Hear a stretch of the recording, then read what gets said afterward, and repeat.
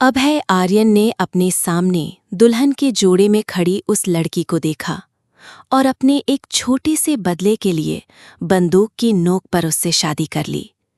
लेकिन ये कोई आम शादी नहीं थी, ना पहले कभी हुई थी और ना शायद कभी होगी। एक कॉन्ट्रैक्ट मैरिज, जहां फेरे थे, सिंदूर था, मंगलसूत्र था, पति भी था, पर पत्नी को पति का साथ देने का हक नहीं था। आखिर क्यों की अभय आर्यन ने ऐसी शादी? कौन सा राज छुपा है इस रिश्ते के पीछे? क्या ये नफरत है या किसी गहरे खेल की शुरुआत? सच्चाई जानने के लिए सुनते रहिए माफिया किंग की क्वीन, सिर्फ नॉवेल वाणी पर।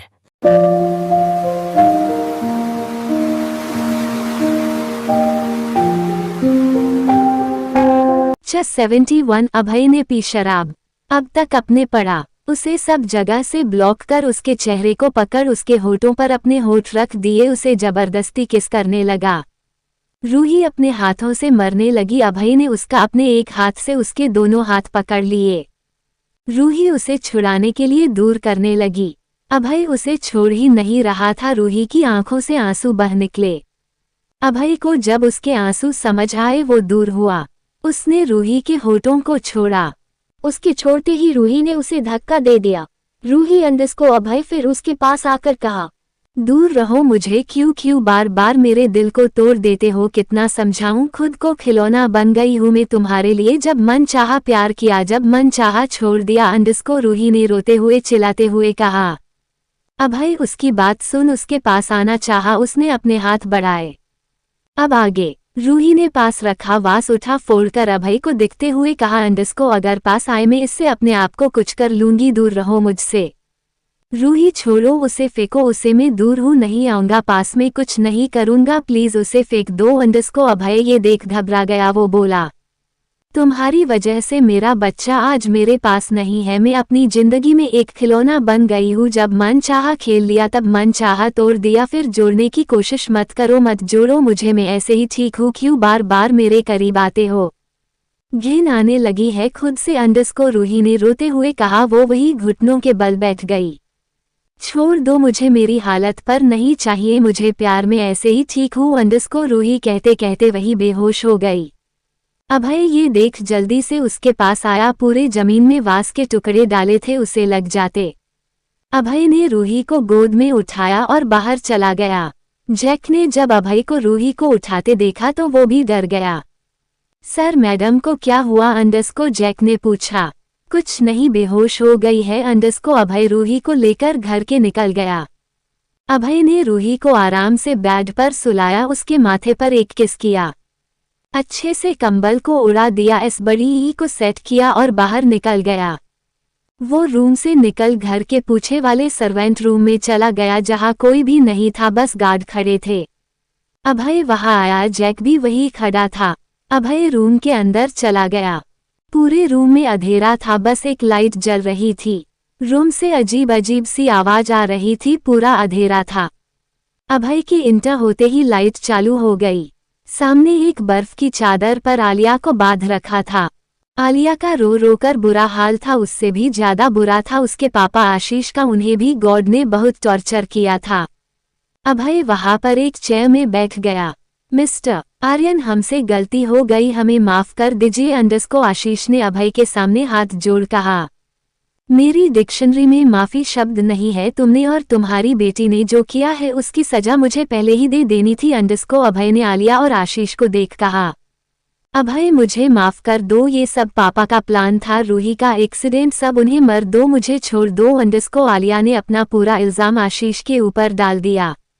आशीष उसकी बात सुन उसे देखने लगा। उसकी बेटी जो उसे डैड डैड कहते नहीं थकती, वो उस पर सारा इल्जाम लगा दिया। अभय ने एक नजर आशीष को देख फिर आलिया को देख टेढ़ा मुस्कुराया। अरे ये तो वो कहावत हो गई मिस्टर, नुमानी कुत्ता भी पलते हैं तो वो वफादार होता है, पर आपकी बेटी तो, अंडस को जैक ने कहते कहते अपनी बात छोड़ दी। गेट खुला, मिसेज नुमानी भागते हुए अपने पति के पास आई। वो उन्हें गले लग रोने लगी। मिसेस नुमानी, जिसे आप गले लग रो रही है वही आपके पिता का कातिल है अंडस को, अभय ने कहा। जिसे सुन मिस्टर, नुमानी अभय को देखने लगी। नहीं, तुम झूठ बोल रहे हो, ऐसा कभी नहीं कर सकते ये अंडरस्को मिसेस नुमानी ने अपने पति का साइड लेकर कहा। अफसोस ये बात आपकी बेटी को भी पता है, अंडरस्को अभय ने कहा। मिसेस नुमानी ने आशीष को देखा। आशीष ने अपना सर झुका लिया। सच में वो आज बहुत शर्मिंदा महसूस कर रहे थे, गलती का पछतावा हो रहा था। मिसेस नुमानी दूर हो गई। कितना कुछ नहीं सहा मैंने, अपने ये सिला दिया, मेरे पिता के कातिल अपने मेरे पापा को मर दिया। छी, घिन आ रही है। जो मैंने तुम जैसे आदमी से प्यार किया मर गया मेरे लिए मेरा पति और बेटी, अंडरस्को संगीता ने कहा और रोते हुए अपने बेटे के गले लग गई। संगीता ने रोते हुए अभय से कहा, अंडरस्को आपको इनके साथ जो करना है करो, इनको इनके किए की सजा मिलनी चाहिए। उनके बेटे ने उन्हें चुप करवाया और अभय से इजाजत मांगा चला गया संगीता को लेकर। अभय ने गुस्से में आलिया को देखा जिसे बिल्कुल शर्म नहीं थी। वो अभय से बोली, अंडरस्को अभय आई लव यू, बहुत प्यार करती हूँ, उस रूही से भी ज्यादा तुम्हें बहुत खुश रखूंगी। आलिया इस टाइम पूरी सन की अभय के प्यार ने पागल लग रही थी। जैसे तुम रात को लोगों को खुश रखती हो या वो तुम्हें। अंडरस्को जैक ने एक प्रोजेक्ट में कुछ वीडियो और फोटो दिखाए जिसमें आलिया लड़कों के साथ क्लोज थी, जिसे देख आशीष का सर झुक गया, कोई भी नहीं देख पाया। आलिया ये देख शॉक हो गई, ये कैसे हो सकता है, इतनी सारी फोटोज अभय के पास कैसे आ गई। आशीष ने आलिया को घिन नजरों से देखा। अंडरस्को छी, शर्म आ रही है तुम्हें, बेटी कहकर मर जाती पैदा होते ही। आलिया अपने डैड के मुंह से ऐसी बात सुन पागल सी हो गई। अभय ने जैक को देखा, कुछ इशारा कर वहां से चला गया। वो घर पर बने बार पर गया, वहां रखे सोफे में बैठकर ड्रिंक करने लगा। उसके दिमाग में बस रूही की बातें घूम रही थी, वो खिलौना, उसके बच्चे का कातिल। वो एक के बाद एक पैग बनाकर पिए जा रहा था। रात होने को आई थी, अभय बार में बैठा हद से ज्यादा ड्रिंक कर चुका था। पहली बार उसने इतनी ड्रिंक की थी। जैक वही खड़ा उसे देख रहा था। उसने कितना माना किया उसे ज्यादा पीने को, पर अभय नहीं मन रहा था। उसे इतना जरूर समझ आ गया था, कुछ न कुछ जरूर हुआ है उसके सर और मैडम के बीच, और इसकी वजह आज सुबह आलिया का ड्रामा है। उसे आलिया पर बहुत गुस्सा आ रहा था जो वो उस पर निकलने वाला था। जैक परेशान हो गया, अभय को माना करते करते अब उससे सहन नहीं हुआ। वो नीचे रूम में चला गया। उसने रूही वाले रूम में नॉक किया। रूही जो उठकर अपने आप को घर में देख बैठी, आज के बारे में सोच रही थी। गेट नॉक होते ही वो उठी और गेट खोला। सामने जैक को देख वो कुछ बोलती। जैक बोला, मैडम सर को संभाल लीजिए, उन्होंने बहुत ड्रिंक कर चुके, हक पर मन ही नहीं रहे हैं रुकने को। अंडरस्को जैक ने कहा। रूही सोचने लगी, अभय तो ड्रिंक नहीं करता, फिर ये उसकी वजह से कि आज उसने। रूही ने हमें सर हिलाया और ऊपर की तरफ चली गई। जैक अपने काम में चला गया, अब उसे टेंशन नहीं थी अभय की। रूही बार में गई जहां अभी अभय ड्रिंक कर रहा था।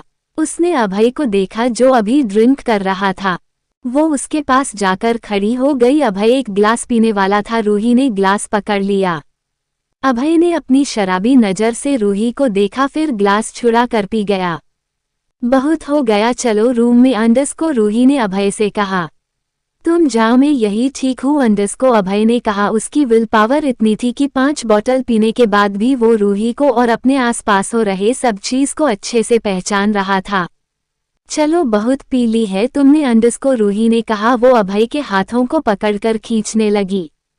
अभय ने अपने हाथ को छुड़ाना चाहा पर रूही ने नहीं छोड़ा। अभय ने अपने हाथ को खींच लिया जिससे रूही अभय के ऊपर जा गिरी।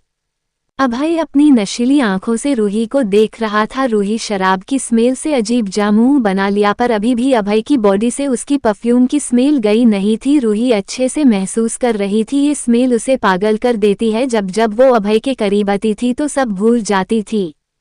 अभय ने अपने हाथ उठाकर रूही के चेहरे में सामने आए बालों को पीछे कर बोला, अंडरस्को तुम्हारी आंखें बहुत खूबसूरत है। अभय ने रूही की आंखों को टच कर कहा, जिससे रूही की आंख बंद हो गई। अभय ने आंखों में किस कर लिया। अंडरस्को तुम्हारी ये गाल बस लगता है चूमते रहो। अभय ने रूही के गालों को चूम कहा। अंडरस्को तुम्हारे ये होठ जैसे कोई रस मन करता है सारा रस अपने अंदर समा लूं इन लफ्जों में, बस मेरा नाम बहुत खूबसूरत लगता। अभय ने रूही के होठों को अपने अंगूठे से सहलाकर कहा। अभय रुका, फिर आगे बोला, अंडस्को जब तुम किसी और के साथ मुझे छोड़कर जाने की बात करती हो, अभय ने अपने हाथ को दिल के पास कर कहा, तो यहाँ बहुत दर्द होता है, जैसे 1000 तीर चुभ गए हो। मैं क्या करता, मेरा भाई मेरी जान है, पता है हम दोनों बचपन से साथ है, भले ही हमारा खून न मिलता हो पर वो मेरा हमेशा भाई ही रहा है। देवेश और दिव्या से पहले अंडस्को अभय ने रूही की आंखों में देख कहा, जब मुझे पता चला मेरे भाई की हालात की किसी लड़की ने की है तो मेरा मन उस लड़की को जान से मरने का मन हुआ। अंडस्को अभय ने रूही के गालों को टच कर कहा। रूही अभय की बातें बड़े गौर से सुन रही थी।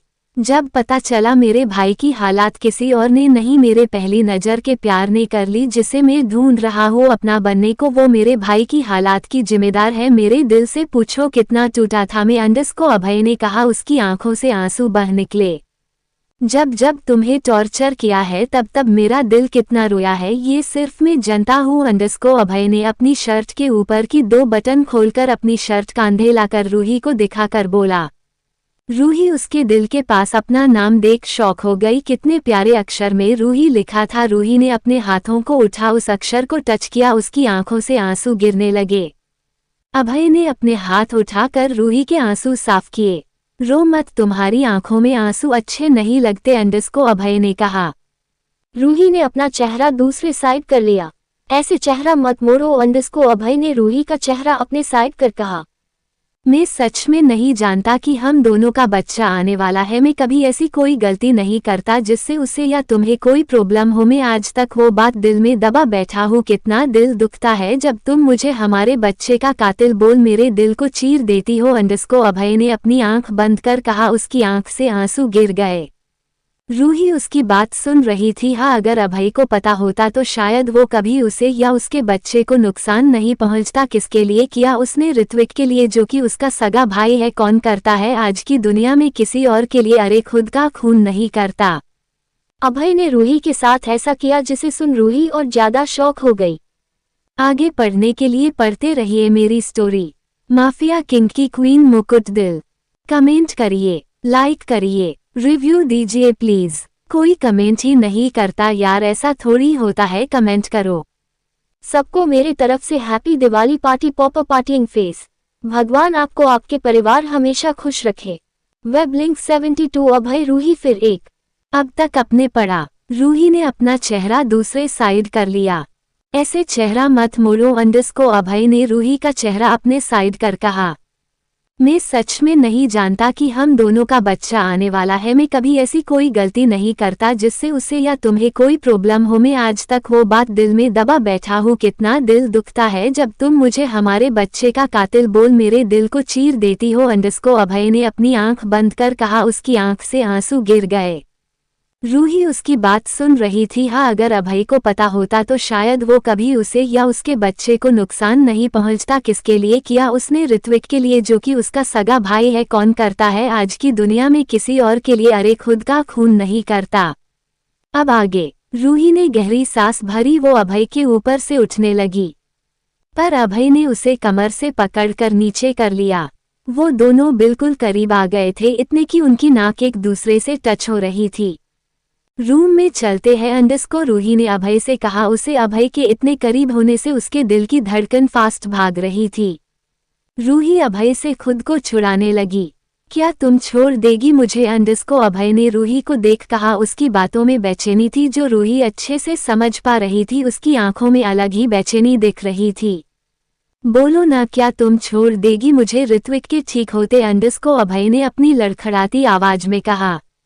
रूही अभय की आंखों में बेचैनी देखने लगी। हाँ, सोचा तो था उसने वो ऋत्विक के ठीक होते सब छोड़कर अपने भाई के साथ रहेगी, पर याददाश्त के बाद कुछ समझ ही नहीं आया और अब अभय से प्यार हो गया। क्या करे वो, कुछ समझ नहीं आ रहा था।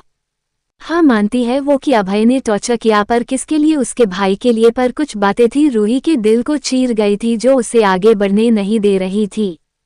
मैं मानता हूँ मैंने बहुत गलत किया, मैं सब कुछ ठीक करने को तैयार हूँ। मुझे अब कोई बदला नहीं लेना। जो भी तुम्हारे और ऋत्विक के बीच है वो खत्म करते हैं। तुम मेरे साथ जिंदगी भर रहो, मैं बहुत प्यार करता हूँ। अंडस्को अभय ने ये कह रूही को गले से लगा लिया। क्या उसके और ऋत्विक के बीच ये आदमी पागल हो गया है? वो मेरा भाई है, पागल आदमी, रूही ने अपने मन ही मन कहा। उसे अभय के रोने की आवाज सुनाई दी। अपने पेट पर गीला गीला महसूस हुआ। अभय के आंसुओं से रूही ये देख शॉक हो गई। उसने अपने हाथ उठाकर अभय की पीठ पर रख रब करने लगी। अभय उससे दूर होते हुए कहा, अंडस्को, अगर तुम्हें उसके साथ खुशी है तो तुम उसके साथ चली जाना, मैं या मेरा परिवार तुम्हें कभी कुछ नहीं बोलेगा, आई प्रोमिस। ये कह अभय ने रूही को छोड़ दिया और उठकर लड़खड़ाते हुए बाहर जाने लगा। अभय ने जो कहा, रूही उसकी बात सुन फिर शॉक हो गई। ये आदमी अब क्या बोल रहा है। रूही एक आईब्रो उठा देखने लगी, पर अफसोस वो सिर्फ उसकी पीठ ही देख सकती थी। अभय सीढ़ियों से उतरकर नीचे जाने लगा। वो ग्रिल पकड़कर नीचे जा रहा था। उसके पैर लड़खड़ा रहे थे। रूही ने आकर उसे पकड़ लिया। तुम जाओ, मैं संभाल लूंगा खुद को, अंडस्को, अभय ने रूही का हाथ अलग कर कहा। रूही ने फिर पकड़ना चाहा। अभय ने फिर हाथ दिखा रोक दिया और नीचे उतरने लगा। वो लड़खड़ाकर पहली सीढ़ी में न रख दूसरे सीढ़ी में पैर रख दिया। वो गिरता उससे पहले रूही ने पकड़ लिया। आराम से, अंडस्को, रूही ने उसे पकड़ कहा। सच में वो उसे गिरता देख डर गई थी। मैं ले चलती हूँ, अंडस्को, रूही ने उसके कंधे को पकड़ कहा। नहीं, मैं चला जाऊंगा, अंडस्को, अभय ने फिर छुड़ाते हुए कहा। रूही को अब बहुत गुस्सा आ रहा था। उसने तेज आवाज में कहा, अंडस्को लेकर जा रही हूँ तो शांति से चलो, अगर अब कुछ बोला तो यहीं पर धक्का देकर गिरा दूंगी। अभय उसकी तेज आवाज सुन उसे देखने लगा। रूही ने धीरे धीरे उसे उतरा। अभय का पूरा वजन उसके ऊपर था। वो संभलते संभलते उसे नीचे रूम में लेकर आई। उसे बेड पे बैठा कर देखा। अभय मुंह बनाकर बैठा था। रूही ने उसे देखने में सर हिला दिया। ये इंसान ऐसा भी है। रूही ने उसकी ऐसी हरकत देखी तो समझ आया शराब लोगों को क्या क्या नहीं बना देती। मैं नींबू पानी लाती हूँ, अंडस्को, रूही ने अभय को देख कहा। बाहर किचन में चली गई।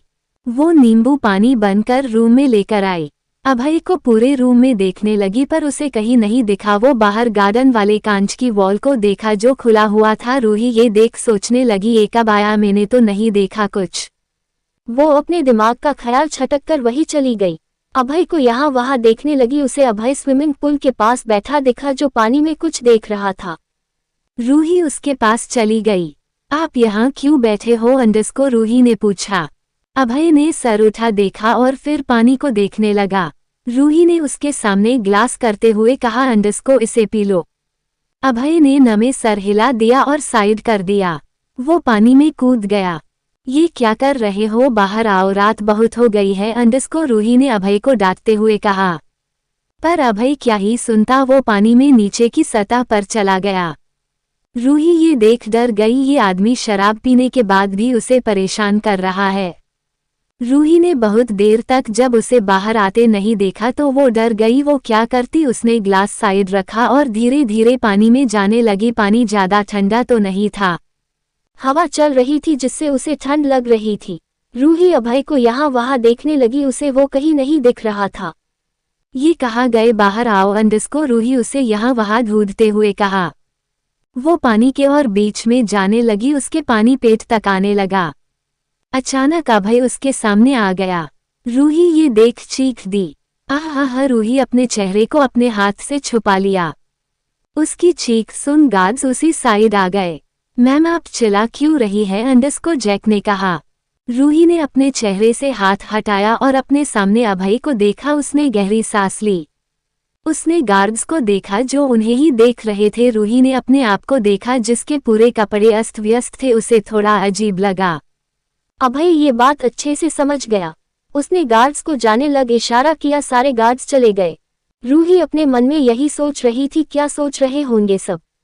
रूही ने सर उठा, अभय को देखा, पलट कर जाने लगी। अभय ने उसके हाथ को पकड़कर खींच लिया। रूही पूरा अभय के ऊपर हो गई। अभय उसकी गर्दन पर अपने होठों को रफ करने लगा। क्या कर रहे हो, अंडस्को, रूही ने अपनी बढ़ती सांस को संभलते हुए कहा। अभय ने रूही की आंखों में देख कहा, अंडस्को, महसूस तुम्हें आज पाना चाहता हूँ। रूही उसे देखने लगी। अभय धीरे धीरे रूही के करीब आने लगा। वो अपने होठ जोड़ पता। रूही ने उसके होठों पर अपने हाथ रख दिए। वो पलट कर जाने लगी पर अभय ने हाथ नहीं छोड़ा। क्या एक मौका नहीं दे सकती हमारे रिश्ते को, मैं अब कोई भी गलती नहीं करूंगा, अंडस्को, अभय ने रूही से कहा। अभय रूही के पास उसे पाने साइड पलट कर देखा। रूही भी उसकी आंखों में देखने लगी। अभय की आंखों में प्यार बेचैनी दिख रही थी, उससे ज्यादा बहुत सारा प्यार जो वो देखना चाहती थी। रूही ने नजरें नीची कर ली। अभय उसकी नजरें नीची देख दूर हो गया। तुम नहीं चाहती, कोई बात नहीं, जाओ। अंडस्को अभय पीछे पलट गया। अब रूही के सामने अभय की पीठ थी। रूही ने नजरें उठा अभय को देखा। क्या कर करे वो कुछ समझ नहीं आ रहा था। उसने अपने दिल की सुनी। क्या करती, आज भी वो अभय से उतना ही प्यार करती है जितना वो याददाश्त के पहले करती थी। उसने धीरे से अपना हाथ उठाकर अभय के हाथ में रख दिया। अभय की आंखों में देखने लगी जो उसे देख रहा था। रूही धीरे से अपने आप को ऊंचा कर अभय के होठों पर किस कर लिया, फिर सर नीचे कर लिया। अभय ने उसके ऐसा करते ही उसे कसकर गले लगा लिया। अभय ने रूही को गोद में उठाकर स्विमिंग पूल से बाहर निकला, रूम में ले गया। रूम में ले जाकर उसे नीचे उतरा, कांच की वॉल बंद कर दी। रूही को उसी से लगाकर देखने लगा। रूही ने सर नीचे कर रख था। अभय रूही के धीरे धीरे करीब आया, उसके माथे पर किस कर लिया, फिर आंखों में, गालों पर, उसके होठों पर अपने होठ रख दिए, उसे किस करने लगा। अभय प्यार से रूही को किस कर रहा था। रूही के भी हाथ अब अभय के सर पर घूमने लगे। रूही भी अब अभय का साथ दे रही थी। दोनों एक दूसरे को चूम रहे थे। 20 मिनट बाद अभय ने रूही को छोड़ा। दोनों लंबी गहरी सांस लेने लगे। अभय रूही के नेक पर किस करने लगा, उसकी नेक पर बाइट करने लगा। रूही की आह निकलने लगी। अभय ने उसके ऊपर पहनी कुर्ती को कांधे के नीचे कर किस करने लगा। रूही की कुर्ती निकल दी। रूही अभय के गले लग गई। अभय ने रूही को पलट दिया और उसकी पीठ पर किस करने लगा, बाइट करने लगा। उसकी ब्रा का हुक खोल दिया। रूही उसके सामने अब ऊपर से नेक थी। अभय ये देख एक्साइटेड हो गया, उसने नीचे का भी उतार दिया। वो रूही को अपने करीब कर लिया, गोद में उठाकर बेड पर लेटा दिया। रूही पलट गई। अभय ने अपनी शर्ट खोली, पेंट निकला, फेंक दिया, पूरी तरह नेक होकर रूही के ऊपर आ गया। रूही को अपने साइड पलट कर किस करने लगा, उसके उबरों के साथ खेलने लगा। पूरे रूम में रूही की आहें गूंज रही थी। उसके पेट पर किस करने लगा, किस काम बाइट ज्यादा कर रहा था। अभय आज उसे पूरे जेंटल तरीके से प्यार कर रहा था। रूही भी उसके प्यार को पाकर खुश थी। अभय रूही के अदन समा गया। रूही की आंखों से आंसू गिरने लगे। अभय ने रूही के आंसू को पोंछा। उसे धीरे धीरे मूव करने लगा। रूही की जोर जोर से आहें गूंज रही थी जिससे अभय एक्साइटेड हो रहा था। रूही उसके हर प्यार को सहन कर खुश हो रही थी। क्यों न हो, वो आज पूरे मन से अभय के साथ जिंदगी जीने वाली है। उसने सोच लिया था अब वो अपना काम खत्म कर अभय को सब बता देगी। उसके और ऋत्विक के बीच ऐसा कुछ नहीं है। ऋत्विक की हालात उसकी वजह से नहीं हुई है। अभय रूही दोनों एक दूसरे को हो गए थे। दोनों एक दूसरे में समाये हुए थे। अभय उसे हर तरीके से खुश कर रहा था। दोनों एक दूसरे से प्यार कर रहे थे। पता नहीं किस पहर अभय रुका। रूही को देखा जो थक कर आंख बंद की हुई थी। वो उठा और वॉशरूम चला गया। बाथटब में गर्म पानी भरा, रूही को उसमें अच्छे से लेटा दिया। रूही को अब अच्छा लगा रहा था। अभय रूम को अच्छे से साफ कर दूसरी बेड शीट लगाई, कपड़ों को लॉन्ड्री बॉक्स में डाल रूही के पास आ गया। रूही आराम से आंख बंद कर आराम कर रही थी। अभय ने उठाकर उसे पोंछा और अपनी वहीं रखी ब्लैक शर्ट पहना दी। रूही अपनी नींद भारी आंखों से अभय के ऊपर लटकी थी। अभय ने उसे आराम से उठाकर बेड ला लेटाया, खुद को साफ कर उसके बाजू में उसे पकड़कर सो गया। आगे पढ़ने के लिए पढ़ते रहिए मेरी स्टोरी। माफिया किंग की क्वीन मुकुट दिल। कमेंट करिए, लाइक करिए, शेयर करो अपने दोस्तों को। वेब लिंक 73 कार्तिक नियम की बातें। इस एपिसोड को समझने के लिए पिछले एपिसोड को जरूर पढ़ें।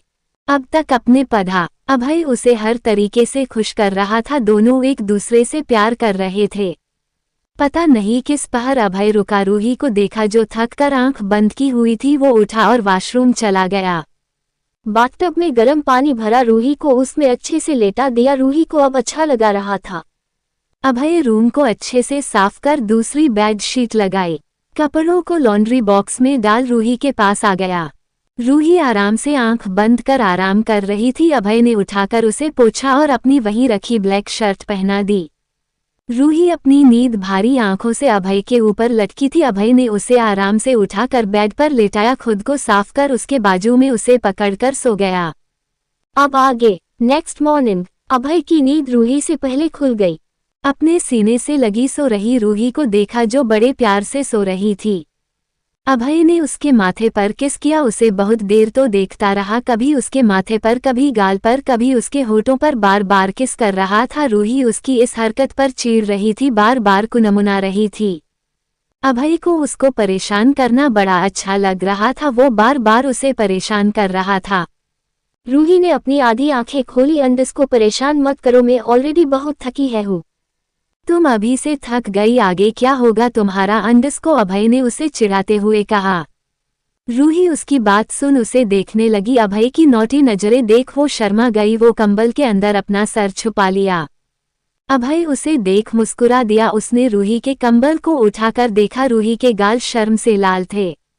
अभय ने उसके करीब आ गया, उसके कान में कहा, अंडस को एक राउंड और हो जाए। रूही अपनी बड़ी बड़ी आंखें कर अभय को देखने लगी। अभय ने एक आईब्रो उठाकर रूही को चिढ़ा। रूही जल्दी से अपना कंबल को छोड़ जमीन पर खड़ी हो गई। नो वे अंडस को रूही ने खड़े होकर कहा। अभय उसे ऊपर से नीचे देखने लगा। रूही ने उसे अपने आप को देखते देखा तो खुद को ऊपर से नीचे देखा। अब समझ आया अभय क्यों देख रहा है। वैसे तो अभय की शर्ट उसके घुटनों के नीचे ही थी, पर उसकी टांगें दिख रही थी जो कि उसे बहुत हसीन बना रही थी। रूही के गाल शर्म से लाल हो गए, वो जल्दी से फिर से कंबल में घुस गई। अभय ये देख जोर जोर से हंसने लगा। रूही उसे हंसता देख मुंह बना ली। मेरा मजाक बना रहे हो अंडस को रूही ने अपना चेहरा रोने जैसा बनाकर कहा। मुझे इतना दुख रहा है और मजाक सूझ रहा है अंडस को रूही ने अपने आंखों से आंसू निकल कहा। अभय ने रूही के आंसू देखा, जल्दी से उसके पास आया। अंडस को नहीं कर रहा हूँ मैं मजाक, कहा पेन हो रहा है बताओ मैं हेल्प करता हूँ अंडस को। अभय ने रूही के पेट पर हाथ रख कहा। वो शर्ट के अंदर हाथ डालने लगा। रूही ने उसका हाथ पकड़ ली। अंडस को अभी भी मजाक सूझ रहा है। अरे तुम्हें पेन हो रहा है बताओ मैं ठीक कर देता हूँ अंडस को। अभय ने रूही का हाथ अलग कर शर्ट के अंदर डालकर कहा। हाँ अंडस को रूही चौंक उठी। मत करो ना। हाँ आराम से अंडस को रूही ने अपनी बढ़ती सांस को संभलते हुए कहा। अभय ने रूही के ऊपर कंबल उठाकर ऊपर आ गया। रूही ने बढ़ती सांस को संभाल कहा, अंडस को रात जैसे वाइल्ड मत होना। अभय ने ये सुन थेड़ी स्माइल कर कहा, अंडस को ये तो तुम्हारे ऊपर डिपेंड करता है तुम कितना खुद को और मुझे सेटिफाई करती हो। रूही उसकी बात सुन शर्मा गई। कल रात से क्या तुम सेटिस्फाई हुई क्या अंडस को? अभय ने रूही के उबरों को दबाते हुए कहा। हाँ रूही कराहते हुए कहा। अंडस को क्या लगता है मेरी हालत देखकर? अभय ने स्माइल कर कहा, अंडस को मैं सुनना चाहता हूँ तुम्हारे मुंह से। रूही उसकी बात सुन शर्मा गई, उसने अपना चेहरा दूसरे साइड कर लिया। अभय ने रूही के शर्ट की बटन खोल कहा, अंडस को बोलो क्या कर रहे हो? अंडस को रूही ने अभय के हाथ पकड़ कहा, मैंने पहनाए है मैं ही उतार रहा हूँ। अंडस को अभय ने नोटी स्माइल कर कहा, जरूरत नहीं है मैं ऐसे ही ठीक हूँ। अंडस को रूही ने उसके हाथ दूर कर कहा, जरूरत है। अंडस को अभय ने शर्ट की बटन को खींचकर साड़ी खोल दी। रूही अब उसके सामने ऐसे ही थी। रूही शर्मा गई, वो छुपने को ढूंढने लगी। अभय ने अपनी पैंट को उतर कर कहा, अंडस को शर्माने की जरूरत नहीं है, बीवी में सब कुछ ऑलरेडी देख चुका हूँ। रूही के गाल लाल हो गए, अभय को बड़े प्यारे लग रहे थे। उसने किस कर लिया, रूही के होठों पर किस करने लगा। अभय रूही के उबरों को दबाने लगा। रूही को सिसकी निकलने लगी। अभय ये देख एक्सटेड हो गया, वो बिना वार्निंग के रूही के अंदर समा गया। रूही की चीख निकल गई, उसके आंखों के कोरों से आंसू आ गए। अभय ने अपने होठों से आंसू पी लिए। नहीं होगा अब दर्द अंडस को, अभय ने प्यार से कहा। रूही ने हमें सर हिलाया। अभय धीरे धीरे मूव करने लगा। पूरे रूम में फिर रूही की आहें गुजने लगी। दोनों ही अपने प्यार को अंजाम देने में लगे थे। दोनों फिर एक हो गए थे। दोपहर के 2 बज रहे थे। दोनों एक दूसरे के ऊपर बिन कपड़ों के डाले थे। रूही के शरीर में अब बिल्कुल ताकत नहीं थी, वही अभय तो अभी भी एनर्जेटिक लग रहा था। वही दूसरी तरफ इंडस्ट्री में पूरा दिन नियम का काम मीटिंग रूम में निकल गया। प्रिया भी उसके साथ थी और जय भी। दोनों को देख बेचारे का दिल खून जल रहा था, पर उसे पता नहीं क्यों अच्छा नहीं लग रहा था। वो समझ ही नहीं पा रहा था क्या हो रहा है उसके साथ। ऑफिस हॉर्स खत्म हुआ। नियम अपनी गाड़ी पार्किंग में लेने गया। प्रिया वही रोड के किनारे खड़े होकर ऑटो का वेट कर रही थी।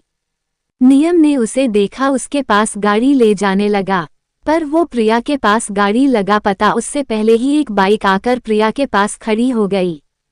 प्रिया ये देख डर गई, नियम को भी लगा शायद कोई छेड़ रहा है। वो गाड़ी से उतरता बाइक वाले ने अपना हेलमेट उतारा। जय ने प्रिया को देख कहा, अंडस्को में छोड़ देता हूँ चल। प्रिया ने जय को देखा, जल्दी से उसकी बाइक में बैठ गई। जय ने अपना हेलमेट लगाकर गाड़ी आगे बढ़ा दी। नियम प्रिया को जय के साथ देखा तो उसकी आंखें जलन से लाल हो गई। उसने स्टीयरिंग में हाथ मारा, गाड़ी अपनी घर की तरफ मोड़ दी। पूरी रात वो अच्छे से सो नहीं पाया। उसके दिमाग में बस जय और प्रिया ही चल रहे थे। वो बेड में बैठ गया। क्या हो रहा है मुझे, मैं क्यों सोच रहा हूँ उसके बारे में। जाए वो जिसके साथ जाना है तो अंडस्को, नियम ने अपने बाल को खींचते हुए कहा। पर क्यों जाए, मेरे साथ जा सकती थी न, अंडस्को, नियम ने फिर कहा। क्या बड़बड़ रहा है छोटे, अंडस्को, कार्तिक जो उसके बाजू में सो रहा था उसने कहा। कुछ नहीं भाई, पता नहीं नींद नहीं आ रही है, अंडस्को, नियम ने कहा। कार्तिक अपनी जगह बैठ गया। नियम के सर पर हाथ फेर कहा, अंडस्को क्या हो गया, कहीं तबीयत तो खराब नहीं है। हाँ भाई, लगता है तबीयत खराब हो गई है उस प्रिया की वजह से, अंडस्को, नियम ने मुंह बनाकर कहा। अरे प्रिया ने क्या किया, अंडस्को, कार्तिक ने पूछा।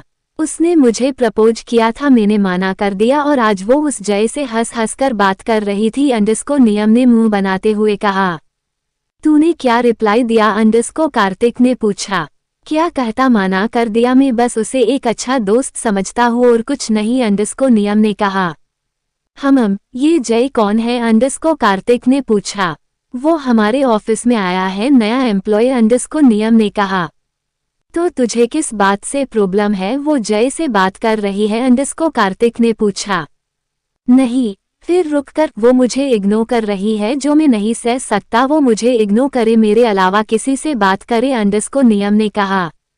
तू कहीं उसे प्यार तो नहीं हो गया, अंडस्को, कार्तिक ने पूछा। नहीं भाई, मैं उससे प्यार नो वे, अंडस्को, नियम ने देख कहा। चलो सो जाओ, पता नहीं क्या बोलते रहते हो, अंडस्को, नियम ने कहा, बेड पर लेट गया। कार्तिक उसकी बात सुन हंस दिया, उसे देख मन ही मन बोला, अंडस्को, प्यार तो तुझे हो गया है पर तुझे अभी एहसास नहीं है। वो खुद भी सो गया। नेक्स्ट मॉर्निंग नियम अपने टाइम पर ऑफिस पहुंचा। उसके सामने ही प्रिया और जय गाड़ी से आए। उसका फिर मूड ऑफ हो गया। दोनों हंसते हंसते पार्किंग से आए। नियम उन दोनों की आवाज से तंग आ गया। उसने जोर से कहा, अंडस्को, क्या तुम दोनों को याद नहीं है, ये ऑफिस है, यहाँ काम करने आते हो, जाओ अंदर काम करो अपना, सुबह सुबह से काम चोरी करते हो। नियम के चिल्लाने से दोनों होश में आए। आई एम सॉरी सर, अंडस्को, दोनों ने कहा, भागकर ऑफिस के अंदर चले गए। नियम उन्हें जाते देख रहा था, ये दोनों को अलग करना पड़ेगा, वो मन ही मन बोला। वही राजस्थान में रूही की नींद खुली, अपने बाजू में बिस्तर टटोला, अभय की जगह खाली थी। उसने आंख खोल देखा, जहां अभय नहीं था। उसने पूरे रूम में देखा, अभय कहीं नहीं था। अपने आप को देखा जो अभी ब्लैक शर्ट पहनी थी। गेट खुला, अभय अंदर आया, उसके हाथ में खाने की ट्राय थी। उठ गई, आओ खाना खा लो, अंडस्को, अभय ने ट्राय को टेबल में रख कहा। किसने बनाया हुआ, सर्वेंट तो नहीं थे, अंडस्को, रूही ने पूछा। मैंने बनाया है, अंडस्को, अभय ने उसके सर पर किस कर कहा। जाओ फ्रेश हो जाओ, फिर खाना खाते हैं, अंडस्को, अभय ने कहा। रूही बेड से उठ गई और वॉशरूम चली गई। थोड़ी देर में वो आई, उसने अब अपना नाइट गाउन पहना था। दोनों ने खाना खाया। रूही फिर बेड पर लेट गई। तुम सो रही हो फिर, अंडस्को, अभय ने उससे पूछा। रूही ने हाँ में सर हिला दिया। हाँ सो जाओ, रात के लिए भी एनर्जी चाहिए, अंडस्को, अभय ने अपना लैपटॉप चालू कर कहा। रूही घूरने लगी, अंडस्को, नो वे, अगर अब रात को परेशान किया तो अब से बाहर सोना। अभय हंस दिया, अंडस्को, तुम निकलेगी बाहर कैसे, तुम ज्यादा मत बनो, मैं ऑलरेडी बहुत थक गई हूँ, हिम्मत नहीं मेरी अब, अंडस्को, रूही ने गुस्सा करते हुए कहा। अच्छा ओके, नहीं करूंगा, तुम रास्ट करो, अंडस्को, अभय ने कहा, अपना काम करने लगा। रूही सो गई। अभय ने सोते देखा तो उठकर अच्छे से कंबल उड़ा दिया। वो अपनी ऑनलाइन मीटिंग कर रहा था। उसका फोन बजा, स्क्रीन पर शो हो रहे पापा के नाम को देखा तो फोन उठाया। हेलो अंडरस्को अभय ने कहा। हेलो बेटा कैसे हो अंडरस्को दीपक जी ने अभय के हाल चाल पूछे। ठीक हूँ पापा आप लोग सब ठीक हो अंडरस्को अभय ने पूछा। हाँ सब ठीक है अंडरस्को दीपक जी ने पूछा। कुछ काम था आपको अंडरस्को अभय ने बोला। दीपक जी ने उससे कुछ कहा जिससे अभय की आईब्रो तंग गई। आगे पढ़ने के लिए पढ़ते रहिए मेरी स्टोरी। माफिया किंग की क्वीन मुकुट दिल। कमेंट करिए, लाइक करिए, रिव्यू दीजिए प्लीज। सॉरी यार पता है मैं अभी रात को ये एपिसोड लिख रही थी, मेरा कोई प्लान नहीं था कि मैं ये पार्ट लिखूंगी। क्यों मेरी पेमेंट नहीं आ रही थी, मुझे बहुत गुस्सा आ रहा था, इसलिए मैंने गुस्से में कमेंट कर दिया कि मैं अब नहीं करूंगी एपिसोड अपलोड और मैं नानी के ये घूमने आ गई।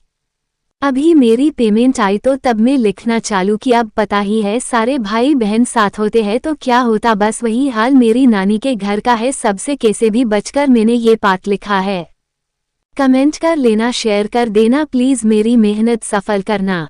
ऐसे ही प्यार बनाए रखो मेरी स्टोरी पर। Thank you everyone. Web link 74 Divya सक्षम के बीच सब खत्म। इस एपिसोड को समझने के लिए पिछले एपिसोड को जरूर पढ़ें। अब तक अपने पढ़ा। किसने बनाया हुआ सर्वेंट तो नहीं थे अंडरस्को रूही ने पूछा। मैंने बनाया है अंडरस्को अभय ने उसके सर पर किस कर कहा।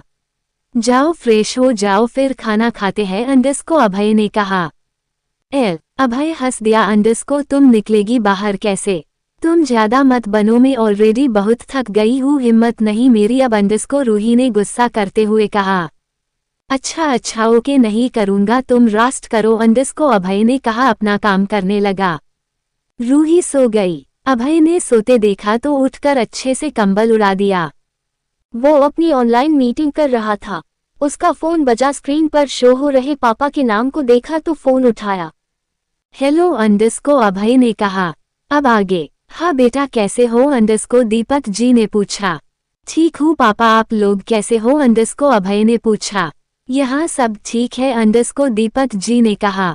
मीडिया ने ऑफिस के बाहर धरना देकर बैठ गई है, कुछ एम्प्लॉय भी उनके साथ है और मिस्टर नुमानी के कुछ करीबी लोग हैं जो उनका बिजनेस में साथ देते हैं। उनका कहना है कि मिस्टर नुमानी की मौत हमारे उनके प्रोजेक्ट वापस करने से हुई है अंडरस्को दीपक जी ने परेशान होते हुए कहा। जैक ने आशीष को वही गोली मार दी थी और आलिया को पूरे दिन टॉर्चर किया था जिससे उसकी दिमागी हालत ठीक नहीं थी, उसे रोड में छोड़ दिया था। आशीष की मौत के बाद आशीष के एम्प्लॉय और कुछ बिजनेस पार्टनर एआर इंडस्ट्री के बाहर धरना देखकर बैठे थे। उनका कहना था कि एआर इंडस्ट्री ने प्रोजेक्ट वापस कर दिया जिससे उनको गहरा सदमा पहुंचा और उनका एक्सीडेंट हुआ। ये सब एआर इंडस्ट्री का हाथ है। अभय की ये सुन आईब्रो जुड़ गई। ठीक है मैं कुछ करता हूँ, आप टेंशन मत लो, मैं यहाँ से निकलता हूँ अंडरस्को अभय ने कहा और दीपक जी से कुछ बात कर फोन रख दिया। सोती हुई रूही को देखा जो आराम से सो रही थी। अभय अपना काम करने लगा। Health care hospital. नीति देवेश एक दूसरे की बाहों में ले बैठे थे। देवेश अपनी चेयर में बैठा हुआ था, नीति उसके सीने में सर रख बैठी उसकी शर्ट की बटन से खेल रही थी। नीति मैं चाहता हूँ हम अपने घर पर बता देते हैं अंडरस्को देवेश ने नीति के बालों पर हाथ फेर कहा। अभी अंडरस्को नीति ने उठकर कहा। हम दोनों कब तक ऐसे मिलते रहेंगे, एक न एक दिन सबको पता चलना है, मैं चाहता हूँ ये बात हम घर वालों को पहले बताए अंडरस्को देवेश ने कहा। नीति ने उसकी बात सही समझी, उसने फैसला कर लिया कि वो आज ही घर पर बता देगी। दोनों अपने अपने काम करने लगे। नीति घर आई, सब खाना खाने बैठे थे। आज सक्षम भी उनके साथ था, सब हॉल में बैठे थे। पापा मुझे आप सबसे कुछ बात करनी है अंडरस्को नीति ने थोड़ा संकोच करते हुए कहा। क्या कहना है अंडरस्को नीलेश जी ने पूछा। वो मैं एक लड़के को पसंद करती हूँ अंडरस्को नीति ने कहा। नीलेश जी नीता जी और सक्षम उसे देखने लगे। यही करने तू कॉलेज जाती है, यही करने को पढ़ाया है हमने अंडरस्को सक्षम ने थोड़ा गुस्सा करते हुए कहा। क्योंकि वो अपनी दोनों बहन के लिए बहुत पैसोसिव था, उसे बिल्कुल नहीं बर्दाश्त कि कोई उसकी बहन को आंख उठा कर देखे। एक मिनट अंडरस्को नीलेश जी ने सक्षम को रोक कहा। सक्षम रुक गया। हमने कभी भी लड़कों या लड़कियों में फर्क नहीं किया, न करेंगे, और सक्षम तुमने भी अपनी पसंद की लड़की से प्यार किया है, याद करो अंडरस्को नीलेश जी ने थोड़ा तेज आवाज में कहा। सक्षम शांत हो गया। हाँ, उसने भी तो पसंद की लड़की से शादी करनी है। पर पापा ये अभी छोटी है, अंडस्को सक्षम ने कहा। मुझे पता है तुम्हें उसकी चिंता है, वो अपना अच्छा बुरा जानती है, अंडस्को नीलेश जी ने कहा। कौन है बेटा बताओ, अंडस्को नीलेश जी ने नीति के सर पर हाथ फेर कहा। वो पापा हमारे हॉस्पिटल का सीनियर डॉक्टर है, डॉक्टर देवेश, अंडस्को नीति ने कहा। डॉक्टर देवेश? देवेश आर्यन, अंडस्को सक्षम ने कहा। पता नहीं, मैंने आज तक उससे सरनेम नहीं पूछा, अंडस्को नीति ने कहा। वॉट? देखा पापा, आपने इसने उसका सरनेम नहीं पूछा और आप कह रहे हो कि बड़ी हो गई, अंडस्को सक्षम ने नीलेश जी से कहा। शांत रहो तुम, उसकी कोई फोटो है, अंडस्को नीलेश जी ने पूछा। नीति ने फटक से अपने फोन से देवेश की एक फोटो निकल नीलेश जी को दे दिया। ये देवेश आर्यन है, अभय आर्यन का भाई, अंडस्को सक्षम ने नीति से कहा। क्या ये दी के साथ जिसने किया उसका भाई है, अंडस्को नीति ने परेशान हो कहा। हाँ, ये उसका भाई है, अंडस्को सक्षम ने कहा। नीलेश जी ने कुछ नहीं कहा और उठकर रूम में चले गए। नीता जी भी पीछे पीछे चली गई। सक्षम भी अपनी गाड़ी लेकर अपने घर चला गया, मतलब उसका खुद का विला। नीति पूरे हॉल में अकेले बैठी थी। देवेश के साथ बिताए पूरे लम्हे याद आ रहे थे। उसके भाई ने जो किया उसकी बहन के साथ, ये याद कर वो गुस्से में खड़ी हुई। इतना बड़ा धक्का किया मेरे साथ, अंडस्को नीति ने रोते हुए कहा। वो रूम में चली गई। उसने रोते हुए रूही को कॉल किया। रूही जो अभी सो रही थी, उसने फोन उठाया। हेलो अंडस्को, रूही ने अलसाए आवाज में कहा। दी, अंडस्को नीति ने रोते हुए कहा। नीति बच्चा क्या हुआ तुझे, तू रो क्यों रही है, बता मुझे। पापा माँ कहा सब ठीक है ना, अंडस्को रूही परेशान हो गई। हाँ सब ठीक है, पर अंडस्को नीति ने रो कर कहा। क्या हुआ तुझे बता, अंडस्को रूही बैग से खड़ी हो गई और गार्डन में चली गई। उसने अब अपना गाउन पहना था। दी, देवेश, अंडस्को नीति ने कहा। क्या हुआ देवेश को? एक मिनट, तू देवेश को कैसे जानती है, अंडस्को रूही ने पूछा। मैं और वो हम दोनों एक दूसरे से प्यार करते हैं, अंडस्को नीति ने रोकर कहा। क्या तुम दोनों, मतलब वो लड़की तुम हो? अंडस्को रूही पूरी तरह शॉक हो गई। दी, मुझे नहीं पता था वो अभय आर्यन का भाई है, वरना मैं कभी नहीं करती उसे, अंडस्को नीति ने रोकर कहा। नहीं नीति बच्चा, पहले रोना बंद करो। देवेश ऐसा नहीं है बेटा, वो बहुत अच्छा है, अंडस्को रूही ने उसे समझा कर कहा। माँ पापा भाई, अंडस्को नीति ने कहा। मैं समझा दूंगी, अंडस्को रूही ने कहा। उसे चुप कराकर फोन रख दिया। रूही ने नीलेश जी को कॉल किया। हेलो पापा, अंडस्को रूही ने बोला। हाँ बेटा कैसे हो, अंडस्को नीलेश जी ने कहा। सब ठीक है पापा, पर नीति, अंडस्को रूही ने कहा। हाँ बेटा मुझे भी अभी पता चला, अंडस्को नीलेश जी ने कहा। पापा देवेश बहुत अच्छा लड़का है, वो कभी कभी इनसे मुझसे लड़ जाता है, हमारी नीति के लिए बेस्ट है, अंडस्को रूही ने समझाया। पर बेटा तू तो जानती है न, अंडस्को नीलेश जी ने कहा। हाँ पापा जानती हूँ, पर एक न एक दिन तो हमें उनके सामने जाना ही होगा, उन्हें सच पता चलना ही होगा, अंडस्को रूही ने कहा। और वैसे मैंने इन्हें एक और मौका दिया है, अब हम दोनों साथ रहेंगे, अंडस्को रूही ने कहा। नीलेश जी चुप रहे, नीता जी ने कहा, क्योंकि फोन स्पीकर में था। बहुत अच्छा किया बेटा, अंडस्को नीता जी ने कहा। माँ, अंडस्को रूही ने बड़े प्यार से पुकारा। हाँ मेरा बच्चा, अंडस्को नीता जी ने उसे अपनी ममता से पुकारा। मैं बहुत खुश हूँ, तूने फैसला किया अपने जीवन में हमेशा खुश रहो। पति पत्नी के जीवन में बहुत उतर चढ़ाव आते हैं, उन्हें हमेशा दोनों साथ मिलकर मिटाओ, अंडस्को नीता जी ने कहा। पापा मैं चाहती हूँ आप देवेश और नीति भाई और दिव्या की शादी की बात करें, अंडस्को रूही ने कहा। बेटा ऐसे तू जानती है न, मैं क्यों नहीं करता, अंडस्को नीलेश जी ने कहा। पापा मैं जानती हूँ आप क्यों ऐसा बोल रहे हो, पर आप जानते हैं न उन्होंने क्या कहा था, अंडस्को रूही ने थोड़ा इमोशनल होते हुए कहा। नीलेश जी याद करने लगे। उन्होंने कहा अंडस्को ठीक है मैं बात करूंगा। रूही उनकी बात सुन स्माइल कर दी। नीता जी और रूही बात करने लगे। नीलेश जी उठकर नीति के रूम में चले गए। नीति के रूम में नोक किया। नीति जो रो रही थी नोक सुन अपने आंसू पोंछकर गेट खोल दिया। मेरी रानी रो रही है, अंडस्को नीलेश जी ने उसे गले लगा लिया। नीति उनके गले लग रोने लगी। आई एम सॉरी पापा अंडस को नीति ने रोते हुए कहा। किस लिए मेरी रानी अंडस को नीलेश जी उसके आंसू पोंछ बोले। मुझे नहीं पता था वो राक्षस का भाई है, वरना मैं कभी उससे बात नहीं करती अंडस को नीति ने कहा। वैसे तुम्हारे जीजा को ये राक्षस नाम बहुत जचता है, देवेश का क्या नाम रख दे अंडस को नीलेश जी ने कहा। नीति समझी नहीं, वो रो ही रही थी। अब मेरे एक दामाद का नाम तो राक्षस है, दूसरे का क्या रख दूं अंडस को नीलेश जी ने कहा। नीति को समझ आया, वो जल्दी से गले लग गई। पापा पर भाई अंडस को नीति ने कहा। कुछ नहीं, उसकी भी शादी कर देंगे, तेरी भाभी ले आएंगे अंडस को नीलेश जी ने कहा। सच्ची पापा अंडस को नीति ने बड़ी स्माइल करके नीलेश जी ने पलके छपका दी। हाँ अब सो जाओ आराम से, हम उनके ये जाएंगे तुम्हारी और सक्षम की बात करने, अब रोना मत अंडस को नीलेश जी ने कहा। रूम से बाहर चले गए। इधर सक्षम का रूम। दिव्या कब से सक्षम को कॉल कर रही थी, पर सक्षम तो बहुत गुस्से में था नीति के वजह से। एक मेरी बहन की जिंदगी बर्बाद कर दिया है, दूसरा उसके प्यार में पड़ गया है, नहीं मैं अपनी बहनों को ऐसे लोगों में नहीं दूंगा अंडस को सक्षम ने कहा। उसका फोन बज रहा था, दिव्या का नाम शो हो रहा था, पर वो फोन नहीं उठा रहा था। उधर दिव्या परेशान फोन किए जा रही थी। सक्षम ने गुस्से ने फोन उठाया। क्या है समझ नहीं आती क्या, एक बार काट दिया कॉल तो दोबारा मत करना, पर नहीं अकल तो है नहीं तुम्हें अंडस को सक्षम ने चिल्लाते हुए कहा। पर मेरी बात तो सुनो अंडस को दिव्या ने रुआशी आवाज में कहा। क्या सुनूं, नहीं सुनना मुझे किसी की नहीं, तुम्हारी फोन रख दो, फोन मत करना दोबारा, मुझे खत्म करते हैं अपना सब कुछ अंडस को सक्षम ने गुस्से में कह फोन रख दिया। दिव्या जो उसकी बात सुनी वो दंग रह गई, वो वही बैठ रोने लगी। दिव्या ने बहुत बार फोन किया पर सक्षम ने फोन स्विच ऑफ कर दिया था। सक्षम को अंदाजा भी नहीं था उसने क्या कहा था, उसको तो सिर्फ उसकी बहन दिख रही थी, वो सोच सोच कर सो गया। पर दिव्या की नींद ही नहीं लगी, पूरी रात वो रोते रही है।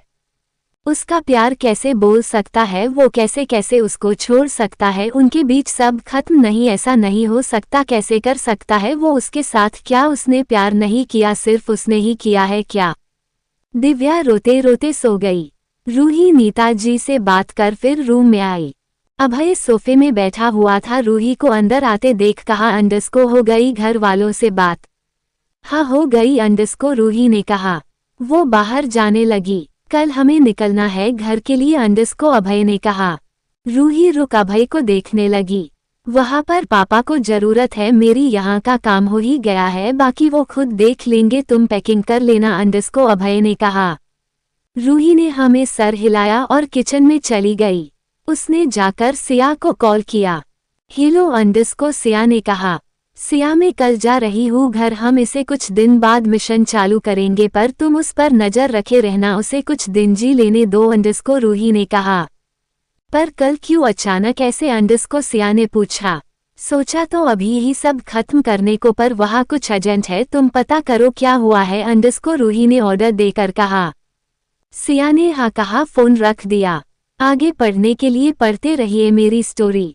माफिया किंग की queen crown red heart. Comment करिए, लाइक करिए, रिव्यू दीजिए प्लीज। वेब लिंक 75 रूही ने खींची गुरुजी की मूछें। इस एपिसोड को समझने के लिए पिछले एपिसोड को जरूर पढ़ें। अब तक अपने पढ़ा। दिव्या रोते रोते सो गई। रूही नीता जी से बात कर फिर रूम में आई। अभय सोफे में बैठा हुआ था, रूही को अंदर आते देख कहा अंडस को हो गई घर वालों से बात। हाँ हो गई अंडस को रूही ने कहा। वो बाहर जाने लगी। कल हमें निकलना है घर के लिए अंडस को अभय ने कहा।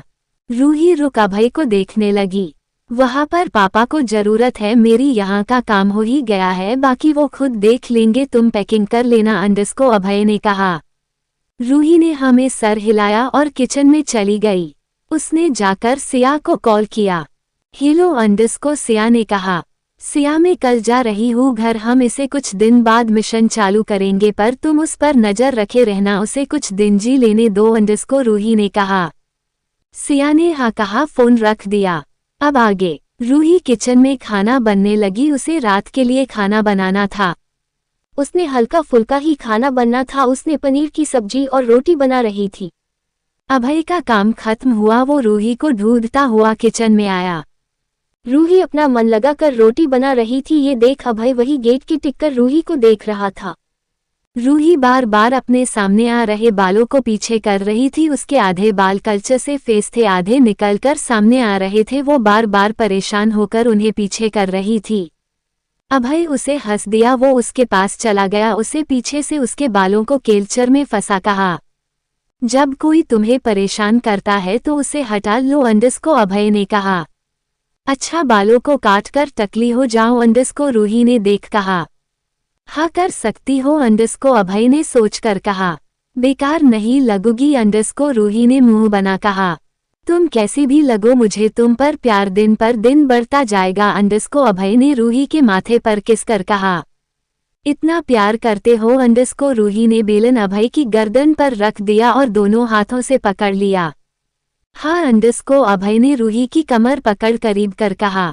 कुछ भी हो जाए तब भी अंडस्को, रूही ने कहा। हाँ तब भी अंडस्को, अभय ने कहा।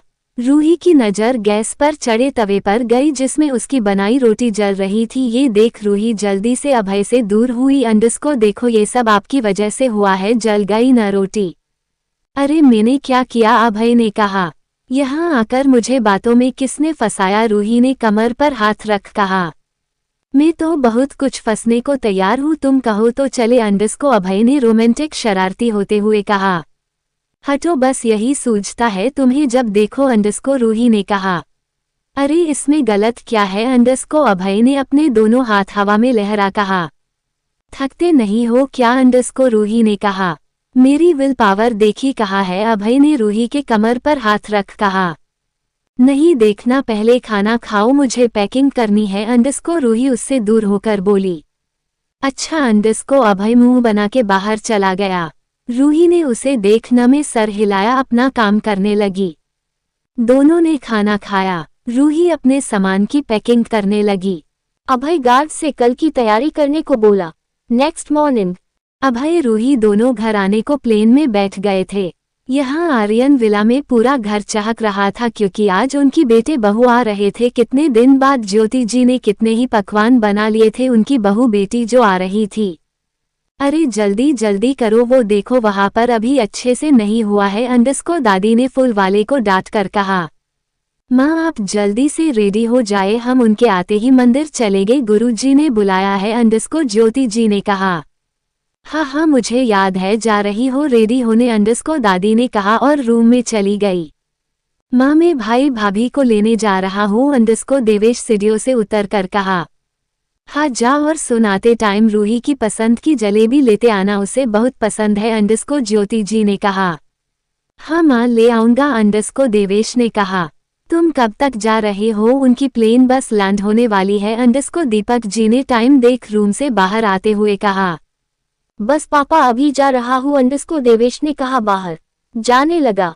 अरे सुन, दिव्या को भी पूछ ले, वो भी न जाए तेरे साथ, बाद में गुस्सा न हो जाए, पूछ ले उससे अंडस्को, ज्योति जी ने कहा। हाँ कहा है वो अंडस्को, देवेश ने पूछा। कल से रूम से नहीं निकली है, पता नहीं क्या कर रही है, लड़की जितनी बड़ी हो रही उतनी ही अलसी, पता नहीं ससुराल में क्या करेगी अंडस्को, ज्योति जी ने परेशान हो कहा। कुछ नहीं होगा, मेरी बेटी समझदार है अंडस्को, दीपक जी ने प्राउड कर कहा। हाँ वो तो दिख रहा है, कल से रूम में बंद है, जाकर देख उसे अंडस्को, ज्योति जी ने देवेश से कहा। देवेश दिव्या के रूम की तरफ चला गया। दिव्या के रूम का गेट नोक कर कहा, अंडस्को ओए चलना है क्या भाई भाभी को लेने एयरपोर्ट? नहीं तू जा, मैं यही मिल लूंगी अंडस्को, अंदर से दिव्या की सोती हुई आवाज आई। तू अभी तक सो रही है अंडस्को, देवेश ने कहा। हाँ वो कल रात डिजाइन बना रही थी तो लेट सोई थी, तू जा अंडस्को, दिव्या ने कहा। देवेश चला गया। दिव्या को जब लगा देवेश चला गया वो उठ गई। उसके आंखों में आंसू अब भी थे। उसने फोन चेक किया, कोई भी मिस्ड कॉल नहीं थे सक्षम। वो रोते हुए वॉशरूम चली गई, खुद को ठीक करना था, सबसे क्या कहती वो। माँ वो सोकर अभी उठी है, कल रात में डिजाइन बना रही थी अंडस्को, देवेश ने ज्योति जी से कहा। सबके पैर छूकर चला गया।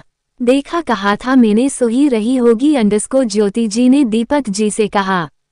अरे तो ठीक है न, अभी ही तो है आराम करने के दिन, कल को शादी हो जाएगी, कहाँ मिलेगा फिर उसे अंडस्को, दीपक जी ने कहा।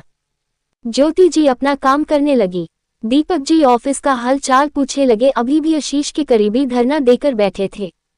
देवेश एयरपोर्ट पहुंचा। वहां उसे सब जानते थे। वो कौन है? वो वहां के वीआईपी सेक्शन में बैठा था जहां कोई भी नहीं था। वहां से आ जा रही प्लेन दिख रही थी। एक प्लेन लैंड हुई। देवेश उसे देख जल्दी से खड़ा हो गया। प्लेन में साफ बड़े बड़े अक्षर में लिखा था, जिसे देख देवेश पहचान गया। प्लेन का गेट खुला। अभय रूही का हाथ पकड़कर बाहर आया। देवेश उन्हें देख इतना खुश हो गया, वहां का लगे गेट क्षक कूदकर दौड़ लगाकर अभय की गोद में लटक गया। अभय ने उसे ऐसा करते देख न में सर हिलाया, अच्छे से पकड़ लिया। रूही उसे देख हंस दी। भाई कैसे हो? को देवेश ने कहा। अच्छा हूँ, नीचे उतर को अभय ने कोल्ड वॉइस में कहा। हाँ, देवेश उतर गया। अपनी शर्त सही की। रूही को देखा, जल्दी से उसे गले लगा लिया। अभय की ये देख आंखें छोटी हो गई। दूर हट को अभय ने कहा। क्यों हटूं? को देवेश ने कहा। मेरी बीवी है को अभय ने रूही को अपने करीब कर कहा। अरे लड़ क्यों रहे हो? घर जाना है, चलो को रूही ने दोनों से अलग हो कहा। हाँ चलो, घर पर सब वेट कर रहे हैं को देवेश चाहक कर बोला। तीनों कार की तरफ चले गए। देवेश ड्राइवर के बाजू वाली सीट पर बैठ गया।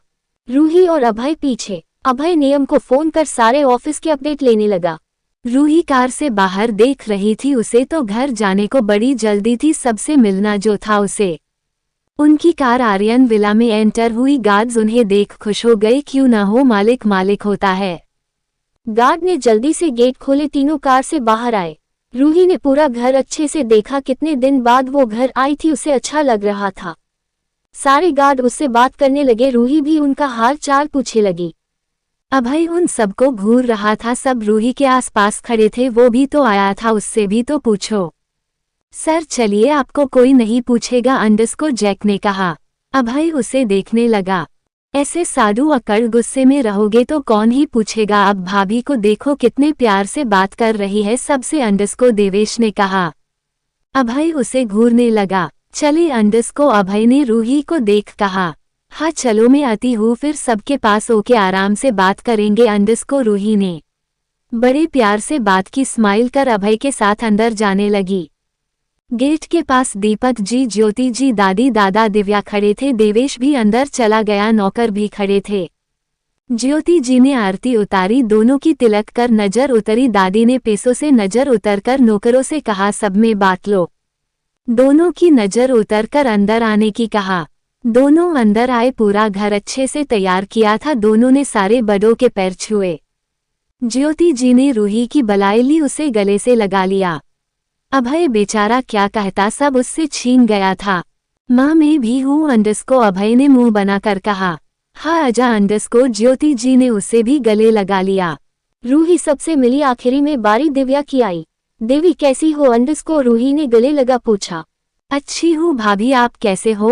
को दिव्या ने धीरे से कहा। क्या हुआ तुम्हें? तुम इतनी सुस्त सी क्यों लग रही हो? को अभय ने उसे अपने पास बुलाकर कहा। दिव्या उसके पास जाकर गले लग रोने लगी। अरे क्या हुआ, तुम रो क्यों रही हो? को अभय ने पूछा। भाई आई मिस यू, अब आप मत जाना को दिव्या ने रोते हुए कहा। अरे तू अभी ही रो लेगी, पूरा शादी में क्या रोएगी, बचाकर रख को देवेश ने उसे छेड़ कहा। दिव्या और रोने लगी। अभय ने उसे चुप करवाया। सब बातें करने लगे। रूही दिव्या को देख रही थी जो शांत सी बैठी हुई थी। उसे कुछ गड़बड़ लगी। थोड़ी देर में सब कुल देवी के मंदिर चले गए। गुरुजी ने उन्हें बुलाया था। उनकी गाड़ी मंदिर के बाहर रुकी। सब बाहर आए। रूही ने लाल साड़ी पहनी थी, अपने सर में पला डाल वो लोग मंदिर में चले गए।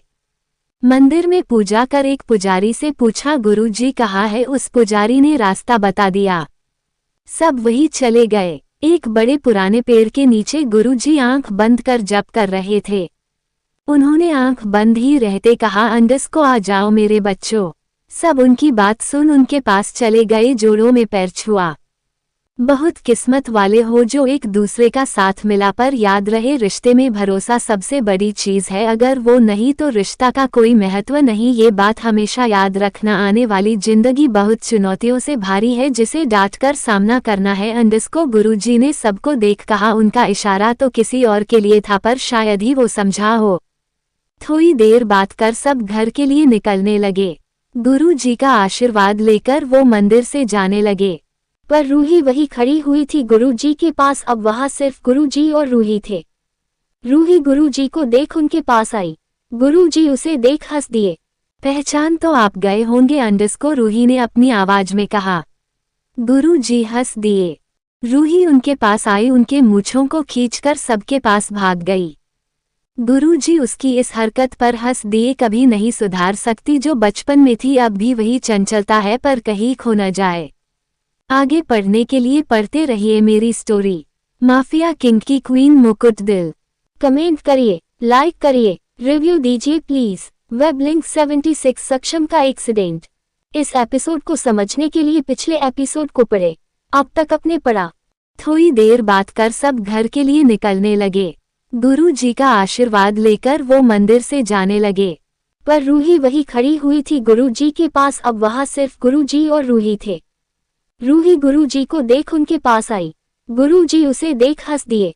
पहचान तो आप गए होंगे अंडस्को, रूही ने अपनी आवाज में कहा। गुरु जी हंस दिए। रूही उनके पास आई, उनके मूंछों को खींचकर सबके पास भाग गई। गुरुजी उसकी इस हरकत पर हंस दिए। कभी नहीं सुधार सकती जो बचपन में थी, अब भी वही चंचलता है, पर कहीं खो न जाए। अब आगे बहुत कुछ झेलना है तुम्हें, अभी तुम्हारी जिंदगी में अभी खुशियां नहीं लिखी है अंडस्को, गुरुजी मन ही मन बोले। वही आंखें, वही जुनून, वही रोग, जैसे तुम्हें पिता वैसे ही बेटी अंडस्को, गुरु जी ने मन ही मन हंस दिए।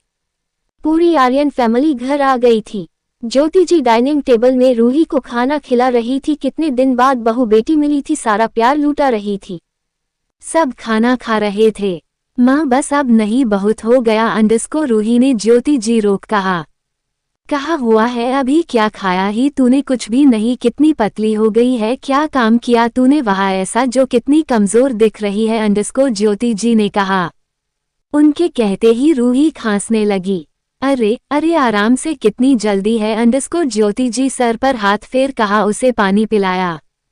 अभय रूही को थेरी नजर से देख स्माइल कर रहा थे, जो सिर्फ रूही ने देखी थी और सबका ध्यान तो उसी पर था।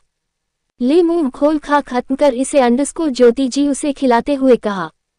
रूही ने खा लिया। सब उन माँ बेटी का प्यार देख रहे थे। सबने खाना खाया। ज्योति जी और रूही किचन में चली गई। अभय, देवेश, दादाजी और दीपक जी स्टडी रूम में। दादी का टीवी में सीरियल चल रहा था, वो वही देख रही थी, और दिव्या रूम में पढ़ाई का बहाना बताकर चली गई। रूही को उसका ऐसे जाना अजीब लगा। वो कितना शांत थी आज, ऐसी तो नहीं थी वो। उसने काम कर फिर बात करने का सोचा, पर वो बात नहीं कर पाई क्योंकि अभय उसे पकड़कर रूम में ले गया। उसने सुबह बात करने की सोची। Next morning. एक दिन पूरा हो गया था, न ही सक्षम ने कॉल किया न ही दिव्या ने। सक्षम के ऑफिस। सक्षम आज पूरा दिन ऑफिस में बैठा कुछ सोच रहा था। उसका केबिन का गेट नॉक हुआ। कम इन अंडस्को, सक्षम ने कहा। नीलेश जी अंदर आए। पापा, आपको नॉक करने की कब से जरूरत पड़ने लगी, आप ऐसे भी आ सकते हो अंडस्को, सक्षम उनके पैर छू बोला। जब बच्चे बड़े हो जाते हैं तो उन्हें थोड़ा टाइम देना चाहिए अकेले, अंडस्को, नीलेश जी ने कहा। वो सोफे में बैठ गए। पापा, मैं अकेला कहा हूँ, आप हो ना अंडस्को, सक्षम ने कहा। वो उनके पैरों के पास बैठ गया। नीलेश जी सर पर हाथ फेरने लगे। क्या हुआ है, तुमने दिव्या से कुछ कहा अंडस्को, नीलेश जी ने कहा। नहीं पापा, मैंने कुछ नहीं कहा अंडस्को, सक्षम अपनी नजरें इधर उधर कर कहा। तुमसे ज्यादा मैं जानता हूँ, इन्हीं उंगली पकड़ चलना सिखाया है तुम्हें, सब जानता हूँ तुम कब क्या करते हो अंडस्को, नीलेश जी ने कहा। पापा, मैंने उससे सब खत्म कर दिया, मुझे अब उससे कोई लेना देना नहीं है, एक दिन में रूही को भी इन सब से अलग कर दूंगा अंडस्को, सक्षम ने सर झुका कहा। नीलेश जी ने आंखें बंद कर ली, लगा ही था उन्हें कुछ ऐसा। सुबह से सक्षम का चेहरा उतरा हुआ है, वो क्यों उतरा है अब पता चला। रह लोगे उसके बिना अंडस्को, नीलेश जी ने कहा। मेरे लिए आप माँ रूही और नीति से बढ़कर कुछ नहीं है अंडस्को, सक्षम ने नीलेश जी को देख कहा। तुम्हें पता, रूही अभय के साथ अपना रिश्ता फिर से सुधरना चाहती है, वो भी उसके कहने पर। वो कहकर गया था कभी भी हम लोगों में उसकी वजह से दरार न आए, पर आ गई। अब रूही उसके वादे को पूरा कर रही है। उसे तुम्हारे और दिव्या के या फिर देवेश और नीति के रिश्ते से कोई प्रॉब्लम नहीं है, वो बस सब अच्छा चाहती है। अंडस को नीलेश जी ने कहा। सक्षम उन्हें देखने लगा। उसने कहा, अंडस को नहीं पापा, बिल्कुल नहीं, मैं उन लोगों के पास बिल्कुल नहीं छोड़ूंगा। आप जानते हैं न, फिर आप कैसे कर सकते हो? बेटा मैं भी यही चाहता हूँ, अब समय आ गया है, जो वो कहकर गया था उसे सच करने का। तुझे पता है मैं उसकी बात कभी नहीं टालता, अंडस को नीलेश जी ने कहा। मैं भी चाहता हूँ कि तुम और दिव्या साथ रहो, मेरे बच्चे हमेशा खुश रहे, कभी किसी भी तरफ की परेशानी न रहे, अंडस को नीलेश जी ने कहा। पापा, अंडस को सक्षम ने कहा, जाओ जाकर दिव्या से बात करो, उसे कहो कि हम जल्दी ही रिश्ता लेकर आएंगे उसके यहाँ, अंडस को नीलेश जी ने सक्षम की पीठ थपथपा कर कहा। वो उठकर बाहर चले गए। सक्षम वहीं बैठा रहा। उसे अब कल की रात याद आ गई, कैसे उसने बात की थी दिव्या से। ओ शीट, अंडस को सक्षम ने अपने सर पर हाथ रख कहा, कैसे कैसे कर सकता हूँ मैं उसके साथ। अंडस को सक्षम ने अपना हाथ टेबल पर मार कहा, जिससे पूरी टेबल चकनाचूर हो गई। उसके हाथ में कांच चुभ गए। उसने उसे बिल्कुल ध्यान नहीं दिया। अपना फोन निकलकर दिव्या को फोन किया पर उसका फोन स्विच ऑफ था। उसने गुस्से में फोन पटक दिया। वो अपनी गाड़ी की चाबी उठाकर ऑफिस के बाहर चला गया। वो फुल स्पीड से गाड़ी चलाकर दिव्या के कॉलेज के बाहर खड़ा था। छुट्टी हो गई थी पर अभी तक दिव्या नहीं आई थी। सक्षम के हाथों से अभी भी खून गिर रहा था, उसे तो परवाह ही नहीं थी। दिव्या की एक फ्रेंड कॉलेज से बाहर आई। उसने सक्षम को देखा, वो उसे अच्छे से पहचानती थी। वो उसके पास आई। हाय अंडस को दिव्या की दोस्त ने कहा। हाय दिव्या, कहाँ है? अंडस को सक्षम ने कार में बैठे बैठे पूछा। वो तो आज कॉलेज नहीं आई, मैंने फोन किया था पर फोन स्विच ऑफ था, अंडस को दिव्या की दोस्त ने कहा। ओके, अंडस को सक्षम ने कहा। वो गाड़ी चलाकर खाली सड़कों पर दौड़ा दी। उसके हाथों से खून ज्यादा ही गिर रहा था, जिसके कारण अब उसे चक्कर आने लगे थे। उससे गाड़ी अब बहक रही थी। उसकी आंखें बंद होने लगी। अचानक ही गाड़ी जाकर एक पेड़ से टकरा गई, जिससे सक्षम का सर स्टीयरिंग से टकरा गया और वही बेहोश हो गया। कार का कांच टूट गया था। रूही जो अभी अभी फ्री होकर दिव्या के रूम की तरफ जाने लगी, उसका फोन बजा। अपने सीक्रेट गार्ड का फोन आता देख वो थोड़ा चौंक गई। ये क्यों फोन कर रहा है? जब एजेंट होता या कुछ होता तभी फोन करता है, ये भी क्यों फोन कर रहा है? रूही ने फोन उठाया। गार्ड ने जो कहा उसे सुन रूही जल्दी से बाहर की तरफ भागी। गार्ड से जल्दी से चाबी मांगी पर गार्ड ने माना कर दी। वो जहां जाएगी वो उसके साथ जाएंगे। रूही ने गुस्से में उन पर चिल्ला दिया, मैंने कहा चाबी दो, अंडस को रूही ने गुस्से में कहा। गार्ड्स डर कर रूही को चाबी पकड़ा दी। अब उनकी मालकिन कुछ कह रही है तो कैसे टाल सकते हैं। रूही ने गाड़ी की चाबी लेकर फुल स्पीड में गाड़ी चलाकर रोड में चला दी। गार्ड्स ने उसके जाते ही अभय को फोन किया पर अभय एक मीटिंग में था, उसने फोन नहीं उठाया। गार्ड ने मैसेज कर दिया। गाड़ी उठा वो भी रूही के पीछे चले गए पर रूही तो उन्हें कहीं रोड में दिखी ही नहीं। रूही की गाड़ी सिटी हॉस्पिटल के बाहर आकर रुकी। वो जल्दी जल्दी हॉस्पिटल के अंदर चली गई। उसके गार्ड्स पूरे हॉस्पिटल में फैले थे। जीवन और रोहन भी यही थे, क्योंकि उन्हें रूही ने आने की खबर मिल गई थी, इसलिए वो लोग उसकी सिक्योरिटी के लिए खड़े थे। कहाँ है वो? अंडस को रूही ने जीवन से पूछा। मैडम वो रूम में है, अंडस को जीवन ने कहा। रूही जल्दी जल्दी चलकर एक प्राइवेट रूम के अंदर जाने लगी। तुम लोग जाओ यहाँ से, किसी को शक हो जाएगा, अभी प्रॉब्लम क्रिएट हो जाएगी, अंडस को रूही ने जीवन को ऑर्डर दे कहा। सही बात है, अगर किसी को पता चलता वो इधर है तो सब मीडिया वही आ जाती, गार्ड्स को भी देखकर पहचान जाते।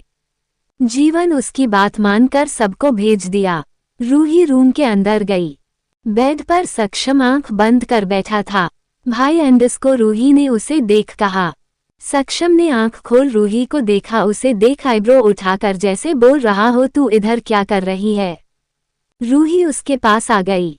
आप नहीं बताओगे तो मुझे पता नहीं चलेगा क्या? अंडस को रूही ने कहा। वो जाकर उसके गले लग गई। सक्षम उसके सर पर हाथ फेर कहा, अंडस को कुछ नहीं हुआ है, बस थोड़ा सा सर पर लगा है। भाई कितनी बार मना किया है, आप गाड़ी मत चलाया करो, गार्ड्स है, ड्राइवर है, उन्हें कहा करो रुपए, अंडस को रूही ने उसे डांट कहा। सक्षम कुछ नहीं कहा। क्यों इतनी तेज स्पीड गाड़ी चला रहे थे? अंडस को रूही ने शक निगाहों से पूछा। कुछ नहीं, ऐसे ही, अंडस को सक्षम ने सर नीचे कर कहा। झूठ नहीं मुझसे, अंडस को रूही ने स्ट्रिक्ट वॉइस में कहा। दिव्या कैसी है अंडरस्को सक्षम ने पूछा। रूही कुछ देर शांत थी। उसने कहा अंडरस्को कुछ हुआ है आप दोनों के बीच, वो इतनी शांत है कल से। सक्षम ने जो किया हुआ सब बता दिया। रूही सर पकड़कर बैठ गई। हे राम अंडरस्को रूही ने कहा। आप ना सच में पूरे पागल हो अंडरस्को रूही ने सक्षम के सर को टैप कर कहा। सक्षम ने कुछ नहीं कहा, जा उसकी गलती थी। पता है भाई प्यार एक बार होता है, बार बार नहीं, आप उसके बिना रह पाते अंडरस्को रूही ने पूछा। सक्षम ने न में सर हिला दिया, फिर कहा अंडरस्को तुझे पता है न मेरे लिए सबसे ज्यादा जरूरी तुम लोग हो। हाँ पता है, पर अब आप दिव्या को भी जरूरी बना लो क्योंकि अब आपकी और उसकी शादी की बात करने वाले हैं पापा अंडरस्को रूही ने कहा। सक्षम ने हाँ में सर हिला दिया। क्या करूँ कैसे बात करूँ, फोन स्विच ऑफ है उसका अंडरस्को सक्षम ने कहा। आप एक काम करो, ठीक होकर उसे सरप्राइज दे देना, अच्छा लगेगा, उसे बता भी देना कि आप लोग घर आ रहे हो अंडरस्को रूही ने कहा। सक्षम ने हाँ में सर हिला दिया। सक्षम को डिस्चार्ज कराकर रूही गाड़ी में बैठ गई। उसकी गाड़ी मोल के पीछे साइड रुकी, वो जल्दी से उसमें से उतरकर बेसमेंट से ऊपर चली गई। मेन गेट से निकलकर आर्यन विला की गाड़ी में बैठकर आर्यन विला को निकल गई। उसने आते हुए भी यही किया था, मोल में गाड़ी रख वो पीछे से चली गई थी क्योंकि उसे पता था कि अभय के गार्ड्स सीक्रेटली फॉलो करेंगे और गार्ड्स ने भी यही किया। उसकी गाड़ी की लोकेशन ट्रेस की, आर्यन फैमिली की हर गाड़ी में ट्रैकर लगा था। रूही की गाड़ी का लोकेशन मॉल दिख रहा था, वो उसी साइड चले गए। उसकी गाड़ी एक मॉल के बाहर खड़ी दिखी, वो वही खड़े होकर उसके बाहर आने का वेट करने लगे। रूही को बाहर आता देख वो लोग फिर रूही की गाड़ी का पीछा करने लगे। रूही ने व्यू मिरर से देखा, जिसे देख उसने न में सर हिला दिया। वो गाड़ी लेकर घर पहुंची। सबसे पहले उसने गार्ड से सॉरी कहा, गुस्सा करने को गार्ड्स ने कुछ नहीं कहा, बस ये कह दिया मैडम आप माफी मत मांगो। रूही जल्दी से दिव्या के रूम की तरफ बढ़ गई। ज्योति जी बीच में रोक ली। बेटा कहाँ गई थी इतनी स्पीड में अंडरस्को ज्योति जी ने पूछा। वो माँ मेरी एक फ्रेंड को थोड़ी जरूरत थी इसलिए मुझे जाना पड़ा अंडरस्को रूही ने कहा। ठीक है अंडरस्को ज्योति जी ने कहा।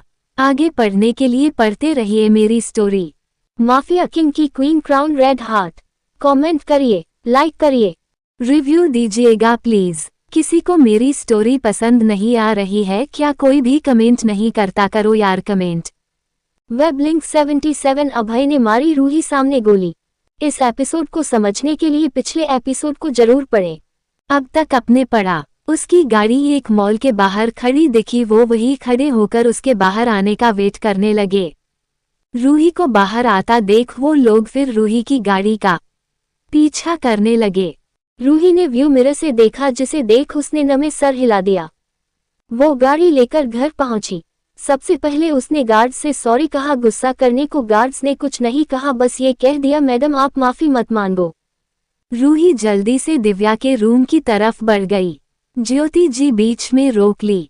बेटा कहाँ गई थी इतनी स्पीड में अंडरस्को ज्योति जी ने पूछा। वो माँ मेरी एक फ्रेंड को थोड़ी जरूरत थी इसलिए मुझे जाना पड़ा अंडरस्को रूही ने कहा। ठीक है अंडरस्को ज्योति जी ने कहा। अब आगे। रूही जल्दी जल्दी दिव्या के रूम की तरफ चली गई। दिव्या के रूम का गेट नॉक किया पर दिव्या ने कोई जवाब नहीं दिया। रूही ने गेट खोल अंदर झांका। दिव्या अपनी स्टडी टेबल पर बैठकर पढ़ाई कर रही थी। देवी अंडरस्को रूही ने उसे बोला। दिव्या पीछे पलटकर देखा। अंडरस्को आओ न भाभी। क्या कर रही हो अंडरस्को रूही ने पूछा। कुछ नहीं भाभी, बस वो आज कॉलेज नहीं गई तो वर्क कर रही हूँ अंडरस्को दिव्या ने कहा। बुक बंद कर दी। रूही ने पूरे रूम को एक्सप्लोर किया। दिव्या का मोबाइल देखने लगी। उसे फोन बेड पर दिखा। उसने दिव्या को देखा। चलो नीचे चलते हैं, दिवाली आने वाली है, क्या क्या करना है बातें करते हैं, शॉपिंग की अंडरस्को रूही ने बोला। हाँ मैं वॉशरूम से आती हूँ अंडरस्को दिव्या ने कहा। जल्दी से फ्रेश होने वॉशरूम चली गई। रूही ने उसके जाते ही दिव्या का फोन उठाया। उसका फोन स्विच ऑफ था, उसे ऑन किया। अपने फोन से सक्षम को एक मैसेज कर दिया। दिव्या बाहर आई, दोनों नीचे हॉल में आ गई। सब वही बैठे हुए थे। दीपक जी आ गए थे, वो वही बैठे हुए थे। अभय अभी नहीं आया था, उसकी एक मीटिंग थी जिसके लिए वो एक होटल गया हुआ था। दिवाली में क्या क्या करना है अंडरस्को दादी ने बोला। वही जो हर साल करते हैं। मैंने डिसाइड कर लिया है कौन क्या क्या करेगा ज्योति जी ने ऑर्डर से कहा। सबने हमें सर हिला दिया। मैं और रूही घर की साफ सफाई और डेकोरेशन देख लेंगे, पूजा की सारी तैयारी रूही करेगी ज्योति जी ने एक लिस्ट देख कहा। रूही ने हमें सर हिला दिया। और देवेश तुम और पापा माँ आप तीनों आश्रम के लिए सामान देख लेना जो भिजवाना है ज्योति जी ने कहा। तीनों हमें सर हिला दिया। दिव्या तुम सबके लिए गिफ्ट्स देख लेना क्या देना है, इसे तुम अच्छे से जानती हो, और रंगोली तुम और रूही देख लेना ज्योति जी ने कहा। रूही और दिव्या ने हमें सर हिला दिया। आप और अभय ऑफिस में कितने लोगों को इनवाइट करना है, गिफ्ट्स देना है और बोनस आपका काम है ज्योति जी ने दीपक जी से कहा। सबका काम बट गया था, किसी को भी बर्डन नहीं होगा। रूही अपनी जगह से उठी। रूही ने ज्योति जी से पूछा माँ खाने में क्या बनना है। अभी तो कुछ सोचा नहीं है, किचन में ही देखते हैं क्या बनना है ज्योति जी ने कहा। वो भी उठने लगी। अरे रुको, एक काम करते हैं, हम बाहर चलते हैं खाना खाने, बहुत दिन हो गए हैं कहीं बाहर नहीं गए देवेश ने सबको देख कहा। सबको उसकी बात ठीक लगी। वो तो ठीक है, पर अभय ज्योति जी ने बोला क्योंकि अभय बाहर का नहीं खाता। वो उनका देख लेंगे, भाभी है न हमारे साथ देवेश ने रूही को देख कहा। वो होंगी तो भाई कुछ मना नहीं करेंगे देवेश ने कहा। रूही उसे देखने लगी। हाँ ठीक ही, फिर मैं उसे बता देता हूँ आ रहे हैं हम लोग। वो होटल ही गया है मीटिंग में दीपक जी ने कहा। वो फोन निकल अभय को कॉल करने वाले थे। रुको पापा, हम भाई को सरप्राइज देते हुए हम बताओ वही चलते हैं देवेश ने कहा। हाँ ठीक है, जैसी तुम लोग की मर्जी, चलो तैयार होते हैं दीपक जी ने कहा। सब अपने अपने रूम में रेडी होने लगे। थोड़ी देर में सब हॉल में बैठे हुए थे, रेडी होकर सब थे, पर देवेश को छोड़कर।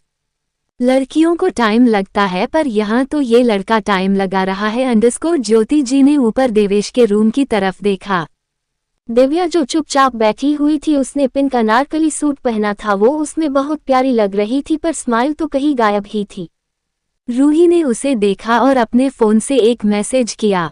देवेश भी नीचे आया। उसने black pant and white shirt कपड़े पहने थे, एकदम हीरो लग रहा था। चलो चलो, कितना लेट हो गया है देवेश आते हुए बोला। तू ही लेट कराया है दादी ने कहा।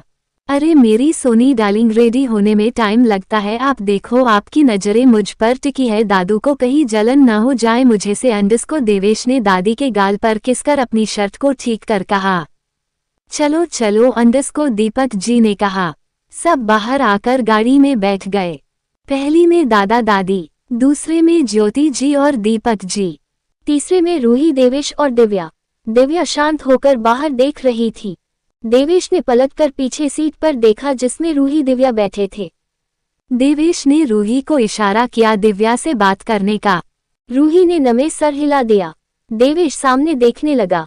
उनकी गाड़ी होटल के बाहर रुकी, गार्ड्स ने गेट खोले, सब बाहर आए। भाभी भाई यही है, आप जाकर सरप्राइज दो देवेश ने कहा। रूही ने हमें सर हिला दिया।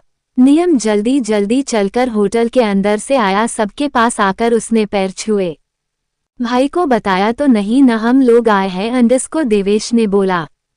नहीं, वो मीटिंग में है, आप लोग टॉप फ्लोर पर चले जाओ, वहां पर कार्तिक भाई आप सबका वेट कर रहे हैं। भाभी आप मेरे साथ चलो नियम ने कहा। सब ऊपर लाइफ से चले गए। रूही नियम सेकंड फ्लोर पर चले गए। अभय एक प्राइवेट रूम में अपनी मीटिंग कर रहा था। उसके सामने दो फॉरेनर बैठे थे जो पति पत्नी थे। दो डीलर आदमी बैठे थे, एक लड़की बैठी थी, इंडियन थे, जो अभय को कब से देख रही थी। अभय सिंगल सीटर सोफे में बैठा हुआ था। उसका पैर एक के ऊपर एक था। उसके चेहरे पर कोई भी एक्सप्रेशन नहीं थे। उसे तो मतलब ही नहीं था कौन देख रहा है कौन नहीं। वो अपनी मीटिंग पर ध्यान दे रहा था। वो इस टाइम ब्लैक टैक्सिडो में कमल का लग रहा था, क्यों न उसे लड़कियां देखे। गेट खुला, सबकी नजरें उधर गेट के पास ही चली गई। बस अभय ने पलटकर नहीं देखा, उसकी नजरें अभय भी सामने ही थी। यूं दिखाता नहीं है क्या यहाँ मीटिंग चल रही है, गेट आउट इंडियन लड़की ने कहा। रूही ने अपनी आईब्रो उठाकर देखा, वो अंदर आने लगी। कौन हो तुम जो अंदर आ रही हो? अंडस को लड़की ने गुस्सा कर कहा। वो अपनी जगह खड़ी हो गई, रूही के पास आने लगी। वो रूही को धक्का देने वाली थी। अभय की आवाज गूंजी, रुको अंडस को। लड़की पलटकर अभय को देखने लगी। रूही ने लड़की को देख थेरी स्माइल की, उसके बाजू से निकलकर अभय के सामने खड़ी हो गई। अभय ने रूही को नीचे से ऊपर देखा, जिसने ग्रीन ऑर्गेंजा साड़ी पहनी थी। प्रिंटेड फ्लावर थे गले, बस मगर सूट, माथे में छोटी सी लाल बिंदी, मांग में हल्का सा दिखने वाला सिंदूर, बहुत प्यारी लग रही थी। अभय ने रूही को देखते हुए कहा, अंडस को गेट आउट। रूही उसे हक्की बक्की देखने लगी। सुना नहीं मिस्टर आर्यन ने क्या कहा? अंडस को लड़की ने रूही को एटीट्यूड से कहा। रूही ने लड़की को देखा, फिर अभय को। वो कदम ही बढ़ाए थे जाने को कि अभय ने उसे एक हाथ पकड़कर खींच लिया, जिससे रूही अभय की गोद में जा गिरी, बोलो कि बैठ गई। अभय ने उसे कमर से अच्छे से पकड़ लिया। सब उन दोनों को घूरने लगे।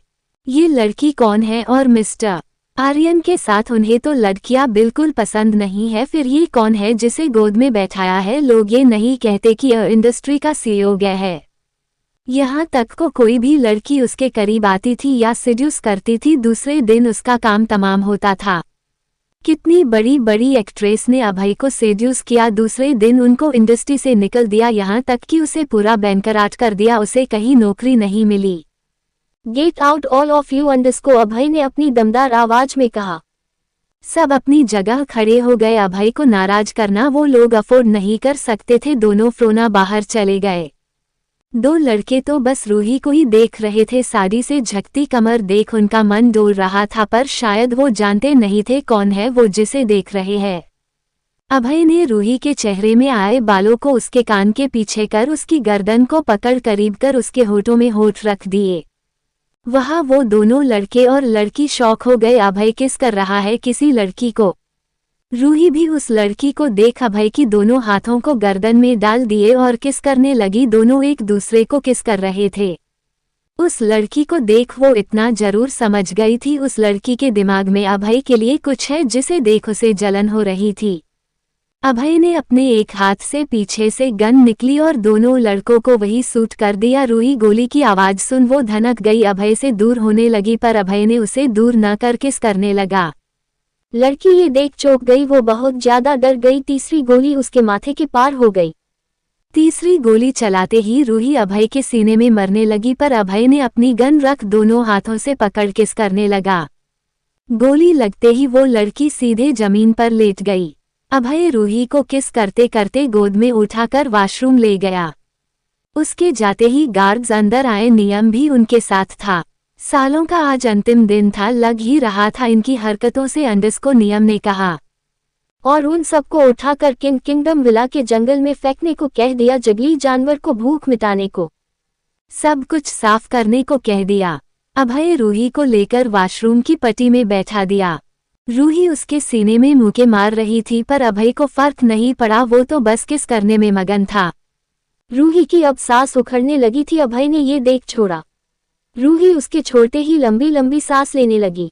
बीवी, तुम्हें अभी तक किस करते टाइम सांस लेते नहीं आता, सीखो, मैं तुम्हें ऐसे ही सिखा दूंगा। अंडस को अभय ने शरारती होते हुए कहा। उन्हें क्यों मारा? अंडस को रूही ने अभय की आंखों में देख कहा। अभय ने रूही के बालों को अच्छे से कर कहा, अंडस को जो मेरी चीज को देखेगा उसका यही हाल होगा। उसके होठों को साफ कर कहा, अंडस को उसकी इतनी औकात नहीं है कि वो तुमसे ऐसे बात करे, इसलिए उसकी जगह दिखा दी। अभय के ये कहते टाइम उसकी आंखों में रूही के लिए प्यार, सनक और जुनून दिख रहा था, जिसे देख रूही ने थूक गुटक लिया। वैसे तुम इधर क्या कर रही हो? अंडस को अभय ने पूछा। अरे हाँ, अंडस को रूही ने अपने सर पर हाथ मार कहा। ऐसा नहीं करते, अंडस को अभय ने उसके माथे पर रब कर कहा। ओके, हम लोग आज बाहर डिनर करने आए हैं, चलो ऊपर सब वेट कर रहे हैं, अंडस को रूही ने कहा। वो उतरने लगी। अभय ने उसकी कमर पकड़ उतरा। रूही उसके आगे जाने लगी। आगे जानने के लिए पढ़ते रहिए मेरी स्टोरी। माफिया किंग की क्वीन मुकुट दिल। कमेंट करिए, रिव्यू दीजिए please. Washroom, web link 78 electric car. इस एपिसोड को समझने के लिए पिछले एपिसोड को जरूर पढ़ें। अब तक आपने पढ़ा बीवी तुम्हें अभी तक किस करते टाइम सांस लेते नहीं आता सीखो, मैं तुम्हें ऐसे ही सिखा दूंगा अंडस को अभय ने शरारती होते हुए कहा। उन्हें क्यों मारा अंडस को रूही ने अभय की आंखों में देख कहा। अभय ने रूही के बालों को अच्छे से कर कहा अंडस को जो मेरी चीज को देखेगा उसका यही हाल होगा। उसके होठों को साफ कर कहा अंडस को उसकी इतनी औकात नहीं है कि वो तुमसे ऐसे बात करे इसलिए उसकी जगह दिखा दी। अभय के ये कहते टाइम उसकी आंखों में रूही के लिए प्यार सनक और जुनून दिख रहा था, जिसे देख रूही ने थूक गुटक लिया। वैसे तुम इधर क्या कर रही हो अंडस को अभय ने पूछा। अरे हाँ अंडस को रूही ने अपने सर पर हाथ मार कहा। ऐसा नहीं करते अंडस को अभय ने उसके माथे पर रब कर कहा। ओके हम लोग आज बाहर डिनर करने आए हैं, चलो ऊपर सब वेट कर रहे हैं अंडस को रूही ने कहा। वो उतरने लगी। अभय ने उसकी कमर पकड़ उतरा। रूही उसके आगे आगे जाने लगी। अब आगे वॉशरूम के बाहर आते ही उसने पूरे रूम में देखा। पूरा रूम साफ था, कुछ भी नहीं समझ आ रहा था अभी अभय ने 3 लोगों को गोली मारी है। रूही ने पलटकर अभय को देखा जो उसे देख रहा था। अभय ने उसे अपने दोनों कंधे उठा दिए जैसे बोल रहा हो क्या। रूही ने कुछ नहीं कहा, वो पलटकर रूम के बाहर चली गई। अभय भी पीछे पीछे चला गया। दोनों लिफ्ट से ऊपर प्राइवेट रूम में चले गए। प्राइवेट रूम बहुत बड़ा था, सब टेबल में बैठ दोनों का इंतजार कर रहे थे। दोनों को आता देख खाना स्टार्ट करने को कहा। रूही अभय भी अपनी चेयर में बैठ गए। सब खाना खाने लगे। दादाजी बार बार आइसक्रीम को देख रहे थे, उनका मन बार बार ललचा रहा था। दादी उन्हें ये करते देख रही थी, न में सर हिलाकर आइसक्रीम एक कटोरी में निकलकर उनके सामने रख दिया। अपना खाना खाते हुए बोली अंडस को आज बस फिर नहीं।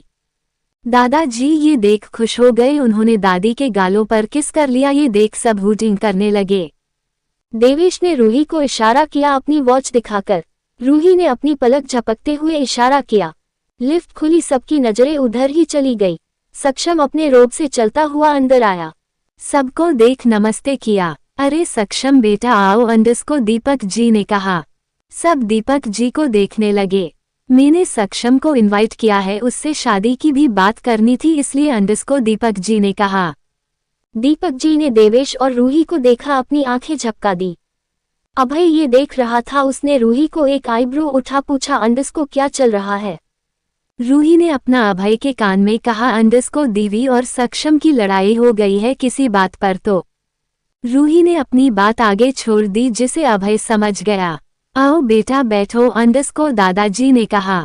सक्षम जाकर खाली चेयर में बैठ गया जो कि दिव्या के बाजू में थी, जो देवेश ने जानबूझकर छोड़ी थी। पर मजाल हो दिव्या ने एक नज़र भी सक्षम को देखा हो। सक्षम भी खाना खाने लगा। दादाजी ने पूछा अंडस को बेटा ये चोट कैसे लगी। दादाजी के पूछते ही सबकी नजरें सक्षम के माथे पर चली गई जहां छोटा सा कट था। दिव्या भी सक्षम के माथे पर देखने लगी, उसके दिल धड़क उठा। क्या हुआ, सक्षम को चोट कैसे लगी, पर पूछे कैसे वो। कुछ नहीं दादाजी, छोटी चोट, आज एक्सीडेंट हो गया था बस अंडस को सक्षम ने आराम से कहा। बेटा आराम से काम होता रहेगा, पहले अपनी सेफ्टी जरूरी है अंडस को दीपक जी ने कहा। सक्षम स्माइल कर दी। दिव्या अभी भी सक्षम को देख रही थी। सक्षम ने दिव्या को देख दिव्या ने जल्दी से सर नीचे कर लिया, पर उसकी नज़र सक्षम के हाथ पर गई जहां पर पट्टी बांधी थी।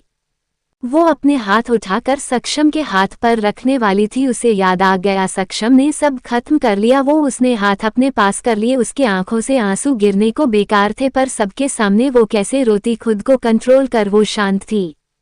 बेटा घर वालों को बताया तुमने, अंडस को दादी ने पूछा। हाँ घर वालों को बता दिया, वो दिवाली के बाद आएंगे मेरी और दिव्या की शादी की बात करने अंडस को सक्षम ने दिव्या को देख कहा।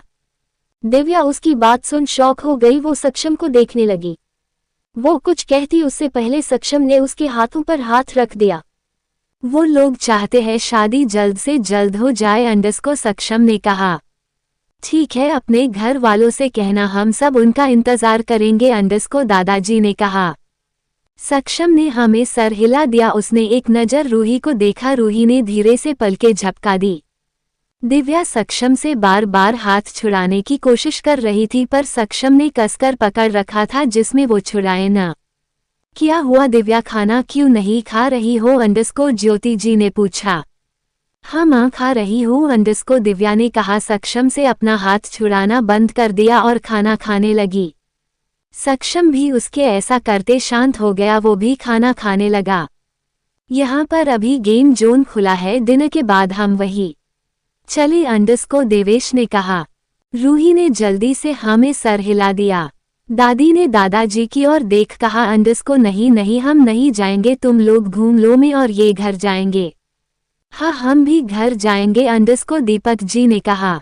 तुम बच्चे घूम लो, एंजॉय कर लो अंडरस्कोर ज्योति जी ने कहा। सबने हमें सर हिला दिया। देवेश ने रूही को देख इशारा किया, रूही ने भी हमें सर हिला दिया। अभय उन देवर भाभी की हरकतें नोटिस कर रहा था, ये दोनों कुछ करने वाले हैं, क्या करने वाले हैं। चारों बड़े घर के लिए निकल गए। चलो अब हम नीचे गेम जोन में चलते हैं, मजा आएगा अंडरस्कोर देवेश ने कहा। हाँ सब नीचे लिफ्ट से गेम जोन चले गए। अभय रूही का हाथ पकड़ा हुआ था। रूही जल्दी जल्दी चलने को बोल रही थी, पर अभय तो उसके साथ टाइम स्पेंड करना चाहता था, इसलिए वो आराम से टहलते हुए चल रहा था, जिसमें रूही को गुस्सा आ रहा था। वो अभय का हाथ छुड़ा कर जल्दी से देवेश के पास चली गई। देवेश, हम उस गाड़ी में खेलते हैं अंडरस्कोर रूही ने बच्चों वाली गाड़ी को देख कहा। तुम बच्ची नहीं हो जो बच्चों वाली गाड़ी में खेलोगी अंडरस्कोर अभय ने रूही के सर पर टपली मार कहा। ऐसा किसने कहा है कि उसमें हम लोग नहीं खेल सकते, मुझे जाना है इसमें अंडरस्कोर रूही ने जिद करते हुए कहा। वो इस टाइम छोटा सा बच्चा लग रही थी। देवेश ने गेम जोन का कार्ड बनवाया। अभी वहां ज्यादा लोग नहीं थे क्योंकि आर्यन फैमिली थी, इसलिए सबको गेम जोन पर जाने नहीं दिया था। जो लोग थे उन्हें भी जाने को कह दिया था। रूही देवेश दोनों गेम्स खेलने के लिए एक्साइटेड थे। अभय ने दोनों को देखकर सर पिट लिया। वो एक किनारे जाकर बैठकर देखने लगा। सक्षम दिव्या का हाथ पकड़कर एक खाली जगह ले गया। छोड़ो मेरा हाथ, मुझे कहाँ ले जा रहे हो अंडरस्कोर दिव्या अपना हाथ छुड़ाने की कोशिश करने लगी, पर सक्षम को तो फर्क नहीं पड़ा। वो दिव्या को लेकर एक खाली अंधेरे में आया जहाँ पूरा अंधेरा था। सक्षम ने दिव्या का हाथ छोड़ दिया। दिव्या अंधेरे से डरने लगी। वो आसपास देखने लगी। क्षमा अंडरस्कोर दिव्या ने अपनी डरी आवाज में सक्षम को बुलाया। लाइट ऑन हुई। दिव्या ने पूरे जगह नजर घुमाई। पूरा हॉल बलून रेड रोज से भरा था। दिव्या ये देख सक्षम को ढूंढने लगी। कोई उसके पीछे से आकर गले लगा लिया। दिव्या चौंक गई। रिलैक्स बच्चा अंडरस्कोर सक्षम ने उसे पकड़ कहा। दिव्या उससे दूर होने लगी। कब तक नाराज रहोगी, इतना गुस्सा हो अंडरस्कोर सक्षम ने उसे पाने सामने कर कहा। दिव्या ने नजरें नीची ही की हुई थी, वो सक्षम को देख भी नहीं रही थी।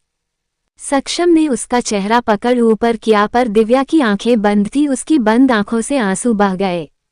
सक्षम की ये देख दिल टूट सा गया। उसकी प्यारी सी डोल की आंखों में आंसू, उसकी वजह से वो तड़प उठा। दिव्या को अचानक कुछ छूटता सा लगा। उसने आंखें खोली। अपने सामने सक्षम को न देख वो इधर उधर देखने लगी। उसकी नजरें नीचे गई जहां सक्षम घुटनों के बल बैठा हुआ था। आई एम सॉरी बच्चा, मेरी वजह से तुम बहुत हट हुई। मैं उस दिन बहुत गुस्से में थे, इसलिए ये बात बोल गया। सच मुझे उस टाइम बस अपना गुस्सा दिख रहा था, जिसके कारण मैं बोल गया। आई एम सॉरी, प्लीज मुझे माफ कर दो अंडरस्कोर सक्षम ने दिव्या को देख कहा। दिव्या सक्षम की बातें सुन पलट गई। अपने मुंह पर हाथ रख रोने लगी। सक्षम का ये देख दिल रो गया। वो अपनी जगह खड़ा हुआ। दिव्या को पीछे से गले लगा कर कहा, अंडरस्कोर आई एम सॉरी बच्चा, फिर कभी ऐसी गलती नहीं करूंगा। लास्ट टाइम मुझे माफ कर दो। दिव्या ने कुछ नहीं कहा। वो सक्षम से खुद को छुड़ाने लगी। सक्षम ने उसे प्रयास करता देख छोड़ दिया। दिव्या वहां से बाहर जाने लगी। मेरी बातें इतनी दिल पर ले लिया कि एक बार मुझसे नहीं पूछा क्यों किया ये मैंने, क्यों था गुस्से में। हाँ मानता हूँ गलती है मेरी, पर क्या करूँ, मेरी फैमिली से बढ़कर तुम नहीं हो सकती। ये बात मैंने तुम्हें पहले भी बोली थी और आज भी। अगर तुम्हें लगता है मैं गलत हूँ तो आज के बाद कभी भी मैं तुम्हें अपनी शकल नहीं दिखाऊंगा अंडरस्कोर सक्षम ने जाती दिव्या की पिट देख कहा। दिव्या उसकी बात सुन रुक गई। हाँ सक्षम ने कितनी बार कहा है कि उसकी फैमिली उसके लिए सब कुछ है, वो उनके लिए कुछ भी कर सकता है। उसके यहाँ थोड़ी प्रॉब्लम है जिसके कारण उसकी फैमिली उसके साथ नहीं रहती। ये बातें उसने पहले भी बोली है। हाँ बस गुस्से में वो क्या रिश्ता खत्म कर देगा, ये उसकी गलती है, उसे मनाए न ऐसे, उसे बोल देना कि अब वो उसे अपना चेहरा नहीं दिखाएगा, ऐसे चलता है क्या, कैसे रहेगी वो उसके बिना।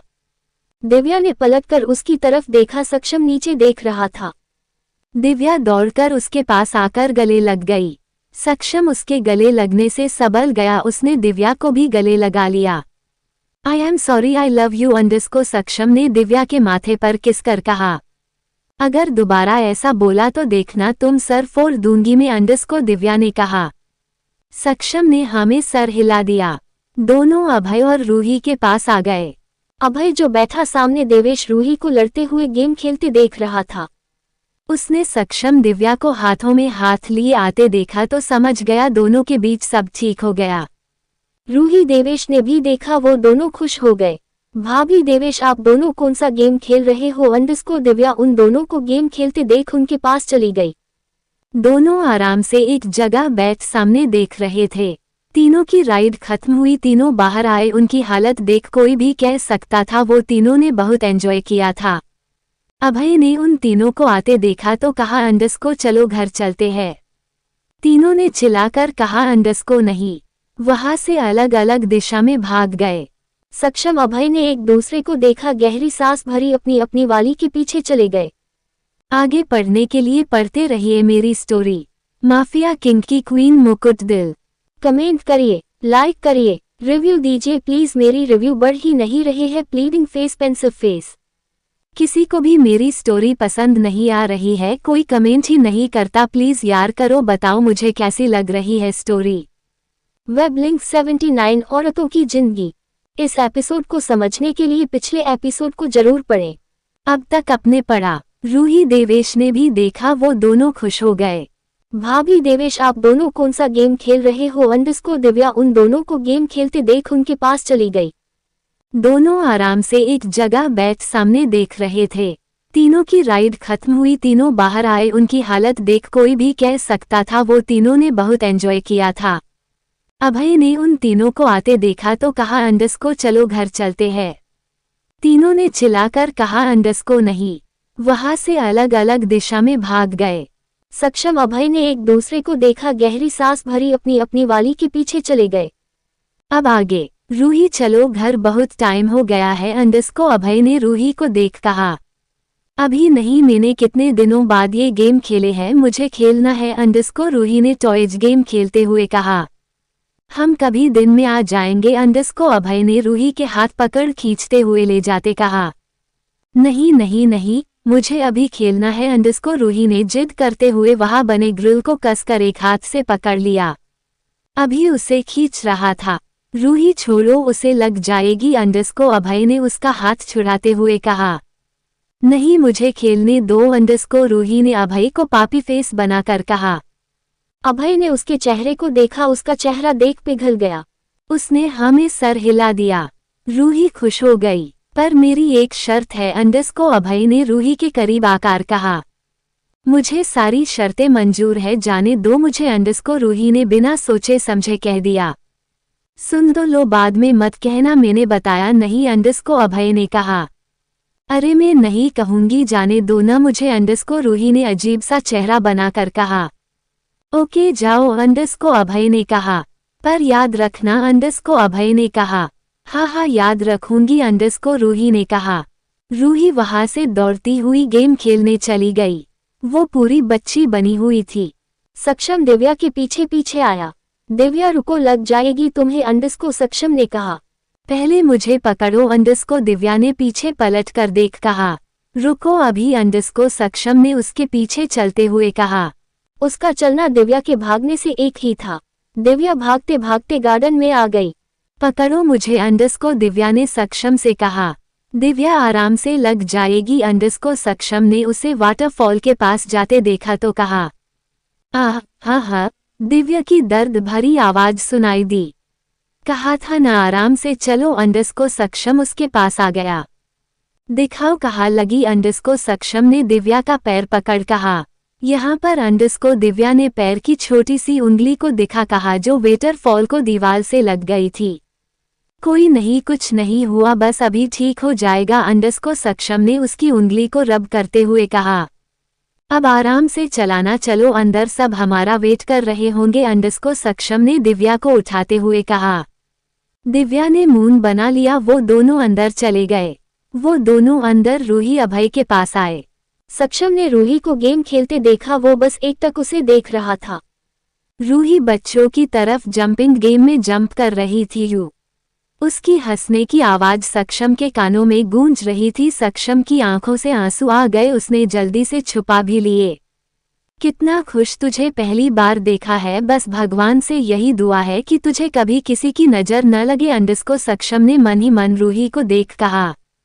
दिव्या ने जब उसे हिलाया तब वो होश में आया। क्या हुआ अंडस्को, दिव्या ने पूछा। कुछ नहीं, अंडस्को सक्षम ने कहा। अभय उनके पास आया। तुम लोग घर जाओ, मैं उसे लेकर आ जाऊंगा, अंडस्को अभय ने कहा। सक्षम, तुम दिव्या को घर छोड़ देना, देवेश को इमरजेंसी के लिए हॉस्पिटल जाना पड़ा, अंडस्को अभय ने सक्षम से कहा। सक्षम ने हमें सर हिला दिया और दिव्या का हाथ पकड़ बाहर ले गया। अभय उन्हें जाता देख रूही के पास आ गया। रूही क्यूब्स के साथ खेल रही थी, उसे बड़ा मजा आ रहा था। अभय वहीं बैठकर रूही को देखने लगा।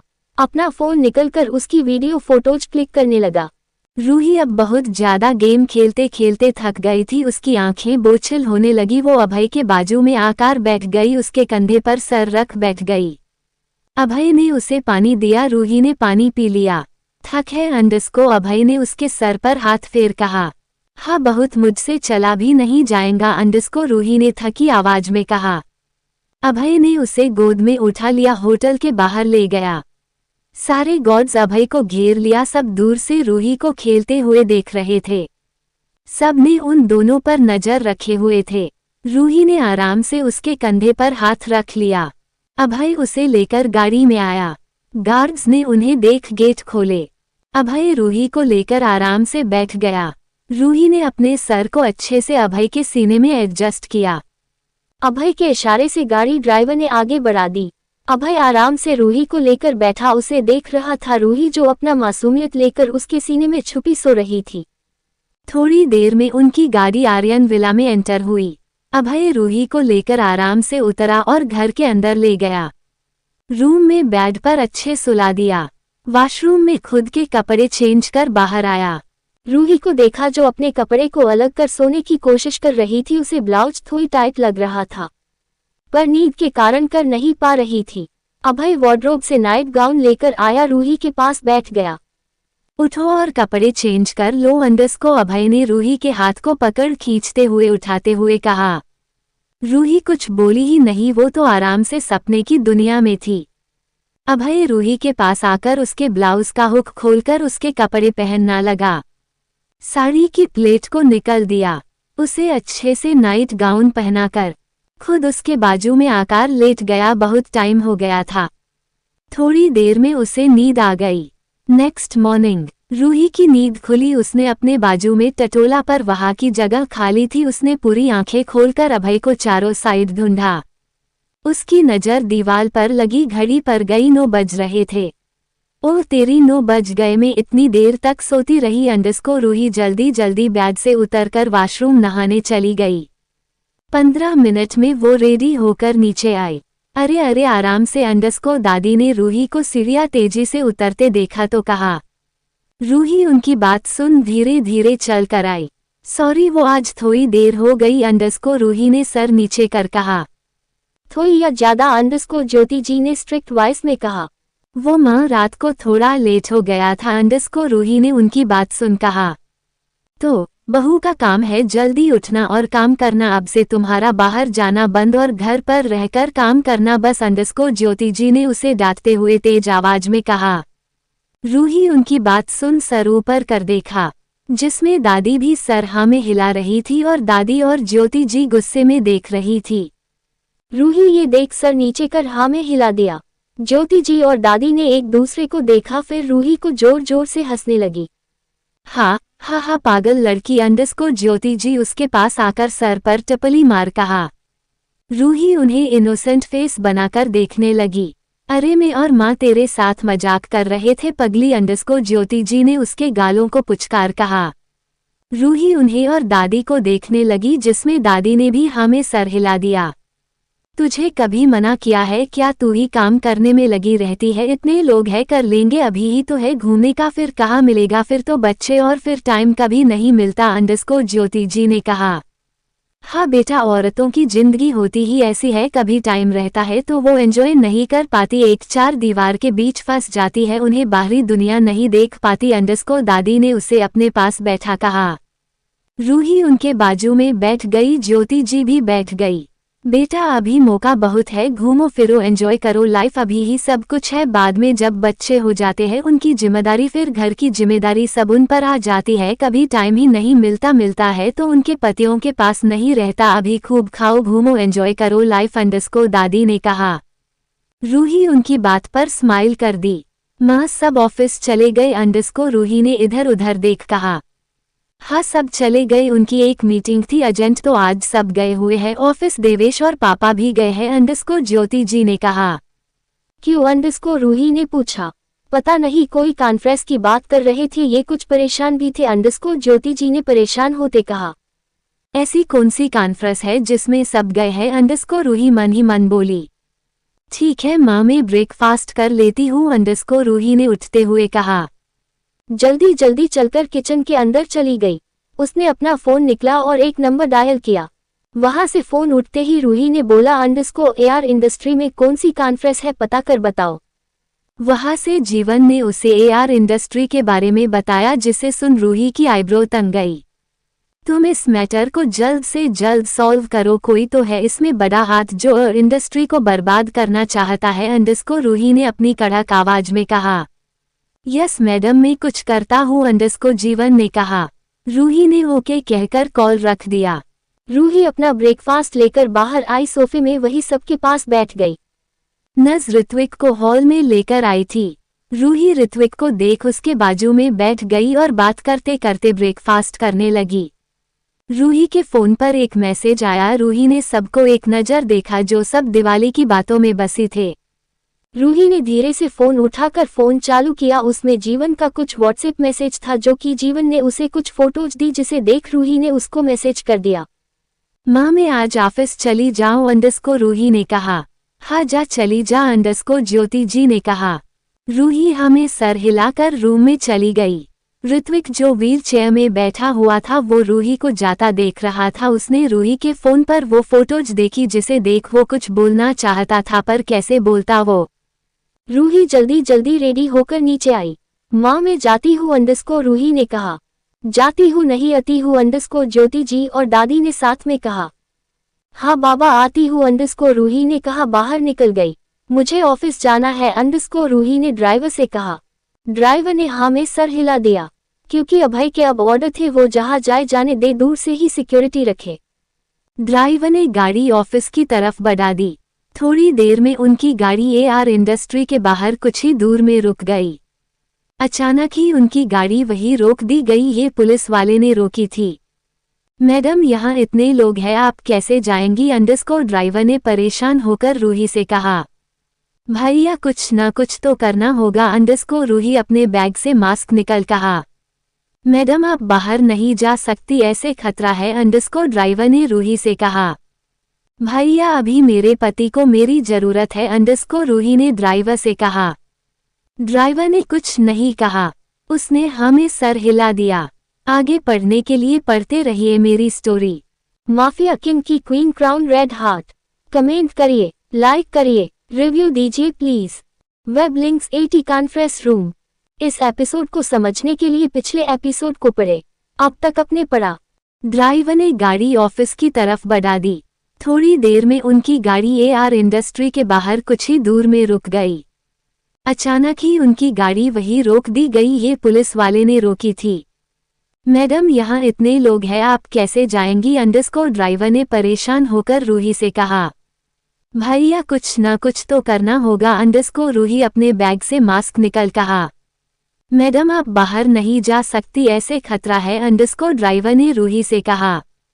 भैया अभी मेरे पति को मेरी जरूरत है अंडरस्कोर रूही ने ड्राइवर से कहा। ड्राइवर ने कुछ नहीं कहा, उसने हमें सर हिला दिया। अब आगे। रूही ने मास्क पहन लिया और गाड़ी का गेट खोल बाहर आ गई। पूरे इंडस्ट्री के बाहर लोगों की भीड़ थी, क्योंकि मिस्टर नुमानी के प्रोजेक्ट को जब से कंपनी ने वापस की थी तब से मीडिया और कुछ लोग इंडस्ट्री के बाहर धरना देकर बैठ गए थे। रूही भीड़ में घुस गई, वहां से धीरे धीरे निकलकर अंदर चली गई। वो अंदर आने को हुई, गार्ड्स ने उसे रोक दिया। आप अंदर नहीं जा सकती, अंडस्को गार्ड्स ने सख्ती से कहा। रूही ने गहरी सांस ली और मास्क निकल दिया। गार्ड्स उसे देख सैल्यूट किया। मैम आप आई एम सॉरी, अंडस्को गॉड ने सर झुका कहा। इट्स ओके अंडस्को, रूही ने उसे स्माइल कर कहा। मैम आप यहाँ पर क्यों, अंडस्को जैक ने कहा जो वहाँ की सिक्योरिटी देख रहा था। ये यही है अंडस्को, रूही ने जैक से पूछा। यस मैम सर, यहीं पर वो अभी एक कॉन्फ्रेंस की तैयारी कर रहे हैं, अंडस्को जैक ने कहा।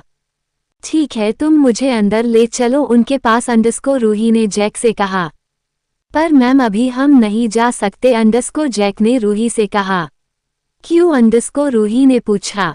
अभी सर बहुत गुस्से में है, कंपनी से बहुत सी बातें लीक हुई है और नुमानी के कोई खास आदमी से शेयर की है, इसलिए ये सब जम लगा है। वो आदमी उस इन्फॉर्मेशन को यूज कर हमारी कंपनी बर्बाद करना चाहता है, अंडस्को जैक ने रूही को समझते हुए कहा। रूही ने गहरी सांस ली। उसे तो ये पहले ही पता, जीवन उसे ये बात बता चुका था, पर कौन ही इन सब के पीछे ये नहीं पता था। ये कौन है, अंडस्को पीछे से आ रहे कार्तिक ने जैक को किसी से बात करते देखा तो पूछा। रूही ने पलटकर कार्तिक को देखा। भाभी आप यहाँ, अंडस्को कार्तिक ने रूही को यहाँ देख पूछा। हाँ मुझे इनसे मिलना है, अंडस्को रूही ने कार्तिक को देख कहा। ठीक है चलिए मैं भी उसके पास जा रहा हूँ, अंडस्को कार्तिक ने कहा। जैक कुछ बोलने को हुआ, कार्तिक ने इशारे से मना कर दिया। जैक कुछ नहीं बोला। कार्तिक रूही अंदर ऑफिस के चले गए। पूरा ऑफिस शांत था, जैसे रहता था इतना बड़ा इश्यू हो रहा है बाहर और ये लोग अंदर काम कर रहे हैं, ऐसा काम कर रहे हैं जैसे कुछ हुआ ही ना हो, सब अपने काम में व्यस्त थे। रूही अंदर आई। कार्तिक को वहां सब जानते थे, इसलिए किसी ने नहीं रोका। दोनों अभय की पर्सनल लिफ्ट से ऊपर केबिन में चले गए, पर अभय तो केबिन में था ही नहीं, वो कॉन्फ्रेंस हॉल में था। आज वहां से एक कॉन्फ्रेंस होने वाली थी जहां पर सारे लोग थे, मैनेजर और कंपनी के मेंबर जो हर चीज में शामिल होते हैं, छोटे या बड़े डिसीजन में। वैसे तो सारे शेयर्स अभय के ही पास थे, फिर भी बोर्ड ऑफ मेंबर्स थे जिनके बिना कोई भी डिसीजन नहीं लिया जाता था। दीपक जी भी वही थे, दादा देवेश, ये सब यही तैयारी में लगे थे। अभय भी वहीं बैठा हुआ था, सबके चेहरे में टेंशन थी। गेट खुला, ये देख अभय जोर से गुस्से में चिल्ला दिया, अंडस्को हु इज इट। अभय की गुस्से भारी आवाज सुनकर सब डर गए, सब सन्नाटे में रह गए। वहां पूरा पिन ड्रॉप साइलेंस हो गया, सुई भी गिरती तो आवाज आ जाती। किसकी समत आने वाली है, कौन आया है अंदर जिसने ज्वालामुखी को भड़का दिया, पता नहीं अब ये ज्वालामुखी उसका क्या हाल करेगा। आज तो उस इंसान की नौकरी है। अंडस्को वहां बैठे सब अपने अपने मन में उस बेचारे जो गेट पर आया है उसे देख सोच रहे थे। सबने गेट साइड देखा जहां एक लड़का एक लड़की खड़े थे। लड़का तो आगे था पर लड़की लड़के के पीछे छुपी हुई थी। अभय ने गेट की तरफ देखा जहां कार्तिक और उसके पीछे छिपी लड़की को देख पहचान गया रूही। देवेश के मुंह से धीरे से निकल गया भाभी। दीपक जी, दादाजी एक दूसरे को देखा, फिर रूही को। रूही ने कार्तिक के पीछे से अंदर झांक कर देखा। सिचुएशन थोड़ी अक्वार्ड हो गई थी, सब जगह शांति थी। दीपक जी ने रूही देख प्यार से कहा, अंडस्को रूही अंदर आओ बेटा। रूही धीरे से कार्तिक के पीछे से निकलकर देवेश के पास जाकर सोफे में बैठ गई। रूही अंदर आई, उसने एक नजर भी अभय को नहीं देखा। अभय ने ये देख अपने सर पर हाथ रख लिया, कार्तिक को गुस्से से घूरा। कार्तिक ने कांधे उचका दिए जैसे बोल रहा हो, उसने क्या किया, सब तेरी गलती है, देखना था तुझे। कार्तिक भी दीपक जी दादाजी के पैर छूकर आशीर्वाद लिया, वो भी एक सोफे में बैठ गया। वहां पर सब कार्तिक को जानते थे पर रूही को नहीं, उसे सिर्फ कुछ दिन ही देखा था ऑफिस में, वो भी दीपक जी के साथ, फिर नहीं ये यहाँ क्यों बैठी है, आधे के मन में यही सवाल थे। भाभी आप यहाँ, अंडस्को देवेश ने रूही से पूछा। रूही ने उसे देख अपने फोन पर एक वीडियो दिखाई, जिसे देख देवेश रूही को देखने लगा। वो जल्दी से उठा और टीवी ऑन कर दिया। टीवी पर न्यूज चल रही थी। आज की ताज़ा खबर, मिस्टर आशीष नुमानी जो कि बिजनेसमैन में आते थे, उनकी मौत की खबर ने सनसनी मचा दी थी। लोगों का कहना था कि यह इंडस्ट्री ने उनका प्रोजेक्ट वापस लिया, उसी की वजह से मिस्टर नुमानी डिप्रेशन में होकर कार ड्राइव करते टाइम एक्सीडेंट हो गया। इस खबर से नुमानी इंडस्ट्री के बाहर मीडिया और एम्प्लॉय ने चक्का जाम कर चुका है। अभी तक इंडस्ट्री की पीआर टीम ने कोई भी बयान नहीं दिया है। अभी सोशल मीडिया पर एक वीडियो वायरल हो रही है जिसमें मिस्टर नुमानी अपने किसी बिजनेसमैन से बात करते नजर आ रहे हैं, आप खुद ही देख सकते हैं। अंडरस्कोर न्यूज एंकर ने कहा, टीवी स्क्रीन पर एक वीडियो चलने लगी जिसमें मिस्टर नुमानी और उनके बिजनेस पार्टनर बात कर रहे थे एक रेस्टोरेंट में। आशीष, हम मालामाल हो जाएंगे, एआर इंडस्ट्री ने हमारा प्रोजेक्ट चुन लिया। अंडरस्कोर एक आवाज ने कहा, उसका चेहरा नहीं दिख रहा था क्योंकि उसने मास्क पहना था। हाँ, कैसे नहीं चुनती, जितनी भी कंपनी प्रोजेक्ट में शामिल होने वाली थी हमने सारे प्रोजेक्ट चुरा लिए, मिलना तो हमें ही था। अंडरस्कोर आशीष ने कहा, देखना प्रोजेक्ट के बाद हमारे पास बहुत पैसा होगा, किसी को क्या पता चलेगा हम प्रोजेक्ट पर किसी दूसरे की जमीन लगा रहे हैं। तुमने सारे पेपर बनवा लिए न? अंडरस्कोर आशीष ने कहा, हाँ सारे पेपर असली है। अंडरस्कोर दूसरे मास्क मन ने कहा। स्क्रीन बंद हुई, एंकर ने बोलना चालू किया।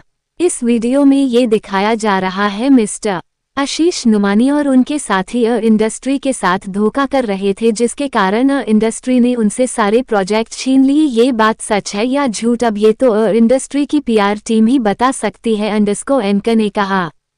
देवेश ने टीवी बंद कर दी। सब ये देख शौक में थे, इतना बड़ा स्कैम होने वाला था। अभय की तो आंखों से अंगारे दहक रहे थे। ये सब हमारी कंपनी में कैसे हो सकता है? इतना बड़ा विश्वासघात कौन था? वो जिसने ये प्रोजेक्ट के डील की थी, किसने पेपर साइन कराए थे, वो मुझे अभी चाहिए। अंडरस्कोर दादाजी ने अपनी दमदार आवाज में कहा। मीटिंग हॉल में सबको बुलाओ। अंडरस्कोर दीपक जी ने नियम से कहा। नियम ने हमें सर हिलाया और बाहर चला गया। एक एक कर सब बाहर चले गए। अब बस वहाँ आर्यन फैमिली और कार्तिक थे। मुझे इस तरह की लापरवाही की उम्मीद नहीं थी। अंडरस्कोर दादाजी ने दीपक जी और अभय को देख कहा। दोनों ही सर झुका बैठे थे। अभय तो बहुत गुस्से में था। वो इंसान बस मिल जाए जो कंपनी को बर्बाद करना चाहता था, बस उसे छोड़ेगा नहीं।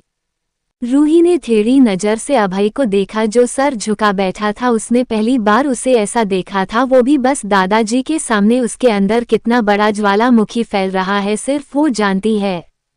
पर दादाजी, इसमें इन लोगों की क्या गलती? हमने तो पेपर देखकर साइन किए थे। इन लोगों ने दूसरे की जमीन हड़प कर अपने नाम कर हमारे साथ धक्का किया, तो हम क्या कर सकते हैं? अंडरस्कोर देवेश ने कहा। वही तो बेटा, कोई है जिसने ये सब किया है हमारी कंपनी का नाम खराब करने को। अगर मिस्टर नुमानी की हरकतें और उनकी बेटी की हरकतें सामने नहीं आती तो पता नहीं हम उस जमीन में मॉल बनवा रहे होते। अंडरस्कोर दादाजी ने कहा। बस यही अच्छा हुआ कि किसी ने ये वीडियो सोशल मीडिया पर डाल दिया। भगवान का लाख लाख शुक्र है। अंडरस्कोर दीपक जी ने कहा। नियम अंदर आया। सर सब मीटिंग हॉल में आ गए हैं।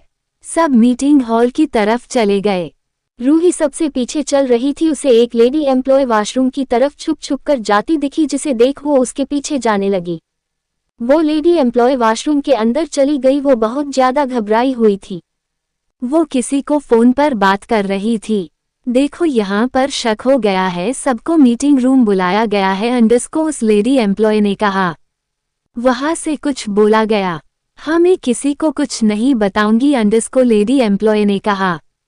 रूही ये सब बाहर खड़ी आधे गेट से झांक कर देख रही थी। वो धीरे धीरे गेट खोल लड़की के पीछे जाकर खड़ी हो गई।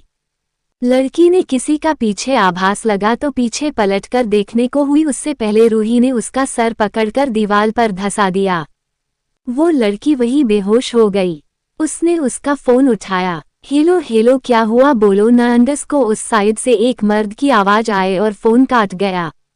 रूही ने नंबर को अच्छे से देखा। अपने फोन से जीवन को नंबर सेंड कर सारी जानकारी निकलवाने को कहा। फिर जैक को फोन किया। जैक जो मीटिंग रूम में अभय के पीछे खड़ा था, उसका फोन साइलेंट में नहीं था। उसका फोन तेजी से बजा। सब उसे देखने लगे। अभय ने पीछे पलट गुस्से से देखा। आई एम सॉरी सर, पर मैडम का फोन है। अंडरस्कोर जैक ने अभय को देख डरते हुए कहा। अभय ने रूही का फोन सुन अजीब लगा। उसने पूरे मीटिंग रूम में नजर घुमाई पर रूही कहीं नहीं दिखी। भाभी तो हमारे साथ ही थी, फिर कहाँ गई? अंडरस्कोर देवेश ने कहा। अभय भी परेशान हो गया पर चेहरे के एक्सप्रेशन बदलने नहीं दिए। जैक को फोन उठाने का इशारा किया। जैक ने फोन उठा लिया। हेलो जैक, तुम अभी लेडीज वॉशरूम में आओ अंडरस्कोर रूही ने बिना उसकी बात सुने कहा। क्या अंडरस्कोर जैक ने अजीब से एक्सप्रेशन से कहा। जितना कहा है उतना करो, जल्दी आओ अंडरस्कोर रूही ने अपनी तेज आवाज में कहा। ठीक है मैम अंडरस्कोर जैक ने कहा और बाहर चला गया। उसके पीछे कार्तिक और देवेश भी चले गए। अभय की नजरें अब रूही को देखने के लिए बेकरार थी पर वो उठ नहीं सकता था। नियम ने सबको फिर से पूरे एम्प्लॉय को कंपनी के नियम बताए कि वो यहाँ की बातें बाहर नहीं कर सकते, उन्हें जुर्माना देना पड़ेगा। आगे पढ़ने के लिए पढ़ते रहिए मेरी स्टोरी माफिया किंग की क्वीन मुकुट दिल। कमेंट करिए, लाइक करिए, रिव्यू दीजिए प्लीज। मेरे रिव्यू काम हो रहे हैं, बढ़ाओ यार। वेब लिंक्स 81 रूही का इग्नो। इस एपिसोड को समझने के लिए पिछले एपिसोड को जरूर पढ़ें। अब तक अपने पढ़ा। अभय भी परेशान हो गया पर चेहरे के एक्सप्रेशन बदलने नहीं दिए। जैक को फोन उठाने का इशारा किया। जैक ने फोन उठा लिया। हेलो जैक, तुम अभी लेडीज वॉशरूम में आओ अंडरस्कोर रूही ने बिना उसकी बात सुने कहा। क्या अंडरस्कोर जैक ने अजीब से एक्सप्रेशन से कहा। जितना कहा है उतना करो, जल्दी आओ अंडरस्कोर रूही ने अपनी तेज आवाज में कहा।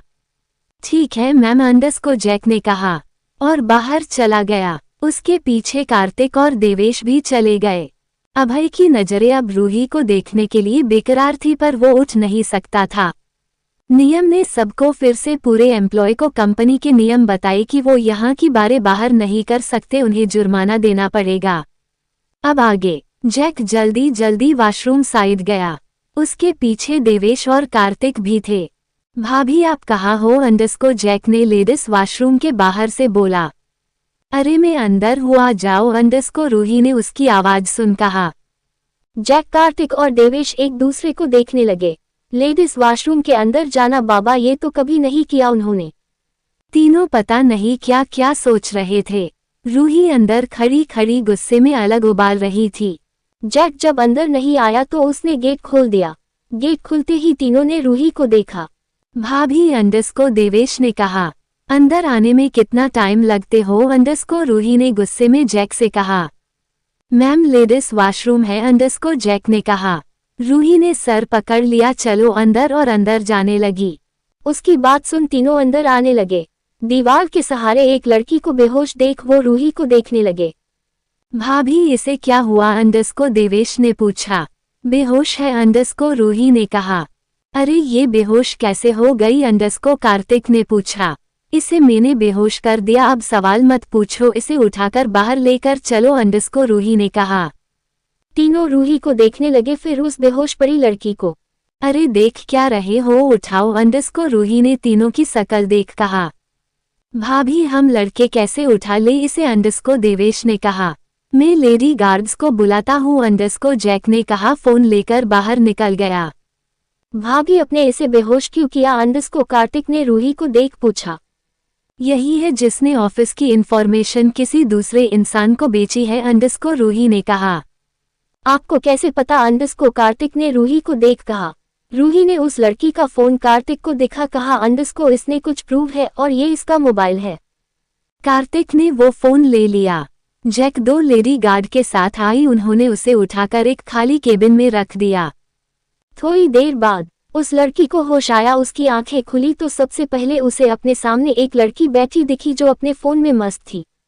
वो अपना सर पकड़कर बैठ गई, इधर उधर देखने लगी। अपने सामने उसे बहुत से नए चेहरे दिखे और कुछ पुराने, उनमें थे उसके सीईओ। पूरे केबिन में कार्तिक, जैक, नियम, दीपक जी, दादाजी, देवेश और अभय जो कि एक सिंगल सीटर सोफे में बैठ अपना लैपटॉप लेकर काम कर रहा था। वो बिल्कुल सीरियस था, उसके चेहरे पर कोई भी एक्सप्रेशन नहीं थे। वो अपनी जगह से खड़ी हो गई। अरे बैठ जाओ, अभी तुम्हारे सर पर दर्द होगा अंडरस्कोर रूही ने उसे देख अफसोस करते हुए कहा। लड़की ने जब रूही की बात सुनी तो उसे देखने लगी। बैठ जाओ अंडरस्कोर रूही ने फिर कहा, पर वो लड़की अपना सर पकड़कर सब जगह और अभय को देख रही थी। बोला ना बैठ जाओ अंडरस्कोर रूही ने बहुत गुस्से में तेज आवाज में कहा। उसकी आवाज सुन सब उसे देखने लगे, यहाँ तक कि अभय भी। उसने कभी इतनी तेज गुस्से भारी आवाज नहीं सुनी थी। वो लड़की रूही के चिल्लाने से जल्दी से सोफे में बैठ गई। वेरी गुड अंडरस्कोर, रूही ने उसके गाल थपथपाते हुए कहा। चलो शुरू करो अंडरस्कोर, रूही ने लड़की को देख कहा। उसकी आवाज अब शांत हो गई थी। वो टेबल से उठकर एक किनारे टेबल में रखा पानी पीने लगी। क्या अंडरस्कोर, लड़की ने कहा। किसके कहने पर किया था डाटा चोरी, अंडरस्कोर नियम ने गुस्से में कहा। उसकी बात सुन लड़की के चेहरे पर घबराहट दिखने लगी। मैंने कुछ नहीं किया अंडरस्कोर, लड़की ने अपनी घबराहट छुपते हुए कहा। रूही ने अपनी आंखें रोल की, उस लड़की को देखा, आंखें बंद कर ली। अचानक उसने बाजू में खड़े जैक के गन पॉकेट से गन निकलकर लड़की पर तन दी। ये मूव देख वहां खड़े सबको झटका लगा। सब रूही को अपनी शौक भरी निगाहों से देख रहे थे। जैक तो बेचारा अपनी पॉकेट को देखता, कभी रूही के हाथ में गन। रूही के गन तानते ही लड़की डर गई। रूही उसके करीब गई, उसके बालों को कसकर पकड़ कहा, अंडरस्कोर बोल वरना ये सारी गोलियां तेरे सर पर उतर दूंगी। मैं बताती हूँ अंडरस्कोर, लड़की का अब रोना निकल गया। रूही उससे दूर हो गई। हाँ बोल अंडरस्कोर, रूही ने कहा। वो उसके सामने एक पैर के ऊपर पैर रख बैठ गई, गन लेकर उसे देखने लगी। मैं इस कंपनी में 5 साल से काम कर रही हूँ। एक दिन मैं ऑफिस में काम कर रही थी, मेरे पास किसी अननोन नंबर से फोन आया। पहले तो इग्नोर किया, दूसरी बार आया तो लगा कि कोई एजेंट होगा, मैंने उठा लिया। उस साइड से कहा गया मेरा बच्चा उनके कब्जे में है। मुझे पहले तो विश्वास नहीं हुआ। मेरे पास एक वीडियो आई, मैंने चेक किया, सच में उनके पास मेरा बच्चा था। मेरा 1 साल का बच्चा है। मेरे पति भी उनके कब्जे में है। उनका कहना है कि मैं कंपनी से डाटा लाकर उन्हें दूं, तभी वो मेरे बच्चे और पति को छोड़ेंगे अंडरस्कोर। वो लड़की अपना चेहरे पर हाथ रख रोने लगी। उसके लिए सबका थोड़ा बुरा लगा। रूही ने उसके कंधे पर रख चुप होने को कहा, उसे पानी दिया। मैंने 1 हफ्ते से अपने बच्चे को गोद में नहीं लिया, वो मेरे बिना कुछ खाता भी नहीं है, कैसे रह रहा होगा वो अंडरस्कोर, लड़की रोने लगी। अगर ऐसा था तो तुम्हें आकर बात करनी थी, हम कुछ करते अंडरस्कोर, दीपक जी ने कहा। सर एक माँ जानती है उसका दिल पर क्या बीतती है जब उसके बच्चे में कोई आंच आए। मुझे वैसा ही ठीक लगा। आप लोगों को जो सजा देनी है मुझे दे दीजिए, पर मुझे मेरे बच्चे से मिलवा दीजिए अंडरस्कोर, लड़की ने रोते हुए कहा। तुम चिंता मत करो, तुम्हारे बच्चे को और तुम्हारे पति को कुछ नहीं होगा अंडरस्कोर, रूही ने उस लड़की को सांत्वना देते हुए कहा। अभय ने जैक से कुछ कहा, जिसे सुन जैक ने हाँ में सर हिला दिया।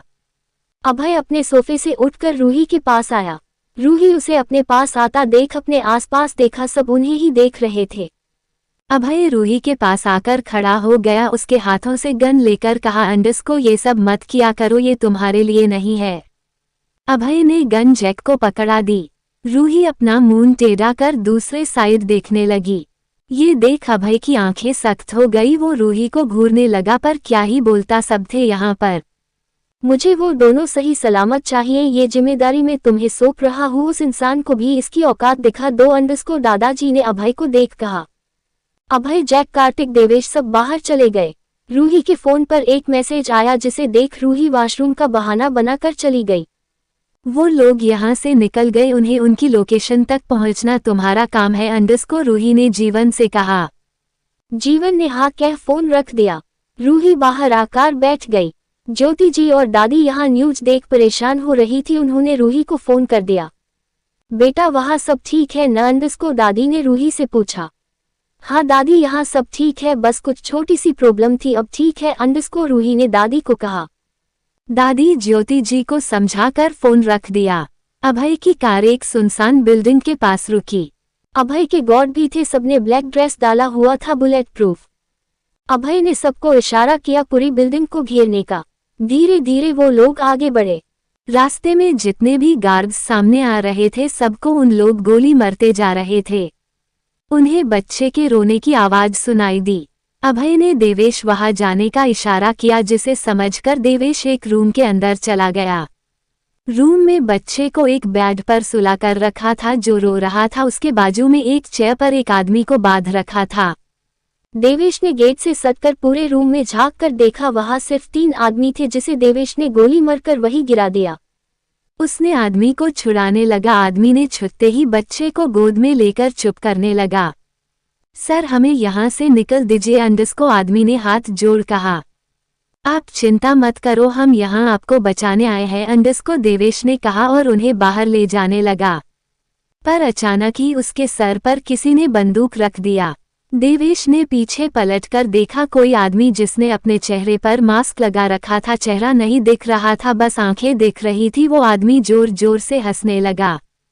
देवेश को हाथ ऊपर करने को कहा। देवेश ने वैसा ही किया।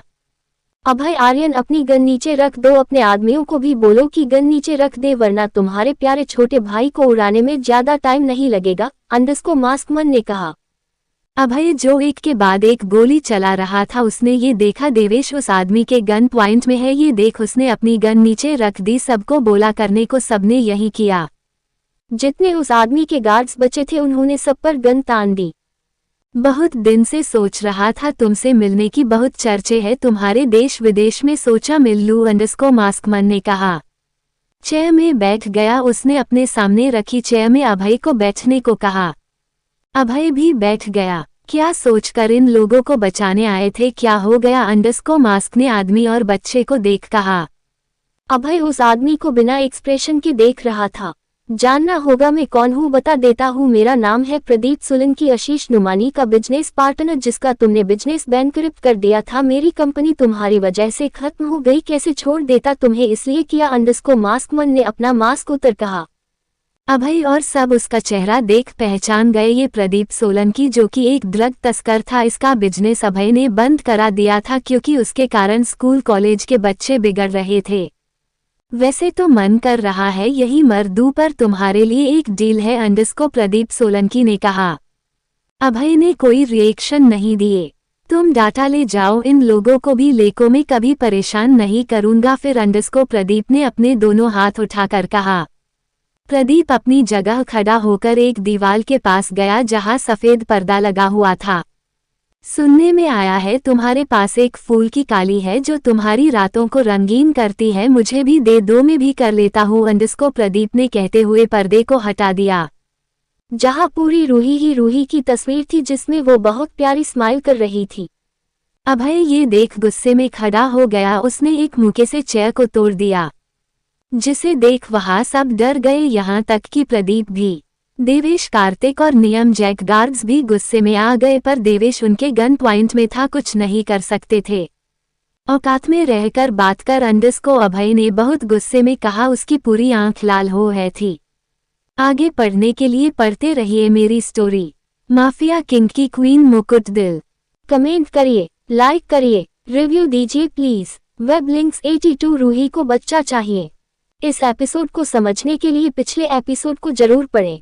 अब तक तुम डाटा ले जाओ, इन लोगों को भी लेको, में कभी परेशान नहीं करूंगा। फिर अंडस को प्रदीप ने अपने दोनों हाथ उठाकर कहा। प्रदीप अपनी जगह खड़ा होकर एक दीवार के पास गया जहां सफेद पर्दा लगा हुआ था। सुनने में आया है तुम्हारे पास एक फूल की काली है जो तुम्हारी रातों को रंगीन करती है, मुझे भी दे दो, मैं भी कर लेता हूँ, अंडस को प्रदीप ने कहते हुए पर्दे को हटा दिया।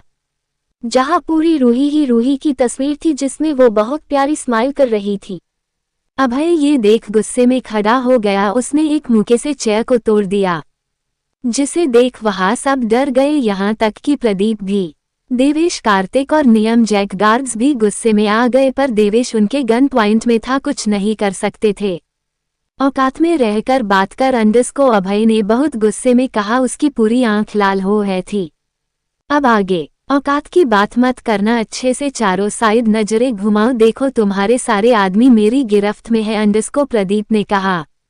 अभय गुस्से में प्रदीप को देखने लगा। यहाँ उसके गार्ड्स दोस्त और भाई की बात थी, वरना वो उसकी जान ले लेता। कैसे उसने उसकी बीवी को कुछ बोला। ये फूल मैंने एक बार कॉलेज में देखा था, दीवाना हो गया था उसकी अदाओं, अंडस को प्रदीप ने रूही की फोटो देख कहा। अभय ने गुस्से में आंख बंद कर ली। ए किसके लिए बात कर रहा है, तू पहले ये जान ले, वो मेरे भाई की बीवी है, अंडस को देवेश ने गुस्से में कहा। हाँ बस यही तो प्रॉब्लम है, गया था उसके बाप के पास इसका रिश्ता लेकर, पर साले ने मुझे घर से निकल दिया। पर मैं तो इसका दीवाना हो गया। क्या आंखें हैं, क्या चाल है, हाय इन होठों पर मेरे होठ, अंडस को प्रदीप ने कहा। वो आगे कहता। अभय ने अपने पीछे से एक छोटी सी गन निकलकर देवेश के पास खड़े गन ताने आदमी को मार दिया। सबने उसके ऐसा करते अपनी गन उठाकर अपने ऊपर गन ताने आदमियों की हिम्मत कैसे हो गई। अभय ने प्रदीप की कॉलर पकड़कर मुंह के मरने लगा। वो एक के बाद एक उसे मारे ही जा रहा था। सब लोगों ने प्रदीप के गार्ड्स या कह लो गुंडे को मर गिराया था। सब अभय को प्रदीप को मरते देख रहे थे। उन्हें बिल्कुल भी दया नहीं थी प्रदीप के लिए। प्रदीप अधमरा हो गया था। अभय ने जैक से कहा, अंडस को इसे ले जाओ। जैक ने गार्ड्स को इशारा किया प्रदीप को उठने का। उसे वहां से ले गए। आपका बहुत बहुत शुक्रिया, अंडस को उस औरत के पति ने कहा। चलो, तुम्हारी पत्नी तुम्हारा और बच्चे का इंतजार कर रही है, अंडस को जैक ने कहा।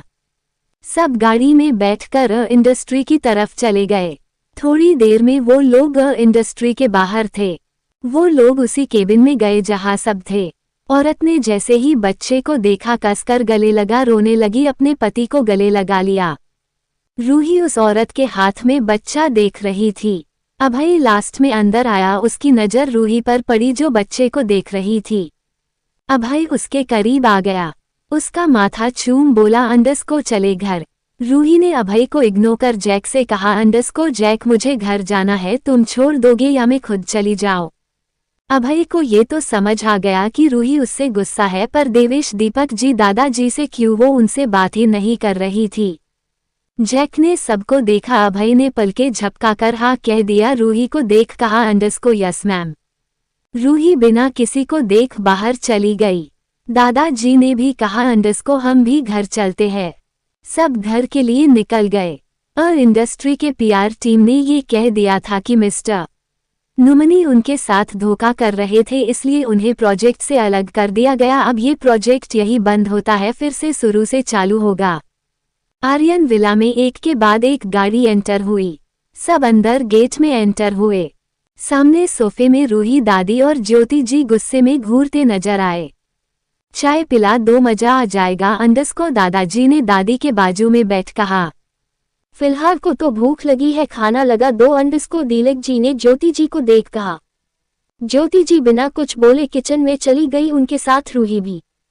सब फ्रेश होने अपने रूम में चले गए। थोड़ी देर में डिनर टेबल में बैठे थे। ज्यादा टाइम तो नहीं हुआ था, शाम हो गई थी, पर किसी ने ऑफिस में कुछ नहीं खाया था। तीनों लेडीज ने कुछ नहीं कहा, शांति से सबको खाना परोस रही थी। अभय को पता था उसकी बीवी को क्या हुआ है, पर दादी और उसकी माँ क्यों चुप है। माँ, मुझे रात को आने में देर हो जाएगी, मैं शायद सुबह आऊं, अंडस को देवेश ने ज्योति जी से कहा। मुझे क्यों बता रहा है, जैसा तुम्हारा मन करे वो करो, कौन होती हूँ, अंडस को ज्योति जी ने कहा। वो वहां से हॉल में चली गई। देवेश उन्हें जाता देख रहा था। क्या हुआ माँ को, अंडस को देवेश ने दादी को देख कहा। हम क्यों बताए क्या हुआ है, तुम क्या बता देते हो, अंडस को दादी ये बोल वो उठकर हॉल में चली गई। सब अब रूही को देखने लगे जो बर्तन उठाकर किचन में ले जा रही थी। रूही बिना किसी को देख किचन में चली गई। सीख में तेज आवाज में बर्तन रख दिया। इतनी तेज बर्तन की आवाज सुनकर बाहर बैठे सारे जेंट्स एक दूसरे को देख कंधे उचका दिए। सब हॉल में आ गए। क्या हुआ है, अंडस को दीपक जी ज्योति जी के बाजू में बैठ गए। ज्योति जी ने उन्हें इग्नोर कर अपना फोन देखने लगी। अरे हुआ क्या है, इतना शांत बैठे हो, कुछ हुआ है तो बताओ, अंडस को देवेश ने सबको देख बोला। मैंने तो अब कोई मिठाई भी नहीं खाई, फिर क्यों नाक फुलाई हो, अंडस को दादाजी ने दादी की नाक को छू कहा। दादी ने उनका हाथ छटक दिया। यहाँ किचन में अभय रूही के पीछे पीछे आ गया। रूही जो बर्तन साफ कर रही थी उसके पीछे से गले लगाने लगा। रूही अभय का एहसास पाकर दूसरे साइड हो गई। अभय हाथ हवा में झूल गए। वो फिर रूही के पीछे पीछे चलने लगा। रूही क्या हुआ है, अंडस को अभय ने रूही का हाथ पकड़ कहा। रूही ने बिना पलटे ही अभय से अपने हाथों को छुड़वाने लगी। क्या हुआ बोलो ना, क्यों गुस्सा हो, इग्नोर कर रही हो, अंडस को अभय ने रूही को अपने करीब खींच लिया। रूही उसे देख भी नहीं रही थी, दूर होने का बस प्रयास कर रही थी। ये बात अभय को बिल्कुल नहीं पसंद आ रही थी कि रूही उससे दूर जाए।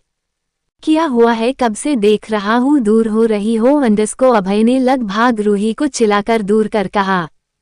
रूही ने अब भी उसकी तरफ नहीं देखा, वो नीचे ही देख रही थी। उसने वहां रखे कांच के ग्लास नीचे जमीन में पटक दिए। रूही ये देख 2 कदम पीछे हो गई। कुछ टूटने की आवाज सुन सब किचन की तरफ आ गए। अभय रूही को देख नीचे पड़े ग्लास को देख पूछा, क्या हुआ बेटा? अंडस्को दीपक जी ने अभय रूही से पूछा। क्या हुआ यही तो पूछ रहा हूँ, अंडस्को अभय ने भी गुस्से में बोला। सुबह से सब फ्रस्ट्रेशन में थे ऑफिस में, अब घर पर ये तो कैसे कोई खुद को संभाले। क्या हुआ है बेटा? अंडस्को दीपक जी ने रूही को देख पूछा। उस पर क्या गुस्सा कर रहा है, क्या पूछ रहा है? उससे हम कौन होते हैं तुम लोगों को बताने वाले की हुई क्या है जब हमारी कोई अहमियत नहीं है इस घर पर? अंडस्को दादी ने गुस्से में सबको देख कहा। कैसी बात कर रही हो? अंडस्को दादाजी ने दादी से कहा। सच ही तो कहा है, इतनी बड़ी बड़ी बात हो गई, आप लोगों ने एक बार भी हमें बताना जरूरी नहीं समझा? अंडस्को ज्योति जी ने भी कहा। पर कैसे बताते, क्यों टेंशन में देते हम आप लोगों को? अंडस्को दीपक जी ने ज्योति जी से कहा। हमें कुछ नहीं सुनना, रूही जाओ अपने कमरे में, अंडस्को दादी ने गुस्से में कहा। रूही में सर झुका हाँ कहा और किचन से बाहर रूम में चली गई। अभय रूही को जाता देख रहा था। इतनी बड़ी बड़ी बातें हो जाती है, सब छुपने लगे हैं सब, अंडस्को दादी ने कहा। वो भी पलटकर रूम में चली गई। ज्योति जी भी, सब भी रूम में चले गए। अभय रूम में आया, रूही को पूरे रूम में चेक किया, रूही कहीं नहीं थी। बालकनी का गेट हल्का खुला हुआ था। रूही ग्रिल के पास खड़ी नीचे गार्डन में देख रही थी। मुझे पता है तुम प्रोजेक्ट वाली बात पर गुस्सा नहीं हो, अंडस्को अभय रूही के बाजू में खड़ा होकर कहा।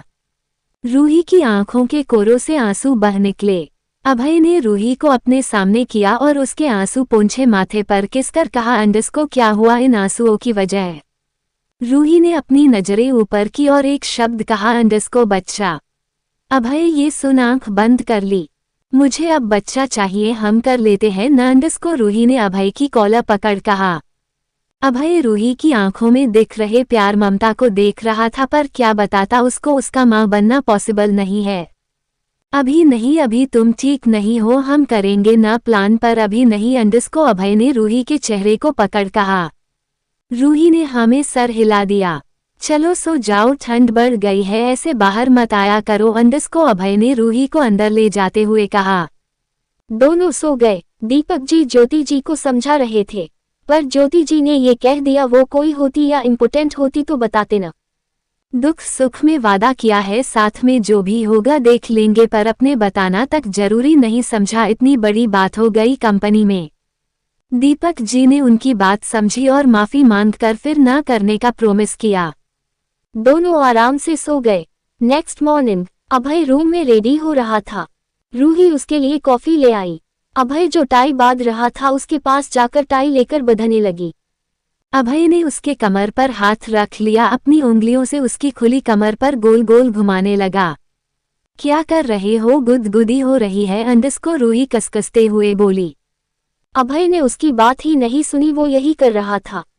मैं नीचे चली जाऊंगी अब किया तो, अंडस्को रूही ने उसके हाथों में थप्पड़ मार कहा। अच्छा नहीं कर रहा हूँ, अंडस्को अभय ने रूही की कमर से अपना हाथ अलग कर लिया। जल्दी घर आ जाना, अंडस्को रूही ने अभय को उसका रुमाल देते हुए कहा। क्यों? अंडस्को अभय ने कहा। क्यों, क्या कल दिवाली है? अंडस्को रूही ने कहा। देखता हूँ, अंडस्को अभय ने कहा। अपना लैपटॉप बैग लेकर बाहर जाने लगा। रूही भी पीछे पीछे नीचे आ गई। सारी तैयारियां देख लेना और हाँ सबको बोनस बांट दो, गिफ्ट्स मिठाइयां। अंडस्को दीपक जी सोफे में बैठ अपने फोन पर बात कर रहे थे। चलो पापा, अंडस्को अभय सीढ़ियां से नीचे उतर कहा। दोनों ऑफिस के लिए निकल गए। पूरा दिन दिवाली की तैयारियों में निकल गया। अभय अपने ऑफिस से जल्दी निकल गया था। उसकी गाड़ी किंगडम विला में रुकी। वो अंदर चला गया बेसमेंट में। वो वहां अपनी चेयर में बैठ गया।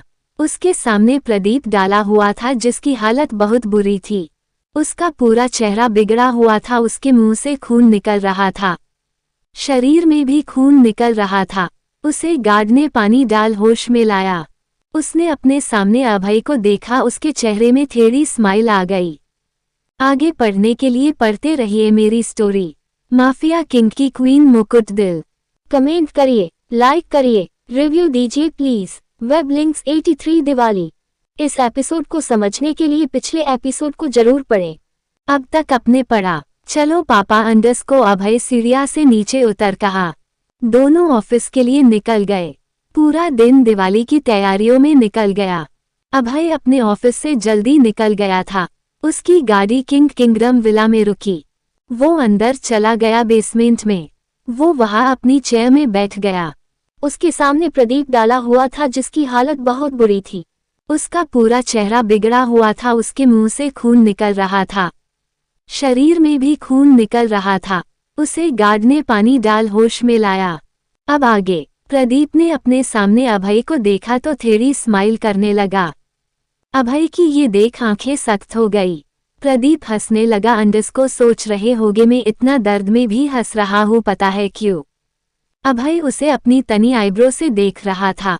मैं मार भी जाऊंगा तो तुम्हारी और उसकी जिंदगी में ग्रहण तो लग चुका है। को प्रदीप ने कहा, मुझसे मेरा सब छीना था, न तुमसे भी सब छीना जाएगा। को प्रदीप ये बोल हंसने लगा। अभय की आंखें गुस्से से लाल हो गई। उसने अपनी गन निकलकर प्रदीप को शूट कर दिया। वो वहीं मार गया। मेरे और उसे कोई मुझसे अलग करेगा, उसकी हालत तेरे जैसे ही होगी। को अभय ने नीचे पड़े प्रदीप को देख कहा। अभय उठा और अपनी गाड़ी में बैठकर आर्यन विला आ गया। रूही जो कल को तैयारी कर रही थी, उसने सुबह से अच्छे से बैठा नहीं था, बस यहाँ वहाँ भाग रही थी। रूही बेटा खाना खा ले, फिर करते रहना। को ज्योति जी उसे खाना खाने के लिए कब से कह रही थी, पर वो बार बार टाल दे रही थी। हाँ माँ, बस ये कर लूँ फिर आती हूँ। को रूही ने मंदिर को सजाते हुए कहा। तू आ रही है या नहीं? मैं अभी अभय को कॉल कर तेरी शिकायत कर दूंगी। को ज्योति जी ने कहा। रूही उनकी बात सुन जल्दी से डाइनिंग टेबल में बैठ खाना खाने लगी। कौन ही डांट खाएगा अभय से?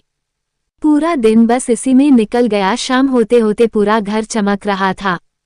गाड़ी रुकने की आवाज आई। रूही समझ गई अभय आ गया।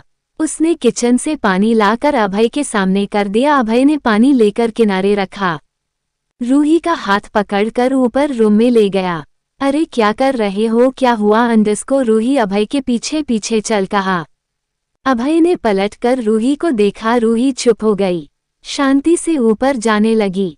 अभय रूही को रूम में लेकर आया। रूम का गेट लगाकर रूही को कसकर अपने करीब खींचकर गले लगा लिया। क्या हुआ? को रूही ने अभय की पीठ पर हाथ रख कहा। ऐसे ही रहो। को अभय ने कहा। रूही भी आराम से गले लगा लिया। अभय के दिमाग में बस प्रदीप की बातें गूंज रही थी। बस वही सोच सोच कर पता नहीं उसका दिमाग फट रहा था। अभय ने रूही को खुद से दूर कर उसके होठों पर किस करने लगा। रूही भी उसकी बेचैनी भारी किस समझ रही थी, पर समझ ही नहीं आ रहा था हुआ क्या है उसे। वो भी इसका साथ देने लगी। दोनों एक दूसरे को किस कर रहे थे। अभय रूही को बेड पर ले गया। आराम से सुलाकर उसके ऊपर आ गया। क्या हुआ आपको? को रूही ने पूछा। आज महसूस करना चाहता हूँ तुम्हें। को अभय ने रूही के नेक पर किस करते हुए कहा। रूही कुछ नहीं बोली। उसकी बेचनी भारी आवाज सुन वो भी थोड़ी बेचैन हो गई थी। उसने अभय को जो कर रहा था करने दिया। दोनों एक चादर में लिपटे अपने प्यार का परवान चढ़ रहे थे। पूरी रात उनका प्यार बढ़ रहा था। दोनों अपने प्यार में खुश थे, पर शायद दोनों ही नहीं जानते थे कोई था जो चैन की नींद नहीं सो रहा था। उसकी आंखों में अभय रूही को अलग करने का जुनून सवार था। सुकून से सो लो, उसके बाद अच्छे से सो नहीं पाओगे। को आर्यन विला के कुछ दूर पर एक कंबल ओढ़े कोई जुनून से देख कहा। सब कुछ मेरा छीन कर कैसे आराम से सो सकते हो? को उसने आर्यन विला की शानो शौकत देख कहा। इस घर की खुशियां चैन सब छीन जाएगा। को उस आवाज ने कहा। पागल की तरह हंसने लगी। नेक्स्ट मॉर्निंग रूही की नींद जल्दी 5 बजे खुल गई थी। उसने अपने बाजू में देखा अभय उल्टे मुंह सो रहा था। उसका हाथ उसके पेट पर था। उसने अभय के चेहरे पर किस किया। पता तो नहीं है क्यों इतना बेचैन हो, पर इतना जरूर पता है मेरे पास आते सारी बेचैनी दूर हो जाती है आपकी। को रूही ने अभय के माथे पर किस कर कहा। अभय ने रूही को अपने ऊपर कर कहा।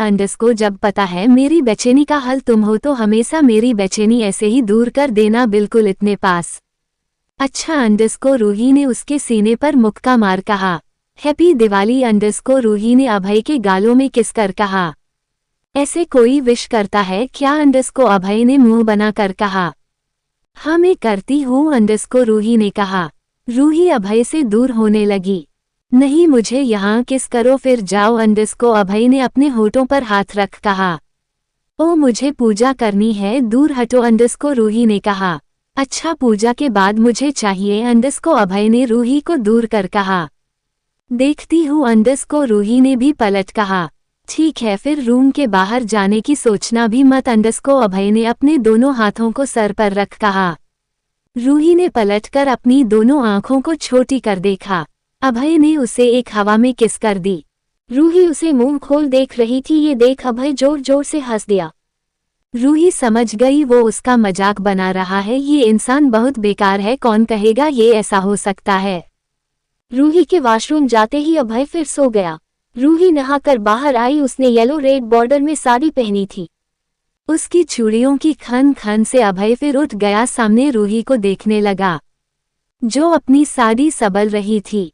नहीं सबल रही है तो उतर दूं, अंडरस्को अभय ने रूही की झकती कमर को देख कहा। रूही उसकी अचानक आए आवाज से डर गई। जब वो वॉशरूम से आई थी तो अच्छे से चेक किया था अभय सो गया कि नहीं, वो तो सो गया था। फिर ये ऐसे मत देखो, मैं खा जाऊंगा तुम्हें, अंडरस्को अभय ने थोड़ा नॉटी होते हुए कहा। शर्म नहीं आती ऐसी बात करते हुए, अंडरस्को रूही ने खुद को अच्छे से साड़ी को पिन कर कहा। जिसे आई शर्म उसके फूटे कर्म, अंडरस्को अभय ने बेड पर टेक लगा कहा। रूही उसकी ये हरकत पर घूरने लगी। बातें बहुत बेकार कर लेते हो, अंडरस्को रूही ने कहा, जिसे सुनकर तुम्हारे गाल लाल हो जाते हैं, अंडरस्को अभय ने रूही के लाल गालों को देख कहा और स्माइल करने लगा। रूही ने सामने मिरर पर अपना अक्स देखा, सच में उसके गाल पूरे लाल हो गए थे। रूही ने जल्दी जल्दी खुद को तैयार किया और बाहर जाने लगी। पलटकर अभय को देख कहा, अंडरस्को जल्दी रेडी होकर नीचे आना, पूजा करनी है। अभय ने हमें सर हिला दिया। रूही बाहर निकल गई। नीचे दादी और ज्योति जी उठ गई थी। रूही उन्हें देख पास आकर पैर छुए और हैप्पी दिवाली विश किया।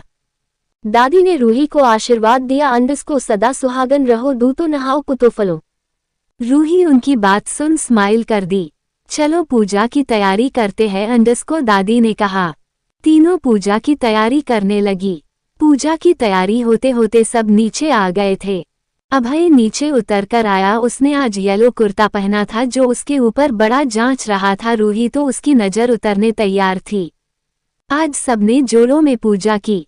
पूजा खत्म होकर रूही ने दादाजी दीपक जी के पैर छुए। हैप्पी दिवाली भाभी, अंडरस्को दिव्या रूही के ऊपर चढ़ गई। हैप्पी दिवाली दिवी, अंडरस्को रूही ने दिव्या के माथे पर किस कर कहा। हैप्पी दिवाली भाभी, अंडरस्को देवेश ने रूही के पैर छू कहा। अरे बस बस हैप्पी दिवाली, अंडरस्को रूही ने उसकी पीठ पर थाप थपते हुए कहा। नाश्ते में क्या खाओगे, अंडरस्को रूही ने सबसे पूछा। आज कुछ स्पेशल हो जाए, अंडरस्को देवेश ने कहा। रूही ने हाँ बोल किचन में चली गई। ज्योति जी भी उसके साथ चली गई। सब हॉल में बैठकर बात करने लगे। थोड़ी देर में नाश्ता बन गया। आलू के पराठे और दही। क्या बात है, अंडरस्को दादा ने नाश्ते को देख कहा। बहुत दिनों बाद, अंडरस्को दिव्या दिवेश तो खुश हो गए, बैठकर नाश्ता करने लगे। रूही ज्योति जी भी बैठकर नाश्ता करने लगे। नर्स ऋत्विक को लेकर आई। ऋत्विक को सबने हैप्पी दिवाली विश की। रूही ने उसके लिए दलिया बनाया था। ज्योति जी उसके बाजू में बैठ खाना खिला रही थी। उनके आंखों में आंसू आ गए।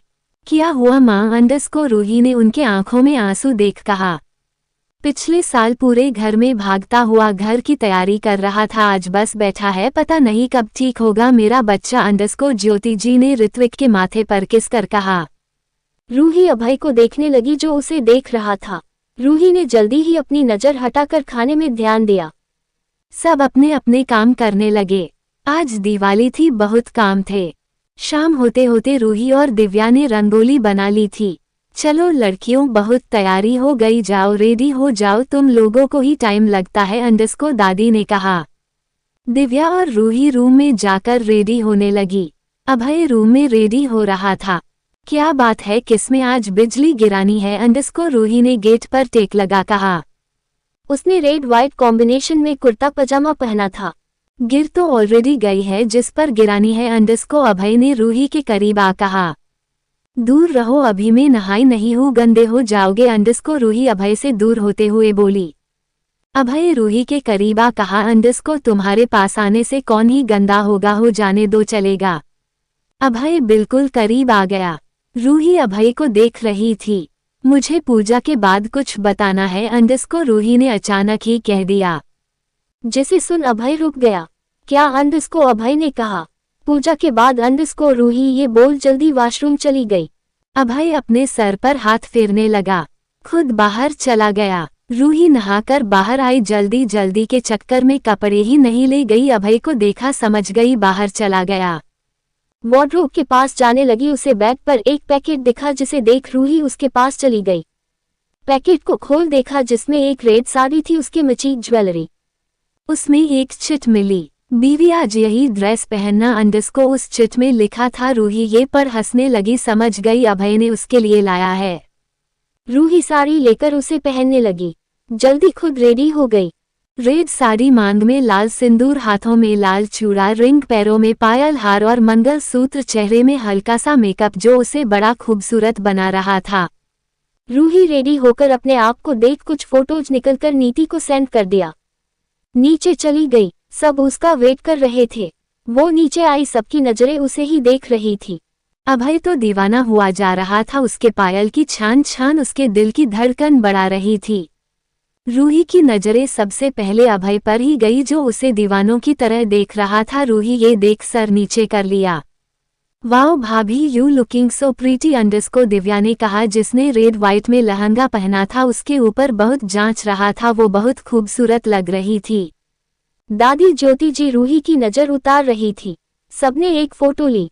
देवेश भी बड़ा मस्त लग रहा था, उसने भी रेड वाइट कुर्ता पहना था, हैंडसम लग रहा था। पूजा शुरू हुई, आगे पढ़ने के लिए पढ़ते रहिए मेरी स्टोरी। माफिया किंग की queen crown red heart. Comment करिए, लाइक करिए, रिव्यू दीजिए प्लीज। वेब लिंक्स 84 भाई दूज। अब तक अपने पढ़ा, अब तक अपने पढ़ा। रूही साड़ी लेकर उसे पहनने लगी, जल्दी खुद रेडी हो गई।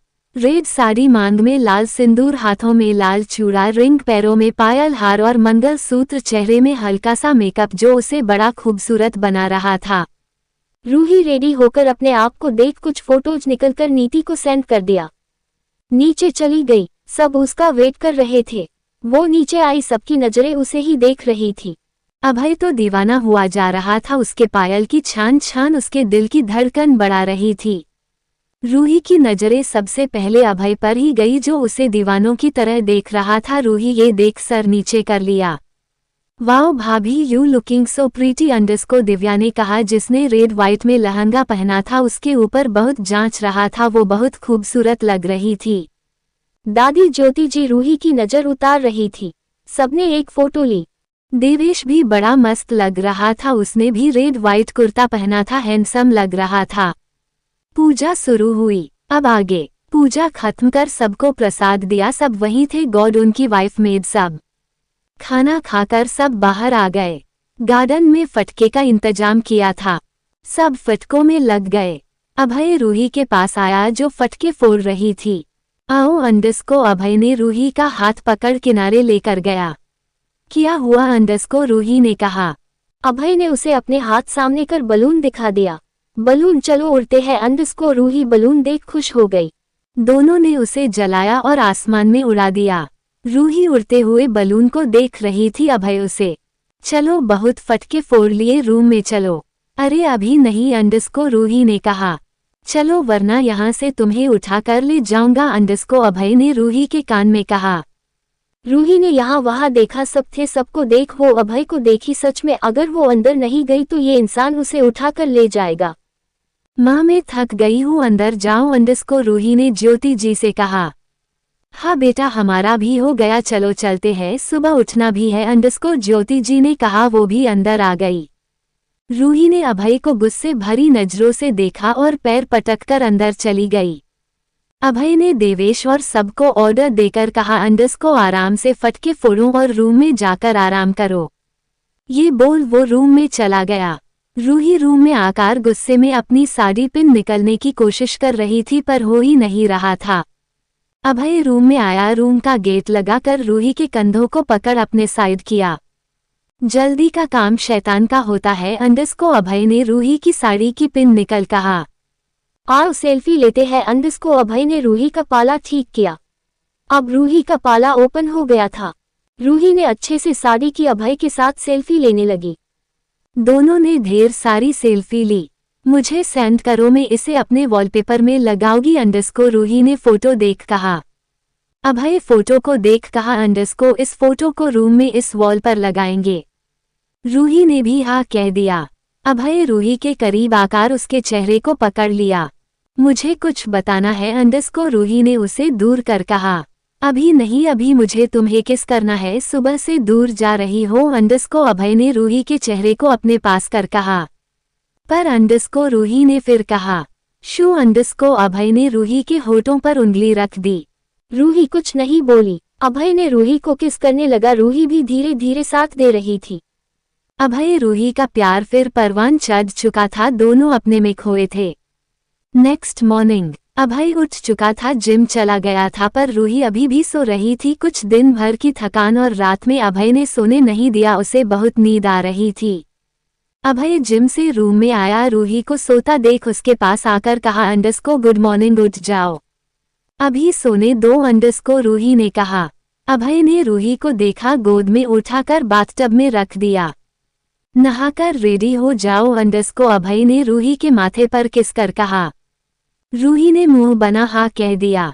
अभय वॉशरूम से बाहर चला गया। रूही रेडी होकर नीचे आई। अभय सोफे में बैठा कॉफी पी रहा था। उसने अभी भी जिम के कपड़े पहने थे, मतलब साफ था आज ऑफिस नहीं जाएगा। रूही बिना उसे देखे किचन में चली गई। उसकी आंखें सोई सोई सी लग रही थी। क्या हुआ बेटा, तबीयत खराब है क्या? अंडरस्को दादी ने उसके चेहरे को देख पूछा। नहीं दादी, बस थोड़ी थकान है। अंडरस्को रूही अपनी चाय पीते हुए बोली। तो उठ क्यों गई, आराम कर लेती। अंडरस्को ज्योति जी ने कहा। किसी को मेरा आराम करना कहाँ पसंद आता है। अंडरस्को रूही ने अभय को टेढ़ी नजर से देख कहा। सब उसकी बात सुन समझ गए। अभय ने उठाया है। चल अभी दोपहर को सो लेना, तेरी थकवाट दूर हो जाएगी। अंडरस्को दादी ने कहा। रूही ने हमें सर हिला दिया। तुम लोग नहा लो, दिव्या तिलक कर देगी। अंडरस्को दादी ने अभय देवेश को देख कहा। दोनों ने हमें सर हिला दिया। दोनों रूम में चले गए। रूही ने तिलक सुन, आज भाई दूज है। वो मन ही मन मुस्कुराने लगी। ऋत्विक का ख्याल आया। माँ ये आप कहाँ ले जा रही है? अंडरस्को रूही ने ज्योति जी को देख कहा। अरे बेटा ये ऋत्विक के लिए है, नाश्ता कर लेगा। अंडरस्को ज्योति जी ने कहा। मैं ले जाओ, अंडरस्को रूही ने कहा। ज्योति जी ने बाउल लेकर उसे दे दिया। वो उठकर ऋत्विक के रूम में आ गई। ऋत्विक की नर्स को बाहर भेज दिया। भाई देखिए मैं क्या लाई हूँ। अंडरस्को रूही ने अपने हाथों को सामने कर ऋत्विक को दिखा कहा, जिसमें तिलक का टीका था। आपको याद है जब हम छोटे थे तो मैं आपको कैसे तिलक लगाने को रोती थी और आप मेरे बाल खींचकर भाग जाते थे। अंडरस्को रूही ने ऋत्विक को तिलक लगा कहा। भाई मैं सबको आज बता दूंगी मैं कौन हूँ। अंडरस्को रूही ने ऋत्विक को नाश्ता खिलाते हुए कहा। वो कुछ कहती नजर आ गई। अंडरस्को मैडम सर की दवाई का टाइम हो गया है। रूही ने हमें हिला दिया। उसे खाना खिलाकर बाहर आने लगी। अभय जो अभी अभी आया था उसने रूही को ऋत्विक के रूम में देख जल्दी जल्दी उसके पास आया। यहाँ क्या कर रही हो? अंडरस्को अभय ने रूही से कहा। वो बस नाश्ता कराने आई थी। अंडरस्को रूही ने कहा। अभय ऋत्विक के पास आ गया। इसे तिलक किसने लगाया? अंडरस्को अभय ने ऋत्विक के माथे पर तिलक देख कहा।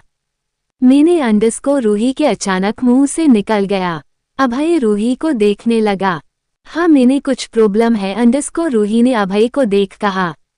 नहीं अभय ने कहा। दिव्या की बाहर बुलाने की आवाज आई। अभय ऋत्विक को आराम से व्हील चेयर में बैठाकर बाहर हॉल में ले आया। चलो मैं आप तीनों को तिलक कर देती हूँ। अंडरस्को दिव्या ने कहा। देवेश अभय सोफे में बैठ गए। दिव्या ने अभय को तिलक किया, फिर ऋत्विक को, पर ऋत्विक के माथे पर तिलक देख सोचने लगी उससे पहले किसने लगा दिया, फिर छोड़ दिया। उसने तिलक किया। देवेश को भी तिलक किया। चलो मेरा गिफ्ट निकलो। अंडरस्को दिव्या ने हाथ आगे कर कहा। अभय ने अपना क्रेडिट कार्ड दे दिया। मेडिकल चेकअप फ्री में कर दूंगा। अंडरस्को देवेश ने कहा।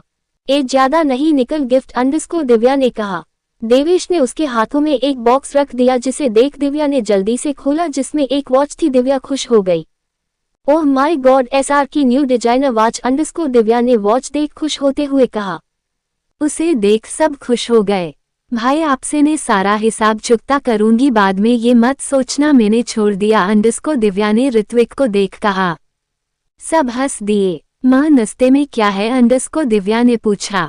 आज कुछ ज्यादा नहीं बनिया है, कल बहुत हैवी खा लिया है, सिंपल रोटी सब्जी है, खा लो अंडरस्कोर ज्योति जी ने कहा। हाँ वही दे दो अंडरस्कोर दिव्या ने कहा। चलो नाश्ता कर लो सब अंडरस्कोर ज्योति जी ने कहा। माँ मुझे भूख नहीं है अंडरस्कोर रूही ने कहा। अच्छा तू ऐसा कर जाकर रूम में आराम कर ले फिर बाद में खा लेना अंडरस्कोर ज्योति जी ने कहा। रूही हाँ कहकर रूम में चली गई। सबने नाश्ता किया। अभय रूम में आया। रूही को सोता देख वही बैठकर अपना काम करने लगा। दोपहर के 2 बजे रूही की नींद खुली। अपने सामने अभय को देखा जो लैपटॉप में काम कर रहा था। रूही फ्रेश होकर नीचे चली गई। अपना लॉन्च कर दादी और ज्योति जी के पास बैठ गई। उसका फोन बजा। नीलेश जी का नाम शो हो रहा देखा तो एक्सक्यूज मी बोलकर अलग हो गई। हाँ पापा अंडरस्कोर रूही ने कहा। बेटा कल हम आ रहे हैं अंडरस्कोर नीलेश जी ने कहा। ठीक है पापा अंडरस्कोर रूही ने कहा। तू संभाल लेगी ना अंडरस्कोर नीलेश जी ने कहा। पापा संभालना तो पड़ेगा, जो होगा देखा जाएगा अंडरस्कोर रूही ने कहा। कुछ देर बात कर उसने फोन रख दिया। सबके पास आ गई। अभय भी नीचे आ गया था। सब हॉल में बैठकर बात कर रहे थे। ठंड आ गई है, अब गर्म कपड़े निकलना है अंडरस्कोर ज्योति जी ने दादी से कहा। हाँ तू देख लेना गर्म कपड़े निकलवा कर ऊपर धूप दिखवा देना अंडरस्कोर दादी ने कहा। मैं न भाई के क्रेडिट कार्ड से बहुत सारे वूलन क्लोथ्स लूंगी अंडरस्कोर दिव्या ने चाहते हुए कहा। माँ आश्रम में भी कुछ कपड़े भिजवा देंगे अंडरस्कोर ज्योति जी ने कहा। हाँ वहाँ पर बच्चों के हिसाब से कपड़े देखकर भिजवा देंगे अंडरस्कोर दादी ने कहा। दीपक जी रूम से आते हुए बोले अंडरस्कोर कल सक्षम के घर वाले आ रहे हैं। अभी इतने जल्दी अंडरस्कोर ज्योति जी ने कहा। सब उन्हें देखने लगे। अरे मतलब इतने जल्दी तैयारी कैसे होगी, कितने लोग आ रहे हैं अंडरस्कोर ज्योति जी ने टेंशन लेकर कहा। सक्षम की फैमिली में बस 5 लोग ही, मम्मी पापा और 2 छोटी बहन और वो बस अंडरस्कोर दिव्या ने कहा। हाँ इसे सब पता है अपने होने वाले ससुराल के बारे में अंडरस्कोर देवेश ने उसे चिढ़ते हुए कहा। तू मुंह बंद रख, तेरा बताया न तो तू अंडरस्कोर दिव्या ने देवेश को उंगली दिखा कहा। ए मुंह बंद रख अंडरस्कोर देवेश ने उसके मुंह पर हाथ रख कहा। क्या क्या बोल रही है, बोलने दे उसे अंडरस्कोर ज्योति जी ने कहा। अरे कुछ नहीं माँ, ये तो पागल है, कुछ भी बोलती है अंडरस्कोर देवेश ने कहा। अपनी आंखों से दिव्या को शांत रहने को कहा। कल की सारी तैयारी तो हो जाएगी, तुम लोग कल ऑफिस मत जाना अंडरस्कोर दादी ने कहा। मेरी कल मीटिंग है अंडरस्कोर अभय अपना फोन चलाते हुए कहा। ठीक है तो तू मत जाना, ये जल्दी आ जाएगा घर अंडरस्कोर दादी ने दीपक जी से कहा। दीपक जी ने हाँ में सर हिला दिया। रूही सबके लिए चाय ले आई। आह क्या बात है, चाय नाश्ता का मजा ही कुछ और है, और तुम्हारे हाथ का हो तो मजा ही आ जाता है अंडरस्कोर दीपक जी ने खाते हुए कहा। सब उनकी बात सुन हमें सर हिला दिया। इनके तो मजे ही मजे है, जब देखो बस खाना सूझता है, दवाई के नाम पर रोना आता है अंडरस्कोर दादी ने दादा को खाते हुए देख कहा। तुम जब देखो मेरे खाने पर नजर लगती हो अंडरस्कोर दादाजी ने अपना खाना छुपाते हुए कहा। ऐसा खाते ही क्यों हो कि मुझे नजर लगना पड़े अंडरस्कोर दादी ने कहा। अभी ही उम्र है खाने की, फिर कब खाऊंगा अंडरस्कोर दादाजी ने अपने मुंह पर कचौड़ियां भरते हुए कहा। इस बुढ़ापे के अलावा क्या उम्र आएगी अंडरस्कोर दीपक जी ने कहा। बूढ़ा हो गए तेरा बाप, मुझे बूढ़ा बोल रहा है अंडरस्कोर दादाजी ने दीपक जी को देख कहा। हाँ ऐसा ही बोला मैंने अंडरस्कोर दीपक जी ने कहा और हंसने लगे। उनके साथ सब भी। आगे पढ़ने के लिए पढ़ते रहिए मेरी स्टोरी माफिया किंग की क्वीन मुकुट दिल। कमेंट करिए, लाइक करिए, रिव्यू दीजिए please. Web links 85 divorce paper sign.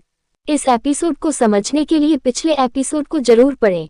अब तक अपने पढ़ा। इनके तो मजे ही मजे है, जब देखो बस खाना सूझता है, दवाई के नाम पर रोना आता है अंडरस्कोर दादी ने दादा को खाते हुए देख कहा। तुम जब देखो मेरे खाने पर नजर लगती हो, अंडरस्कोर दादाजी ने अपना खाना छुपाते हुए कहा। ऐसा खाते ही क्यों हो कि मुझे नजर लगना पड़े, अंडरस्कोर दादी ने कहा। अभी ही उम्र है खाने की, फिर कब खाऊंगा, अंडरस्कोर दादाजी ने अपने मुंह पर कचौड़ियां भरते हुए कहा। इस बुढ़ापे के अलावा क्या उम्र आएगी, अंडरस्कोर दीपक जी ने कहा।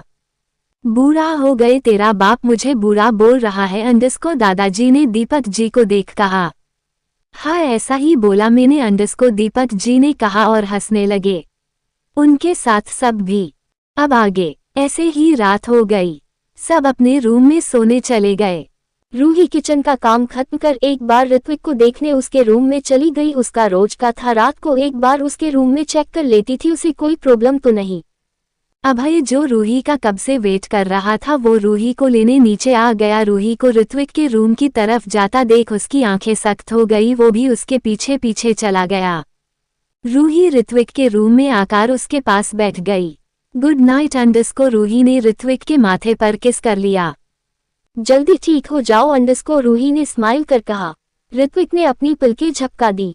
अभय जो ये सब देख रहा था उसकी आंखें गुस्से में लाल हो गई। रूही उठी और गेट की तरफ मुड़ गई। सामने गेट पर अभय को खड़ा देख वो स्टैचू की तरह जम गई। अभय गुस्से में आग का गोला बन रहा था। वो चलकर रूही के पास आया। रूही उसके पास आने से पीछे खिसकने लगी। रूही जाकर पूरा दीवार से टिक गई।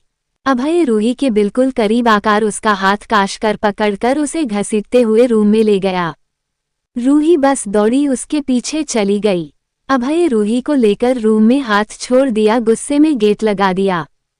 क्या कर रही थी तुम, अंडरस्कोर अभय ने गुस्से में रूही के करीब आकर कहा। रूही पीछे जाने लगी। आज इतने दिन बाद अभय का ये रूप देखा था। वो मैं, अंडरस्कोर रूही उसका गुस्सा देख डर गई, वो बोल ही नहीं पाई। क्या बोलो, क्या कर रही थी, अंडरस्कोर अभय ने गुस्से में रखा टेबल पर फ्लावर पॉट नीचे जमीन में पटक दिया। आहा, अंडरस्कोर रूही डरकर अपने कानों में हाथ रख ली। उसे किस कर रही थी न, अंडरस्कोर अभय रूही के बिल्कुल करीब आ गया। ना ही ऐसा नहीं जो देखा, अंडरस्कोर रूही बिल्कुल दीवार से लग गई। तो कैसा है, अंडरस्कोर अभय ने गुस्से में चीखते हुए कहा। मेरी बात सुनो, मैं बताती हूँ न, अंडरस्कोर रूही ने अभय को हाथ लगाने के लिए समझने को कहा। नहीं सुनना कुछ, क्या कमी रह गई मेरे प्यार में जो तुम्हें फिर उसके पास जाना पड़ा, अंडरस्कोर अभय ने गुस्से में कहा। नहीं ऐसा नहीं है, अंडरस्कोर रूही ने लगभग रोते हुए कहा। झूठ फिर झूठ, आज भी तुम्हारे दिल में ऋत्विक है, कह देती मैं तुम्हें छोड़ देता पर तुम मेरे दिल के साथ खेल रही थी, अंडरस्कोर अभय ने गुस्से में कहा। दीवार पर मुक्का मार दिया। नहीं ऐसा नहीं, मैं आपसे बहुत प्यार करती हूँ, अंडरस्कोर रूही ने रोते हुए अभय से कहा। पर अभय कहा तैयार था उससे बात करने को, उसका गुस्सा तो सर पर चढ़ा था। प्लीज मेरी बात सुन लीजिए, अंडरस्कोर रूही ने रोते हुए कहा। क्या सुनूं, अंडरस्कोर अभय ने गुस्से में अपने सर के बालों को पकड़ लिया। वो ऋत्विक और मैं, अंडरस्कोर रूही ने रोते हुए बस इतना कहा था कि अभय उसके बिल्कुल करीब आकर उसके हाथों को कसकर पकड़ लिया, एक हाथ से बालों को। रूही की दर्द भरी आवाज गूंज गई, पर आज अभय को फर्क ही नहीं पड़ा। कितनी बार कहा है उसका नाम अपनी जबान पर मत लाया करो, मुझे नहीं पसंद तुम्हारे मुंह से किसी का भी नाम, चाहे वो मेरा भाई ही क्यों ना हो, अंडरस्कोर अभय ने रूही के हाथ और बाल को कसकर पकड़ कहा। रूही ने दर्द से अपनी आंखें बंद कर ली। वो ये दर्द नहीं सहन कर पा रही थी। इतने दिन अभय का प्यार मिला, शायद अब आदत हो गई थी। वो मैं राभा, अंडरस्कोर रूही उससे कहने लगी। तुम और ऋत्विक एक साथ थे तो क्यों किया उसके साथ ये को, वो ऐसी हालात में है, अंडरस्कोर अभय ने गुस्से चिल्लाते हुए कहा। नहीं मैंने कुछ नहीं किया, अंडरस्कोर रूही अभय को समझने के लिए हाथ उसके कंधे पर रखने को हुई। अभय उससे दूर हो गया। दूर रहो, सोचा था तुम्हारे दिल में अब मैं हूं, पर शायद नहीं, अभी भी तुम ऋत्विक की ही हो, अंडरस्कोर अभय ने कहा। नहीं ऐसा नहीं, नहीं मेरी बात सुनो, मैं बताती हूँ ना, अंडरस्कोर रूही ने भी चीखते हुए कहा। आवाज नीचे करके बात करो मुझसे, अंडरस्कोर अभय ने रूही का चेहरा पकड़ कहा। तुम्हारा और मेरा जो रिश्ता था अब वो खत्म करते हैं, छोड़ दिया तुम्हें, जाओ तुम अब आजाद कर दिया, अंडरस्कोर अभय ने रूही के साइड पीट कर दी। नहीं, क्या बोल रहे हो, ऐसा नहीं है, मेरी बात को समझो, मैं बताती हूँ ना, आराम से बात करते हैं। अंडस्को रूही अभय के सामने जाकर उसका चेहरा पकड़ कहा। अभय ने गुस्से में रूही को झटक दिया जिससे रूही उससे दूर हो गई। अभय वार्डरोब की तरफ चला गया। रूही उसके पीछे पीछे जाने लगी। सुनो मेरी बात को, ऐसा नहीं है, मेरी बात तो समझो। अभय जाकर रूही के कबर्ड से डाइवोर्स के पेपर निकले को उसने से पहले दिए थे और रूही ने बिना साइन किए ही रख दिए थे। अभय रूही के कपड़े निकल रहा था तब उसने देखा था। उसने सोचा था कि रूही के सामने ही वो इसे फाड़कर अलग कर देगा, पर शायद अब दोनों को नहीं पता था कि आज उसकी जरूरत पड़ेगी। इसमें साइन करो, मुझे डाइवोर्स चाहिए, अंडस्को अभय ने रूही की तरफ पलट कर कहा। नहीं, मैं नहीं करूंगी, अंडस्को रूही ने रोते हुए कहा। करो, अंडस्को अभय ने गुस्से में चीखते हुए कहा। नहीं, मेरी बात सुन लो, फिर जो फैसला हो मुझे मंजूर है, अंडस्को रूही ने रोते हुए अभय से कहा। नहीं सुनना, मुझे साइन करो, अंडस्को अभय ने कहा। रूही का हाथ पकड़कर रूम में लाया और पेन पकड़ाकर कहा, अंडस्को साइन करो और दफा हो, आज से तुम आजाद हो। अभय ने गुस्से में कह दिया। नहीं, मेरी बात तो सुनो, अंडस्को रूही अभय को समझने लगी। ठीक है, अभय ने रूही का हाथ कसकर पकड़ा और रूम के बाहर रूही को घसीटता हुआ नीचे ले गया। ऋत्विक के रूम के बाहर ले गया। नज जो सो रही थी उसको बाहर जाने को कहा। खुद रूही को लेकर ऋत्विक के पास आ गया। साइन करो, अंडस्को अभय ने ऋत्विक की तरफ देख रूही को पेपर देते हुए कहा। नहीं, अंडस्को रूही ने अपना सर न में हिला दिया। अभय ने कसकर आंखें बंद कर ली। अपने पीछे से गन निकलकर ऋत्विक के ऊपर तान दी। साइन करो वरना मैं इसे मार दूंगा, अंडस्को अभय ने गुस्से में कहा। न कि नहीं, अंडस्को रूही ने चीखते हुए ऋत्विक से गन दूर कर कहा। खुद उसके गन के सामने आ गई। अभय ने ये देख थोड़ी अजीब सी स्माइल की। मैं करती हूँ, अंडस्को रूही ने कहा। अभय के हाथ से पेपर ले लिया। ऋत्विक को देखा जो उसे देख रहा था, उसकी आंखों में आंसू बह रहे थे। ये देख रूही ने डाइवोर्स पेपर देखे, फिर अभय को उस पर रोते हुए साइन कर दिया। अभय ने रूही से पेपर छीन लिए। आज से तुम्हारा मेरा रिश्ता खत्म, अंडस्को अभय ने ये कहा और बाहर चला गया। रूही वही जमीन पर बैठकर रोने लगी। ऋत्विक का ये देख दिल टूट सा रहा था। उसकी बहन रो रही है उसके सामने, पर वो कुछ नहीं कर पा रहा था। उसका शरीर ही साथ नहीं दे रहा था। उसका हाथ वो धीरे धीरे हिलाने की कोशिश करता पर हो ही नहीं पा रहा था। ऐसे कैसे खत्म कर सकते हैं मेरा और उनका रिश्ता, में ऐसा नहीं होने दूंगी। कल ही मैं सबको सच बता दूंगी, देखना फिर खुद आएंगे मेरे पास सॉरी बोलने, अंडस्को रूही ने खुद से कहा। अपने आंसू पोंछे और ऋत्विक को देखकर स्माइल की। नहीं रो रही हूँ भाई, मैं बहुत स्ट्रॉन्ग हूँ, अभी गुस्सा कर गए हैं न, देखना कल जब सब पता चलेगा न तो कैसे मेरे पास आते हैं, फिर मैं माफ नहीं करूंगी, गुस्सा हो जाऊंगी, देखना, अंडस्को रूही ने स्माइल करते हुए कहा। हमें तो बताना भूल गई, कल सब आ रहे हैं दिव्या को सक्षम भाई के लिए देखने, अंडस्को रूही ने हंसते हुए कहा। कितने प्यारे लगेंगे न दोनों, अंडस्को रूही ने ऋत्विक से कहा। आप जल्दी ठीक हो जाओ, फिर अपने दोस्त की अच्छे से खबर लेना जो मेरे साथ ऐसा करता है, अंडस्को रूही ने मुंह फुलाते हुए कहा। ऋत्विक को रूही की बात सुन रोना आ रहा था। वो अपनी बहन के लिए खड़ा भी नहीं हो पा रहा है। ओके भाई, गुड नाइट, अंडस्को रूही ने कहा और रूम में चली गई। रूही रूम में आई। रूम में अभय नहीं था। बालकनी में आकर चेक किया, अभय की गाड़ी नहीं थी, मतलब साफ था। अभय घर से चला गया। कितना दूर रहने का विचार है, आना तो मेरे पास है न, कल जब सारी सच्चाई सामने आएगी तो पता नहीं लोगों का क्या रिएक्शन होगा, ये तो नहीं पता, पर इतना जानती हूँ कल जब सारी सच्चाई सामने आएगी आप खुद मेरे पास आएंगे, अंडस्को रूही ने खुद में ही एक विश्वास अंदर से कर लिया। वो रूम में आ गई। आकर टूटा हुआ फ्लावर पॉट को समेटकर डस्टबिन में डाला। अपने हाथ पर जिसमें अभय ने पकड़ा था उसमें निशान बन गए थे लाल नीले, उसमें अच्छे से दवाई लगाई। बेड पर आकर बैठ गई। नींद तो आ नहीं रही थी। वो वही बैठकर आंख खोलकर एकटक अभय की सामने रखी फोटोज देख रही थी। बहुत प्यार करती हूँ अपनी सासों से भी ज्यादा, और ये प्यार कभी कम नहीं होगा, हमारा साथ तो अब जन जन के लिए लिख गया है, अंडस्को रूही पता नहीं अभय को देख मन ही मन बड़बड़ाई जा रही थी, जो कि उसे खुद नहीं पता था। अभय घर से बाहर निकला। जैक जल्दी से उसके पास आया। Sir any problem, underscore Jack ने कहा। नथिंग, गाड़ी की चाबी दो, अंडस्को अभय ने गुस्से में जैक से कहा। जैक समझ गया पक्का कुछ हुआ। गई उसके सर और मैडम के बीच उसने चाबी दे दी। अभय गाड़ी चलाकर आर्यन विला से निकल गया। उसके पीछे जैक ने भी गाड़ी चला दी उसकी सिक्योरिटी के लिए। अभय की गाड़ी समंदर के किनारे आकर रुकी। उसके कुछ दूर पर जैक ने गाड़ी रोक दी। गार्ड्स को सतर्क रहने को कहा। अभय पर दूर से ही नजर रखने को कहा। अभय जाकर एक पत्थर पर बैठ गया। उसके हाथ में सिगरेट थी। वो वहां चाटन में बैठकर लंबी लंबी कस ले रहा था। उसके अंदर का शोर तो शायद वो ही जानता था। उसका दिल बार बार रूही के पास जाने को कर रहा था, पर दिमाग नहीं। वो तुझे धोखा दे रही है ये बोल वो शांत हो जाता। कैसे ने खुद को संभालूं, मेरा प्यार किसी और को चाहता है। क्या कमी थी मेरे प्यार में जो वो उसे भूल नहीं पाई। मैं तो सब भूलने को तैयार हूँ जो उसने मेरे भाई के साथ किया, पर ये मेरे पीठ पीछे अंडस्को। अभय के मन ही मन में ये बातें गूंज रही थी। पता नहीं क्या होगा कल। और इसे पढ़ने के लिए पढ़ते रहिए मेरी स्टोरी। माफिया किंग की queen crown red heart. Comment करिए, लाइक करिए, रिव्यू दीजिए प्लीज। क्या हो गया है सबको कमेंट करो यार। लाइक रिव्यू तो मेरे बढ़ ही नहीं रहे हैं। कोई ज्यादा कमेंट भी नहीं करता। 3 लोग हैं बस जो कमेंट करते हैं। उन कमेंट को पढ़ अच्छा लगता है मुझे। बहुत बहुत धन्यवाद उन तीनों को। वेब लिंक्स 86 रूही पर इल्जाम। इस एपिसोड को समझने के लिए पिछले एपिसोड को जरूर पढ़ें। अब तक अपने पढ़ा। अभय गाड़ी चलाकर आर्यन विला से निकल गया। उसके पीछे जैक ने भी गाड़ी चला दी उसकी सिक्योरिटी के लिए। अभय की गाड़ी समंदर के किनारे आकर रुकी। उसके कुछ दूर पर जैक ने गाड़ी रोक दी। गार्ड्स को सतर्क रहने को कहा। अभय पर दूर से ही नजर रखने को कहा। अभय जाकर एक पत्थर पर बैठ गया।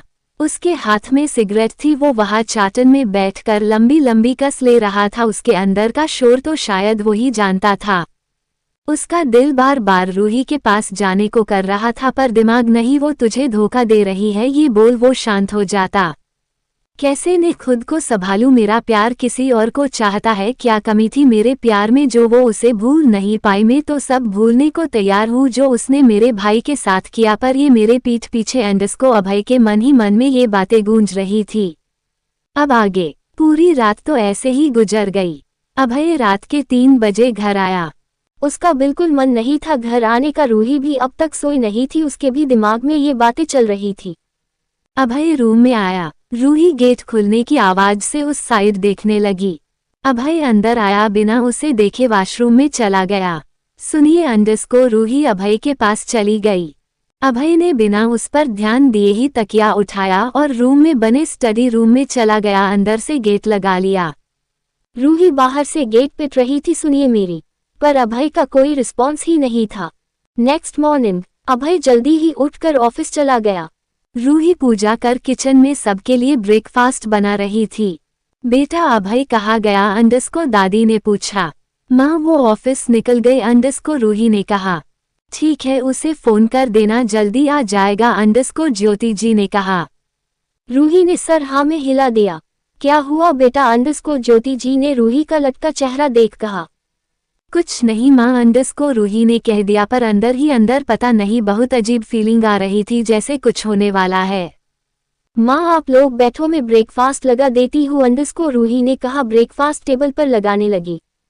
सब ब्रेकफास्ट करने लगे। ज्योति जी ने अभय को कॉल कर घर आने को बोल दिया था। सब हॉल में बैठे हुए थे। चल बेटा तैयारी करते हैं नाश्ते की, फिर वो लोग आ जाएंगे तो तू अकेली परेशान हो जाएगी अंडस्को, ज्योति जी ने रूही से कहा। रूही ने हाँ में सर हिला दिया। दोनों किचन में चली गई। अभय अपने केबिन में बैठा हुआ था, काम कर रहा था। उसका मन तो बस लग ही नहीं रहा था। उसके पास नियम एक कुरियर लेकर आया। अंडस्को सर ये आपके लिए आया है। क्या है इसमें अंडस्को, अभय ने कहा। सर किसी का नाम नहीं लिखा है, बस आपका नाम लिखा है अंडस्को, नियम ने कहा। तो चेक करना चाहिए क्या है, सिक्योरिटी को दे दो अंडस्को, अभय ने कहा। सर सब चेक कर लिया है, नॉर्मल है अंडस्को, नियम ने कहा। रख दो अंडस्को, अभय ने कहा। नियम वहां रखकर चला गया। अभय अपने काम में इतना मशरूफ हो गया था कि टाइम का पता ही नहीं चला। 1 बजे बजने को आए थे। नियम केबिन में आया। सर टाइम हो गया मैडम, कभी फोन आया था अंडस्को, नियम ने कहा। ठीक है तुम जाओ मैं आता हूँ गाड़ी तैयार करो अंडस को अभय ने कहा। नियम ने हाँ कहा और चला गया। अभय घर निकलने लगा। उसका ध्यान कुरियर बॉक्स में गया। उसने घर पर खोलने का सोचा और वह बॉक्स को उठा लिया। गाड़ी में बैठकर घर की ओर निकल गया। आर्यन विला में उसकी गाड़ी इंटर हुई। अभय अंदर आया। देवेश दिव्या किसी बात पर झगड़ रहे थे। दीपक जी दादाजी और दादी वही सोफे में बैठे उन्हें देखकर हंस रहे थे। उनके पास बाजू में व्हीलचेयर में ऋत्विक बैठा सब देख रहा था। ज्योति जी और रूही किचन में खाना बना रही थी। किचन में रूही यही सब सच परेशान हो रही थी कि वह घर पर कैसे बताएंगी सबको इतनी बड़ी बात उसने छुपी है। रूही का ध्यान ही नहीं था। वह पूरी सेक रही थी। सेकते सेकते उसका ध्यान ही नहीं गया। हल्का सा तेल उसके हाथ में गिर गया। आहा अंडस्को रूही की चीख सुन ज्योति जी उसे देखने लगी। क्या हुआ बेटा ला दिखा अंडस्को ज्योति जी ने रूही का हाथ पकड़ते हुए कहा। नहीं माँ मैं ठीक हूँ कुछ नहीं हुआ अंडस्को रूही ने जल्दी से हाथ छुड़ा लिया। अगर उसका हाथ माँ देख लेती तो उन्हें चोट के बारे में क्या बताती जो रात को अभय ने हाथ पकड़ने से दिए थे। ज्योति जी को रूही का बिहेवियर थोड़ा अजीब लग रहा था। वो सुबह से कैसी हरकत कर रही है। बाहर हॉल में अभय फ्रेश होकर नीचे आया। वही सबके पास बैठ गया। एक गार्ड कोरियर लेकर अंदर आया। अभय को देख कहा अंडस्को सर ये आप गाड़ी में भूल गए थे। अभय ने कोरियर देख याद आया हाँ वो तो उसे भूल गया था। अभय लेने जाता उससे पहले दिव्या देवेश कोरियर लेने को दौड़ पड़े। वो दोनों दौड़ लगाकर कोरियर गार्ड से छीनकर एक दूसरे के साइड खींचने लगे। अरे क्या कर रहे हो फट जाएगा अंडस्को दादी ने कहा। इससे बोलो छोड़ दे अंडस्को दिव्या ने अपनी साइड खींच कहा। नहीं तू छोड़ दे अंडस्को देवेश ने अपनी साइड खींच कहा। दोनों एक दूसरे के साइड खींच रहे थे। छीना झपटी में कोरियर दो टुकड़ों में बट गया। कोरियर के फटते ही उसके अंदर का सामान सारे जगह फैल गया। कोरियर के अंदर कुछ फोटोज कागज थे जो पूरे हॉल में बिखर गए। सब नीचे डाली फोटोज को देखने लगे। दिव्या ने एक फोटो उठाए उसे देख उसके आंसू निकल आए। अंडस्को फोटो में सक्षम और रूही एक दूसरे के लगे लगने की फोटोज थी जिसमें वो दोनों गले लगे थे। अंडस्को एक में सक्षम रूही को कार में बैठा रहा था गोद में लेकर। अंडस्को कुछ फोटोज हॉस्पिटल की थी जिसमें रूही सक्षम के बिल्कुल करीब बैठी थी।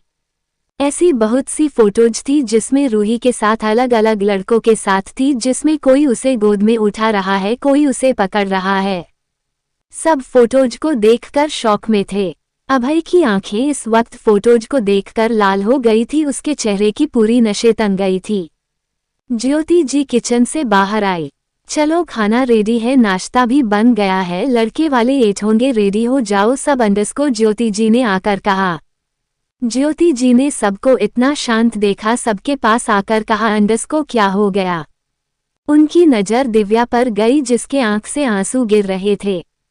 क्या हुआ तुझे अंडस्को ज्योति जी ने दिव्या के पास जाकर उसके सर पर हाथ फेर कहा। दिव्या ने कोई रिएक्शन नहीं दिया बस हाथ में ली फोटोज देख रही थी। ज्योति जी ने फोटोज उसके हाथ से ले ली। वो भी ऐसी फोटोज देख शॉक हो गई। उन्हें विश्वास ही नहीं हो रहा था। रूही जो किचन से आ रही थी उसने सबको शॉक में देखा तो उनके पास आ गई। क्या हुआ आप सबको अंडस्को रूही ने पूछा। अभय ने उसे अपने साइड घुमाया और एक थप्पड़ उसके गालों में जड़ दिया। रूही उस थप्पड़ से संभल नहीं पाई नीचे जमीन पर गिर गई। पर किसी को उसके ऐसा करने से जरा भी दिक्कत नहीं थी। किसी को भी नीचे गिरी रूही पर तरस नहीं आया। रूही अपने गाल पर हाथ रख अभय को देखा फिर सबको जो उसे तिरस्कार भरी नजर से देख रहे थे। ऋत्विक जो व्हील चेयर पर बैठा हुआ था रूही को थप्पड़ पड़ता देख वो अपने हाथ पैर हिलाने की कोशिश करने लगा। किसी का भी ध्यान उस पर नहीं गया। रूही की नज़र गिरी हुई फोटोज पर गई। उसने वो फोटो उठाए। वो खुद ऐसी फोटोज देख शॉक हो गई। ये फोटोज ऐसा नहीं है जैसे इन फोटोज में दिखाया गया है। ये सारी फोटोज झूठी है अंडस्को रूही जल्दी से उठी और सबकी ओर देख कहा पर किसी ने भी उसकी नहीं सुनी। रूही दिव्या के पास आई जो शौक में आंसू लिए खड़ी थी। दिवी मेरी बात का भरोसा करो ऐसा कुछ नहीं सक्षम मेरा अंडस्को रूही ने बस इतना कहा था। दिव्या ने उसे अपने से दूर कर दिया। यही न तुम्हारा आशिक है और तुम दोनों मेरे साथ धोखा कर रहे थे। क्या कमी थी आपको। यहाँ पर पैसा बहुत है हमारे पास। तुम कहती तो सब मिलता तुम्हें पर नहीं। तुम मेरे ही बॉयफ्रेंड के साथ अफेयर कर रही थी। मिडिल क्लास वाली औकात दिखा दी अंडस्को दिव्या ने गुस्से में रूही को खुद दूर कर धक्का देकर चीखते हुए कहा। नहीं दीदी मेरी बात सुनो, अंडरस्कोर रूही ने फिर दिव्या का हाथ पकड़ कहा। क्या सुनूं? यही कि आपका और सक्षम का नाजायज संबंध है, अंडरस्कोर दिव्या ने रूही का हाथ छटकर कहा। अभय की गुस्से में मुठिया कस गई। रूही उसे समझने की कोशिश कर रही थी। अरे हम सब तुम्हें कितना प्यार करते हैं, तुम्हारे लिए जान तक देने को तैयार थे, फिर क्यों किया मेरे साथ ऐसा? मेरे ही प्यार को मुझसे छीन लिया, मेरे ही बॉयफ्रेंड के साथ अफेयर चला रही थी, क्या कमी थी तुम्हें? अंडरस्कोर दिव्या ने गुस्से में कह दिया। रूही तो उसे समझने की कोशिश कर रही थी, पर मजाल है दिव्या या किसी ने भी उसकी बात सुनने की जहमत उठाई हो। क्या दिखाकर फंसाया है सक्षम को? ये खूबसूरती या उसका पैसा देख तुम उसके पास चली गई, जैसे मेरे भाई को फंसाया था। अंडरस्कोर दिव्या ने रूही को झंझोरते हुए कहा। ये सब झूठ है, अंडरस्कोर रूही भी गुस्से में चिल्लाते हुए बोली। वो आगे कुछ कहती ज्योति जी ने उसे अपने साइड पलटा और रूही को कसकर एक थप्पड़ मार दिया। माँ, अंडरस्कोर रूही ने उन्हें देख कहा। नहीं हूँ तेरे जैसी बाजारू लड़की की माँ, अंडरस्कोर ज्योति जी ने गुस्से में कहा। कितना प्यार दिया तुझे इस घर की बेटी माना, पर तू तो इस घर की कुलच्छनी निकली, सारी खुशियां छीन ली। अंडरस्कोर दादी ने भी रूही के ऊपर हाथ साफ कर लिया, मतलब थप्पड़ मार दिया। रूही को तो जैसे उनके शब्द सुन दिल को छलनी कर रहे थे, उसके आंखों से आंसू की धार निकल रही थी। कैसे वो सबको समझाए? इतना तो उसे तब नहीं लगा था जब अभय को अपने दिल की बात कही थी और अभय ने उसका दिल तोड़ा था। देवेश ने रूही को देख कहा। अंडरस्कोर छी शर्म आ रही है, मैंने तुम जैसी लड़की को दोस्त समझा था। भाभी माँ सामन होती है, पर तुम्हारे जैसी लड़की को माँ का दर्जा देना भी पाप है। नफरत हो रही मुझे अब भाभी नाम से। दादा ने सबको चिल्लाकर चुप रहने को कहा, वो भी बहुत गुस्से में थे। उनके घर में ऐसी बहू थी सोचकर शर्मा रही थी। रूही को देख कहा। अंडरस्कोर क्या इन सारे लड़कों को तुम जानती हो? सच चाहिए, झूठ कहा तो याद रखना तुम इस घर से बाहर जाओगी। रूही ने रोते हुए हाँ में सर हिला दिया। सबकी गुस्से में आंखें दहक उठी। रूही कुछ कहती, पर अभय ने उसका हाथ काशकर पकड़ खींचकर ऋत्विक के पास लेकर गया। कहा था ना, मेरी फैमिली को तुम्हारी वजह से कोई परेशानी नहीं आनी चाहिए, तुम्हारी वजह से आज मेरा दोस्त यहाँ इस हालात में है। अंडरस्कोर अभय की बात सुन सब अभय और रूही को देखने लगे। अभय ने सबकी तरफ देख कहा। अंडरस्कोर जानना चाहते थे आप लोग इसकी हालात कैसे हुई? अभय ने ऋत्विक की तरफ हाथ दिखा कहा। रूही तो स्तंभ खड़ी थी, अब किसी को भी कुछ नहीं समझना था। जब उसका खुद का प्यार उस पर भरोसा नहीं कर रहा है तो कौन और किससे उम्मीद कर सकती है वो कोई भरोसा करे? ऋत्विक अपनी आंखों से न कहने लगा। आगे पढ़ने के लिए पढ़ते रहिए मेरी स्टोरी। माफिया किंग की queen crown red heart. Comment करिए, लाइक करिए, रिव्यू दीजिए प्लीज। Web links 87। जब सब खत्म हो रहा है तो अच्छे से खत्म करते हैं। इस एपिसोड को समझने के लिए पिछले एपिसोड को जरूर पढ़ें। अब तक अपने पढ़ा। दादा ने सबको चिल्लाकर चुप रहने को कहा, वो भी बहुत गुस्से में थे। उनके घर में ऐसी बहू थी सोचकर शर्मा रही थी। रूही को देख कहा। अंडरस्कोर क्या इन सर लड़कों को तुम जानती हो? सच चाहिए, झूठ कहा तो याद रखना तुम इस घर से बाहर जाओगी। रूही ने रोते हुए हाँ में सर हिला दिया। सबकी गुस्से में आंखें दहक उठी। रूही कुछ कहती, पर अभय ने उसका हाथ काशकर पकड़ खींचकर ऋत्विक के पास लेकर गया।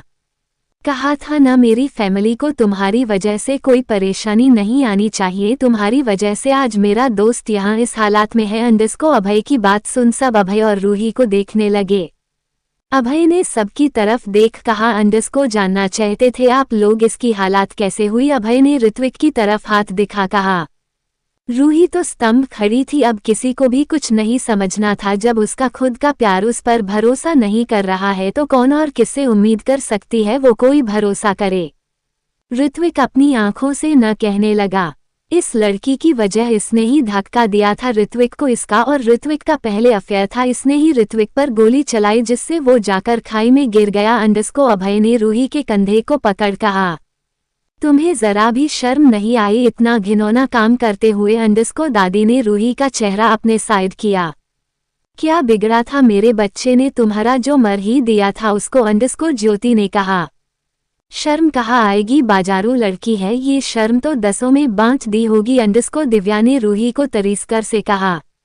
रूही को सबकी बातें सुन उसका दिल छलनी हो रहा था। मुझे ये बाजारू लड़की इस घर पर नहीं चाहिए, अंडरस्कोर दिव्या ने कहा। इसे अभी यहाँ से निकल, हमें इस लड़की शकल भी नहीं देखनी, जितना पैसा चाहिए मुंह पर मार और डाइवोर्स दे इसे अभी। वकील को कॉल कर अंडरस्कोर ज्योति जी ने अभय से कहा। अभय ने रूही को देखा और कहा अंडरस्कोर जरूरत नहीं है, डाइवोर्स ऑलरेडी हो चुका है। रूही ने अपनी नज़र अभय की तरफ कर कहा हाँ डाइवोर्स तो हो चुका है, कल ही तो अभय ने उसके साइन लिए थे डाइवोर्स पेपर पर। निकलो इसे घर से बाहर, पंडित को बोलकर घर का पूरा सिद्धिकरण करवाने को बोलो, अंडरस्कोर दादी ने कहा। ये ऐसे नहीं जाएगी, इसे खुद धक्के मरकर निकलती हूँ, अंडरस्कोर ज्योति जी ने कहा। रूही का हाथ पकड़कर बाहर ले जाने लगी। गेट के पास लाकर उसे छक्का देकर बाहर कर दिया। रूही उनके साथ खींची चली गई जैसे उस पर जान ही न हो। कहते हैं न सफाई उन्हें दी जाती है जो तुम पर भरोसा करे। रूही उनके बाहर करने से नीचे जमीन पर गिर गई। ज्योति जी गेट बंद करने लगी। वो गेट बंद करती उससे पहले किसी ने आकर हाथ रख दिया और धक्का देकर गेट खोल दिया। ज्योति जी ऐसा करने से 2 कदम पीछे हो गई। अपने सामने खड़े सक्षम को देखा जो बहुत गुस्से में लग रहा था और उसने ही गेट पर हाथ रखा था। उसके साथ नीलेश जी, नीता जी, नीति भी थे। नीलेश जी, नीता जी ने नीचे गिरी रूही को पकड़कर उठाया। उसकी हालात देख उन्हें रोना आ गया। वो तो यहाँ जब आए थे पर रूही को बाहर निकलते देख समझ नहीं आया। जब वो गिरी और ज्योति जी ने गेट लगाया तब वो भागकर उसके पास आ गए। ओह आ गया तुम्हें आशिक, अंडरस्कोर दिव्या वही गेट के पास आती हुई बोली। सबकी नजरें गेट पर गई। सारे बड़े तो जैसे शॉक हो गए नीलेश जी, नीता जी को देख। दीपक जी बड़े बड़े कदम लेकर गेट के पास पहुंचे। उनकी आंखों में आंसू थे, पीछे दादा दादी और ज्योति जी ने के भी। नीलेश अंडरस्कोर दीपक जी के आंखों से आंसू और मुंह से ये शब्द निकला। नीलेश जी ने सबको देखा और अपनी जोर की आवाज में कहा अंडरस्कोर मेरी बेटी की हालत ऐसी क्यों है। नीलेश जी ने जब रूही को बेटी कहा तो चारों बड़े शौक में हो गए। ओह तो ये आपकी बेटी है, अंडरस्कोर दिव्या ने नीलेश जी को देख रूही को तरफ उंगली दिखा कहा। सब उसे देखने लगे। आपकी बेटी एक बाजारू लड़की है जो 10 लड़कों के साथ अपना जिस्म बेचती है, अंडरस्कोर दिव्या ने अपने हाथों को हिलाकर रूही को दिखा कहा। वो इसके आगे कुछ कहती नीता जी ने उसके गाल पर थप्पड़ मार दिया। चुप, शर्म नहीं आती, एक लड़की होते हुए ऐसा दूसरी लड़की के लिए बोल रही हो, क्या किया मेरी बेटी ने, अंडरस्कोर नीता जी ने दिव्या को देख कहा। हाउ डरे यू, हिम्मत कैसे हो गई आपकी मेरी बहन पर हाथ उठने की, अंडरस्कोर देवेश ने गुस्से में दिव्या के पास आते हुए कहा। जैसे तुम्हारी बहन की हुई मेरी बहन को बाजारू बोलने की, अंडरस्कोर नीति ने भी गुस्से से देवेश को देख कहा। उसे बहुत गुस्सा आ रहा था, वो गलत होते हुए भी अपनी बहन का साइड ले रहा था। देवेश यहाँ नीति को देख शौक हो गया था, फिर याद आया अभी नीति ने रूही को बहन बोला, मतलब ये दोनों बहन है। ओह, मतलब पूरी फैमिली प्लान में शामिल है, अंडरस्कोर देवेश ने ऐसा कहा। किसी को कुछ समझ नहीं आया। सही है, जैसे बहन ने मेरे भाई को अपने प्यार के जाल में फंसाया और तुम मुझे फंसा रही थी, अंडरस्कोर देवेश तालियां बजाते हुए बोला। सब उसे देखने लगे, मतलब क्या है इसका, प्रूफ चाहिए न, रुको, अंडरस्कोर दिव्या ने कहा और अंदर पड़ी फोटोज को उठाकर रूही के मुंह पर मार दिया। दिव्या अंडरस्कोर सक्षम ने उसे ऐसा करते देख गुस्से में कहा, नाम मत लो मेरा, अपनी गंदी जबान से तुम्हारा चेहरा मेरे सामने आ गया, मेरे पीठ पीछे इसके साथ गुलछारे उड़ा रहे हो, अंडरस्कोर दिव्या ने सक्षम को उंगली दिखा कहा। सक्षम को अब गुस्सा आ गया, उसने दिव्या को एक थप्पड़ मार दिया। दिव्या का चेहरा एक साइड हो गया। बहन है वो मेरी, अंडरस्कोर सक्षम ने दिव्या और आर्यन फैमिली को देख कहा। सक्षम की बहन सुन सब फिर शौक हो गए। नीति ने गिरी फोटोज को उठाया जिसमें रूही अलग अलग लड़कों के साथ थी। भाई ये तो वही लड़के हैं, अंडरस्कोर नीति ने सक्षम को देख कहा। सक्षम ने नीति के हाथ से फोटो ले ली। ये रूही से कैसे मिला, अंडरस्कोर सक्षम ने फोटो को देख कहा। कौन, अंडरस्कोर नीलेश जी ने कहा। विशाल, अंडरस्कोर सक्षम ने नीलेश जी को फोटो दिखा कहा। अभय तो जैसे सदमे में था, रूही सक्षम भाई बहन है।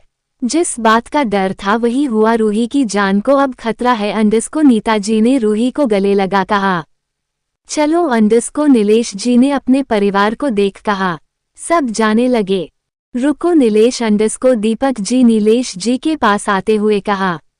तुम जिंदा हो, तुमने इतने सालों तक छुपाया, तुम्हें पता है हमने कितना ढूंढा तुम्हें। जब हम यहाँ आए तो पता चला तुम लोगों का एक्सीडेंट में तुम सब मारे गए। तुम्हें सही सलामत देख अच्छा लगा दोस्त अंडरस्कोर दीपक जी ने नीलेश जी को गले लगा कहा। नीलेश जी ने दीपक जी को दूर कर दिया। वो जाने लगे, ऐसा क्या हो गया जो तू मुझसे हम सबसे गुस्सा है, जिंदा रहते नहीं आया और आज अंडरस्कोर दीपक जी ने कहा। मार गया वो दोस्त उस दिन ही अंडरस्कोर नीलेश जी ने कहा। कैसी बात कर रहा है तू अंडरस्कोर दीपक जी ने नीलेश जी से ऐसी बात सुन कहा। हाँ बेटा, हमने बहुत ढूंढा था तुम सबको अंडरस्कोर दादाजी ने कहा। उस एक्सीडेंट के बारे में पता भी किया था अंडरस्कोर ज्योति जी ने भी नीता जी को देख कहा। बेटा तुम्हें देखकर अच्छा लग रहा है, तुम और परितोष जिंदा हो, अच्छा लग रहा है। तुम लोग इतने साल दूर क्यों थे अंडरस्कोर दादी ने कहा। नहीं है परितोष अब अंडरस्कोर नीलेश जी ने कहा। दीपक जी उनकी ऐसी बात सुन लड़खड़ा गए। देवेश ने उन्हें पकड़ा। पूछे से कुछ गिरने की आवाज आई। सबकी नजरें पीछे चली गई जहां ऋत्विक नीचे जमीन पर गिरा था। सब उसे गिरा देख भागकर उसके पास आ गए। नीलेश जी भी ऋत्विक को देखा। अभय ऋत्विक के उठने को हुआ पर ऋत्विक ने अपने हाथ को उठाकर रोक दिया। वो सोफे का सहारा लेकर उठने लगा। सब उसे ये देख खुश हो गए। वो सोफे के सहारे से खड़ा हो गया। उसने नीलेश जी को देख हाथ से अंदर आने को कहा। नीलेश जी उसके बुलाने से अंदर आ गए। उसके पास आकर खड़े हो गए। ऋत्विक ने उनके गले लगा लिया और रोने लगा। नीलेश जी उसके सर पर हाथ फेरने लगे। सब अंदर आ गए सिवा रूही के। वो धीरे धीरे पीछे खिसकने लगी। गेट के पास आकर पलटकर बाहर निकल गई। फिर पलटकर एक बार भी नहीं देखा। वो बस चली जा रही थी, नहीं पता कहाँ, बस आंखों में आंसू लिए बस चली जा रही थी। नीता जी ने भी ऋत्विक को गले लगा लिया। उसके सर हाथ फेर कर माथे पर गले पर किस कर लिया। अपनी ममता लूटने लगी। पापा अंडरस्कोर ऋत्विक ने अपनी टूटी हुई जबान से शब्द निकले। नीलेश जी ने सर न में हिला दिया। बेटा ऐसा क्या हुआ उस दिन जो तुम हमसे इतना रूठ गए, मिलने भी नहीं आए, इतने साल क्या हुआ था अंडरस्कोर दादाजी ने कहा। नीलेश जी ने नीता जी को देखा। नीता जी ने अपनी पलकें झपकाकर हाँ कह दिया। नीलेश जी ने बोलना शुरू किया। रूही चलते चलते एक सुनसान सी रोड में चली जा रही थी। उसका फोन बजा। उसने फोन को अपने कमर से निकला जो उसने अपने पजामे के पॉकेट में रखा था। हेलो रूही अंडरस्कोर उस साइड से सिया बोली। रूही ने खुद को कंट्रोल कर कहा अंडरस्कोर बोलो। अभी खबर आई है वो कुछ और बड़ा प्लान कर रही थी, हमें जल्द से जल्द कुछ करना होगा अंडरस्कोर सिया ने अपनी जल्दबाजी की आवाज में कहा। रूही ने अपने आंसू पोंछे और सिया से कहा अंडरस्कोर मैं आ रही हूँ, जेट रेडी करो। पर तुझे यहाँ खतरा न हो अंडरस्कोर सिया ने कहा। जब सब खत्म करता हो रहा है तो आज ये भी खत्म करते हैं अंडरस्कोर रूही ने थोड़ा इमोशनल हो कहा। सिया ने रूही की ऐसी आवाज सुनी तो कहा अंडरस्कोर क्या हुआ तुझे, तू ठीक है अभय उसने कुछ कहा। नहीं मैं आ रही हूँ, गाड़ी भेजो मेरी लोकेशन में अंडरस्कोर रूही ने ये बोल फोन रख दिया। प्यार प्यार प्यार साला मेरे प्यार की धज्जियां उड़ गई अंडरस्कोर रूही ने आसमान को देख कहा। थोड़ी देर वो वही खड़ी बस आसमान को देख रही थी। उसके सामने 4-5 गाड़ियां आकर रुकी। जीवन बाहर आया, उसके लिए गेट खोला। रूही गाड़ी में बैठ गई। गाड़ियां वहां से निकल गई। एक ऊंची माले वाली बिल्डिंग के बाहर रुकी। रूही उतरी और अंदर चली गई। पूरी बिल्डिंग गार्ड्स के सिक्योरिटी से भरी थी। रूही लिफ्ट से ऊपर फ्लोर पर चली गई। वहां एक रूम में जाकर उसने कपड़े चेंज किए और सबसे ऊपर टेरेस पर चली गई जहां पर एक जेट खड़ा था। मैडम सब रेडी है अंडरस्कोर पायलट ने कहा। रूही ने हमें सर हिलाया और जेट में बैठ गई। जेट उड़ना शुरू हुई। रूही ने नीचे देखा जहां से पूरा शहर दिख रहा था। जा रही हो इस शहर को छोड़कर हमेशा के लिए कहा। पता नहीं पर इस शहर ने मेरा आज सब छीन लिया अंडरस्कोर रूही ने मन ही मन कहा। थोड़ी देर में उनकी फ्लाइट एक बड़ी होटल के टेरेस में रुकी। रूही बाहर आए, अपने सामने सिया और रेहान को खड़ा देखा, उनके पास चली गई। कहाँ मिलेंगी वो अंडरस्कोर रूही ने स्ट्रिक्ट वॉइस में कहा। सिया और रेहान उसे कुछ बताने लगे। रूही ने हमें सर हिलाया और चली गई। नीलेश जी ने बोलना शुरू किया। मैं अब अगला पार्ट नीलेश जी के बोलने पर शुरू करूंगी तो समझ जाना क्या होने वाला है। आगे जानने के लिए पढ़ते रहिए मेरी स्टोरी। माफिया किंग की queen crown red heart. Comment करिए, लाइक करिए, रिव्यू दीजिए प्लीज। Web links 88 flashback. इस एपिसोड को समझने के लिए पिछले एपिसोड को जरूर पढ़ें। अब तक अपने पढ़ा। गाड़ियां वहां से निकल गई। एक ऊंची माले वाली बिल्डिंग के बाहर रुकी। रूही उतरी और अंदर चली गई। पूरी बिल्डिंग गार्ड्स के सिक्योरिटी से भरी थी।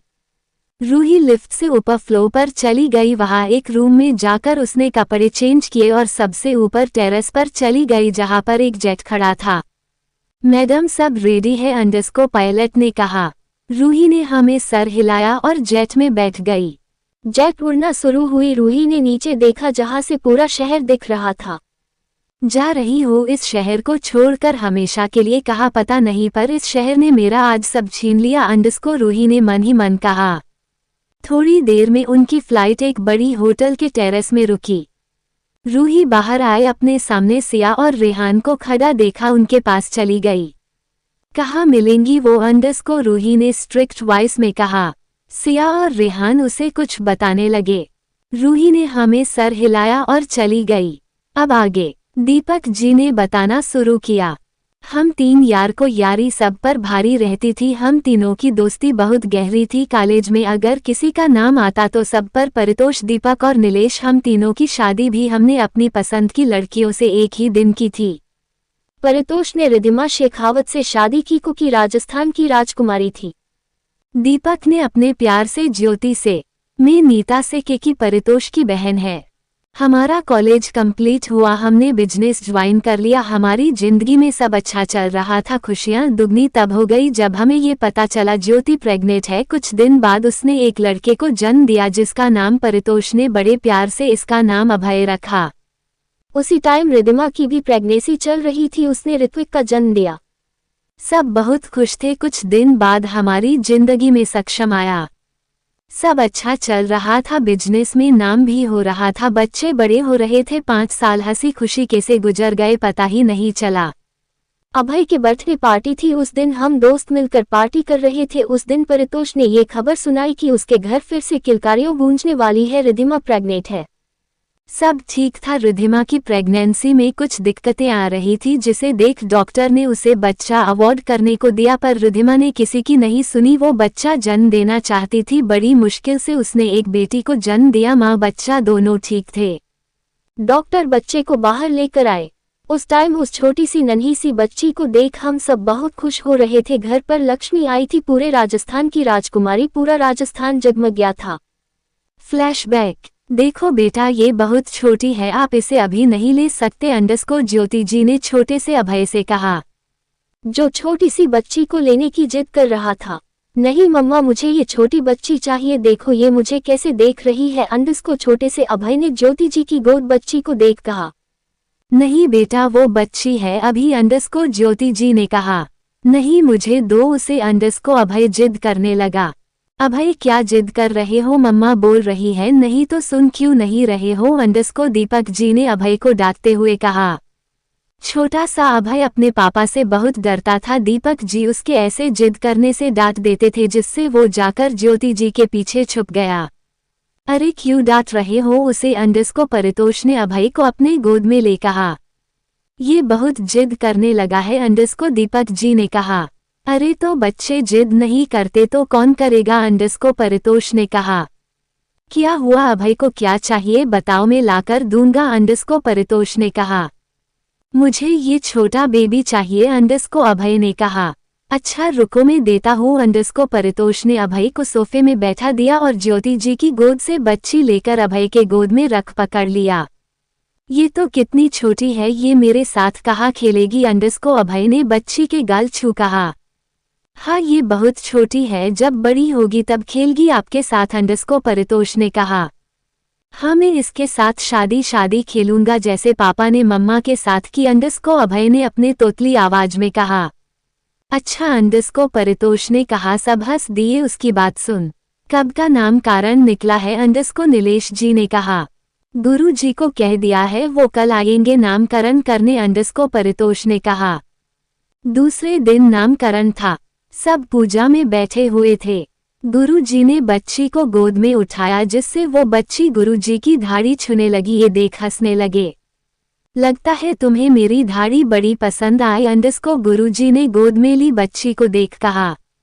बच्ची ये सुन अपनी आवाज में पता नहीं क्या बोलने लगी, जैसे गुरुजी से कुछ बोल रही हो। बच्ची का नाम बड़े प्यार से रोहानिका सिंघानिया रखा। रोहानिका सबकी बड़ी लाडली थी। घर में हम उसे हनी कहते नहीं थकते थे। ऋत्विक अभय सक्षम साथ में स्कूल जाते थे। ऋत्विक देख, वो तुझे कब से बुला रही है। अंडरस्कोर सक्षम ने ऋत्विक से कहा जो रेत में खेल रहा था। मुझे नहीं जाना, उसके पास जब देखो परेशान करती है, उसके वजह से मुझे घर पर पापा से डांट पड़ती है। अंडरस्कोर ऋत्विक रेत में खेलते हुए सामने खड़ी लड़की को देख कहा जो उसे देख रही थी। बच्ची उन तीनों से छोटी थी, लगभग 1 साल छोटी थी। छोटा सा स्कूल बैग ली हुई थी, अपने छोटे से हाथों से ऋत्विक को बुला रही थी। लीटिक थलो अंडरस्कोर उस छोटी सी बच्ची ने कहा, ऋत्विक चलो। ऋत्विक के पास जाने लगी, छोटे छोटे नन्हे नन्हे कदम चलकर पास आई। गंदी बात अंडरस्कोर छोटी सी बच्ची ने ऋत्विक को रेत पर खेलते हुए हाथ पकड़ लिया। छोड़ो मुझे अंडरस्कोर ऋत्विक ने अपने हाथ को झटक दिया, जिससे वो बच्ची वही रेत में गिर गई। ऋत्विक अंडरस्कोर परितोष जी जो बच्चों के लेने आए थे, उन्होंने नीचे बच्ची को देखा तो ऋत्विक पर बहुत गुस्सा आया। ऋत्विक ये क्या है, सिया को क्यों गिराया। अंडरस्कोर परितोष जी उनके पास आकर कहा और सिया को उठाकर अच्छे से कपड़े साफ किया। साहब रहने दो ना, अंडरस्कोर परितोष के असिस्टेंट ने कहा, जो कि सिया के पापा थे। अंतर ऋतिक को नट धातो, अंकल ऋत्विक को मत डालो, अंडरस्कोर सिया ने रोते हुए कहा। परितोष ने सिया को गोद में उठा लिया, सबको गाड़ी में बैठने का इशारा किया। ऋत्विक गुस्से में सिया को देख गाड़ी में बैठ गया। थोड़ी देर में उनकी गाड़ी सिंघानिया हवेली पहुंची। सारे बच्चे भागते हुए अंदर चले गए। आज ज्योति और नीता रिधिमा और हनी से मिलने आई थी। अभय सीधा जाकर हनी के बाजू में बैठ गया। हनी जो अब 3 साल की हो गई थी, इसके बाजू में अभय को देख वो उसके हाथ को पकड़कर मुंह में डालने लगी। नहीं ये गंदा है, मैं अभी स्कूल से आया हूं ना। अंडरस्कोर अभय ने अपना हाथ हनी से छुड़ा कहा, जब पता है तुम्हें वो ऐसा करती है तो हाथ धोकर बैठना चाहिए न तुम्हें। अंडरस्कोर गेट से आते हुए दीपक जी बोले। अभय उनकी बात सुनकर हनी से दूर हो गया। क्यों डांटता रहता है उसको, अंडरस्कोर नीलेश जी ने कहा। सिया इधर आओ, अंडरस्कोर नीता जी ने सिया को अपने पास बुलाया। क्या हुआ आपको, आप रो क्यों रहे थे, अंडरस्कोर नीता जी ने कहा। अंतर ने लिटिक को डांटा, अंकल ने ऋत्विक को डांटा। अंडरस्कोर सिया ने बड़ी मासूमियत से कहा, अच्छा उसे डांटा तो तुम रोने लगी, भाभी आपको तो बहू मिल गई, ढूंढने की जरूरत नहीं है, अंडरस्कोर नीता जी ने हंसते हुए कहा। सब हंसने लगे। हाँ मैं अपनी सिया को अपनी बहू बनाऊंगी, खुद अपने हाथों से उसे सजाऊंगी, अंडरस्कोर रिधिमा जी ने सिया से कहा। हाँ लिटिक को बही में, हाँ ऋत्विक को बहू में, अंडरस्कोर सिया ने तोतली आवाज में कहा। नहीं नहीं मैं इसे अपनी बहू कभी नहीं बनाएगा, मुझे ये नहीं पसंद, अंडरस्कोर ऋत्विक ने चिल्लाकर कहा और भागकर रूम में भाग गया। सिया उसे जाता देख रोने जैसी शकल बना ली। सिया चले घर, अंडरस्कोर तरुण असिस्टेंट आते हुए बोला। पापा लिटिक, अंडरस्कोर सिया बड़ी मासूमियत से कहा। बेटा वो रूम में चले गए, हम घर पर चले अपने, अंडरस्कोर तरुण ने कहा। सिया को गोद में उठा लिया। तरुण कितनी बार कहा है सिया, और तुम यही शिफ्ट हो जाओ, तुम वहाँ कैसे मैनेज करते होगे अकेले, अंडरस्कोर रिधिमा ने कहा। भाभी हो जाता है सब, अंडरस्कोर तरुण ने कहा। सिया की माँ उसे जन्म देते ही गुजर गई थी, तरुण उसे अकेला पल रहा था। सुबह उठा, स्कूल के लिए टिफिन बनता, रेडी करता, खुद रेडी होता, फिर उसे स्कूल छोड़ता, लता थोड़ी देर सिंघानिया विला में छोड़ देता, काम खत्म होते ले जाता। वो चला गया। कितना बुरा लगता है, इतनी सी बच्ची से उसकी माँ छीन ली, अंडरस्कोर ज्योति जी ने कहा। हाँ भगवान भी पता नहीं क्या सोचता है, अंडरस्कोर नीता जी ने कहा। अच्छा हम निकलते हैं, अंडरस्कोर दीपक जी ने कहा। खाना खाकर जा, अंडरस्कोर परितोष ने कहा। नहीं यार थोड़ा बिजनेस मीटिंग में जाना है, उन्हें घर पर छोड़कर चला जाऊंगा, अंडरस्कोर दीपक जी ने कहा। हाँ हम भी निकलते हैं, अंडरस्कोर नीलेश जी ने कहा। चारों अपने बच्चों को लेकर घर चले गए। हॉल में हनी अपने किचन सेट में खेल रही थी, उसके बाजू में जबरदस्ती ऋत्विक बैठा हुआ था। हनी ने जबरदस्ती बैठाया था, रोकर उसे रोता देख ऋत्विक को अच्छा नहीं लगता, वो उसके साथ बैठ गया। भाई मैंने थाना बनिया, अंडरस्कोर हनी ने कहा। ऋत्विक के सामने खली प्लेट छोटी सी लाकर रख दी। ऋत्विक कभी प्लेट को देखता, कभी अपने सोफे में बैठे मम्मी पापा को। बताओ भाई कैसा बना खाना, अंडरस्को परितोष हंसते हुए बोले। No Poppy no smile, underscore Honey ने अपनी छोटी सी उंगली दिखा कहा। परितोष जी चुप हो गए।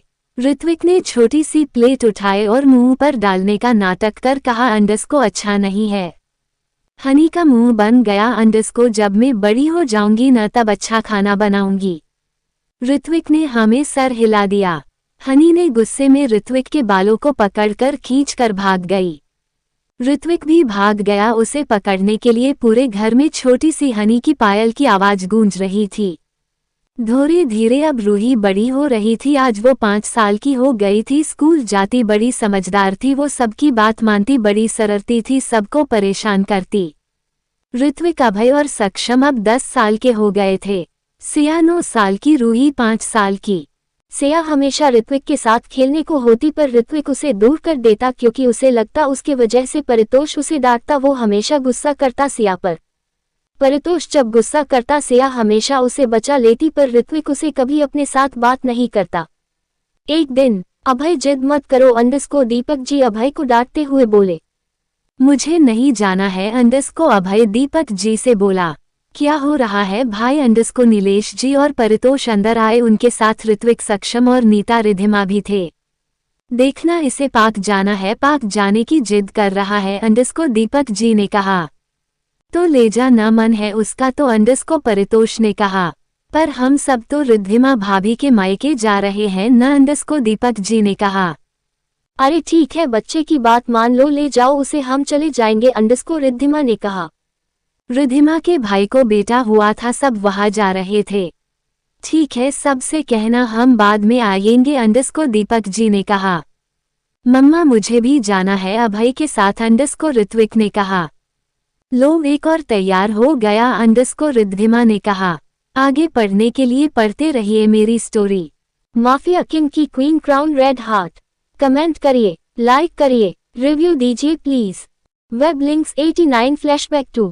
इस एपिसोड को समझने के लिए पिछले एपिसोड को जरूर पढ़ें। अब तक आपने पढ़ा। अरे ठीक है, बच्चे की बात मान लो, ले जाओ उसे, हम चले जाएंगे, अंडरस्को रिद्धिमा ने कहा। रिद्धिमा के भाई को बेटा हुआ था, सब वहां जा रहे थे। ठीक है, सबसे कहना हम बाद में आएंगे, अंडरस्को दीपक जी ने कहा। मम्मा मुझे भी जाना है अभय के साथ, अंडरस्को ऋत्विक ने कहा। लो एक और तैयार हो गया, अंडरस्को रिद्धिमा ने कहा। अब आगे, हाँ आजा, हम चलते हैं, कल मम्मा पापा आ जाएंगे, अंडरस्को दीपक जी ने ऋत्विक को भी ले लिया। सारे गाड़ी में बैठकर राजस्थान निकल गए रिद्धिमा के मायके। दूसरी साइड अभय, ऋत्विक, दीपक जी, ज्योति जी, दादी और दादा नए खुले एम्यूजमेंट पार्क निकल गए। लोगों को क्या पता ये ट्रिप उनकी लास्ट ट्रिप होगी। एक गाड़ी में रिद्धिमा, परितोष, हनी, सिया बैठे थे। आगे तरुण और ड्राइवर। दूसरी गाड़ी में सक्षम, नीता और नीलेश जी बैठे थे। गाड़ियों में सब खुशी खुशी आगे बढ़ रहे थे। अचानक ड्राइवर ने गाड़ी रोक दी सामने। क्या हुआ, अंडरस्को परितोष ने कहा। सर सामने, अंडरस्को ड्राइवर ने कहा। सबने सामने देखा जहां बहुत सी गाड़ियां खड़ी हुई थी। उनके सामने गाड़ी से कुछ गुंडे निकले, एक गाड़ी से एक औरत और आदमी निकले, दूसरे से 2 और आदमी निकले। सब गाड़ी से बाहर निकल आए। ये क्या हरकत है सुमन, अंडरस्को परितोष ने कहा।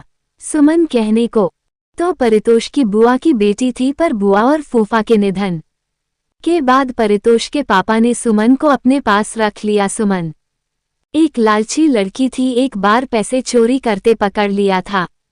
उसे हॉस्टल में डाल दिया। उसे लगता था कि कोई उसे प्यार नहीं करता, हॉस्टल में सबसे बदतमीजी करती। एक बार हॉस्टल में लड़ाई के दौरान एक लड़की को सर पर लोहे की रोड मारकर घायल कर दिया, जिससे उसे हॉस्टल से निकल दिया। परितोष के पापा को उसकी टेंशन होने लगी। उन्होंने अपने ऑफिस के एम्प्लॉय, सीधा साधा इंसान विनय से उसकी शादी करा दी, पर सुमन ने उसे भी बिगड़ दिया। पैसों की लालच में वो ऑफिस में हेरा फेरी करने लगा। जब वो पकड़ा गया तो सुमन ने जायदाद में हिस्सा मांग लिया। परितोष के पापा ने उसे उसका हिस्सा देकर घर से निकल दिया।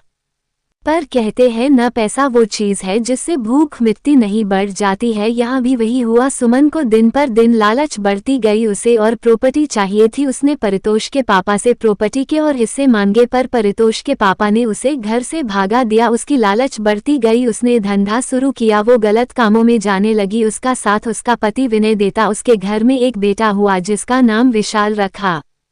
जब उसे पता चला रिद्धिमा के पापा ने रिद्धिमा के नाम कुछ प्रॉपर्टी कर दी है और परितोष के पापा ने भी जाने के बाद अपनी सारी प्रॉपर्टी परितोष को देकर चल बसे। सुमन को ये पता चला तो वो प्रॉपर्टी की लालच में आ गई और आज ये किया। अब कहानी में आते हैं अंडस्को। हटो सामने से अंडस्को, परितोष ने सुमन से कहा। हटना तो पड़ेगा, वो भी तुम्हें अंडस्को, सुमन ने कहा। उसके साथी भी हंसने लगे। उसके साथ विनय, उसका पति और साथी राघव रॉय और कमल टंडन थे। ये क्या पागलपन है, जो चाहिए था ले चुकी हो अंडस्को, परितोष ने कहा।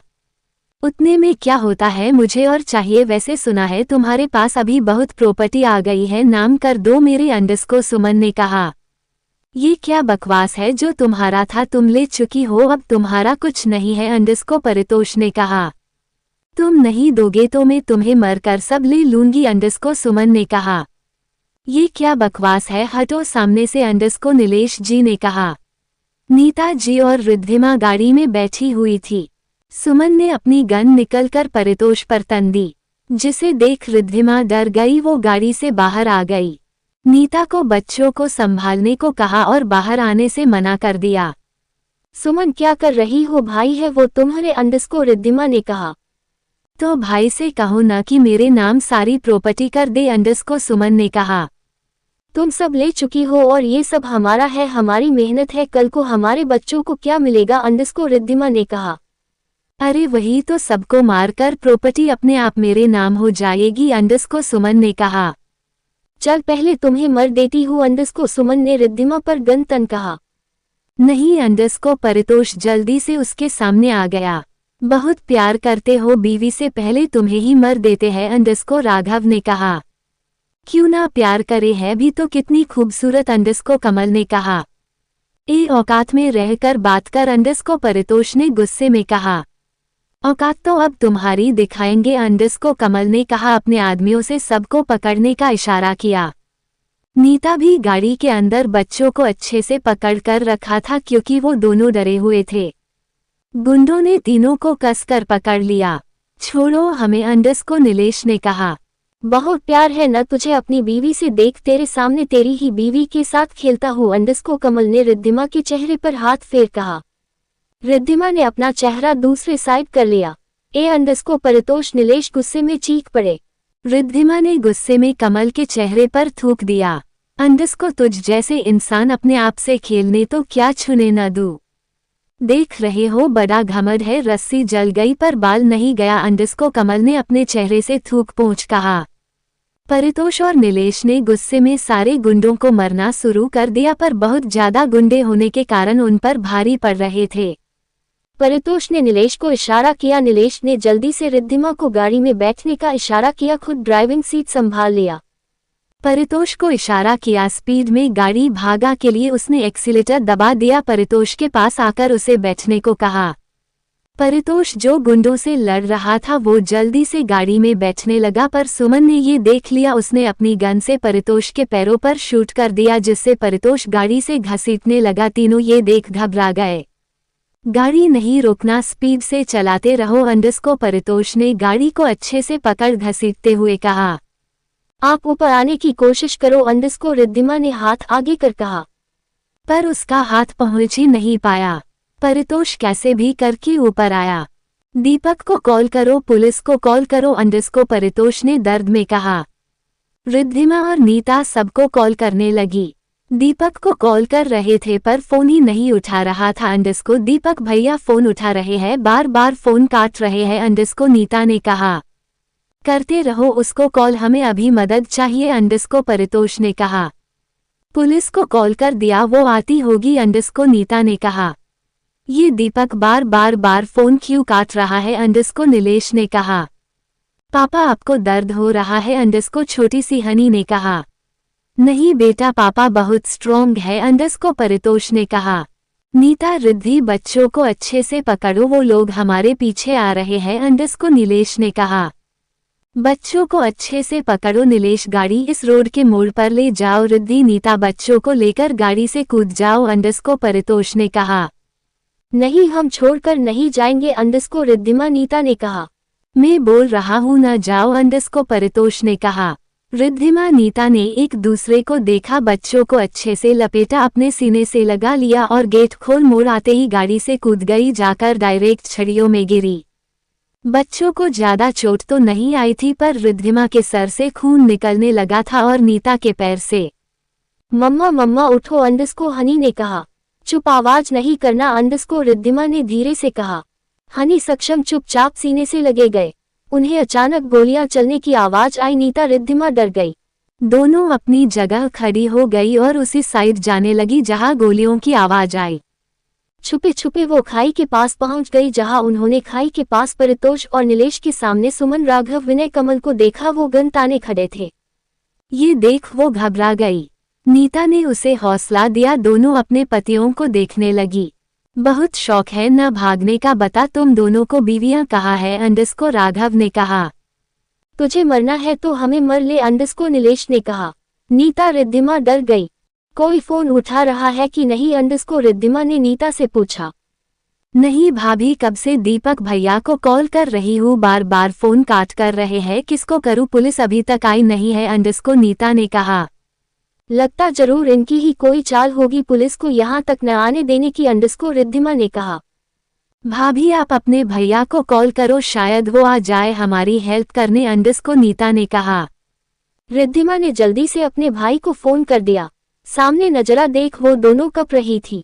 हनी आप बहुत ब्रेव हो, बच्चे याद रखना अगर मम्मा पापा को कुछ हुआ तो तुम अपने भाई बहन का अच्छे से ख्याल रखोगी, बिल्कुल बड़ी बहन की तरह, किसी से कभी नाराज मत होना बेटा, सब अपने हैं, अंडस को रिद्धिमा ने हनी से कहा। वो टुकुर टुकुर अपनी मम्मा की बातें सुन रही थी। रिद्धिमा ने अपनी साड़ी फाड़ी और हनी के चेहरे पर बांध दी, पैरों और हाथ को बांधकर उसे वहां बैठा दिया। यहाँ से हिलना मत जब तक आपकी मम्मा ना आ जाए, ओके प्रोमिस करो, अंडस को रिद्धिमा ने कहा। हनी ने हाँ में सर हिला दिया। भाभी आप ये क्या कर रही है, अंडस को नीता ने कहा। नीता बच्चों का अच्छे से ख्याल रखना, मैं उनके पास जा रही हूँ, उन्हें ऐसे तो नहीं देख सकती, कुछ तो करना होगा, अंडस को रिद्धिमा ने कहा। सक्षम और नीता को भी हनी की तरह बांध दिया। भाभी मैं भी अति हूँ, अंडस को नीता ने कहा। नहीं नीता तुम यही रहो, तुम्हें मेरी कसम तुम वहां नहीं आओगी, अंडस को रिद्धिमा ने कहा। नीता उसकी बात मान गई। कहा है उनके बीवी बच्चे ढूंढो, अंडस को सुमन ने कहा। रिद्धिमा ने तीनों को अच्छे से छुपाया और खुद निकल गई। थोड़ा किनारे जाकर वो निकल उन सब के सामने आ गई। तुम्हें जो चाहिए वो हम देने को तैयार है, पर याद रखना हमें जाने दो, अंडस को रिद्धिमा ने कहा। नहीं मेरी प्यारी भाभी अभी नहीं, अब सबको मारकर लूंगी, अंडस को सुमन ने कहा। किसी को कॉल किया, अंडस को परितोष ने धीरे से कहा। किसी का कॉल नहीं लगा, भैया को कॉल किया, वो आते होंगे, अंडस को रिद्धिमा ने कहा। तुम इधर क्यों आई, अंडस को परितोष ने रिद्धिमा को डांट कर कहा। क्या घुसूर फुसूर चल रही है, अंडस को विनय ने कहा। तीनों उसके साइड देखने लगे। तुझे जो करना है तू कर ले, अंडस को नीलेश ने कहा। चल पहले तुझसे शुरू करते हैं, अंडस को सुमन ने नीलेश के हाथों पर गोली चला दी। सब डर गए। रुको, तुम्हें जो करना ही हमारे साथ करो, इनका कोई कसूर नहीं, इन्हें जाने दो, अंडस को रिद्धिमा ने कहा। ठीक है जाने देते हैं, अंडस को सुमन ने कहा। अपने गुंडों को इशारा किया, वो नीलेश को पकड़ लिया।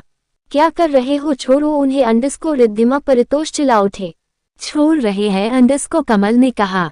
गुंडे नीलेश को खाई से धक्का दे दिया, नीलेश जाकर खाई में गिर गया। आह की जोर से चीख गूंज उठी। सब ये देख डर गए।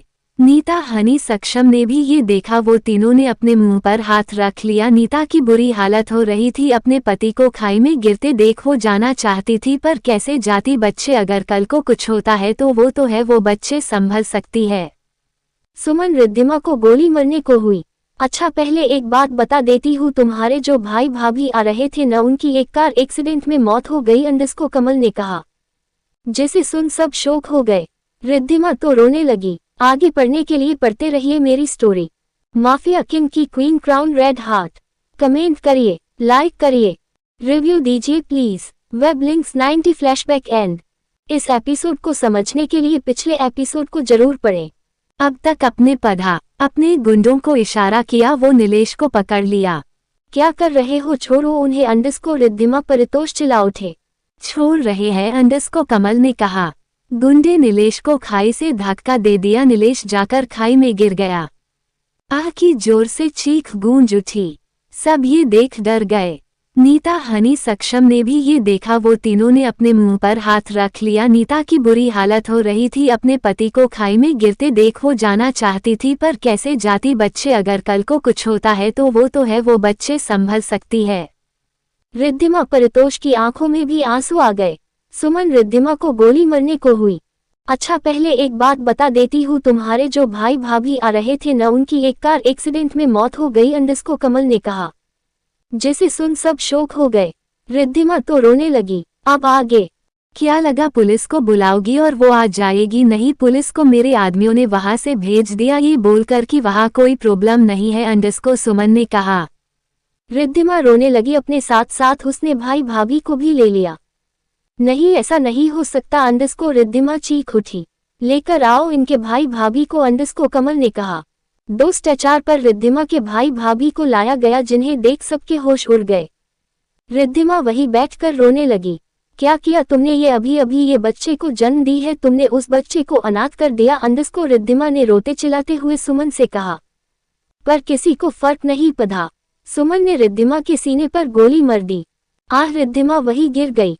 परितोष जल्दी से रिद्धिमा को गोद में उठाया। रिद्धि, आंख खोलो। रिद्धि, सुमन, ये क्या किया तुमने? प्रॉपर्टी चाहिए ले लो, हमें कुछ नहीं चाहिए, पर डॉक्टर के पास ले चलो जल्दी, अंडरस्कोर परितोष ने कहा। उसकी आंखों में आंसू थे। नहीं, अभी यहाँ से जाएगी तो लाशें ही, वो भी तुम सबकी, अंडरस्कोर सुमन ये बोल हंस दी। विनय ने परितोष को रिद्धि से दूर किया। परितोष और रिद्धिमा एक दूसरे का हाथ पकड़कर दूर न जाने की कोशिश कर रहे थे। नीता इधर ये सब देख आंख में आंसू लिए अपने दोनों बच्चों को गले लगाए हुई थी। क्या करती वो समझ ही नहीं आ रहा था। कब से दीपक को कॉल कर रही थी, पर बार फोन काट हो रहा था। एक टाइम ऐसा आया कि फोन स्विच ऑफ आने लगा। हनी ये सब नीता की सीने से लगी देख रही थी। कमल ने परितोष और रिद्धिमा का हाथ छुड़ाया और परितोष को मरने लगा। परितोष, जिसके पैर पर गोली लगी थी, वो ज्यादा कुछ न कर सका। सुमन ने परितोष के सीने पर गोली चला दी और घसीटते हुए रिद्धिमा उसके भाई भाभी को एक जगह एक साथ किया। इनकी कार लेकर आओ, अंडरस्कोर सुमन ने कहा। कार का क्या करोगे? अंडरस्कोर विनय ने कहा। इनको इनकी कार के साथ जला दो, अंडरस्कोर राघव ने कहा। हाँ, किसी को शक नहीं होगा, अंडरस्कोर सुमन ने कहा। एक गुंडा कार लेकर आया। सुमन ने कहा, अंडरस्कोर इन लोगों पर पेट्रोल छिड़को। ये सुन नीति घबरा गई। उसने कुछ सोचा, अपना फोन चालू किया और फोन पर पुलिस सायरन चला दिया। जिसे सुन सब एक दूसरे को देखने लगे। पुलिस कैसे आ गई यहाँ पर? जल्दी करो, इन चारों को गाड़ी में आग लगा दो, अंडरस्कोर सुमन ने कहा। गुंडे जल्दी जल्दी गाड़ी में चारों को डाल आग लगा दिया। अपनी अपनी गाड़ी में बैठकर वहां से निकल गए। नीता जल्दी से सक्षम हनी को वहीं बैठाकर बाहर आई। वो क्या करे समझ ही नहीं आ रहा था। उसने सबसे पहले जाकर कार के पास चारों साइड गेट खोलने का देखा, समझ ही नहीं आया क्या करे। गाड़ी में पूरे तरीके से आग लग गई थी। नीता ने खाई की तरफ देखा जहां पर नीलेश को गिराया था, वो उसी साइड भागी। खाई बहुत ज्यादा गहरी थी। ये देख नीता डर गई। उसकी नजर किनारे पर लटके नीलेश पर गई, जो शायद बेहोश था। नीता ने उसे चिल्लाना शुरू किया, पर जोर से नहीं, क्योंकि अगर उन्हें आवाज सुनाई दे जाती तो वो लोग फिर वापस आ जाते। नीलेश उठो, अंडरस्कोर नीता ने चिल्लाकर नीलेश को उठाया। नीलेश ने अपनी आंखें खोली। खाई में गिरा देख याद आया। वो धीरे धीरे पत्थर को पकड़कर खाई के ऊपर आया। उसकी हालत ज्यादा खराब हो गई थी। सर पर, पैर पर, हाथ पर खरोच के निशान थे। खून भी निकल रहा था। नीलेश भैया भाभी, अंडरस्कोर नीता ने कहा।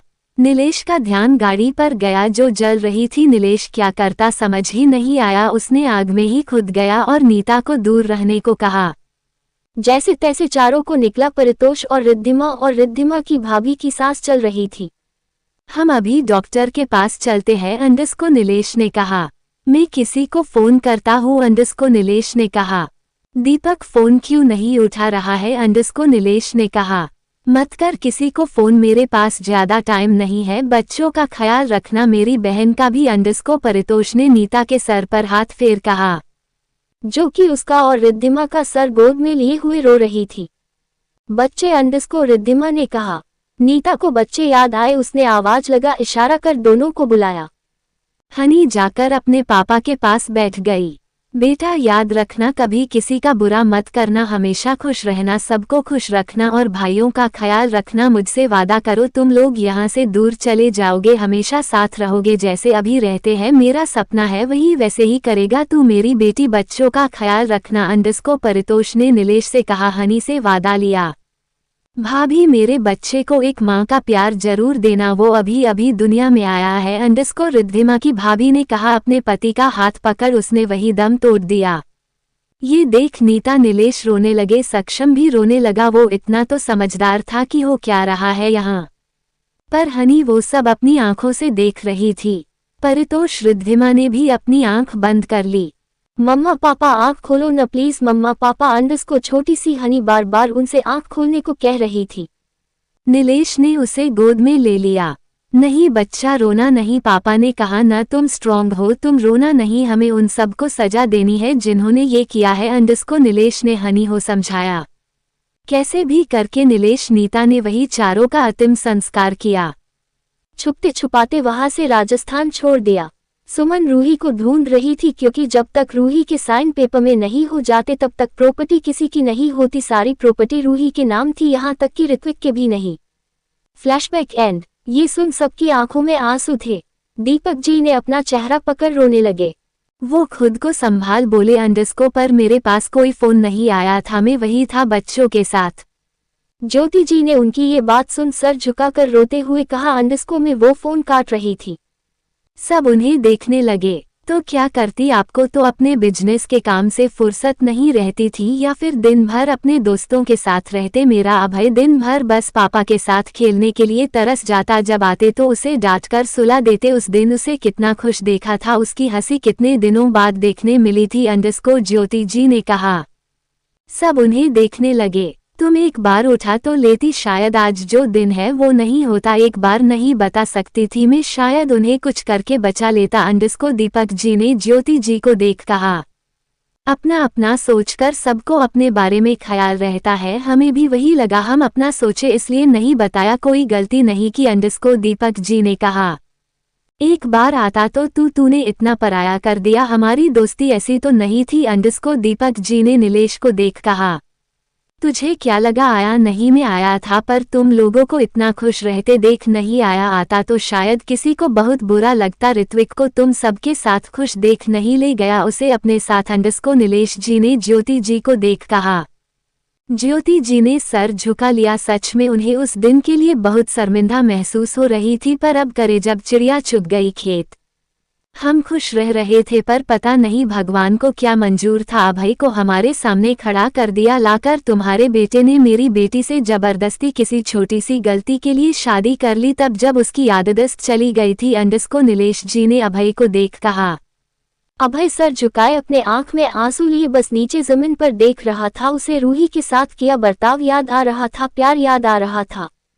तू कहता है रूही ने मेरे साथ किया, मेरी ये हालत है, मैं और रूही कोई भी रिलेशनशिप में नहीं थे। मुझे जिस दिन पता चला रूही मेरी बहन है, उस दिन। ऋत्विक याद करने लगा। फ्लैशबैक। ऋत्विक किसी मीटिंग के लिए शिमला गया था, वहां पर अचानक ही उसने नीलेश जी को देख लिया। वो उनके पीछे पीछे जाने लगा। यहाँ नीलेश जी भी सबके साथ घूमने आए थे। नीलेश जी एक घर के बाहर रुके, जहाँ पर नीति, रूही, नीता जी खड़ी हुई थी। अरे चलो भाग्यवान रूही बेटा, नीति और ये सक्षम कहा गया, नीलेश जी ने कहा। ऋत्विक सबको देख शॉक हो गया। उसे तो लगा सब उस हादसे में चले गए, सबको ये कह दिया गया था कि एक हादसे में सर लोग कार में ही जल गए। ऋत्विक ये देख उनके पास जाने को हुआ, पर किसी का आभास देख वो नहीं गया। उसे लगा कोई उसका पीछा कर रहा है। रोज वो रूही, नीलेश जी सबका छुपे छुपे पीछा करता। एक दिन उसने रूही से मिलने का सोचा। उसने एक बार जानबूझकर रूही को टक्कर मार दी थी। ऋत्विक को लगता कि रूही उसे नहीं जानती, पर रूही को तो उसके बारे में सारी खबर रहती, वो कब क्या करता है क्या नहीं। दोनों ने दोस्ती कर ली, दोनों मिलते बात करते, ये बात घर में सबने देखा था, सब खुश थे उसे देखकर। वो कैसे भी करके रूही को बताने वाला था वो उसका भाई है, पर किसी को मंजूर नहीं था। ऋत्विक उसे बताने जा रहा था, उसने अभय को बता भी दिया था। वो एक बर्फ के चट्टान के पास खड़ा अभय को बता रहा था। उसे सामने से आती हुई रूही दिखी, जिसे देख वो उसके पास आने लगा, पर उसकी नज़र रूही के पीछे खड़े शख्स पर पड़ी जो हाथ में गन लिए रूही पर चलने वाला था। ये देख ऋत्विक जोर से चीखा, रूही।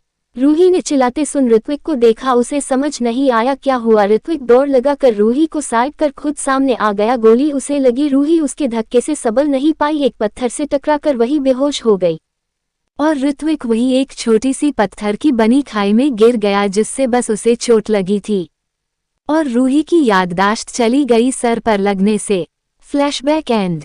ये सुन अभय वहीं नीचे जमीन पर बैठ गया। ये क्या किया उसने, इतनी बड़ी गलती कैसे कर सकता है। वो रूही बार बार कहती रही कुछ नहीं किया उसने, फिर भी उसने उसके ऊपर कोई रहम नहीं किया। कितना तौचा किया, उसे कभी मार देता, कभी उसके हाथों को जला देता। अभय ने अपने चेहरे को छुपा कर रोने लगा। आज उसे कोई देखता तो सच में कोई न कहता ये था अभय आर्यन है। आगे पढ़ने के लिए पढ़ते रहिए मेरी स्टोरी। माफिया किंग की क्वीन मुकुट दिल। कमेंट करिए, लाइक करिए, रिव्यू दीजिए। वेब लिंक्स 91 सुमन रूही आमने सामने। इस एपिसोड को समझने के लिए पिछले एपिसोड को जरूर पढ़ें। अब तक अपने पढ़ा और ऋत्विक वही एक छोटी सी पत्थर की बनी खाई में गिर गया, जिससे बस उसे चोट लगी थी और रूही की याददाश्त चली गई सर पर लगने से। Flashback and. ये सुन अभय वहीं नीचे जमीन पर बैठ गया। ये क्या किया उसने, इतनी बड़ी गलती कैसे कर सकता है। वो रूही बार बार कहती रही कुछ नहीं किया उसने, फिर भी उसने उसके ऊपर कोई रहम नहीं किया। कितना तौचा किया, उसे कभी मार देता, कभी उसके हाथों को जला देता। अभय ने अपने चेहरे को छुपा कर रोने लगा। आज उसे कोई देखता तो सच में कोई न कहता ये था अभय आर्यन है। अब आगे। अभय अपने घुटनों के बल बैठ गया, वही अपने चेहरे को हाथ से छुपा रोने लगा। क्या कहा था, मेरी बहन बाजारू है, तुम्हारे बॉयफ्रेंड के साथ अफेयर चला रही थी। अंडस्को सक्षम ने दिव्या को देख कहा। आई एम सॉरी अंडस्को, दिव्या ने सक्षम का हाथ पकड़ कहा।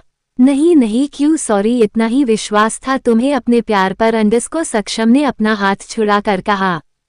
नहीं वो फोटोज में ऐसा। अंडस्को दिव्या ने कहा। फोटोज तो ऐसे बहुत बनते हैं मार्केट पर। अरे मेरा छोड़ो, उस भाभी पर तुमने भरोसा नहीं किया जिसका नाम पूरे दिन रटती रहती थी। एक बार भी ये सब कहते ये नहीं लगा कि उसी भाभी ने तुम्हें बचाकर अपना बच्चा खोया था। अंडस्को सक्षम ने दिव्या पर चिल्लाकर कहा। दिव्या रोने लगी, सब सर झुका खड़े थे, सबको अब अफसोस हो रहा था। नहीं सक्षम वो। अंडस्को दिव्या ने सक्षम को समझते हुए कहा। मुझे कुछ नहीं सुनना, जो था वो आज खत्म करते हैं। अंडस्को सक्षम ने अपने हाथों से रिंग निकलकर दिव्या के हाथ में देते हुए कहा। मेरी बहन के सामने तुम्हारी कोई औकात नहीं है, याद रखना ये। अंडस्को सक्षम ने कहा। नहीं सक्षम मेरी बात सुनो, में रूही भाभी। अंडस्को दिव्या ने रोते हुए कहा। नाम मत लो मेरी बहन का अपनी जबान से, अंडस्को सक्षम ने चिल्लाते हुए कहा। दिव्या सहम गई। चलो पापा, अंडस्को सक्षम ने कहा।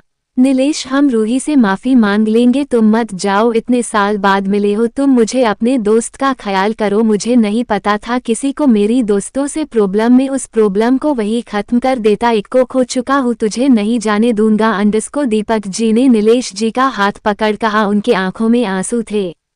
रूही अब यहाँ कभी नहीं आएगी, मैं उसे यहाँ से ले जा रहा हूँ, मेरी बेटी का इस घर से रिश्ता खत्म। अंडस्को नीलेश जी ने कहा। चलो अंडस्को नीलेश जी ने कहा। बाहर चले गए, नीता जी भी पीछे चली गई। सक्षम ने नीति का हाथ पकड़ा। अंडस्को चलो नीति। नीति जो सर झुकाए देवेश को देख रही थी, उसने सक्षम के ये बोलते चलो नीति। देवेश सर उठाकर नीति को देखने लगा। देवेश अपनी भारी आंखों से नीति को देख रहा था, जैसे बोल रहा हो सॉरी। नीति देवेश के पास गई, कहा अंडस्को में या मेरी बहन किसी लड़के को नहीं फंसते में नहीं आई थी तुम्हारे पास, तुमसे तुम्हारा प्यार मांगने तुम खुद आए थे। बहुत प्राउड है न भाई पर, तो पूछ लेना कितना कुछ किया है तुम्हारे भाई ने मेरी बहन के साथ। नीति वहां से जाने लगी, फिर पलटकर देवेश के पास आई, अपने गले से पांडेड निकलकर देवेश के हाथ में दे दिया। अंडस को ये उसे ही देना जो तुम्हारी औकात में हो, जिसे तुम सब या तुम्हारा भाई जिसे प्यार करे, नीति ने कहा। पलटकर सक्षम का हाथ पकड़कर बाहर निकल गई। सक्षम रूही कहाँ गई? यहाँ नहीं है, अंडस को नीलेश जी ने कहा। क्या यही तो थी वो? कहाँ गई अंडस को? सक्षम ने कहा। पता नहीं कहाँ गई होगी, मेरी बच्ची, कॉल करो, पता करो कहाँ गई अंडस को, नीता जी ने कहा। ऋत्विक भी वही आ गया। हनी कहाँ गई अंडस को ऋत्विक ने पूछा। वैसे तो उसे चला नहीं जा रहा था, पर यहाँ बहन की बात थी। पता नहीं कहाँ गई अंडस को, नीलेश जी ने कहा। सक्षम कॉल करने लगा पर उसका फोन बंद था। पूरी आर्यन फैमिली ये सुन बाहर आ गई। नीलेश जी ने किसी को फोन किया, अंडस को, हेलो रूही कहाँ है, पता करो जल्दी। व्हाट? वो वहाँ क्या कर रही है अंडस को, नीलेश जी ने कहा। कहा है रूही बताए मुझे, मैं लेकर आऊंगा, माफी भी मांगूंगा उससे, अंडस को अभय ने कहा। जरूरत नहीं है, हम देख लेंगे अंडस को, सक्षम ने कहा। कहा है पापा वो अंडस को, सक्षम ने पूछा। वो वही है, सब वही है, वो सब खत्म करने वाली है अंडस को, नीलेश ने कहा। ये सुन नीता जी डर गई। हम चलते हैं न उसके पास, वो कुछ कर न ले अंडस को, नीता जी ने कहा। कहा है अंकल हनी मुझे बताऊं, अंडस को ऋत्विक ने कहा। अभय जब तक अपने गार्ड्स को जो रूही के पीछे लगाए थे उनसे बात की, पता चला रूही राजस्थान में है। ये सुन अभय भी घबरा गया, उसने सारे गार्ड्स को अलर्ट कर दिया, फ्लाइट तैयार करने को बोला। पापा चलो, रूही राजस्थान में है, हम उसे लेकर आते हैं अंडस को, अभय ने दीपक जी से कहा। सबने हमें सर हिला दिया।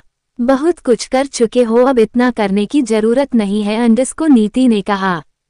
किसी को उसकी बात का बुरा नहीं लगा, किया ही उन्होंने ऐसा काम था, क्या कर सकते थे। हम भी चलाते हैं अंडस को, दादाजी ने कहा। पापा चलो, सक्षम ने कहा। गाड़ियां आ गई, प्लेन आ रही है यहाँ पर, उसी से चलते हैं, जल्दी पहुंच जाएंगे अंडस को, अभय ने कहा। जरूरत नहीं है, हम चले जाएंगे अंडस को, सक्षम ने कहा।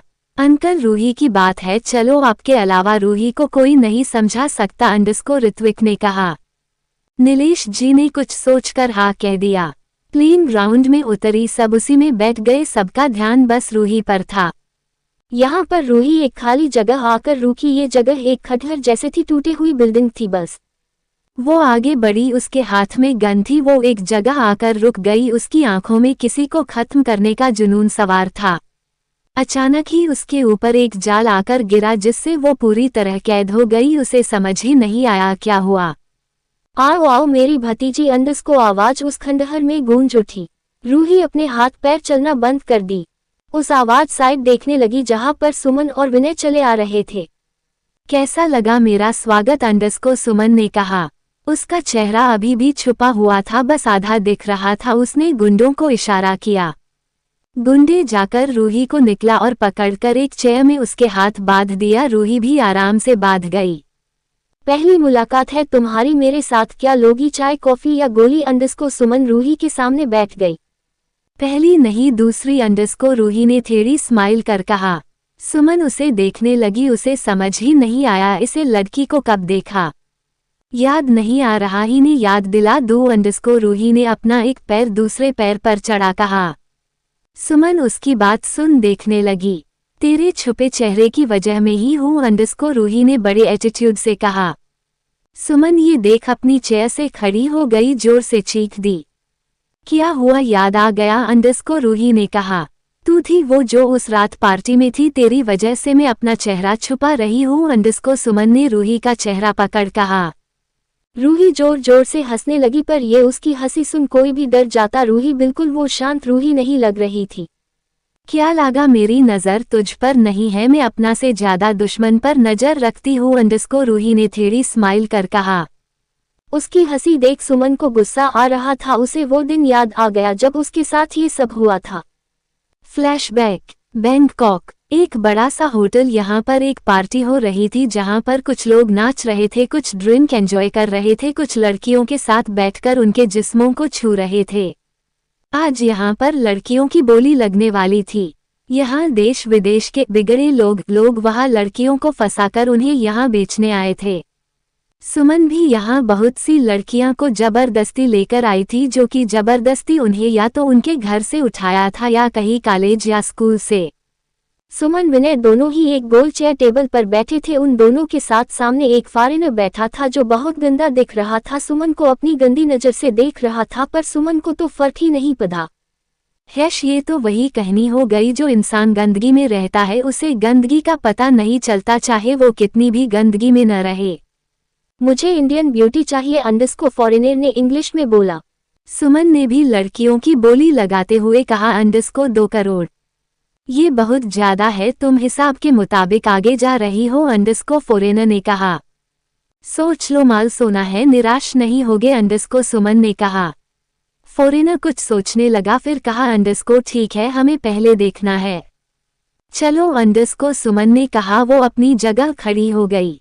विनय भी सुमन के चल दिया, उसके पीछे फॉरेनर भी। तीनों एक खाली जगह रुके जहां एक बड़े बड़े ट्रक खड़े थे। सुमन ने अपने आदमियों को आवाज दी, पर वहां उसका कोई आदमी नहीं आया। ये सब कहाँ मर गए, अंडरस्को सुमन ने कहा। सुमन अपनी ट्रक के पास पहुंची। ट्रक को खोलने के लिए विनय से कहा। विनय ने ट्रक को खोला। जैसे ही उसे खोला, अंदर से बहुत सारा धुआं बाहर निकल आया। सुमन विनय के साथ साथ फॉरेनर भी खांसने लगा। क्या हो रहा है, ये क्या है, अंडरस्को फॉरेनर ने खंसते हुए कहा। पता नहीं ये कहाँ से इतना धुआं आ गया, अंडरस्को सुमन ने कहा। अपने आदमियों को बुलाने लगी, पर उसे को नहीं दिखे, उसे बहुत गुस्सा आ रहा था। पूरा धुआं हल्का हुआ। सुमन का ध्यान ट्रक के अंदर गया। अंदर कुछ भी नहीं था, पूरा ट्रक खाली था, बस वहां पर एक बॉम्ब डाला हुआ था जिससे धुआं निकल रहा था। सुमन देवी ये देख चीख पड़ी, अंडरस्को आह कहा गई, लड़कियां यहीं पर थी। सुमन देवी पूरी तरह बौखलाई हुई थी। दो लड़कियों को, अंडरस्को सुमन ने चिल्लाते हुए विनय से कहा। लड़कियां कहाँ है, अंडरस्को फॉरेनर ने कहा। हम बाद में बात करते हैं, लड़कियां हम आपको देंगे, अंडरस्को सुमन ने कहा। वो यहाँ वहाँ लड़कियां और अपने आदमियों को ढूंढने लगी। साले सब के सब कहाँ मर गए, अंडरस्को सुमन ने गुस्से में दांत पिसते हुए कहा। विनय सुमन ने सब जगह देख लिया, न लड़के मिले न ही लड़कियां। कहा गए सब के सब, जमीन खा गई या आसमान निगल गया, अंडरस्को सुमन ने चीखते हुए कहा। विनय को भी समझ नहीं आ रहा था, कहा गए सब। होटल के अंदर देखते हैं, जाऊं, क्या देख रहे हो, अंडरस्को सुमन ने कहा। विनय को देख चिल्लाते हुए बोली। विनय हाँ कहकर जल्दी जल्दी होटल के अंदर चला गया। सुमन यहाँ सर पकड़ी खड़ी थी, उसका कितना नुकसान हो गया। अचानक उसे ऐसा लगा जैसे कोई पीछे खड़ा है। वो पीछे पलटकर देखने लगी, पर कोई नहीं था। वो फिर पलटकर जाने लगी। अचानक सामने से कोई आया, धुआं के कारण और रात के वजह से दिखा नहीं। बस सामने वाले इंसान ने अपने हाथ में लिए तेजाब की बोतल को देखा और उसका ढक्कन खोलकर पूरा सुमन के चेहरे पर डाल दिया, जिससे सुमन वही तड़पने लगी। उसकी चीख पूरे होटल में गूंज गई। इतनी ज्यादा तेज आवाज थी उसकी कि कोई भी डर जाए। हुआ भी यही, उसकी चीख अंदर सारे रूम में देख रहे लड़कियों को, विनय को भी सुनाई दी। वो उसकी चीख सुन भागा भागा वही आया। सुमन को नीचे पड़ा तड़पते देख वो घबरा गया। वो जल्दी जल्दी उसके पास आया। सुमन क्या हुआ, अंडरस्को विनय ने उसका सर अपने हाथ में ले कहा। सुमन को बोला भी नहीं जा रहा था। आगे पढ़ने के लिए पढ़ते रहिए मेरी स्टोरी। माफिया किंग की queen crown red heart. Comment करिए, लाइक करिए, रिव्यू दीजिए प्लीज। काम हो रहे हैं मेरे रिव्यू, ऐसा नहीं चलेगा। वेब लिंक्स 92 प्रिया आशिमा सुमन की बेटी। इस एपिसोड को समझने के लिए पिछले एपिसोड को जरूर पढ़ें। अब तक आपने पढ़ा। अचानक सामने से कोई आया, धुआं के कारण और रात के वजह से दिखा नहीं। बस सामने वाले इंसान ने अपने हाथ में लिए तेजाब की बोतल को देखा और उसका ढक्कन खोलकर पूरा सुमन के चेहरे पर डाल दिया, जिससे सुमन वही तड़पने लगी। उसकी चीख पूरे होटल में गूंज गई। इतनी ज्यादा तेज आवाज थी उसकी कि कोई भी डर जाए। हुआ भी यही, उसकी चीख अंदर सारे रूम में देख रहे लड़कियों को, विनय को भी सुनाई दी। वो उसकी चीख सुन भागा भागा वही आया। सुमन को नीचे पड़ा तड़पते देख वो घबरा गया। वो जल्दी जल्दी उसके पास आया। सुमन क्या हुआ, अंडरस्को विनय ने उसका सर अपने हाथ में ले कहा। सुमन को बोला भी नहीं जा रहा था। अब आगे विनय ने सुमन का चेहरा देखा जो तेजाब के कारण जल रहा था। वो ये देख डर गया, जल्दी से खुद ही गाड़ी निकली और सुमन को उठाकर गाड़ी में बैठा दिया, उसे हॉस्पिटल ले गया। चाहे वो कितना भी गलत काम करता रहे पर वो सुमन से बहुत प्यार करता था, सब उसके लिए ही तो कर रहा था, जैसा वो बोलती वैसा वो करता। दो जोड़ी आंखें उसे जाती हुई देख रही थी। मारा क्यों नहीं इसे, वो तेरे सामने थी। अंडस को सिया ने रूही के कंधे पर हाथ रख कहा। मार देती पर अभी टाइम नहीं है, जब अपने चेहरे को दूसरों को छुपा कर रहेगी, खुद अपनी शकल से नफरत करेगी, तब समझ आएगा दूसरी लड़कियों की जब इज्जत उतरती है तो उन्हें कैसा लगता होगा खुद का चेहरा देखने में। अंडस को रूही ने कहा। चल हम निकलते हैं, अंडस को सिया ने कहा। लड़कियों को आराम से घर पहुंचा दे, कोई प्रॉब्लम न हो, अंडस को रूही ने कहा। सिया ने हमें सर हिला दिया।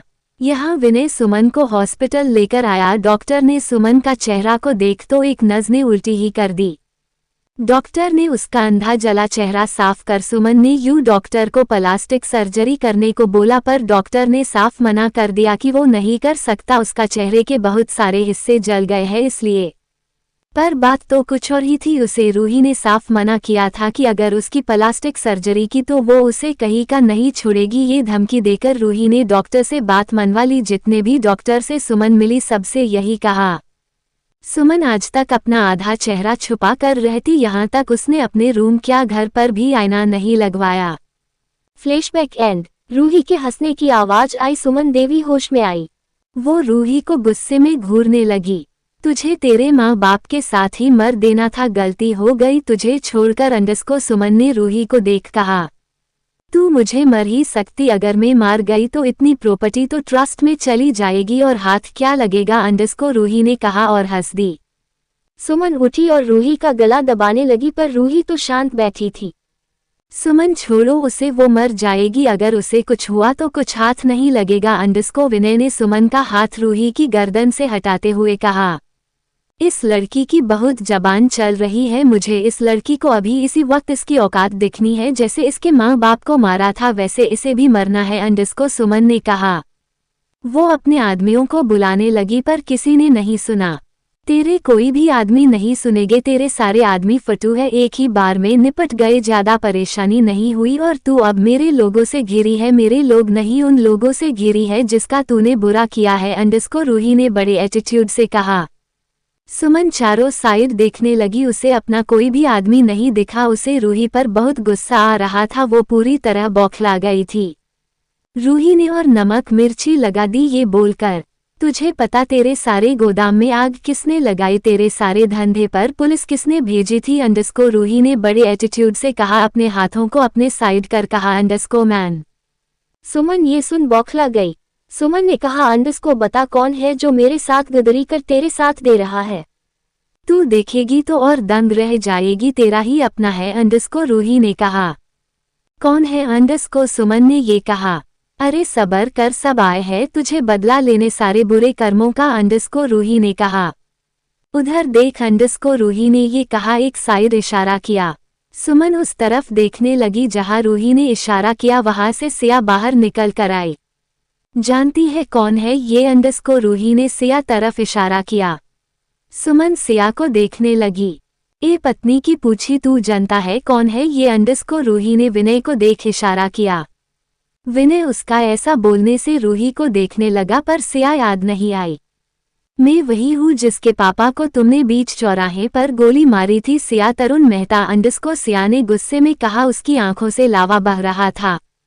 तू है उसकी बेटी, क्या कर लेगी, ये अकेली लड़की है, लड़का पैदा करना था, तरुण को बहुत परितोष का साथ देता था इसलिए मार दिया, अंडस को सुमन ने कहा। रूही उसे गुस्से में देखने लगी।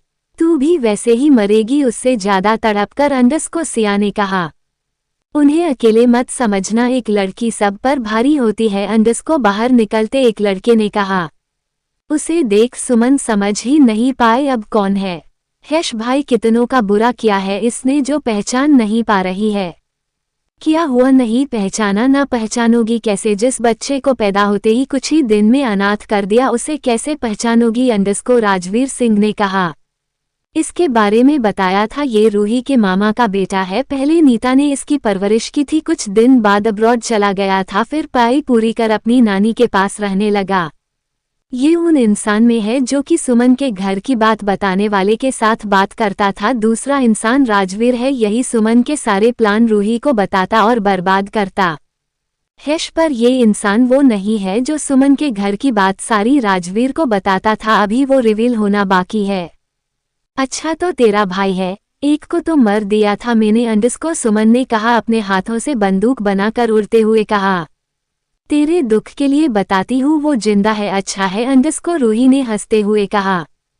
सुमन ये सुन शॉक हो गई। अब तू सोच रही होगी उसे मरा पर जिंदा कैसे, बस ये समझ भगवान की माया है अंडस रूही ने कहा। सुमन हंसने लगी। अंडस को क्या लगा ये सब करके तू मुझे डरा लेगी? नहीं, इन सब को मैं अभी ऐसे ऐसे भगवान को प्यारे कर दूंगी, इनके साथ तुझे भी अंडस सुमन ने चुटकी बजाते हुए कहा। रूही उसकी बात सुन टेडी स्माइल करने लगी। सपने अच्छे देख लेती हो अंडस इस आवाज ने सुमन विनय का ध्यान अपने साइड किया। सुमन उस साइड देखने लगी अंडस को। वहां खड़े कार्तिक ने कहा, जिसके साथ नियम भी था। अंडस को क्या हुआ, हमें यहाँ देख शौक लगा। तुम दोनों तो अंडस सुमन ने कहा। निशांत रॉय के बेटे हैं, मेरे चाचा के साथ मिलकर तूने मेरे पापा को मरकर उनकी जगह छीन ली अंडस कार्तिक ने कहा। सुमन रूही को देखने लगी। अरे इतना शौक क्यों लग रहा है, सबको तूने अनाथ किया है, अब जिसे देखेगी उसे देखने के बाद तो तू यही मरना चाहेगी, पर मैं ऐसा नहीं होने दूंगी। ले पानी पी, आराम से बैठ जा अंडस रूही ने पानी की बोतल पास कर कहा। सुमन ने जल्दी से पानी पी लिया। उसे सच में अब डर लग रहा था, वो पूरी तरीके से घिर गई थी। सोच कैसा लगता है जब अपनों को अपने सामने दर्द में दम तोड़ते देखना। आज तुझे दिखती हूँ वही अंडस रूही ने ये बहुत गुस्से में कहा। लेकर आओ अंडस रूही ने कहा। 2 लोग विशाल को लेकर आए जो कि एक रस्सी में बांधा था। सुमन विशाल को वहां देख शॉक हो गई, वो डर गई कहीं रूही विशाल को नुकसान न पहुंचा दे। देखो तुम्हारी दुश्मनी मुझसे है, तुम्हें जो करना है मुझे करो, मेरे बेटे को छोड़ दो अंडस सुमन ने लगभग रूही के सामने हाथ जोड़ लिए। कैसा लग रहा है अपने सामने अपने बेटे को ऐसे देख अंडस रूही ने कहा। उसका इसमें कोई हाथ नहीं है, उसे तो पता भी नहीं क्या हुआ है अंडस विनय ने कहा। बहुत प्यार करते हो अपने बेटे से और बेटी से कितना प्यार करते हो अंडस रूही ने कहा। बेटी हमारी कोई बेटी नहीं है अंडस विनय ने कहा। सुमन ये सुन शौक हो गई, उसके माथे पर पसीना आने लगा। क्यों प्यारी बुआ, मेरे प्यारे फूफा जी को नहीं बताया अपनी 2 बेटियों के बारे में अंडस रूही ने सुमन को देख कहा। इनकी बेटियों को भी लेकर आओ अंडस रूही ने कहा। अंदर 2 लड़कियां आए जिसे देख वहां खड़े सब शौक हो गए, यहाँ तक को कार्तिक और नियम भी। उन दोनों के मुंह से एक ही शब्द निकला, अंडस प्रिया। प्रिया और उसकी बहन आशिमा दोनों अंदर आए, दोनों को आंखों में आंसू थे। सुमन विनय दोनों प्रिया आशिमा को देखने लगे। क्या बुआ बताया नहीं है क्या फूफा को उनकी ये बेटियों के बारे में अंडस रूही ने कहा। ये मेरी बेटियां नहीं है, मेरी कोई बेटी नहीं है, मेरा सिर्फ एक ही बेटा है, वो है विशाल अंडस विनय ने रूही पर चिल्लाते हुए कहा। अरे बेवकूफ फूफा, ये वही बेटियां हैं जिसे तुम्हारी प्यारी बीवी ने मारा साबित कर दिया था, पर ये बेटियां तो जिंदा थी जिन्हें तुम्हारी बीवी ने पैसों के लिए बेच दिया था अंडस रूही ने सुमन को देख कहा। विनय सुमन को देखने लगा। क्या ये सच बोल रही है अंडस विनय ने सुमन से पूछा। वो आज तक कभी भी सुमन पर शक नहीं किया, जो वो कहती सब वो करता। उसके प्यार में वो इतना पागल हो गया था कि उसका साथ गलत कामों भी दे दिया था, पर कभी कुछ नहीं पूछा। पर आज यहाँ बात उन 2 बेटियों की थी। सुमन मैं कुछ पूछ रहा हूँ, ये लड़कियाँ क्या हमारी बेटी है अंडस विनय ने लगभग चिल्लाते हुए बोला। सुमन को बहुत गुस्सा आ रहा था, ये आदमी उस पर चिल्ला रहा है, इसकी औकात क्या है मुझ पर चिल्लाने की। सुमन ने कहा, अंडस ये मुझ पर क्यों चिल्ला रहा है? हाँ है, ये हमारी बेटियां दिया, मैंने जन्म नहीं मारी थी, वो लड़कियां बेच दिया था। मैंने क्या करती, काम में इतना लॉस हो रहा था कि बेच दिया था, अच्छे पैसे मिल रहे थे इनके बेचने के तो बेच दिया। क्या गलत किया? इनको पालने का विचार था क्या? उन्हें पालने में कितना पैसा लगता है पता है, और कोई काम की नहीं होती। सोचा था बेटा होगा तो वो काम पर हाथ बांटेगा, पर नहीं, 2 बेटियां दे दी। वो कहती विनय ने उसके चेहरे पर एक थप्पड़ जड़ दी। इसके आगे कुछ छी, इतनी गिर गई कि अपनी ही बेटियों को बेच दिया, पैसों की लालची औरत अंडस्को विनय ने कहा। उसे अब सुमन पर बहुत गुस्सा आ रहा था। उस पर क्या गुस्सा निकल रहे हो? खुद पर गुस्सा नहीं आ रहा है क्या? तुम भी तो उसके साथ थे इन सब कामों में, अंडस्को रूही ने कहा।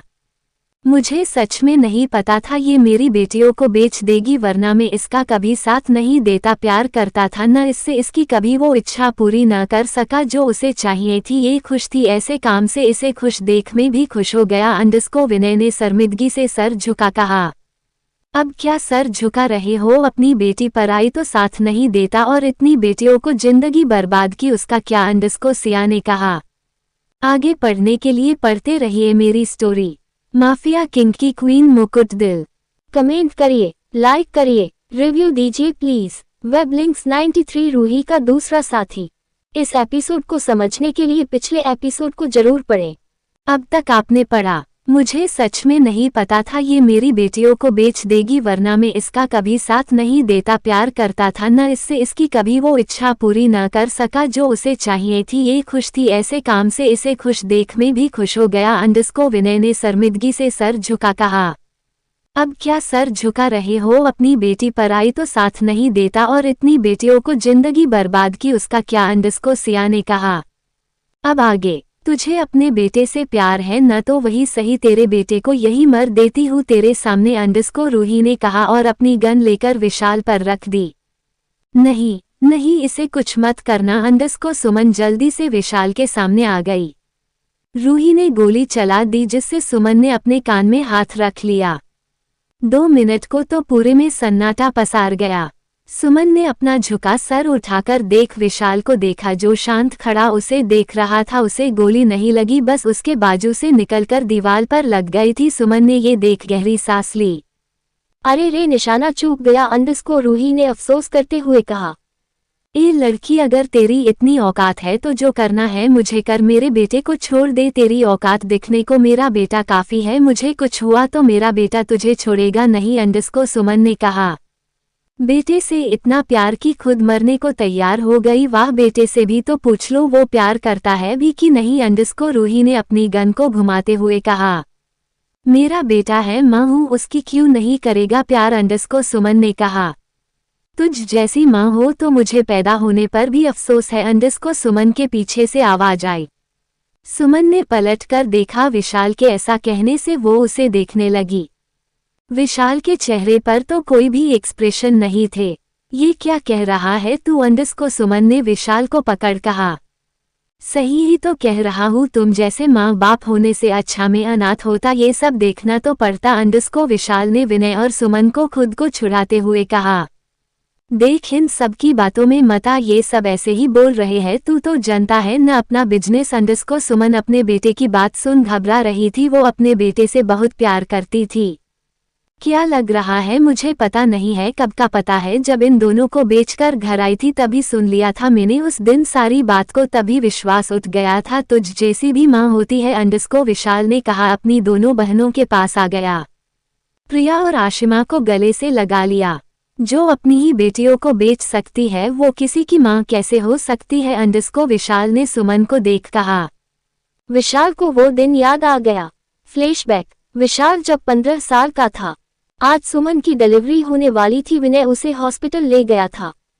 विशाल भी वही विनय के साथ बैठा हुआ था। अंदर डॉक्टर सुमन को लेकर गए थे। सुमन के चीखने की आवाजें सुनाई दे रही थी।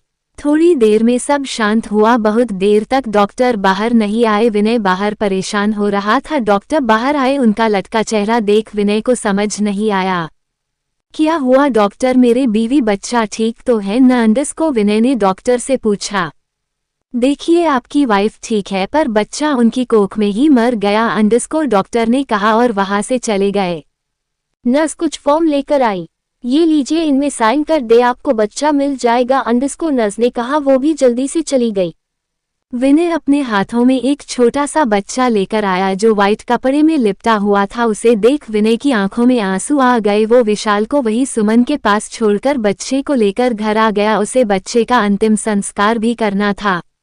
विशाल बाहर बैठा हुआ था। उसे अपनी माँ के रूम में कुछ आवाजें आने लगी। वो अंदर जाने का सोचा, जैसे ही गेट खोला उसे कुछ आवाज सुनाई दी। वो वही खड़े सुनने लगा।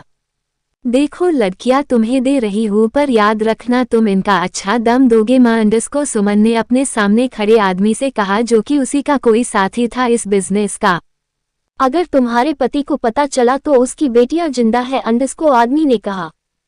कुछ नहीं पता चलेगा उस बेवकूफ इंसान को अंडस को सुमन ने कहा। हाँ याद है ये लड़कियां बड़े होने के बाद बहुत कम आएगी अंडस को आदमी ने कहा दोनों बच्चों को लेकर चला गया। विशाल ये सुन शौक हो गया उसकी मां ने उसकी बहनों को बेच दिया। वो उस आदमी के पीछे भागने लगा। वो आदमी किसी गाड़ी में बैठ रहा था। विशाल जाकर उस आदमी की गाड़ी की डिक्की में बैठ गया। वो आदमी किसी से फोन पर बात कर रहा था। अंडस को हाँ मैं इन दो लड़कियों को वो दिवाकर वाले आश्रम ला रहा हूँ, याद रखना ये लड़कियां मेरे लिए बहुत कीमती है। विशाल ने ये सुना उसने इस दिवाकर वाले आश्रम अपनी माँ के मुंह से बहुत सुना था। गाड़ी रुकी। वो आदमी दोनों बच्चों को लेकर एक छोटे से घर की तरफ बढ़ गया। विशाल भी निकलकर उसके पीछे चला गया। वो आदमी दोनों बच्चों को एक औरत को सौंपकर बोला अंडस को अच्छे से ख्याल रखना।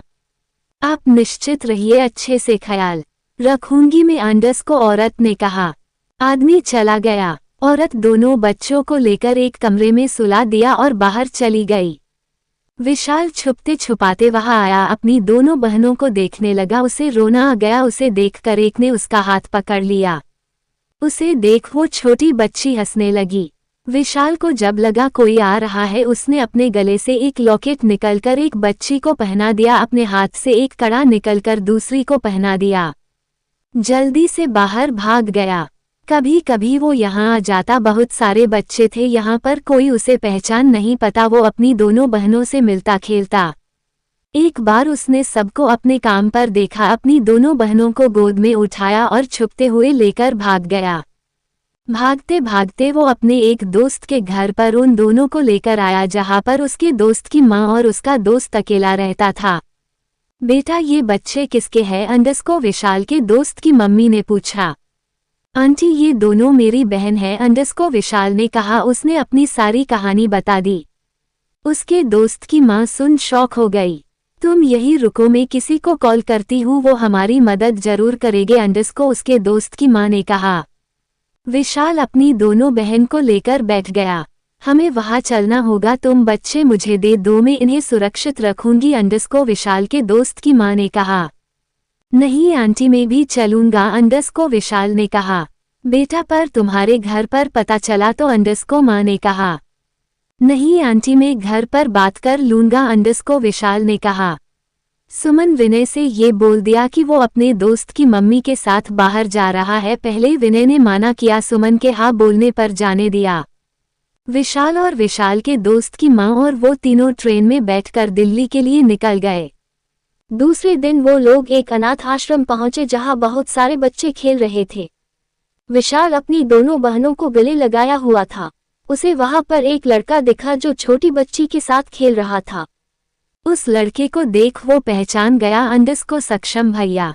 ये कोई नहीं नीलेश अब्रॉय का अनाथ आश्रम था जिसमें वो लोग राजस्थान छोड़कर यहाँ आ गए थे। अपना सरनेम भी बदल दिया था, अपनी जिंदगी फिर से शुरू की। नीलेश ने भी विशाल को देखा। उन्हें लगा विशाल सुमन यहाँ आ गए। नीलेश जी जल्दी से विशाल के पास आए। विशाल ने नीलेश जी को देख गले लगा लिया, उनसे चिपक कर रोने लगा। बेटा क्या हुआ, तुम रो क्यों रहे हो, यहाँ पर क्या कर रहे हो अंडस को नीलेश जी ने कहा। उनका ध्यान बच्चों पर गया। ये बच्चे कौन है अंडस को नीलेश ने पूछा।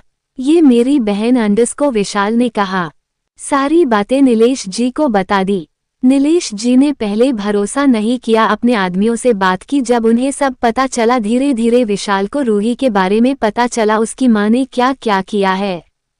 तब से विशाल रूही के साथ ही काम करता था। Flashback and. अब क्या कहोगी सुमन, तुम्हारे खुद के बेटे को सारा सच मालूम है और पता है मेरी सारी मदद विशाल करता था। तुम जो प्लान करती सारा बर्बाद विशाल करता अंडस को सिया ने कहा। सुमन विशाल को देखने लगी। नहीं दी, मैं इस औरत का बेटा नहीं हूँ। मेरी माँ तो उस दिन ही मर गई थी जिस दिन इस औरत के घटिया हरकत का पता चला था अंडस को विशाल ने कहा। विशाल माँ हूँ तेरी, तू कैसे बोल सकता है ये अंडस को सुमन ने कहा। दी आपको जो करना है करो, ये लोग मेरे कोई नहीं लगते अंडस को विशाल ने कहा। रूही अपनी चेयर से उठी, वो चलकर सुमन के पास आने लगी। सुमन उसे पास आता देख घबरा गई, वो धीरे धीरे पीछे जाने लगी। आज तेरी मौत निश्चित है। अंडस को सिया भी उसके करीब आने लगी। सुमन ये जब अपने करीब मौत देखी तो अपने आसपास देखने लगी। उसे अपने पास प्रिया दिखी, जिसको वो खींचकर गले पर अपने कमर से चाकू निकल कर रख दिया। ये देख सब डर गए। पास नहीं आना, कोई मर दूंगी इसे, अंडस को सुमन ने कहा। विनय भी उसके बाजू में खड़ा हो गया। रूही रुक गई, सबको भी रुकने को कह दिया। सुमन विनय धीरे धीरे पीछे खिसकने लगे। गेट पास आकर प्रिया को धक्का मारकर खुद गाड़ी में बैठकर निकल गए। विशाल ने प्रिया को उठाया। अंडस को तू ठीक है? प्रिया ने हमें सर हिला दी। रूही ने अपनी जीप चालू की, रस्सी का घूमते हुए रूही गाड़ी चलती हुई सुमन के गले में डाल दिया, उसे गाड़ी से नीचे गिरा दिया। ये देख विनय वो गाड़ी चला रहा था, वो क्या करता समझ नहीं आया, इसे बस अपने जान प्यारी थी, वो गाड़ी स्पीड में भागा दिया। रूही ने उसकी गाड़ी में टक्कर मारकर विनय की कॉलर पकड़कर उसे गिरा दिया, उसकी कॉलर ही पकड़कर घसीट दिया। दोनों को रूही घसीटते हुए खाई के पास लेकर आई, अपनी गाड़ी रोक उतरी। विनय को उठाया, जिसके पैर तो लगभग अब काम करना बंद कर दिए थे, वो अच्छे से खड़ा भी नहीं हो पा रहा था। रूही ने विनय के चेहरे पर मुक्का मार दिया, जिससे वो नीचे गिर गया।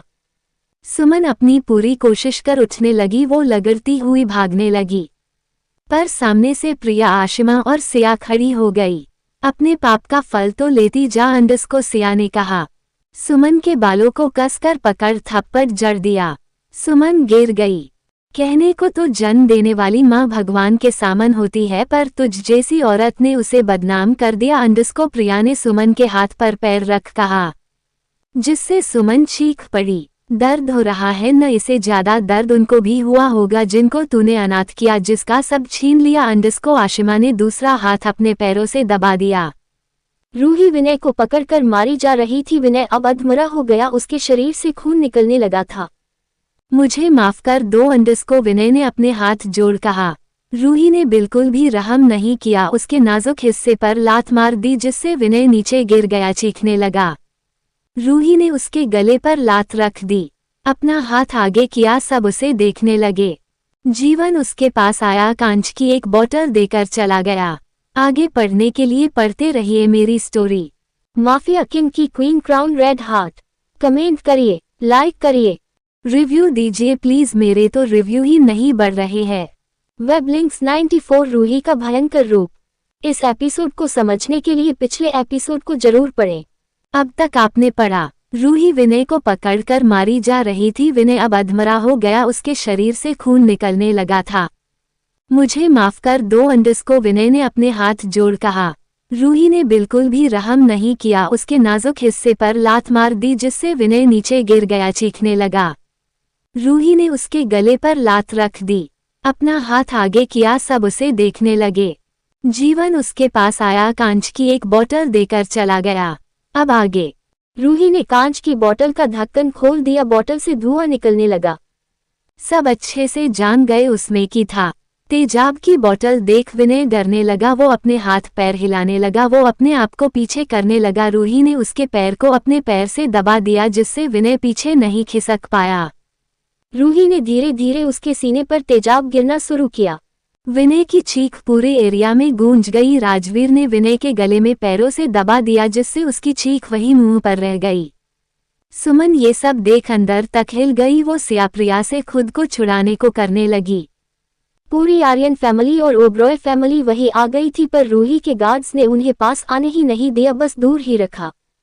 अभय ने तो सारे पैतरे अजमा लिए रूही के पास जाने के, पर रूही के गार्ड्स ने साफ मना कर दिया था। जब पूरी आर्यन फैमिली नियम और कार्तिक को देखा तो शौक हो गए। कार्तिक, नियम साथ में, वो भी रूही के साथ। विनय की चीख सुन सबका ध्यान रूही पर गया, सबका दिल दहल गया नजरा देखकर। विनय की बॉडी तेजाब से जलने लगी थी। तुझे अब समझ आएगा, जब किसी को जिंदा जलते हैं तो कैसा लगता है, अंडस को रूही ने चीखते हुए विनय के हाथों को पकड़ मोड़ दिया। विनय की हाथ की हड्डी टूटने की आवाज सबको सुनाई दी। विनय अब पूरा जमीन पर बेहाल डाला था। रूही ने सुमन को देखा, प्रिया और सिया ने उसे छोड़ दिया। नहीं, मुझे मत मारो, मुझे मारो, माफ कर दो, मैं अपने आप को पुलिस के हवाले कर दूंगी। अंडस को सुमन पीछे खिसकने लगी। रूही ने सुमन के बालों को कसकर पकड़ लिया, खींचते पीपी हुए खाई के पास लेकर आकर धक्का दे दिया। सुमन डर गई, उसने अपनी आंखें कसकर बंद कर चीख दी। जब उसे महसूस हुआ कि वो खाई में नहीं गिरी तो आंख खोल देखा, रूही गुस्से में लाल आंख से देख रही थी। सुमन उसका ये रूप देख डर गई। तेरा डरा चेहरा देख अच्छा लग रहा है, अंडस को रूही ने कहा। उसकी आवाज इतनी ज्यादा भयंकर थी कि कोई भी डर जाए, यही हुआ। पूरी फैमिली क्या सब वहां जीतने थे, सब डर गए थे। कार्तिक को तो ये पूरा अभय फीमेल वर्जन दिख रही थी, उसने कितने ही रूप नहीं देखे थे अभय के, पर रूही का ऐसा रूप। मुझे माफ कर दो, गलती हो गई मुझसे, अंडस को सुमन हाथ जोड़ बोली। माफी तो मिलेगी तुझे, आज तेरे सारे पापों की माफी मिलेगी, अंडस को रूही ने बिल्कुल उसके पास आकर कहा। सुमन की उंगली को पकड़कर मोड़ दी, सुमन की चीख निकल गई। रूही ने उसकी उंगली को इतने जोर से मोड़ा कि चर चार की आवाज सबको सुनाई दी। दिव्या तो दीपक जी के गले लग गई डरकर। अभय रूही का ऐसा रूप देख अंदर तक हिल गया था। कहा, रूही इतनी सी बात पर आंसू बहा देती थी, ये वो रूही नहीं है जो उसके टार्चर करने से रो देती या छोड़ने के लिए कहती डर जाती, पर यहाँ वो इतने गुस्से में थी, उसका चेहरा आंख सब लाल था, जो पूरी काली का रूप ली हुई थी, जो बुराई का संहार कर रही थी। रूही ने जीवन से चाकू मांगा। जीवन ने चाकू लेकर उसे दे दिया, पर चाकू बहुत गर्म था। रूही बिना गर्म का एहसास पाकर चाकू सुमन के साफ चेहरे पर चला दिया। सुमन चीख उठी, वो भाग भी नहीं पा रही थी। हाँ, रूही ने हर जगह काट लगाने शुरू कर दिए, उसके हाथ पर, बाजू पर, पैर पर, पेट पर। सुमन की चीखें पूरे जगह गूंज रही थी, उसकी चीखें किसी को बुरी नहीं सुकून पहुंचा रही थी। मारो दी इसे, इसने हमें अनाथ किया, मम्मी पापा का एक्सीडेंट करवाया, मारो इसे, अंडस को राजवीर ने कहा। उसकी आंखों में आंसू थे। कभी अपने माँ बाप को न देखने का गम क्या होता है, ये कोई उससे पूछो जिसके माँ बाप नहीं है, जिसके सर पर माँ बाप का साया नहीं है। उसके ऐसा बोलने पर आर्यन फैमिली राजवीर को देखने लगी। वो पहचान गए, इसका फोटो रूही के साथ देखा था, ये उसे दी बुला रहा है। सब फिर एक बार गिल्ट में आ गए, कितना बुरा किया रूही के साथ। ऋत्विक ये सब देख मन में यही सवाल कर रहा था जो उसे करना था। आज उसकी बहन माँ पापा के हत्यारे को सजा दे रही है, सुकून तो था पर कहीं एक जगह गिल्ट भी भरा था। सुमन खिसकते खिसकते प्रिया के पास आ गई। मुझे माफ कर दो, मुझे माफ कर दो, मैं अपनी गलती सुधार लूंगी, मैं सब कुछ अपना लूंगी, इससे बोल दो, मुझे छोड़ दे, अंडस को सुमन ने प्रिया का हाथ पकड़ कहा। प्रिया ने गुस्से में उसे लात मारकर धक्का दे दिया। सुमन जाकर गिरी।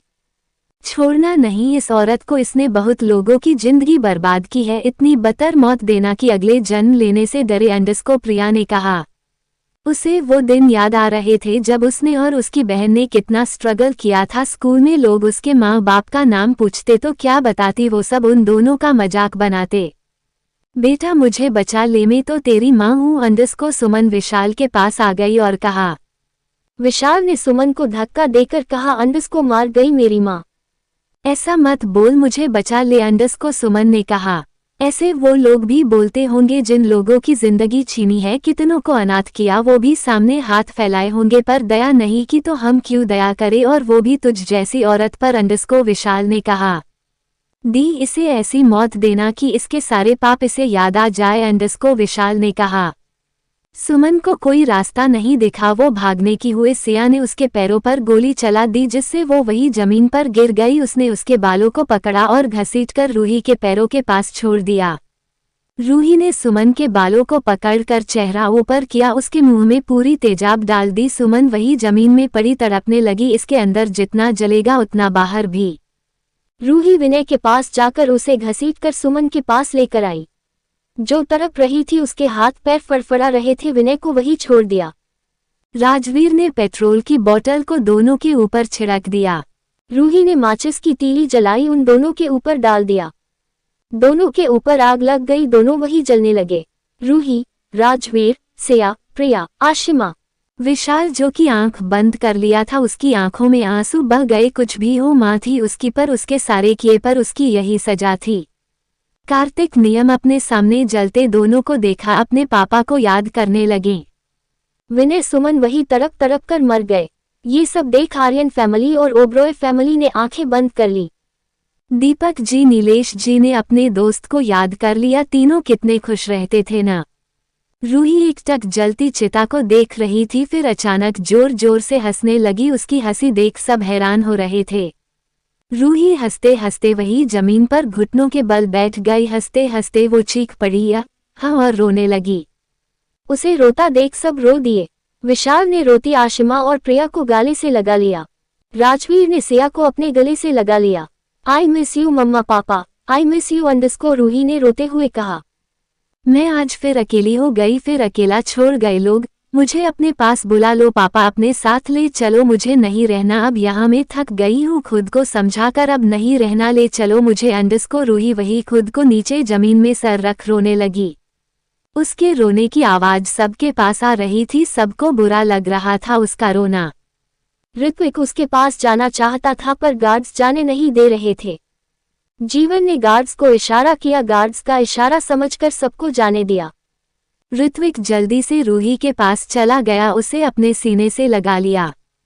मुझे ले चलो मम्मा पापा, ले चलो अंडरस्कोर। रूही बार बार यही रट लगा रही थी। ऋत्विक ने रूही का सर अपने सीने से निकला। अंडरस्कोर रूही मैं हूं ना, मैं तुझे अब अकेला नहीं, कभी नहीं छोड़ूंगा। भाई भाई मम्मा पापा से बोलो मुझे ले जाए, मुझे अब नहीं रहना, मुझे नहीं जीना, अब मेरा सब खत्म हो गया भाई अंडरस्कोर रूही ने रोते हुए कहा। ऋत्विक उसे सीने से लगाए रो रहा था। रो लेने दे, उसे सारे गम निकल लेने दो अंडरस्कोर नीलेश जी ने कहा। अभय रूही को देख रहा था, उसकी ऐसी हालत देखी नहीं जा रही थी। उसका मन तो अभी जाकर रूही को गले लगाकर माफी मांग ली, उसके आंसू पोंछ दे, पर वो ये नहीं कर सकता था। अभी उसे उसके भाई की जरूरत थी, ऋत्विक की, जो वो कर रहा था। रूही रोते रोते अचानक वही ऋत्विक की गोद में बेहोश हो गई। रूही को कुछ हाल चाल न महसूस कर ऋत्विक डर गया। रूही ये बेहोश हो गई अंडरस्कोर ऋत्विक ने कहा। अभय ने नाव देखा न ताव रूही को गोद में उठा लिया और गाड़ी की तरफ भाग गया।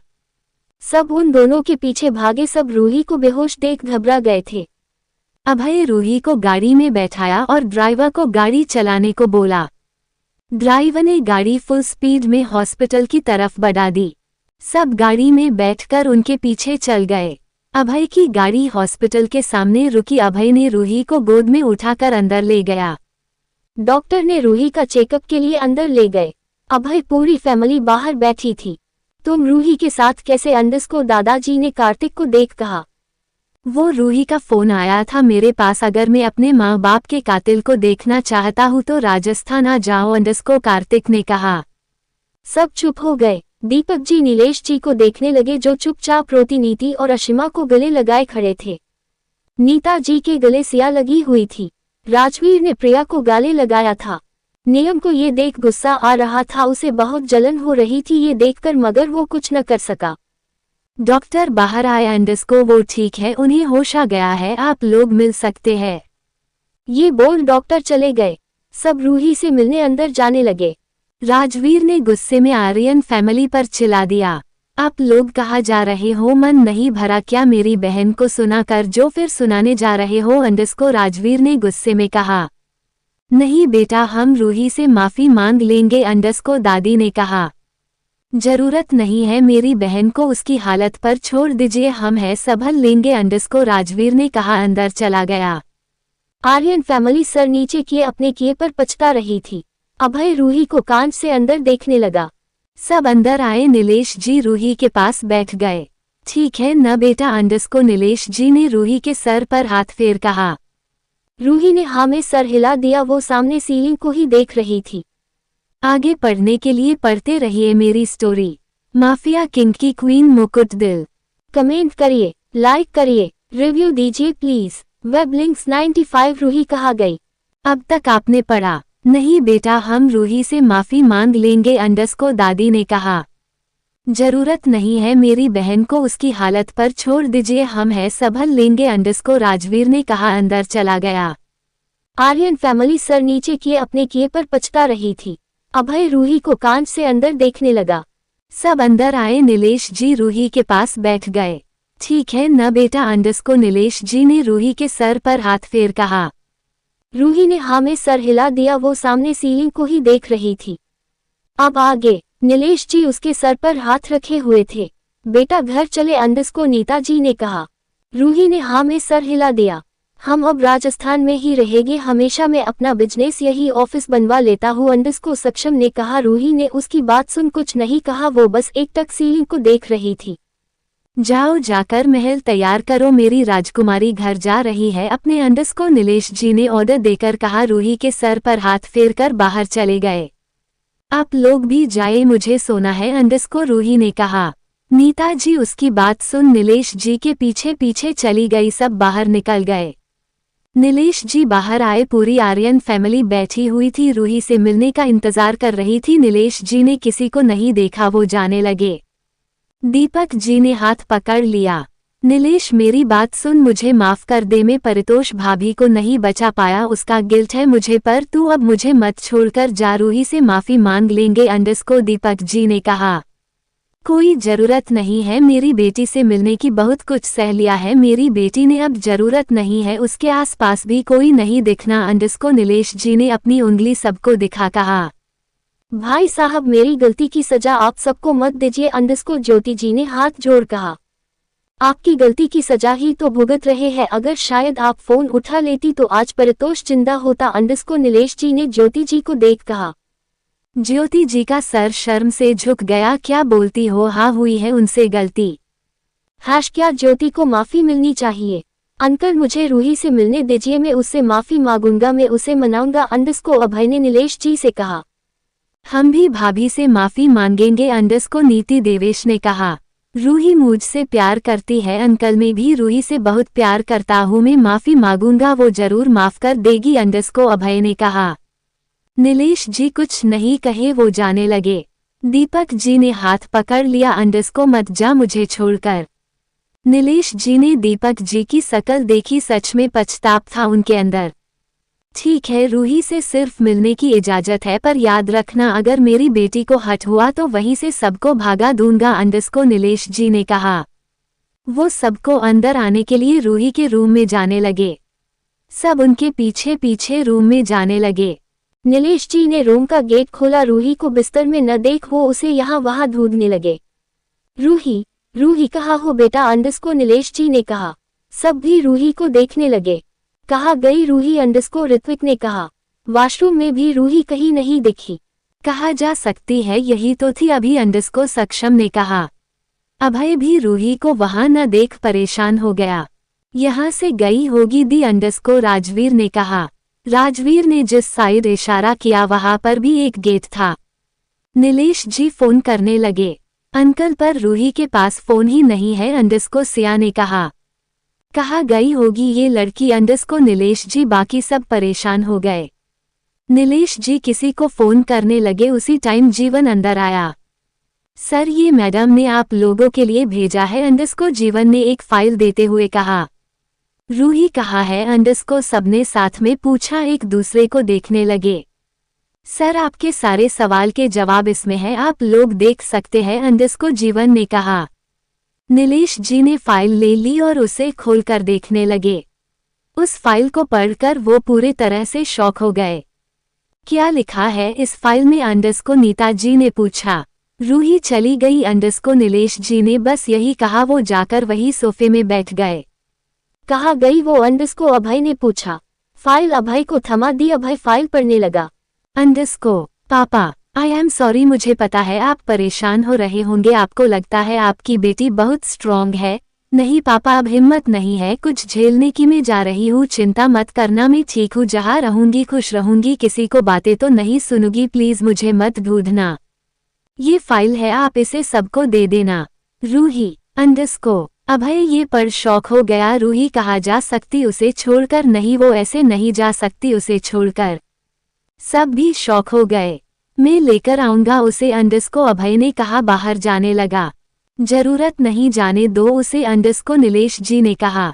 उनकी बात सुन अभय ने कहा अंडस को क्यों, कुछ दिन अकेली रहने के बाद आ जाएगी वो अंडस को नीलेश जी ने कहा। अभय के हाथ से फाइल ले ली, खोलकर देखने लगे।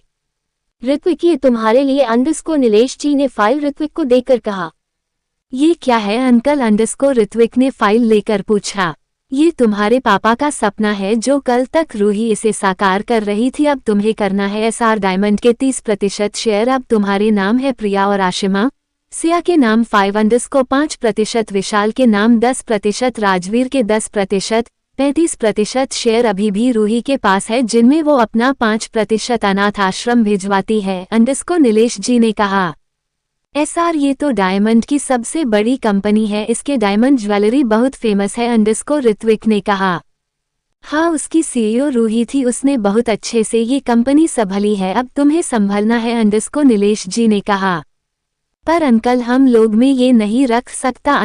विशाल ने कहा, विशाल रूही ने कभी तुम्हें या राजवीर ऋत्विक पर कोई फर्क नहीं समझा बेटा, ये तुम्हारा हक है, तुम्हारी बहन ये दे रही है। नीलेश जी ने कहा, ऋत्विक ने फाइल खोली, उसमें एक लेटर मिला जिसमें लिखा था, मैं जानती हूँ आप मुझे ढूंढने की कोशिश जरूर करेंगे, मुझे मत ढूंढना ये फाइल, ये मत सोच कर लेना कि ये मेरा है, नहीं ये हमारा है, पापा का सपना। एसआर डायमंड जो कि माँ के नाम से शुरू हुई थी, रिद्धिमा सिघानिया में चाहती हूँ आप किसी को दोषी मत ठहरना। हाँ आपके मन में विशाल को लेकर बहुत कुछ चल रहा होगा, पर भाई वो बहुत अच्छा है, मेरे भाई बहनों को मेरे जैसे ही प्यार करना। एक बात और आपसे वादा चाहती हूँ सिया भाई, मम्मा पापा का एक टाइम सपना था कि वो आपकी और सिया की शादी करवाए, मैं चाहती हूँ वो सपना आप पूरा करे, पर ये सोचकर नहीं कि ये पापा माँ कह गए या मैं कह रही हूँ, पूरे दिल से आप उसे अपना ले, उसका मेरे अलावा और कोई नहीं है, वो अब यहाँ पर अकेली होगी, आपको उसकी जिम्मेदारी सौंप रही हूँ, उसे एक अच्छी सी फैमिली देना। रूही ऋत्विक ये पढ़कर सिया की तरफ देखा जो अपने फोन पर किसी से रूही के बारे में पता करने को कह रही थी। ऋत्विक को बचपन की बातें याद आ गई, जब वो खेलता था हमेशा सिया उसके आसपास होती थी, उसे गलत काम करने से मना करती थी, पर ऋत्विक हमेशा उसे गुस्सा कर रुला देता था, जब उसे सब डांटते तो सिया उसे बचा लेती। ये सब याद कर ऋत्विक के चेहरे पर मुस्कान आ गई। क्या तुम आज भी वही सिया हो? ऋत्विक ने सिया को देख मन में कहा, नहीं हो, ऐसे नहीं जा सकती, मुझे छोड़कर मैं लेकर आऊंगा उसे, माफी मांगूंगा। अभय अपने मन ही मन बोला और बाहर निकल गया। नीलेश जी ने नीता जी और सक्षम नीति से कहा, चलो। नीलेश जी जाने लगे। नीलेश मेरी बात सुन, रुक जा, मैं माफी मांगता हूँ, तुझे रूही को मिलकर ढूंढेंगे। दीपक जी नीलेश जी के सामने आ गए। सक्षम, आई एम सॉरी, जो मैंने किया उसके लिए मैं भाभी से माफी मांग लूंगी, पर प्लीज तुम मेरा साथ मत छोड़ो। दिव्या ने कहा। सक्षम ने उसका हाथ छटक दिया। सक्षम ने सारे शब्द चबा कर कहा, कौन हो तुम? अब मैं तुम्हें नहीं जानता। सक्षम ऐसा मत बोलो, हम दोनों प्यार करते हैं न एक दूसरे से। दिव्या ने कहा, नहीं करता, मैं प्यार खत्म हो गया, मेरा प्यार तुमसे मेरा कोई वास्ता नहीं है। सक्षम ने कहा, हाथ छुड़ाकर बाहर चला गया। दिव्या उसे जाती हुई देख रही थी, वो वहीं नीचे जमीन में घुटनों के बल बैठकर रोने लगी। नीति ने देवेश को बिना देखे चली गई। देवेश उसे जाता देख रहा था, क्या कहता, वो गलती तो उसकी थी। नीलेश सब बर्बाद हो रहा है, हमारी दोस्ती के खातिर तो माफ कर दे। दीपक जी ने कहा, मार गया उस दिन एच के मेरा दोस्त, अब मेरा कोई दोस्त नहीं है। नीलेश जी ने गुस्सा कर कहा। हाथ छुड़ाकर दीपक जी को किनारे कर बाहर निकल गए। नीता जी भी बाहर निकल गई। राजवीर, सिया, प्रिया और आशिमा, विशाल भी निकल गए। दीपक जी वही खड़े अपने आंखों में आंसू लिए नीलेश जी को देख रहे थे। वो वहां से घर के लिए निकल गए, सब उनके पीछे। आर्यन विला में अभय के अलावा सब थे। दीपक जी सोफे में बैठे हुए थे, उनके हाथ में पुराना एक फोटो था जिसमें परितोष जी, नीलेश जी, दीपक जी तीनों थे। उनके आंसू उस फोटो में जा गिरे। ये पानी पी लो। ज्योति जी उनके सामने आकर ग्लास रख कहा। दीपक जी ने एक नजर भी नहीं देखा उन्हें और बिन देखे रूम में चले गए। ज्योति जी बस जाती हुई देख रही थी। सबका बुरा हाल था, दादा दादी भी रूम में चले गए। देवेश, दिव्या एक ही रूम में बैठे हुए थे। दिव्या रो रही थी, देवेश उसे गले लगाया हुआ था, दोनों अपने दिल का हाल देख रहे थे। अभय ने रूही कहाँ नहीं ढूंढ लिया था, एयरपोर्ट, बस स्टैंड, सारे चापों पर उसने नाकाबंदी कर दी थी। पुलिस हर तरीके से उसकी मदद कर रही थी रूही को ढूंढने में, पर रूही का कोई आता पता तक नहीं चल रहा था। यहाँ तक उसने जीवन तक से पूछ लिया था, उसे खुद कुछ नहीं पाता था रूही कहाँ गई, उसे तो ऋत्विक की जिम्मेदारी देकर चली गई थी। अभय ने यहाँ तक इंटरनेशनल एयरपोर्ट पर भी पता कर लिया था, रूही की फोटो हर बाहर के देशों में भेज दी थी, कहीं तो रूही का पता चले। अभय सारी जगह से हताश हो गया, उसे कहीं भी रूही का पता नहीं चला। वो अपने सर को पकड़ा, खाली रोड में गाड़ी चलाया जा रहा था, उसकी गाड़ी सन सन भाग रही थी, पानी भी बहुत तेजी का गिर रहा था, रोड में अंधेरा था, बस स्ट्रीट लाइट की रोशनी चमक रही थी। वो कहाँ जा रहा है पता नहीं, बस चलाया जा रहा था। एक खाली जगह गाड़ी रोकी, अभय गाड़ी से बाहर निकला, अपना सर पकड़कर वहीं नीचे जमीन पर घुटनों के बल बैठ गया। हा रूही प्लीज एक बार वापस आ जाओ, फिर नहीं जाने दूंगा तुम्हें कहीं, सारी गलती की माफी मांग लूंगा अंडस को अभय ने रूही को पुकारते हुए कहा। मैंने बुरा किया, मैं मरता था ना, तुम भी मर लेना, मुझे ले लेना बदला मुझसे, पर ऐसे नहीं, प्लीज आ जाओ मेरे पास, में नहीं रह सकता तुम्हारे बिना, बहुत प्यार करता हूँ तुमसे अंडस को अभय ने आसमान को देख कहा।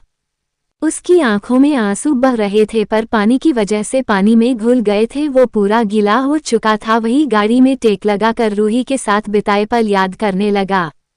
आगे पढ़ने के लिए पढ़ते रहिए मेरी स्टोरी। माफिया किंग की क्वीन मुकुट दिल। कमेंट करिए, लाइक करिए, रिव्यू दीजिए प्लीज। अच्छा अब क्या करना चाहिए मुझे बताऊं सब। क्या रूही को वापस ले आओ अभय की लाइफ में। Web links 96 Deepak ji coma में। इस एपिसोड को समझने के लिए पिछले एपिसोड को जरूर पढ़ें।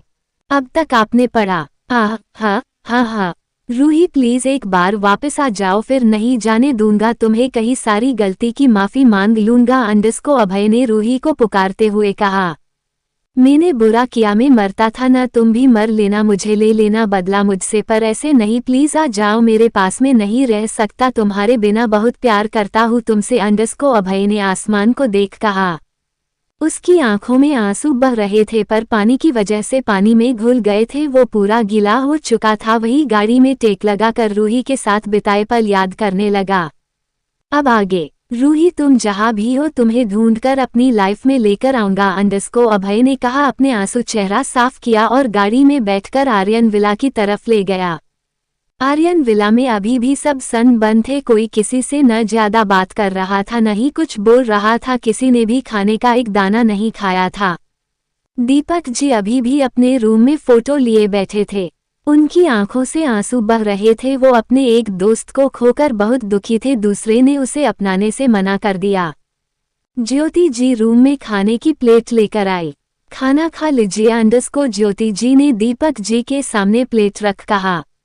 दीपक जी ने कुछ रिस्पॉन्स नहीं दिया, बस फोटो देख रहे थे। सुनिए अंडस को ज्योति जी ने दीपक जी को हिला कहा। दीपक जी होश में आए, उन्होंने ज्योति जी को देखा, उन्हें गुस्सा आ गया, उन्होंने खाने की प्लेट को अलग कर दिया। ज्योति जी खाने की प्लेट नीचे गिरते ही दूर हो गई। ये क्या किया आपने अंडस को ज्योति जी ने कहा। तुमने क्या किया, सब बर्बाद कर दिया, मेरे दोस्त मुझसे छीन लिए अंडस को दीपक जी ने गुस्सा कर कहा। तो क्या गलत कर दिया मैंने अपने बेटे के लिए, मैंने ये सब किया, गलत नहीं किया, माँ हूँ मैं, मुझे क्या पता था उनके साथ ये सब हो जाएगा अंडस को ज्योति जी ने भी ऊंची आवाज कर कहा। अपने बेटे के लिए तुमने मेरे दोस्त छीन लिए, मेरी जिंदगी की सबसे अहम चीज छीन ली अंडस को दीपक जी ने भी ऊंची आवाज में कहा। आपके दोस्त आपके लिए अहम है, आपका बेटा आपके लिए कुछ नहीं है अंडस को ज्योति जी ने कहा। तुम यहाँ से चले जाओ, मेरी नजरों के सामने मत रहना, वरना पता नहीं मैं क्या कर दूँ, पता नहीं रूही कहाँ होगी अंडस को दीपक जी ने कहा। फिर फोटो उठा ली। उस लड़की की फिक्र है आपको, पर ये नहीं कि आपका बेटा कहाँ है, उस लड़की को ढूंढता हुआ कहाँ घूम रहा है, बेटी की चिंता नहीं है उस अनाथ लड़की के लिए, उस सक्षम ने सारे रिश्ते तोड़ दिए अंडस को ज्योति जी ने कहा, चिल्लाते हुए कहा। अनाथ नहीं है वो अंडस को दीपक जी ने कहा। क्यों अनाथ को अनाथ नहीं कहेंगे तो क्या कहेंगे अंडस को ज्योति जी ने कहा। वो बाहर निकल गई, नौकरों को चिल्लाते हुए कहा, अंडस को मुझे इस घर में उस लड़की की एक भी फोटो नहीं रहनी चाहिए, सारी की सारी फोटो यहाँ लेकर आओ।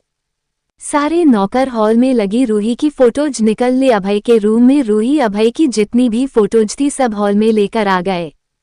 ज्योति जी किचन में चली गई, वहां से मिट्टी का तेल लेकर आई, पूरी फोटोज में डाल दी। इतनी आवाज सुनकर नीति देवेश ऋत्विक अपने अपने रूम से बाहर निकले। अभय जो अभी अभी घर पर इंटर किया था वो रूही की फोटोज नीचे गिरे देख जल्दी जल्दी वहां आ गया।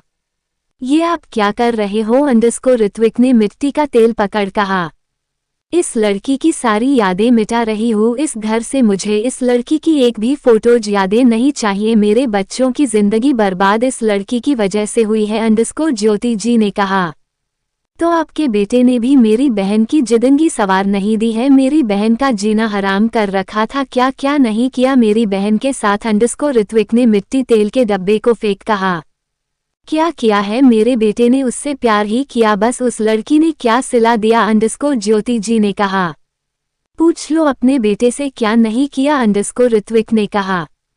ज्योति जी अभय को देखने लगी। अभय का सर नीचे झुक कहा, ये सब तूने मेरे लिए किया, बहुत अच्छी दोस्ती निभाई तूने, मानता हूँ तेरी दोस्तों को, पर क्या उस लड़की का जो अपनी याददाश्त खोकर बैठी थी उसे तो कुछ याद भी नहीं था, तूने उसके साथ क्या किया? अंडरस्कोर ऋत्विक ने अभय को देख कहा।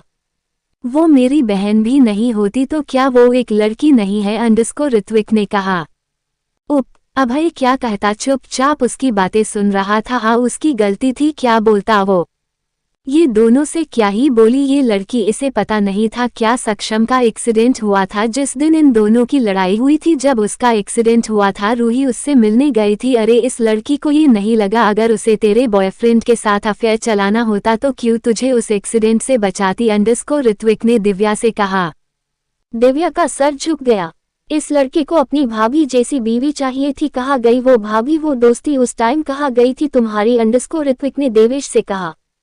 वो लड़की जो कल तक इस घर की शान खुशी सब थी, आज वो लड़की बाजारू बन गई, उस लड़की की यादें मिटाई जा रही है। अंडरस्कोर ऋत्विक ने कहा।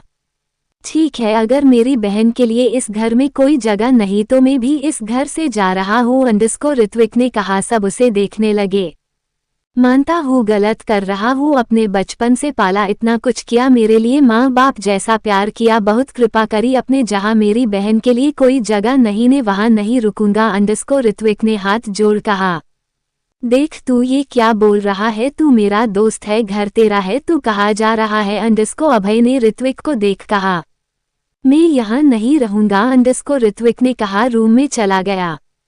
रुको ऋत्विक, अंडरस्कोर दीपक जी ने कहा। ऋत्विक रुक गया, दीपक जी की तरफ देखने लगा। रूही मिली। अंडरस्कोर दीपक जी ने अभय को देख कहा। अभय जो रूही की फोटो समेटकर अपने सीने से लगकर रख रहा था। अभय ने नमे सर हिला दिया। क्या किया है तुमने? रूही के साथ कैसे शादी की? क्या किया? सब हमें जानना है। अंडरस्कोर दीपक जी ने कहा। अभय सर झुकाकर वही रूही की फोटो देखने लगा। उसकी आंखों से आंसू बह निकले। वो रूही के साथ शादी से लेकर अब तक उसने क्या क्या किया सब सबके सामने रख दिया। सब उसकी बातें सुन शौक के शौक हो रहे थे। अभय वही अपने चेहरा छुपा कर रोने लगा, उसके आंसू बह गए। दीपक जी वही सोफे में गिर गए। उन्होंने अभय को देखा। तूने उस बच्ची पर रहम नहीं किया? अंडरस्कोर दीपक जी ने कहा। अचानक ही दीपक जी ने अपने सीने पर हाथ रख लिया। आह, उनके मुंह से दर्द भरी आवाज सुनी। सब दीपक जी की तरफ देखने लगे। पापा क्या हुआ? अंडरस्कोर ऋत्विक अभय देवेश दीपक जी के सीने को देख कहा। रूही अंडरस्कोर दीपक जी ने बस इतना कहा, बेहोश हो गए। जल्दी जल्दी करो, हॉस्पिटल लेकर चलो, अंडरस्कोर ऋत्विक ने कहा। दीपक जी को उठाया, गाड़ी में बैठाकर हॉस्पिटल की तरफ ले गए। सब भी दूसरी गाड़ी में बैठकर हॉस्पिटल के लिए निकल गए। भाई जल्दी करिए, पापा की पल्स रेट डाउन हो रही है, अंडरस्कोर देवेश ने कहा। दीपक जी को स्ट्रेचर में बैठाकर ऑपरेशन थिएटर में ले गया। सब बाहर ही खड़े थे, बस देवेश अंदर चला गया था। ज्योति जी दादी का रो रो कर बुरा हाल था और बाकी तो रो ही रहे थे। देवेश अंदर दीपक जी का चेकअप कर रहा था। 2 नर्स और 2 डॉक्टर और थे। Pulse rate Deepak ji down होती जा रही थी। देवेश को अंदर ही अंदर घबराहट हो रही थी, पर वो एक डॉक्टर था। डॉक्टर का काम ही यही होता है, अपना और पराया नहीं देखता, दुश्मन दोस्त नहीं देखता। नीति मुझे इंजेक्शन दो, अंडरस्कोर देवेश ने अपना हाथ पीछे कर कहा।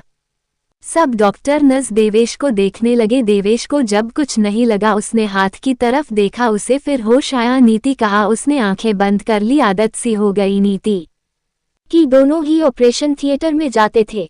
मुझे इंजेक्शन दो, अंडरस्कोर देवेश ने कहा। नर्स ने एक इंजेक्शन दे दिया। दीपक जी बार बार बस नीलेश रूही का ही नाम जप रहे थे। देवेश ने उन्हें इंजेक्शन दिया, तब जाकर शांत हुए। देवेश बाहर आया। सबके चेहरे का रंग बिगड़ा हुआ था, पूरी रात कोई नहीं सोया था, सबकी ऐसी ही हालात थी। देवेश के आते ही सब उसके पास आ गए। कैसा है दीपक अंडस्को दादाजी ने पूछा। देवेश वही रखी चेयर में बैठ गया। बोल न देवेश मेरा बेटा कैसा है अंडस्को दादी ने पूछा। पापा कोमा में चले गए अंडस्को देवेश ये बोल उसके आंखों से आंसू बहने लगे। सब उसकी बात सुन सन बन रह गए। ज्योति जी रोने लगी। दादी तो हताश सी हो गई। उनके बेटे की ऐसी हालत तब भी हुई थी जब परितोष और नीलेश के एक्सीडेंट की खबर आई थी, तब भी कोमा में चले गए थे। पापा को सदमा लगा है, वो बस भाभी और नीलेश अंकल को याद रहे हैं अंडस्को देवेश ने कहा। नीलेश को बुलाते हैं, उसके आने से दीपक ठीक हो जाए अंडस्को दादाजी ने कहा। वो कितने घबराए हुए थे ये सिर्फ वो जानते हैं। माँ अपने आंसू से सब दुख बता देती है पर बाप कभी नहीं बताता, वो अंदर अंदर घुट जाता है। आपको लगता है इतना कुछ होने के बाद अंकल आएंगे, वो तो सारे रिश्ते तोड़ गए अंडस्को देवेश ने कहा। तू रो क्यों रही है अंडस्को देवेश ने रोती दिव्या से कहा। भाई हम भाभी की बात सुन लेते न, ये सब होता बहुत गलत किया हमने, अपनी ही खुशियों को आग लगा दी अंडस्को दिव्या ने रोते हुए कहा। देवेश ने उसे गले लगा लिया। नहीं रे अच्छा ही हुआ पता चल गया, वरना वो तो अंदर ही अंदर घुट जाती, हमें तो पता ही नहीं चलता कि उनके साथ क्या क्या किया है। एक घर में रहते हुए भी इतना सब हुआ है उनके साथ, पता ही नहीं चलता, वो अभी किसी को न बताती अंडस्को देवेश ने कहा। माँ आप कहती हो उस लड़की ने सब बर्बाद कर दिया, आपके बच्चों की खुशी छीन ली। अरे जिस लड़की को आप हमसे ज्यादा मानती थी आज वही लड़की की सच्चाई जानकर भी आप अनदेखा कर रही है। उस लड़की की क्या गलती, अरे जिंदगी तो हम सबने उनकी बर्बाद कर दी, कभी पूछा ही नहीं वो किसी है क्या है, बस उनके चेहरे की फेक स्माइल देख समझ गए वो खुश है अंडस्को देवेश ने ज्योति जी से कहा। ज्योति जी का शर्म से चेहरा नीचे हो गया, पर वो क्या करे, माँ है वो, दूसरों के बच्चों से ज्यादा उन्हें खुद के बच्चे प्यारे हैं। दीपक वो कब तक ठीक होगा अंडस्को दादी ने पूछा। पापा को एक बार और यही हुआ था, वो काम से काम पूरा 1 साल कोमा में थे, इस बार बात बहुत सीरियस है, उन्हें हार्ट अटैक भी आया है अंडस्को देवेश ने कहा। तू कुछ कर न अंडस्को दादी ने कहा। करना तो पड़ेगा दादी, पापा के लिए बस नहीं सबके लिए, हर किसी की खुशी के लिए, उनकी खुशी के लिए उन्हें फिर लाना है अपनी जिंदगी में, इस बार पूरे हक से, न कोई जबरदस्ती न ही कोई धोखे से अंडस्को देवेश ने अभय को देख कहा जो एक कोने में खड़ा था। उसकी आंखें सूख चुकी थी और यही सबूत था कि वो बहुत रोया है। आगे पढ़ने के लिए पढ़ते रहिए मेरी स्टोरी। माफिया किंग की क्वीन मुकुट दिल। कमेंट करिए, लाइक करिए, रिव्यू दीजिए प्लीज। वेब लिंक्स 97 विशाल कचरा। इस एपिसोड को समझने के लिए पिछले एपिसोड को जरूर पढ़ें। अब तक आपने पढ़ा, कुछ कर न अंडस्को दादी ने कहा। करना तो पड़ेगा दादी, पापा के लिए बस नहीं सबके लिए, हर किसी की खुशी के लिए, उनकी खुशी के लिए उन्हें फिर लाना है अपनी जिंदगी में, इस बार पूरे हक से, न कोई जबरदस्ती न ही कोई धोखे से अंडस्को देवेश ने अभय को देख कहा जो एक कोने में खड़ा था। उसकी आंखें सूख चुकी थी और यही सबूत था कि वो बहुत रोया है। अब आगे अभय अपने मन ही मन यही सोच रहा था, उसकी वजह से सब कुछ बर्बाद हो रहा है, फैमिली, फिर पापा, भाई बहन की लाइफ, सब कुछ एक झटके में बर्बाद हो रहा है। उसे तो कुछ समझ ही नहीं आ रहा था क्या करे, कहा ढूंढे रूही को सब जगह तो ढूंढ लिया। अभय ने अपने आंसू पोंछ और दीपक जी के रूम की तरफ चला गया। सब उसे जाते देख रहे थे, हाँ नाराज थे सब उससे। अभय दीपक जी के रूम में आया, उनके पास वही रखे स्टूल में बैठ गया। पापा आई प्रोमिस में आपकी बहू को सही सलामत आपके पास जल्दी लेकर आऊंगा पूरे हक से अंडस्को अभय ने दीपक जी का हाथ पकड़ कहा। बस आप जल्दी ठीक हो जाओ, रूही ऐसे आपको देखेगी तो परेशान हो जाएगी अंडस्को अभय ने अपने आंसू पोंछ कहा। कांच की खिड़की से सब अंदर अभय को बात करता देख रहे थे। दीपक जी को घर पर शिफ्ट कर दिया था, ज्योति जी ही देख रेख कर रही थी। 3 हफ्ता ऐसे ही गुजर गए। सबकी जिंदगी बदल गई थी। जहां आर्यन विला में हंसी खुशी की आवाज आती थी वही 3 हफ्ते होने को आए थे, किसी ने एक दूसरे से बात तक नहीं की थी। कौन क्या कर रहा है, कहाँ जा रहा है, किसी से मतलब नहीं था। यहाँ तक दादा दादी भी कुछ दिन के लिए काशी बनारस चले गए थे, क्या पता भगवान उनकी ऐसे सुन ले। ज्योति जी भी अपने गिल्ट में थी, वो भी अधिकतर अपने पति के साथ दीपक जी के साथ रूम में ही रहती थी, खाना भी वही आ जाता था। देवेश अपने हॉस्पिटल में रहता या फिर रूम में शाम को दीपक जी को देखने के लिए आ जाता, ज्यादा किसी से बात नहीं करता। दिव्या का तो रोज का हो गया था, सुबह 9 बजे घर से निकलती थी, शाम को ही घर आती थी। वो रोज सक्षम के ऑफिस के बाहर खड़ी रहती थी पर सक्षम मिलता ही नहीं उसे। ऋत्विक भी घर छोड़कर चला गया था पर दीपक जी को देखने जरूर आता। ज्योति जी से बात नहीं करता, वो अभय से भी नहीं मिलता था। यहाँ ओब्रोय हाउस में सब शांति ही थी। नीलेश जी भी चुप ही थे, नीता जी हमेशा की तरह उन्हें संभाल लेती थी। नीति ने भी हॉस्पिटल छोड़ दिया था, उसका इंटर्नशिप खत्म हो गई थी, या कहा जाए उसने ही खत्म कर दी थी। उसे करना ही नहीं था उस हॉस्पिटल में जहां देवेश हो। उसे उसकी बहन की हालत याद आ जाती कि कैसी हालत कर दी थी मेरी बहन की। सक्षम उसका तो रोज का था। दिव्या को रोज सुबह अपने ऑफिस के बाहर देखता, कभी खिड़की से झांक लेता पर जाता नहीं या दिखता नहीं, वो बस देख लेता और पार्किंग से ही निकल जाता। आज फिर दिव्या सक्षम के ऑफिस आई थी। वो बाहर बहुत देर तक खड़ी रही। पहले उसे अदन आने की इजाजत थी पर अब वो रिसेप्शन में उसने सक्षम के बारे में पूछा तो उन्होंने साफ मना कर दिया कि वो नहीं है। दिव्या जानती थी ये सक्षम ने ही बोला होगा उसे अंदर न आने दे। दिव्या वही ऑफिस के बाहर पार्किंग में खड़ी थी। सुबह से शाम हो गई पर सक्षम अभी तक बाहर नहीं आया था। सुबह से दिव्या ने कुछ खाया भी नहीं था, इतना सब हो गया कोई भी अच्छे से खाना नहीं खाता था। उसका सारा मन रूही और सक्षम पर रहता था।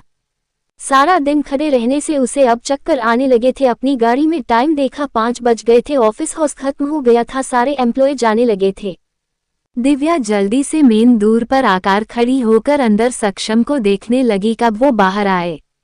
पर उसे क्या पता, सक्षम को पता चल चुका हा वो आई है और बाहर खड़ी है। वो उसे देख भी रहा था अपनी विंडो से पर आज उसकी आंखों में कोई प्यार नहीं था, बस गुस्सा था, नफरत भी नहीं थी। सक्षम वही अपनी लिफ्ट से पार्किंग में निकलकर अपनी गाड़ी में बैठकर निकल गया। मैडम सब लोग जा चुके हैं, ऑफिस बंद करना है, अंडस को सिक्योरिटी गार्ड ने कहा। पर अभी तो वो नहीं निकले, अंडस को दिव्या ने कहा। कौन मैडम? अंडस को सिक्योरिटी गार्ड ने कहा। वो सक्षम अंडस को दिव्या ने कहा। मैडम सब जा चुके हैं, सर भी चले गए हैं, आप कल आइएगा, अंडस को सिक्योरिटी गार्ड ने कहा। दिव्या फिर हताश हो गई। वो ऑफिस की बिल्डिंग से बाहर निकल गई, पैदल ही निकल गई। गाड़ी तो वो लेकर आई थी पर सक्षम से मिलना था, वो ड्राइवर नहीं लाई थी, खुद अकेली आई थी। वो बस चली जा रही थी। ये तो रोज का हो गया था, सक्षम रोज उससे नहीं मिलता। वो कितनी कोशिश करती उससे मिलने की, बस रोज यही जवाब मिलता, वो चला गया है। दिव्या भी हार नहीं मानती, वो रोज आ जाती। दिव्या वही फुटपाथ पर बैठ गई। सक्षम दूर खड़ा उसे देखे, एक मन तो कहता जा जाकर गले लगा ले, दूसरा यही वो लड़की है जिसकी वजह से उसकी बहन अभी तक नहीं मिली, ना घर आई, पता नहीं कैसी होगी, कहाँ होगी। दिव्या फुटपाथ पर बैठी थी, उसके आंसू गिर रहे थे। रोज सक्षम से मिलने की जिद उसे यहाँ तक ले आती पर कोई फायदा नहीं होता। सक्षम ने गुस्से में अपनी गाड़ी में बैठा निकल गया। उसने एक बार भी पीछे मुड़कर नहीं देखा। जो उसके प्यार को न समझ सकी वो क्या समझेगी। उसकी बहन को कितना सुनाया, एक बार भी बात नहीं सुनी। अरे उसका छोड़ो, अपने प्यार पर भरोसा तो करना था। नहीं, उसने ये कह दिया कि उसका और रूही का अफेयर चल रहा है। दिव्या वही बैठी रही। 8 बज गए थे, रोड ज्यादा सुनसान तो नहीं थी, 1-2 गाड़ियां चल ही रही थी। दिव्या अभी भी वही बैठी रो रही थी। पता नहीं उसके क्या दिमाग में आया, उसने गाड़ी फुल स्पीड में दौड़ा दी। दिव्या कभी भी गाड़ी फुल स्पीड में नहीं चलती थी, आज वो फुल स्पीड में चलती हुई लेकर जा रही थी। उसकी गाड़ी थोड़ी देर में एक सुनसान से एरिया में रुकी जहां बस दूर दूर तक कोई भी घर नहीं था। दिव्या गाड़ी से उतरी और बाहर निकल गई।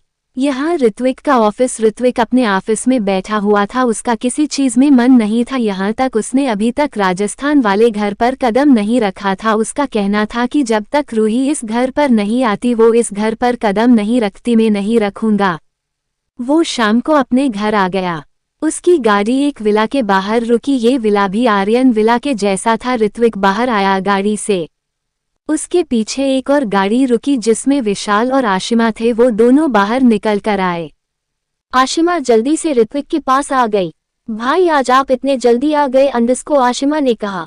हाँ, आज ऑफिस में ज्यादा काम नहीं था तो आ गया, अंडस को ऋत्विक ने कहा। तुम लोग कहाँ गए थे? अंडस को ऋत्विक ने विशाल की तरफ देख आशिमा से पूछा। विशाल और ऋत्विक की बात ही नहीं होती या दोनों ही बात नहीं करते एक दूसरे से, पता नहीं दोनों के मन में कैसी हिचकिचाहट थी। ऋत्विक उसके साथ घुल नहीं पाया था जितना आशिमा और प्रिया के साथ घुल मिल गया था। वो भाई हम नया घर देखने गए थे अंडस्को, आशिमा ने कहा।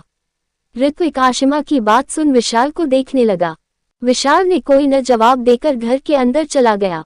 ऋत्विक आशिमा भी अंदर चले गए। प्रिया, राजवीर और राजवीर की नानी वही सोफे में बैठे हुए थे। राजवीर और उसकी नानी भी यही आ गई थी। ऋत्विक ने उन्हें यही अपने पास रहने को कहा था। कैसा है घर? अंडस्को प्रिया ने आशिमा और विशाल को देख कहा। घर अच्छा है पर मैं चाहता हूँ बाहर ही चलते हैं, अंडस्को विशाल ने कहा। बाहर भाई? पर कैसे? अंडस्को प्रिया ने सबको देख कहा। आशिमा भी तो बाहर ही थी न इतने साल, और अगर हम शिफ्ट होते हैं तो प्रॉब्लम क्या है? अंडस्को विशाल ने कहा। बेटा बाहर जाने की क्या जरूरत है, यही घर देख ले, पास में इतना बड़ा घर है, ये यही रह जाओ, अंडस्को राजवीर की नानी ने कहा। नहीं नानी, कब तक रहेंगे, एक न एक दिन तो जाना है, अंडस्को विशाल ने कहा। ऋत्विक जो ये सब सुन रहा था उसने सोफे से खड़े होकर कहा, अंडस्को कोई कहीं नहीं जाएगा, सब यही रहेंगे, मेरे आंखों के सामने जो करना है यही करो। ऋत्विक ये बोलकर अपने रूम की तरफ चला गया।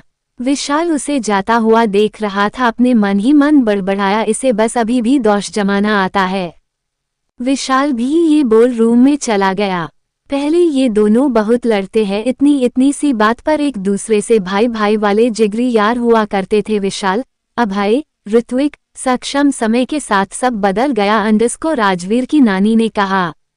हैश यार, मुझे राजवीर की नानी का नाम बता दो, मैं भूल गई, मुझे फिर से पूरे एपिसोड पढ़ने पड़ेंगे।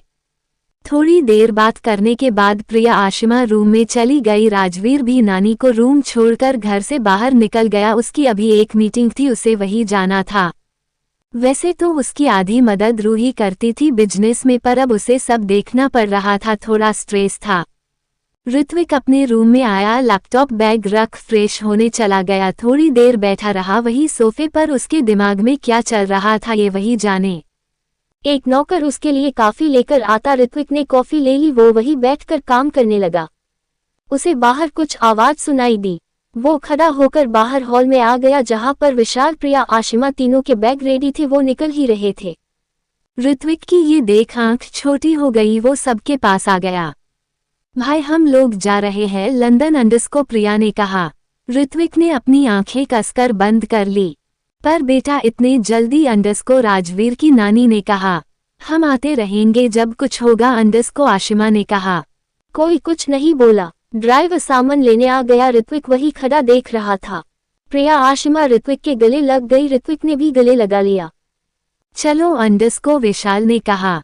ये दोनों कहीं नहीं जाएंगी, तुम्हें जाना है तुम जाओ, अंडस्को ऋत्विक ने अपनी भारी आवाज में कहा। यहाँ रुकने का कोई भी वैलिड रीजन नहीं है, अंडस्को विशाल ने भी उतनी आवाज में कहा। अपनी आवाज नीचे रखो, शायद भूल रहे हो, मैं याद दिला देता हूँ, मैं तुमसे प्यार 6 महीने बड़ा हूँ, अंडस्को ऋत्विक ने विशाल को डांट कर कहा। हाँ तो बड़ा है तो क्या हो गया, सिर्फ 6 महीने ही बड़ा है, अंडस्को विशाल ने भी कह दिया। तुझे जाना है तू जा, ये दोनों कहीं नहीं जाएंगी, अंडस्को ऋत्विक ने कहा। क्यों नहीं जाएगी? जाएंगी, अंडस्को विशाल ने कहा। तुझे जाना है तो जा, निकल, इसका बैग और इसे बाहर फेंको, मुझे ये कचरा अपने घर नहीं चाहिए, अंडस्को ऋत्विक ने कहा। आशिमा प्रिया को लेकर डिनिंग टेबल में आ गया। विशाल जाता ऋत्विक को देख रहा था, उसे उसका कचरा बोलना बुरा नहीं लगा। बचपन में भी वो दोनों एक दूसरे को कचरा ही बोलते थे, साथ में स्कूल जाते थे, चारों एक दूसरे को कभी कभी चिढ़ने को कचरा बोल देते थे। पर शायद अब वो दिन भी रहे, उसके घर वालों ने सब बेकार कर दिया। विशाल यही सब सोचते हुए डाइनिंग टेबल पर बैठ गया। सब खाना खाने लगे। सियादी कब तक आएंगी, अंडस्को आशिमा ने पूछा। उसकी एक जरूरी मीटिंग है, वो बाद में आएगी, और हाँ वो आएगी तो खाना गरम करके खिला देना, वो खाना खाने में आनाकानी करती है, अंडस्को विशाल ने ऋत्विक को टेढ़ी नजर देख कहा। आगे पढ़ने के लिए पढ़ते रहिए मेरी स्टोरी। माफिया किंग की क्वीन मुकुट दिल। कमेंट करिए, लाइक करिए, रिव्यू दीजिए प्लीज। वेब लिंक्स 98 दिव्या झरने के पास। इस एपिसोड को समझने के लिए पिछले एपिसोड को जरूर पढ़ें। अब तक आपने पढ़ा। विशाल यही सब सोचते हुए डाइनिंग टेबल पर बैठ गया। सब खाना खाने लगे। सिया दी कब तक आएंगी अंडस को आशिमा ने पूछा। उसकी एक जरूरी मीटिंग है, वो बाद में आएगी, और हाँ वो आएगी तो खाना गरम करके खिला देना, वो खाना खाने में आनाकानी करती है अंडस को विशाल ने ऋत्विक को टेढ़ी नजर देख कहा। अब आगे ऋत्विक ने ये देख लिया था कि विशाल उसे ही कह रहा है, वो उसकी बात अच्छे से समझ भी रहा था। सबने खाना खाया, रूम में चले गए। रात के 12 बजे एक गाड़ी विला के बाहर आकर रुकी। सिया बाहर निकली। उसके चेहरे पर थकान अलग ही दिख रही थी। रूही के न रहते वो बिजनेस पहले भी संभलती थी, पर अब जिम्मेदारी ज्यादा आ गई थी। वो घर के अंदर चली गई। सिया जाकर सोफे में बैठ गई। पूरे जगह शांति फैली हुई थी। एक मेड जिसका नाम लीना था, वो सिया के लिए पानी ले आई। थैंक यू, आप अभी तक सोई नहीं अंडस को सिया ने पानी ले कहा। हाँ, आपका ही वेट कर रही थी, खाना लगा दूं अंडस को लीना ने पूछा। नहीं दीदी, भूख नहीं, आप जाए सो जाए, मैं भी रूम में जा रही हूँ अंडस को सिया ने कहा। सीढ़ियाँ चढ़ने लगी। सिया ऊपर रूम में आई, फ्रेश होकर बेड पर बैठ गई। थकान की वजह से उसका पूरा शरीर दुख रहा था। वो बेड पर लेटने को हुई, गेट पर नॉक हुआ। इतनी रात को कौन आया अंडस को सिया ने घड़ी में टाइम देख कहा। सिया ने गेट खोला, अपने सामने ऋत्विक को खड़ा देख वो चौंक गई। जी मिस्टर सिघनिया, कुछ काम था अंडस को सिया ने अपने आप को संभाल कहा। ऋत्विक का उसका मिस्टर सिघनिया बोलना अच्छा नहीं लगा, फिर भी उसने सिया से कहा, अंडस को नीचे आकर खाना खा लो। मुझे भूख नहीं है अंडस को सिया ने पहले तो अजीब ढंग से ऋत्विक को देखा। ये इसको क्या हुआ, इन्हें कब से मेरी इतनी फिक्र हो गई। मैंने पूछा नहीं है, बोला है नीचे आओ अंडस को ऋत्विक ने कहा और नीचे चला गया। सिया उसका ऑर्डर सुन मुंह बना लिया, वो भी नीचे आ गई। ऋत्विक किचन में खाना गर्म कर रहा था। उसने अर्पण पहना हुआ था, सब्जी को गर्म कर रहा था। मिस्टर सिघनिया, आप रहने दे, मैं कर लूंगी, या तो लीना दीदी है वो कर देगी, आप जाए रेस्ट कीजिए अंडस को सिया ने उसे देख कहा। ऋत्विक उसके बोलने पर सिया के करीब आ गया। सिया उसे करीब आता देख थूक गुटक लिया। ऋत्विक सिया उसके करीब आता देख कुछ बोलने को हुई। ऋत्विक ने उसके होठों पर अपनी उंगली रख दी। शू सू सू अंडस को ऋत्विक ने उसके होठों पर उंगली रख कहा। सिया चुप हो गई। दोनों एक दूसरे की आंखों में देख रहे थे। दोनों की आंखों में जज्बात तो थे, पर क्या थे पता नहीं, दोनों को ही नहीं पता था क्या है। ऋत्विक धीरे धीरे सिया के करीब आने लगा। सिया ने अपनी आंखें बंद कर ली। अचानक ही कुछ स्मेल सी आई, वो जैसे होश में आ गई। उसने आंखें खोली और ऋत्विक को दूर किया। ऋत्विक उसके धक्के से पीछे हो गया। सिया जल्दी से गैस के पास गई जहां सब्जी जल रही थी। सिया ने गैस स्टोव बंद कर दिया। ऋत्विक भी पास आ गया। दोनों एक दूसरे को देखने लगे। मैं कुछ और बना देता हूँ अंडस को ऋत्विक ने कहा। नहीं, मैं बना लूंगी अंडस को सिया ने कहा। वो पेन निकलने लगी। ऋत्विक ने पेन लेकर कहा, अंडस को मैं बना देता हूँ, तुम बैठो। सिया शांति से जाकर वही चेयर में बैठ गई और ऋत्विक को काम करता देखने लगी। किचन अप्रन पहना वो किसी ग्रीक गोद की तरह दिख रहा था, एकदम मस्त। सिया उसे बैठी बैठी तड़ रही थी। ऐसे मत देखो अंडस को ऋत्विक ने टेढ़ी नजर से सिया को देख कहा। सिया हड़बड़ा गई, वो इधर देखने लगी। ऋत्विक उसकी हरकतों पर हंस दिया। थोड़ी देर में ऋत्विक ने नूडल बना लिए थे और वो बहुत अच्छे दिख रहे थे। ऋत्विक ने अच्छे से प्लेट में सर्व कर सिया के सामने पेश कर दिया। सिया ने एक नज़र ऋत्विक को देखा और नूडल को चम्मच में लेकर खाने लगी। कैसा है अंडस को ऋत्विक ने पूछा।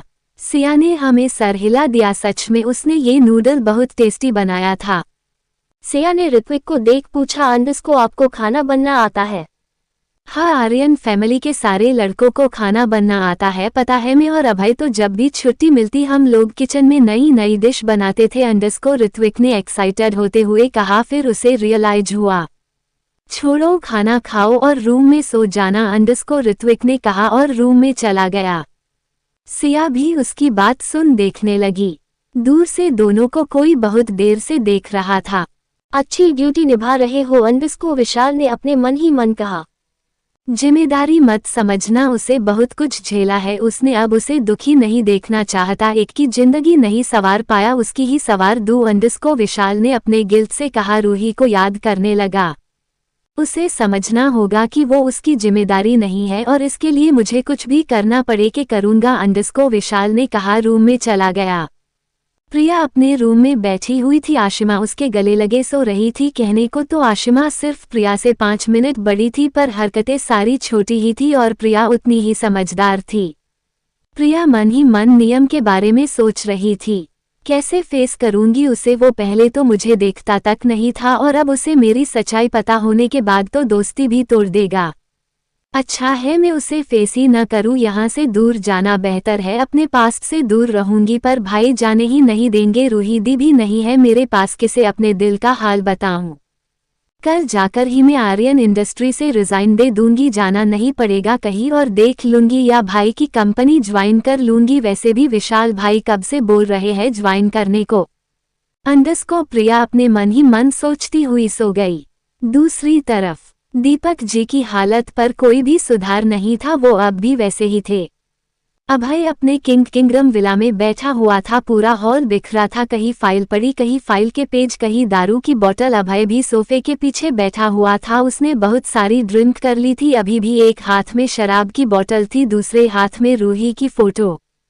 बीवी आई लव यू अंडरस्को। अभय ने अपनी शराबी नजरों से रूही की फोटो देख कहा, बहुत प्यार करता हूँ तुमसे, आओ मुझे गले लगा लो। मैं बेचैन हूँ, कहा था न जब बेचैन होता हूँ बस तुम आकर गले लगा लो, मारी सारी बेचनी दूर हो जाएगी अंडरस्को। अभय ने कहा, फोटो को सीने से लगा लिया।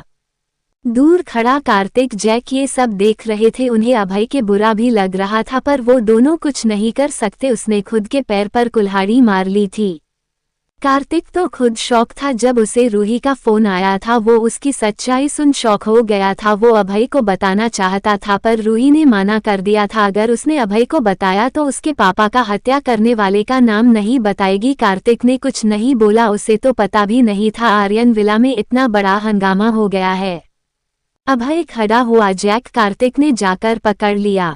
दूर रहो तुम दोनों, में अपनी रूही के साथ रूम में जा रहा हूँ, परेशान मत करना अंडरस्को। अभय ने अपनी लड़खड़ाती आवाज में कहा और इधर उधर चलता हुआ सोफे में वही लेट गया। कार्तिक जैक ने उसे आराम से रूम में जाकर सुला दिया। हमें भाभी को ढूंढना होगा अंडरस्को, जैक ने कहा। कार्तिक ने हमें सर हिला दिया।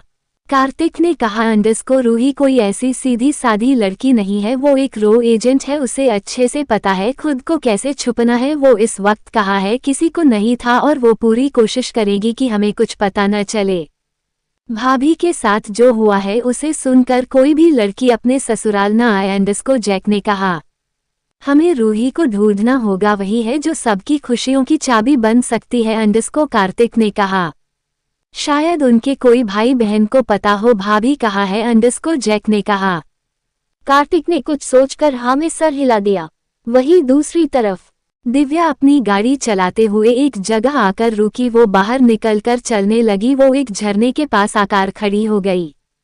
उसने नीचे झांककर देखा जहां से कुछ भी नहीं दिख रहा था, बस झरने की आवाज आ रही थी कि पानी बड़ी जोर से नीचे गिर रहा है। दिव्या जब अपने दोस्तों के साथ यहाँ आई थी तब वो झरना देख डर गई थी पर आज वो बिल्कुल भी नहीं डर रही थी, बिल्कुल सीधे देख रही थी।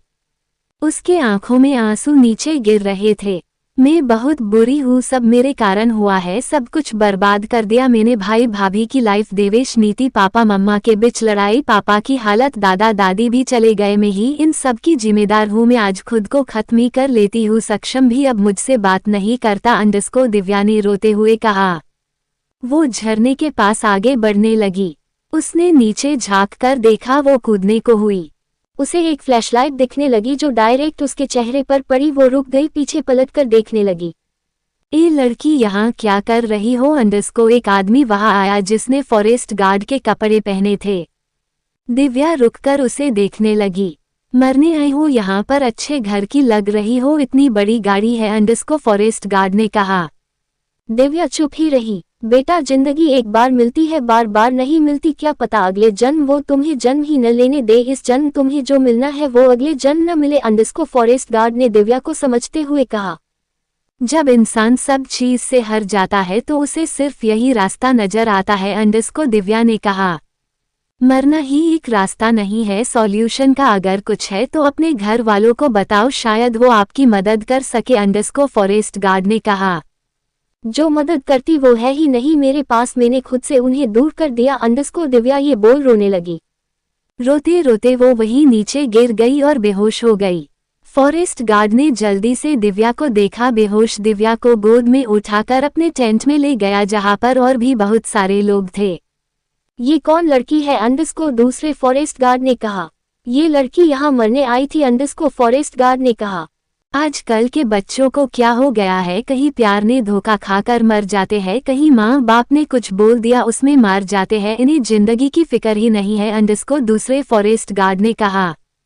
इन्हें कहा जिंदगी की समझ आ गई, अरे उनसे पूछो जो बॉर्डर पर दिन रात खड़े रहते हैं अपनी सुरक्षा के लिए, अपने माँ बाप को छोड़कर बीवी बच्चे को छोड़कर कितने जान गंवा देते हैं अंडरस्कोर फॉरेस्ट गार्ड ने कहा। किसी को फोन किया, वो बेहोश हो गई है अंडरस्कोर फॉरेस्ट गार्ड ने फोन पर कहा। वहां से कुछ बोला गया, हाँ वो यहाँ मरने आई थी हमने उसे बचा लिया अंडरस्कोर फॉरेस्ट गार्ड ने कहा। वहां से कुछ बोला, ठीक है हम उसे घर छोड़ देंगे अंडरस्कोर फॉरेस्ट गार्ड ने कहा। फोन रख दिया। इसे डॉक्टर को चेक कराओ और हाँ अच्छे से देख रेख कराना इस बच्ची की अंडरस्कोर फॉरेस्ट गार्ड ने सबसे कहा। आगे पढ़ने के लिए पढ़ते रहिए मेरी स्टोरी। माफिया किंग की क्वीन मुकुट दिल। कमेंट करिए, लाइक करिए, रिव्यू दीजिए प्लीज। वेब लिंक्स 99 रूही एक टापू में किसको पता। इस एपिसोड को समझने के लिए पिछले एपिसोड को जरूर पढ़ें। अब तक आपने पढ़ा। इन्हें कहा जिंदगी की समझ आ गई, अरे उनसे पूछो जो बॉर्डर पर दिन रात खड़े रहते हैं अपनी सुरक्षा के लिए, अपने माँ बाप को छोड़कर बीवी बच्चे को छोड़कर कितने जान गंवा देते हैं अंडरस्कोर फॉरेस्ट गार्ड ने कहा। किसी को फोन किया, वो बेहोश हो गई है अंडरस्कोर फॉरेस्ट गार्ड ने फोन पर कहा। वहां से कुछ बोला गया, हाँ वो यहाँ मरने आई थी हमने उसे बचा लिया अंडरस्कोर फॉरेस्ट गार्ड ने कहा। वहां से कुछ बोला, ठीक है हम उसे घर कल छोड़ देंगे अंडरस्कोर फॉरेस्ट गार्ड ने कहा। फोन रख दिया। अब आगे। नेक्स्ट मॉर्निंग दिव्या की जब नींद खुली तो वो हॉस्पिटल के बेड पर थी, उसके पास वो गार्ड बैठा हुआ था। तुम उठ गई अंडरस्कोर फॉरेस्ट गार्ड ने कहा। दिव्या ने हाँ में सर हिला दिया। बेटा इतनी सी बात पर मरने नहीं जाते, इतने जल्दी हार नहीं जाते, कोशिश करो भगवान जरूर सफल करते हैं, हाँ थोड़ा टाइम लगेगा पर हो जाएगा अंडरस्कोर फॉरेस्ट गार्ड ने कहा। दिव्या ने हमें सर हिला दिया। थोड़ी देर में वो घर निकल गई। हिलो वो घर के लिए निकल गई है अंडरस्कोर फॉरेस्ट गार्ड ने उसी को फोन कर कहा। वहां से कुछ बोला गया, फोन रख दिया। दूसरी तरफ अभय की नींद खुली, वो उठा, उसका सर फटा जा रहा था। कार्तिक उसके लिए एक ग्लास नींबू पानी लाकर सामने कर दिया। अभय ने बिना देखे उसे पी लिया। कुछ पता चला अंडरस्कोर अभय ने कहा। कार्तिक ने नमे सर हिला दिया। अभय ने अपनी आंखें बंद कर ली, रूही को याद करने लगा, फिर उठा और ऑफिस के लिए निकल गया। कितने दिनों बाद वो ऑफिस आया था, जब से रूही गई थी वो अधिकतर शराब के नशे में रूही को याद करता, दिन रात वो शराब के नशे में डूबा होता। वो अपने केबिन में अपनी चेयर में बैठ गया। उसके सामने जैक खड़ा था। कुछ पता चला अंडरस्कोर अभय ने जैक से पूछा। जैक ने नमे सर हिला दिया। तो कहा गई वो कहा जा सकती है अंडरस्कोर अभय ने पेपर वेट उठाकर दीवार पर मार कहा। मुझे कुछ नहीं सुनना, मुझे वो चाहिए, कहीं भी वो पता करो, चाहे असमान धरती आसमान एक कर दो पर वो चाहिए मुझे अंडरस्कोर अभय ने जैक से कहा। वो मेरी जिंदगी है अंडरस्कोर अभय ने कांच की दीवार पर दोनों हाथ रख कहा। जिंदगी थी तो विश्वास क्यों नहीं किया, एक बार सुन लेते उनकी बात तो शायद वो यही होती। अंडरस्कोर गेट खुला, उसके खुलते ही ये आवाज आई। अभय ने पीछे पलटकर देखा, जहां पर प्रिया खड़ी थी उसके पीछे नियम था। प्रिया तो यहाँ पर अपना रेजिग्नेशन लेटर देने आई थी। अभय प्रिया को देख बोला, अंडरस्कोर तुम कोई काम था? हाँ ये रेजिग्नेशन लेटर है, आप साइन कर दो, मुझे अब इस कंपनी में जॉब नहीं करनी अंडरस्कोर प्रिया ने कहा। टेबल पर लेटर रख दिया। तुम्हें पहले से पता था रूही कौन है, फिर क्यों नहीं बताया मुझे अंडरस्कोर अभय ने प्रिया को देख पूछा। प्रिया अभय को देख बोली, अंडरस्कोर जब प्यार होता है तो पहले विश्वास होता है और मुझे सही नहीं लगा बताना तो नहीं बताया अंडरस्कोर प्रिया ने कहा। कैसे बात कर रही हो तुम भाई से अंडरस्कोर नियम ने प्रिया को डांटते हुए कहा। क्यों बुरा लग रहा है, इनके वजह से मेरी बहन कहाँ है, नहीं पता मेरी बहन के साथ क्या क्या किया है, तुम सब बहुत अच्छे से जानते हो अंडरस्कोर प्रिया ने नियम और जैक कार्तिक अभय को देख कहा। देखो प्रिया, हम जानते हैं गलती हुई है, पर साथ मिलकर रूही को ढूंढते हैं अंडरस्को कार्तिक ने कहा। क्यों फिर से और कुछ रह गया है सुनने को अंडरस्को प्रिया ने अभय को एक नज़र देख कहा। उसका फोन बजने लगा। कॉलर आईडी पर राजबीर भाई शो हो रहा था। मैं आती हूँ अंडरस्को प्रिया ने फोन पर कहा। फोन रख दिया। इसमें साइन कर दीजिए, मुझे जाना है अंडरस्को प्रिया ने कहा। अभय ने पेपर साइन कर दिए। प्रिया वहां से चली गई। नियम कांच की दीवार से नीचे देखने लगा, जहां पर प्रिया राजवीर के साथ गाड़ी में बैठकर जा रही थी। ये देख उसकी मुट्ठी कस गई। कार्तिक ने आकर उसके कंधे पर हाथ रखा। क्या हो गया अंडरस्को कार्तिक ने पूछा। कुछ नहीं भाई अंडरस्को नियम ने कहा और अभय के पास आ गया। दूसरी तरफ एक जगह, ये जगह समुद्र के बीच में, ये एक आइलैंड था।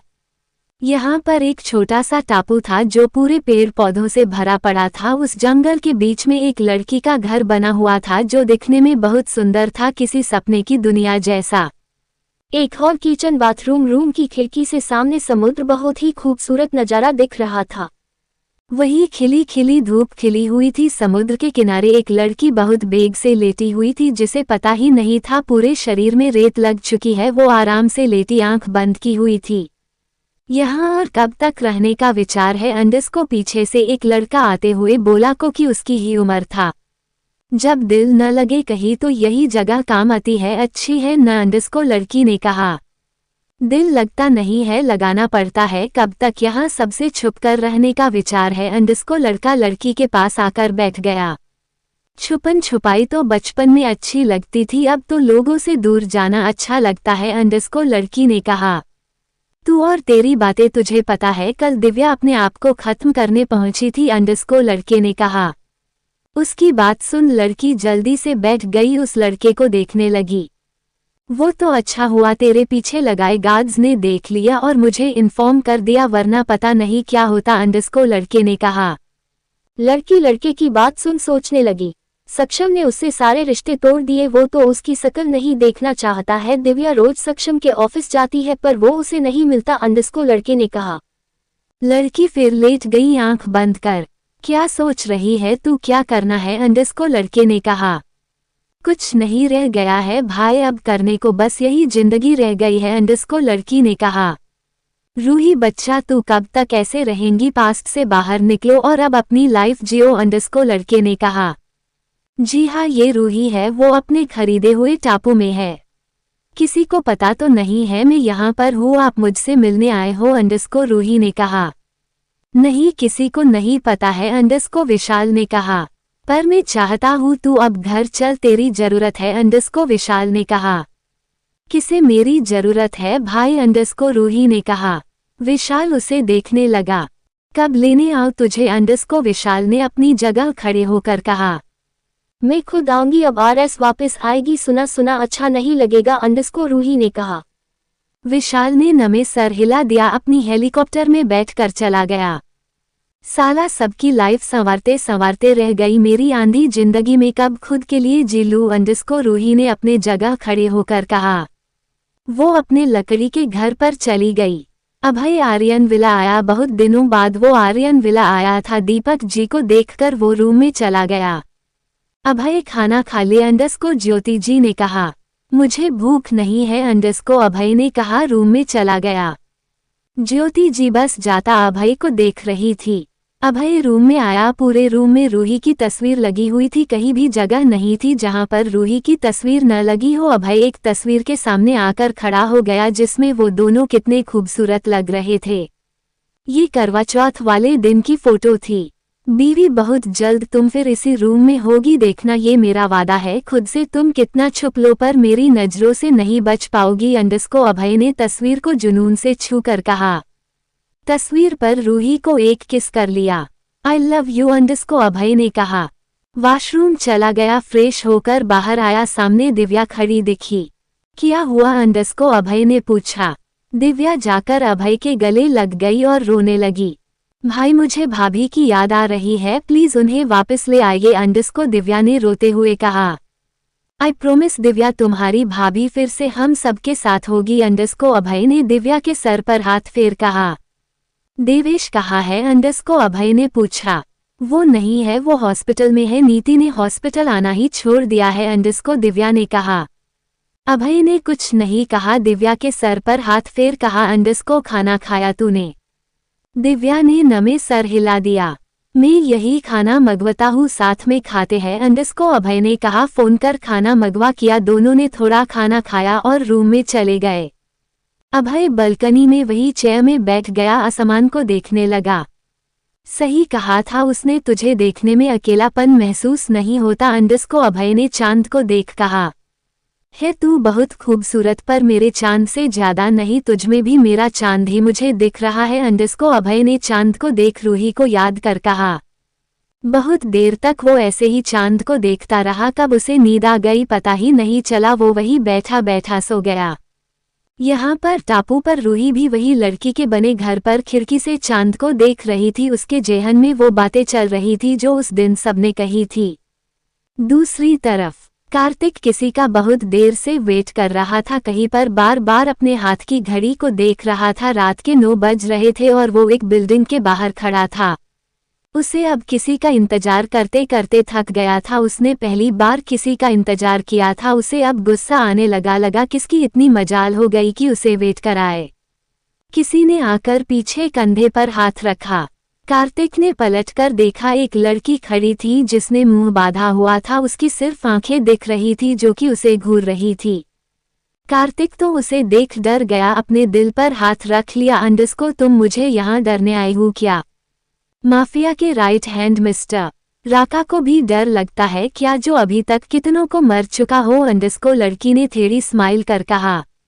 वैसे तो कुछ दिख नहीं रहा था, पर कार्तिक ने अच्छे से देख लिया था उसकी चील जैसी आंखें। यहाँ इतनी जोर जोर से मत बोलो, लेने के देने पड़ जाएंगे अंडस को, कार्तिक ने कहा। उस लड़की का हाथ पकड़ लिया। क्या कर रहे हो? छोड़ो मेरा हाथ, अंडस को लड़की ने कहा। किडनैप नहीं कर रहा हूँ तुम्हें अंडस को, कार्तिक ने कहा। कोई भरोसा, क्या पता अपने माफिया के पास ले जाकर मुझे मर दो अंडस को, लड़की ने कहा। कितना बोलती हो तुम अंडस को, कार्तिक ने लड़की को देख कहा। मैं ज्यादा बोलती, ठीक है मैं जा रही हूँ अंडस को, लड़की ने कहा और जाने लगी। रुको रुको, सॉरी मुझे तुमसे जरूरी बात करनी है, पर यहाँ नहीं, कार में चलते हैं अंडस को, कार्तिक ने कहा। लड़की ने कार्तिक को ऊपर से नीचे देखा, फिर कहा, अंडस को देखने में शरीफ लगते हो, ठीक है चलती हूँ। ओह मैडम, मैं शरीफ ही हूँ, कभी किसी लड़की को हाथ तक नहीं लगाया अंडस को, कार्तिक ने कहा और जाने लगा। लड़की उसे घूरने लगी और कहा, अंडस को अच्छा नहीं लगाया, माफिया किंग के साथ रहते हो और लड़कियों को नहीं छुआ, इंटरेस्टिंग। न मैं ऐसा ही, न मेरा किंग, मेरे किंग के दिल में सिर्फ एक लड़की है और मेरे दिल में वो आई नहीं समझ आई बात। अगर बार बार तुमने सवाल किए तो यही तुम्हें गोली मारकर गड़ दूंगा, किसी को पता भी नहीं चलेगा अंडस को, कार्तिक ने अपनी भारी आवाज में कहा। इस लड़की से उसको कुछ काम था जरूरी, इसलिए झेल रहा है, वरना तो कब का इसे फेंक देता। इस लड़की की बक बक कभी खत्म नहीं होती। आगे पढ़ने के लिए पढ़ते रहिए मेरी स्टोरी। माफिया किंग की क्वीन मुकुट दिल। कमेंट करिए, लाइक करिए, रिव्यू दीजिए प्लीज। Web links 100। कार्तिक कैसे जनता है आशिमा को? इस एपिसोड को समझने के लिए पिछले एपिसोड को जरूर पढ़ें, और आपको मेरी कहानी पसंद आ रही है तो लाइक शेयर कमेंट जरूर करें, मुझे मोटिवेशन मिलेगा मैं और आगे बढ़ पाऊँ। अब तक आपने पढ़ा, न मैं ऐसा हूँ न मेरा किंग, मेरे किंग के दिल में सिर्फ एक लड़की है और मेरे दिल में वो आई नहीं समझ आई बात। अगर बार बार तुमने सवाल किए तो यही तुम्हें गोली मारकर गड़ दूंगा, किसी को पता भी नहीं चलेगा अंडस को, कार्तिक ने अपनी भारी आवाज में कहा। इस लड़की से उसको कुछ काम था जरूरी, इसलिए झेल रहा है, वरना तो कब का इसे फेंक देता। इस लड़की की बक बक कभी खत्म नहीं होती। अब आगे कार्तिक आगे चला जा रहा था, लड़की उसके पीछे पीछे चल रही थी। कितना और चलना है अंडस को, लड़की ने कहा। चुपचाप चलो अंडस को, कार्तिक ने कहा। कार्तिक एक छोटे से घर के पास रुका। चलो अंदर अंडस को, कार्तिक ने लड़की से कहा। तुम मुझे अकेले में ले जाकर मरने का इरादा है क्या, अंडस को, लड़की ने कहा। मार तो तुम्हें पहले ही देना था, पर पता नहीं क्यों छूट गई, तुम्हारी किस्मत अच्छी थी इसलिए बच गई अंडस को, कार्तिक ने कहा। लड़की कार्तिक को घूरने लगी। घूरने से अच्छा है चलो अंदर अंडस को, कार्तिक ने कहा। लड़की अंदर चली गई, कार्तिक भी। छोटे से घर पर 2 रूम, किचन और हॉल था। हॉल में जैक नियम दोनों बैठे हुए थे। लड़की को देख जैक सोफे से खड़ा हो गया। हेलो मिस अंडरस्को, जैक ने अपना हाथ बढ़ा कहा। लड़की ने जैक को ऊपर से नीचे देखा, अपना हाथ जैक के हाथों से मिलाते हुए कहा underscore Ashima. Hello miss Ashima underscore, Jack ने कहा। हेलो विलो, छोड़ो मुझे बुलाया क्यों है वो बताओ अंडरस्को आशिमा वही सोफे पर बैठ गई। जैक नियम आशिमा का एटीट्यूड देखकर शॉक हो गई। ये पिधी सी लड़की में इतना एटीट्यूड। आशिमा ने कार्तिक को देख कहा अंडरस्को मेरे लिए कॉफी लेकर आओ। कार्तिक गुस्से में आशिमा को घूरने लगा। जाओ, मेरे पास वैसे भी टाइम नहीं है अंडरस्को। आशिमा ने कार्तिक को वहां खड़े देखा तो कहा। कार्तिक ने अपनी आंखें रोल की और किचन साइड जाने लगा। भाई आप बना रहे हो तो मेरे लिए भी बना देना अंडरस्को, नियम ने कहा। और मेरे लिए भी हाँ अंडरस्को, जैक ने कहा। कार्तिक का मन तो कर रहा था तीनों को उठाकर फेंक दे। आशिमा सोफे पर बेधक तरीके से बैठी फोन चला रही थी। उसे देख अजीब अजीब मुंह बना रही थी। कार्तिक 4 कप कॉफी लेकर आया। ये लो अपनी कॉफी और जो पूछूं उसका सही सही जवाब देना अंडरस्को। कार्तिक ने कॉफी कप आशिमा की तरफ बढ़ाकर कहा और आशिमा के सामने वाले सोफे पर बैठ गया। पूछो क्या पूछना है अंडरस्को, आशिमा ने कॉफी पीते हुए कहा। तुम यहाँ कब आए अंडरस्को, कार्तिक ने पूछा। इससे तुम्हें क्या, मैं कभी भी आओ अंडरस्को, आशिमा ने कहा। कार्तिक आशिमा को देखने लगा, फिर नियम और जैक को बाहर जाने का इशारा किया। दोनों उसका इशारा समझकर बाहर चले गए। तुम शांति से जवाब नहीं दे सकती क्या, मुंह चलना जरूरी है अंडरस्को, कार्तिक अपनी जगह खड़े होकर कहा। मैं जरूरी नहीं समझती, सही जवाब देना अंडरस्को, आशिमा ने कहा। कार्तिक आशिमा की तरफ झुक गया। आशिमा उसके झुकने से सोफे के बिल्कुल पीछे टिक गई। दूर रहो समझे अंडरस्को, आशिमा ने कार्तिक को धक्का देकर कहा। कार्तिक पीछे हो गया। आशिमा खड़ी हुई और कार्तिक को उंगली दिखाकर कहा अंडरस्को मेरे करीब मत आना। क्यों ना, वो रात भूल गई क्या अंडरस्को, कार्तिक आशिमा के करीब आकर उसकी कमर पकड़ कहा। मैं उस दिन नशे में थी इसलिए करीब आई, वरना कोई शौक नहीं था तुम जैसे घटिया इंसान के करीब जाना अंडरस्को, आशिमा ने कहा। आई तो थी तुम मेरे करीब, चाहे मैं कितना घटिया इंसान ही क्यों न रहा अंडरस्को, कार्तिक ने कहा। अगर अब शांति से जवाब नहीं दिया तो वो सारी फोटोज में तुम्हारे भाई को सेंड कर दूंगा अंडरस्को, कार्तिक ने कहा। आशिमा उसकी बात सुन शौक में हो गई। कौन सी फोटो अंडरस्को, आशिमा ने अटकते हुए कहा। वही फोटो जो उस रात का सबूत है अंडरस्को, कार्तिक ने कहा। देखो उस रात ऐसा वैसा कुछ भी नहीं हुआ था अंडरस्को, आशिमा ने कहा। ये तो तुम्हें पता है, मुझे पता है, पर किसी और को नहीं पता ना अंडरस्को, कार्तिक ने कहा। आशिमा का रोने जैसा चेहरा हो गया।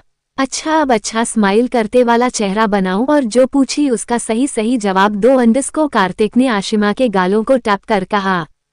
आशिमा ने जल्दी जल्दी बच्चों की तरह मुंडी हिला दी।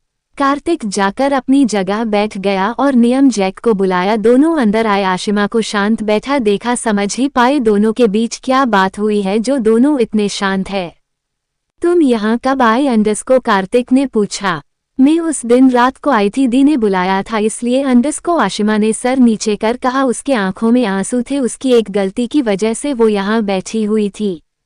तुम्हें कब पता चला मैं किंग का राइट हैंड हूँ अंडरस्को, कार्तिक ने पूछा। नियम और जैक दोनों आशिमा को कभी कार्तिक को देखने लगे। वो मैंने इन्फॉर्मेशन निकलवाई थी किसी से बोलकर अंडरस्को, आशिमा ने कहा। किससे बोलकर अंडरस्को, कार्तिक ने अपनी आंख छोटी कर कहा। वो मैं नहीं बता सकती, ये सीक्रेट है अंडरस्को, आशिमा ने कहा। रूही कहा है अंडरस्को, कार्तिक ने पूछा।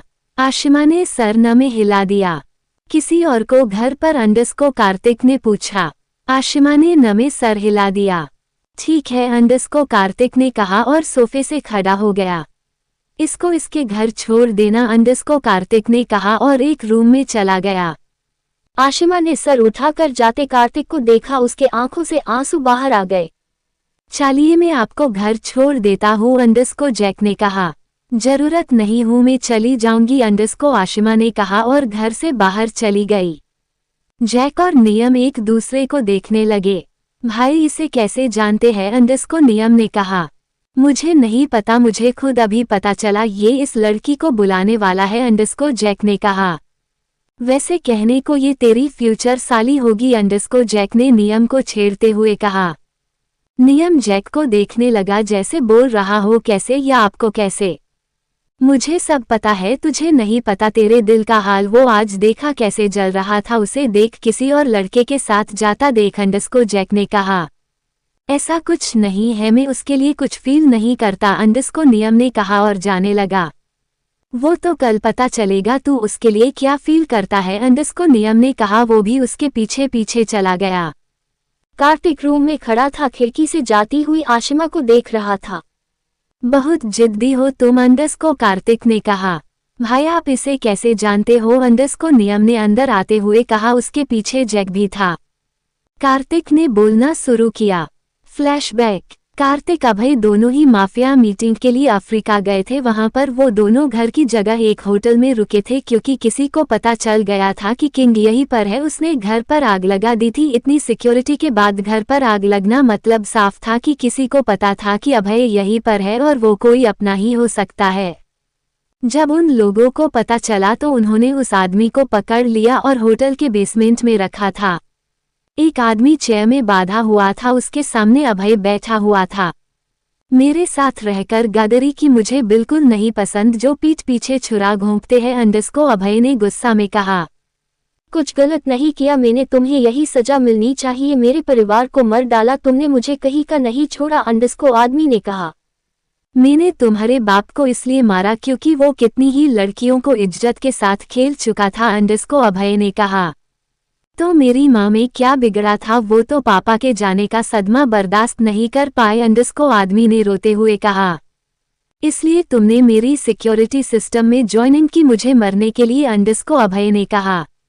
हाँ मेरा प्लान सक्सेसफुल हो भी गया था पर पता नहीं कैसे पाता गया, वरना सबके सब मारे जाते, अंडस्को आदमी ने हंसते हुए कहा। कोई ऐसा पैदा नहीं हुआ जो मुझे मारे, अंडस्को अभय ने कहा और उसे गोली मार दी। गोली डायरेक्ट उस आदमी के आर पार हो गई।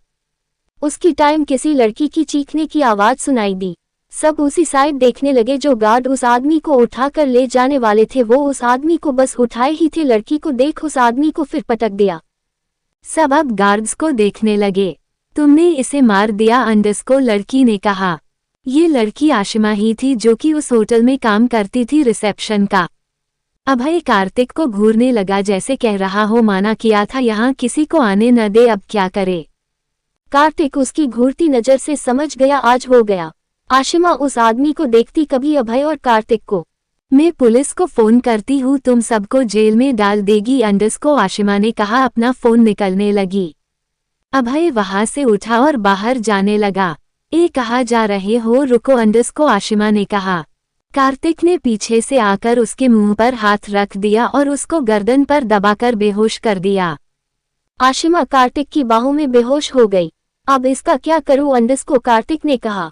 आशिमा को अच्छे से गोद में उठाया और बेसमेंट के बाहर ले गया। आशिमा को एक रूम में अच्छे से सुला दिया और बाहर चला गया। नेक्स्ट मॉर्निंग जब आशिमा की नींद खुली, खुद को एक कमरे में पाया। उसे समझ ही नहीं आया वो यहाँ कैसे आई। उसे याद आया कि कल उस आदमी को मरते हुए देखा था, जरूर उसने की किया होगा। आशिमा जल्दी जल्दी बाहर निकली होटल से और पुलिस स्टेशन चली गई। उसने रिपोर्ट करी कि कल उसने एक लड़के को किसी इंसान को मरते देखा। पुलिस ने भी उसकी बात सुनी और जांच की, पर पुलिस को ऐसा कोई सबूत नहीं मिला कि जिससे ये पता चले कि मर्डर हुआ है, और मिलते भी कैसे, किंग कोई सबूत कैसे छोड़ सकता है। आशिमा को ये बोल घर भेज दिया कि तुमने सपना देखा होगा। आशिमा भी अब क्या करती, वो चुप हो गई। रोज होटल आने लगी पर उसके दिमाग में वही बातें गूंजती कि मर्डर हुआ है, पर कहाँ हुआ है, वो लोग कहाँ गए, आज तक उसे दिखे भी नहीं कहीं। उसे रोज सपने में वो सब दिखता। वो रोज रोज के सपने से फ्रस्ट्रेट हो गई थी। आज रात वो क्लब आई थी पर उसकी किस्मत खराब थी या बुरी पता नहीं। वो क्लब में आई ड्रिंक पर ड्रिंक के शॉट लिए जा रही थी। पूरे क्लब में गाने की आवाज आ रही थी, लाइट चमक रही थी। आशिमा गाने की आवाज में झूम रही थी। उसने ब्लैक नी लेंथ की ड्रेस पहनी हुई थी, बहुत खूबसूरत लग रही थी। उसे बिल्कुल भी आइडिया नहीं था लोग उसे किस नज़र से देख रहे थे। ऊपर फ्लोर पर लोग खड़े थे जो नीचे का सीन अच्छे से देख सकते थे। उनमें से थे अभय और कार्तिक जो कि यहाँ एक मीटिंग करने आए थे। पर कार्तिक की नज़र नीचे डांस कर रही आशिमा पर पड़ी। वो उसे देखते रह गया। कहा वो उस दिन होटल ड्रेस में थी पर आज वो बिल्कुल अलग लग रही थी। वो बहुत खूबसूरत लग रही थी। अभय की नज़र कार्तिक पर गई जो नीचे देख रहा था। अभय की नज़र नीचे डांस कर रही आशिमा को देखा। उसे समझ आ गया यही लड़की है जो उस दिन बेसमेंट में थी।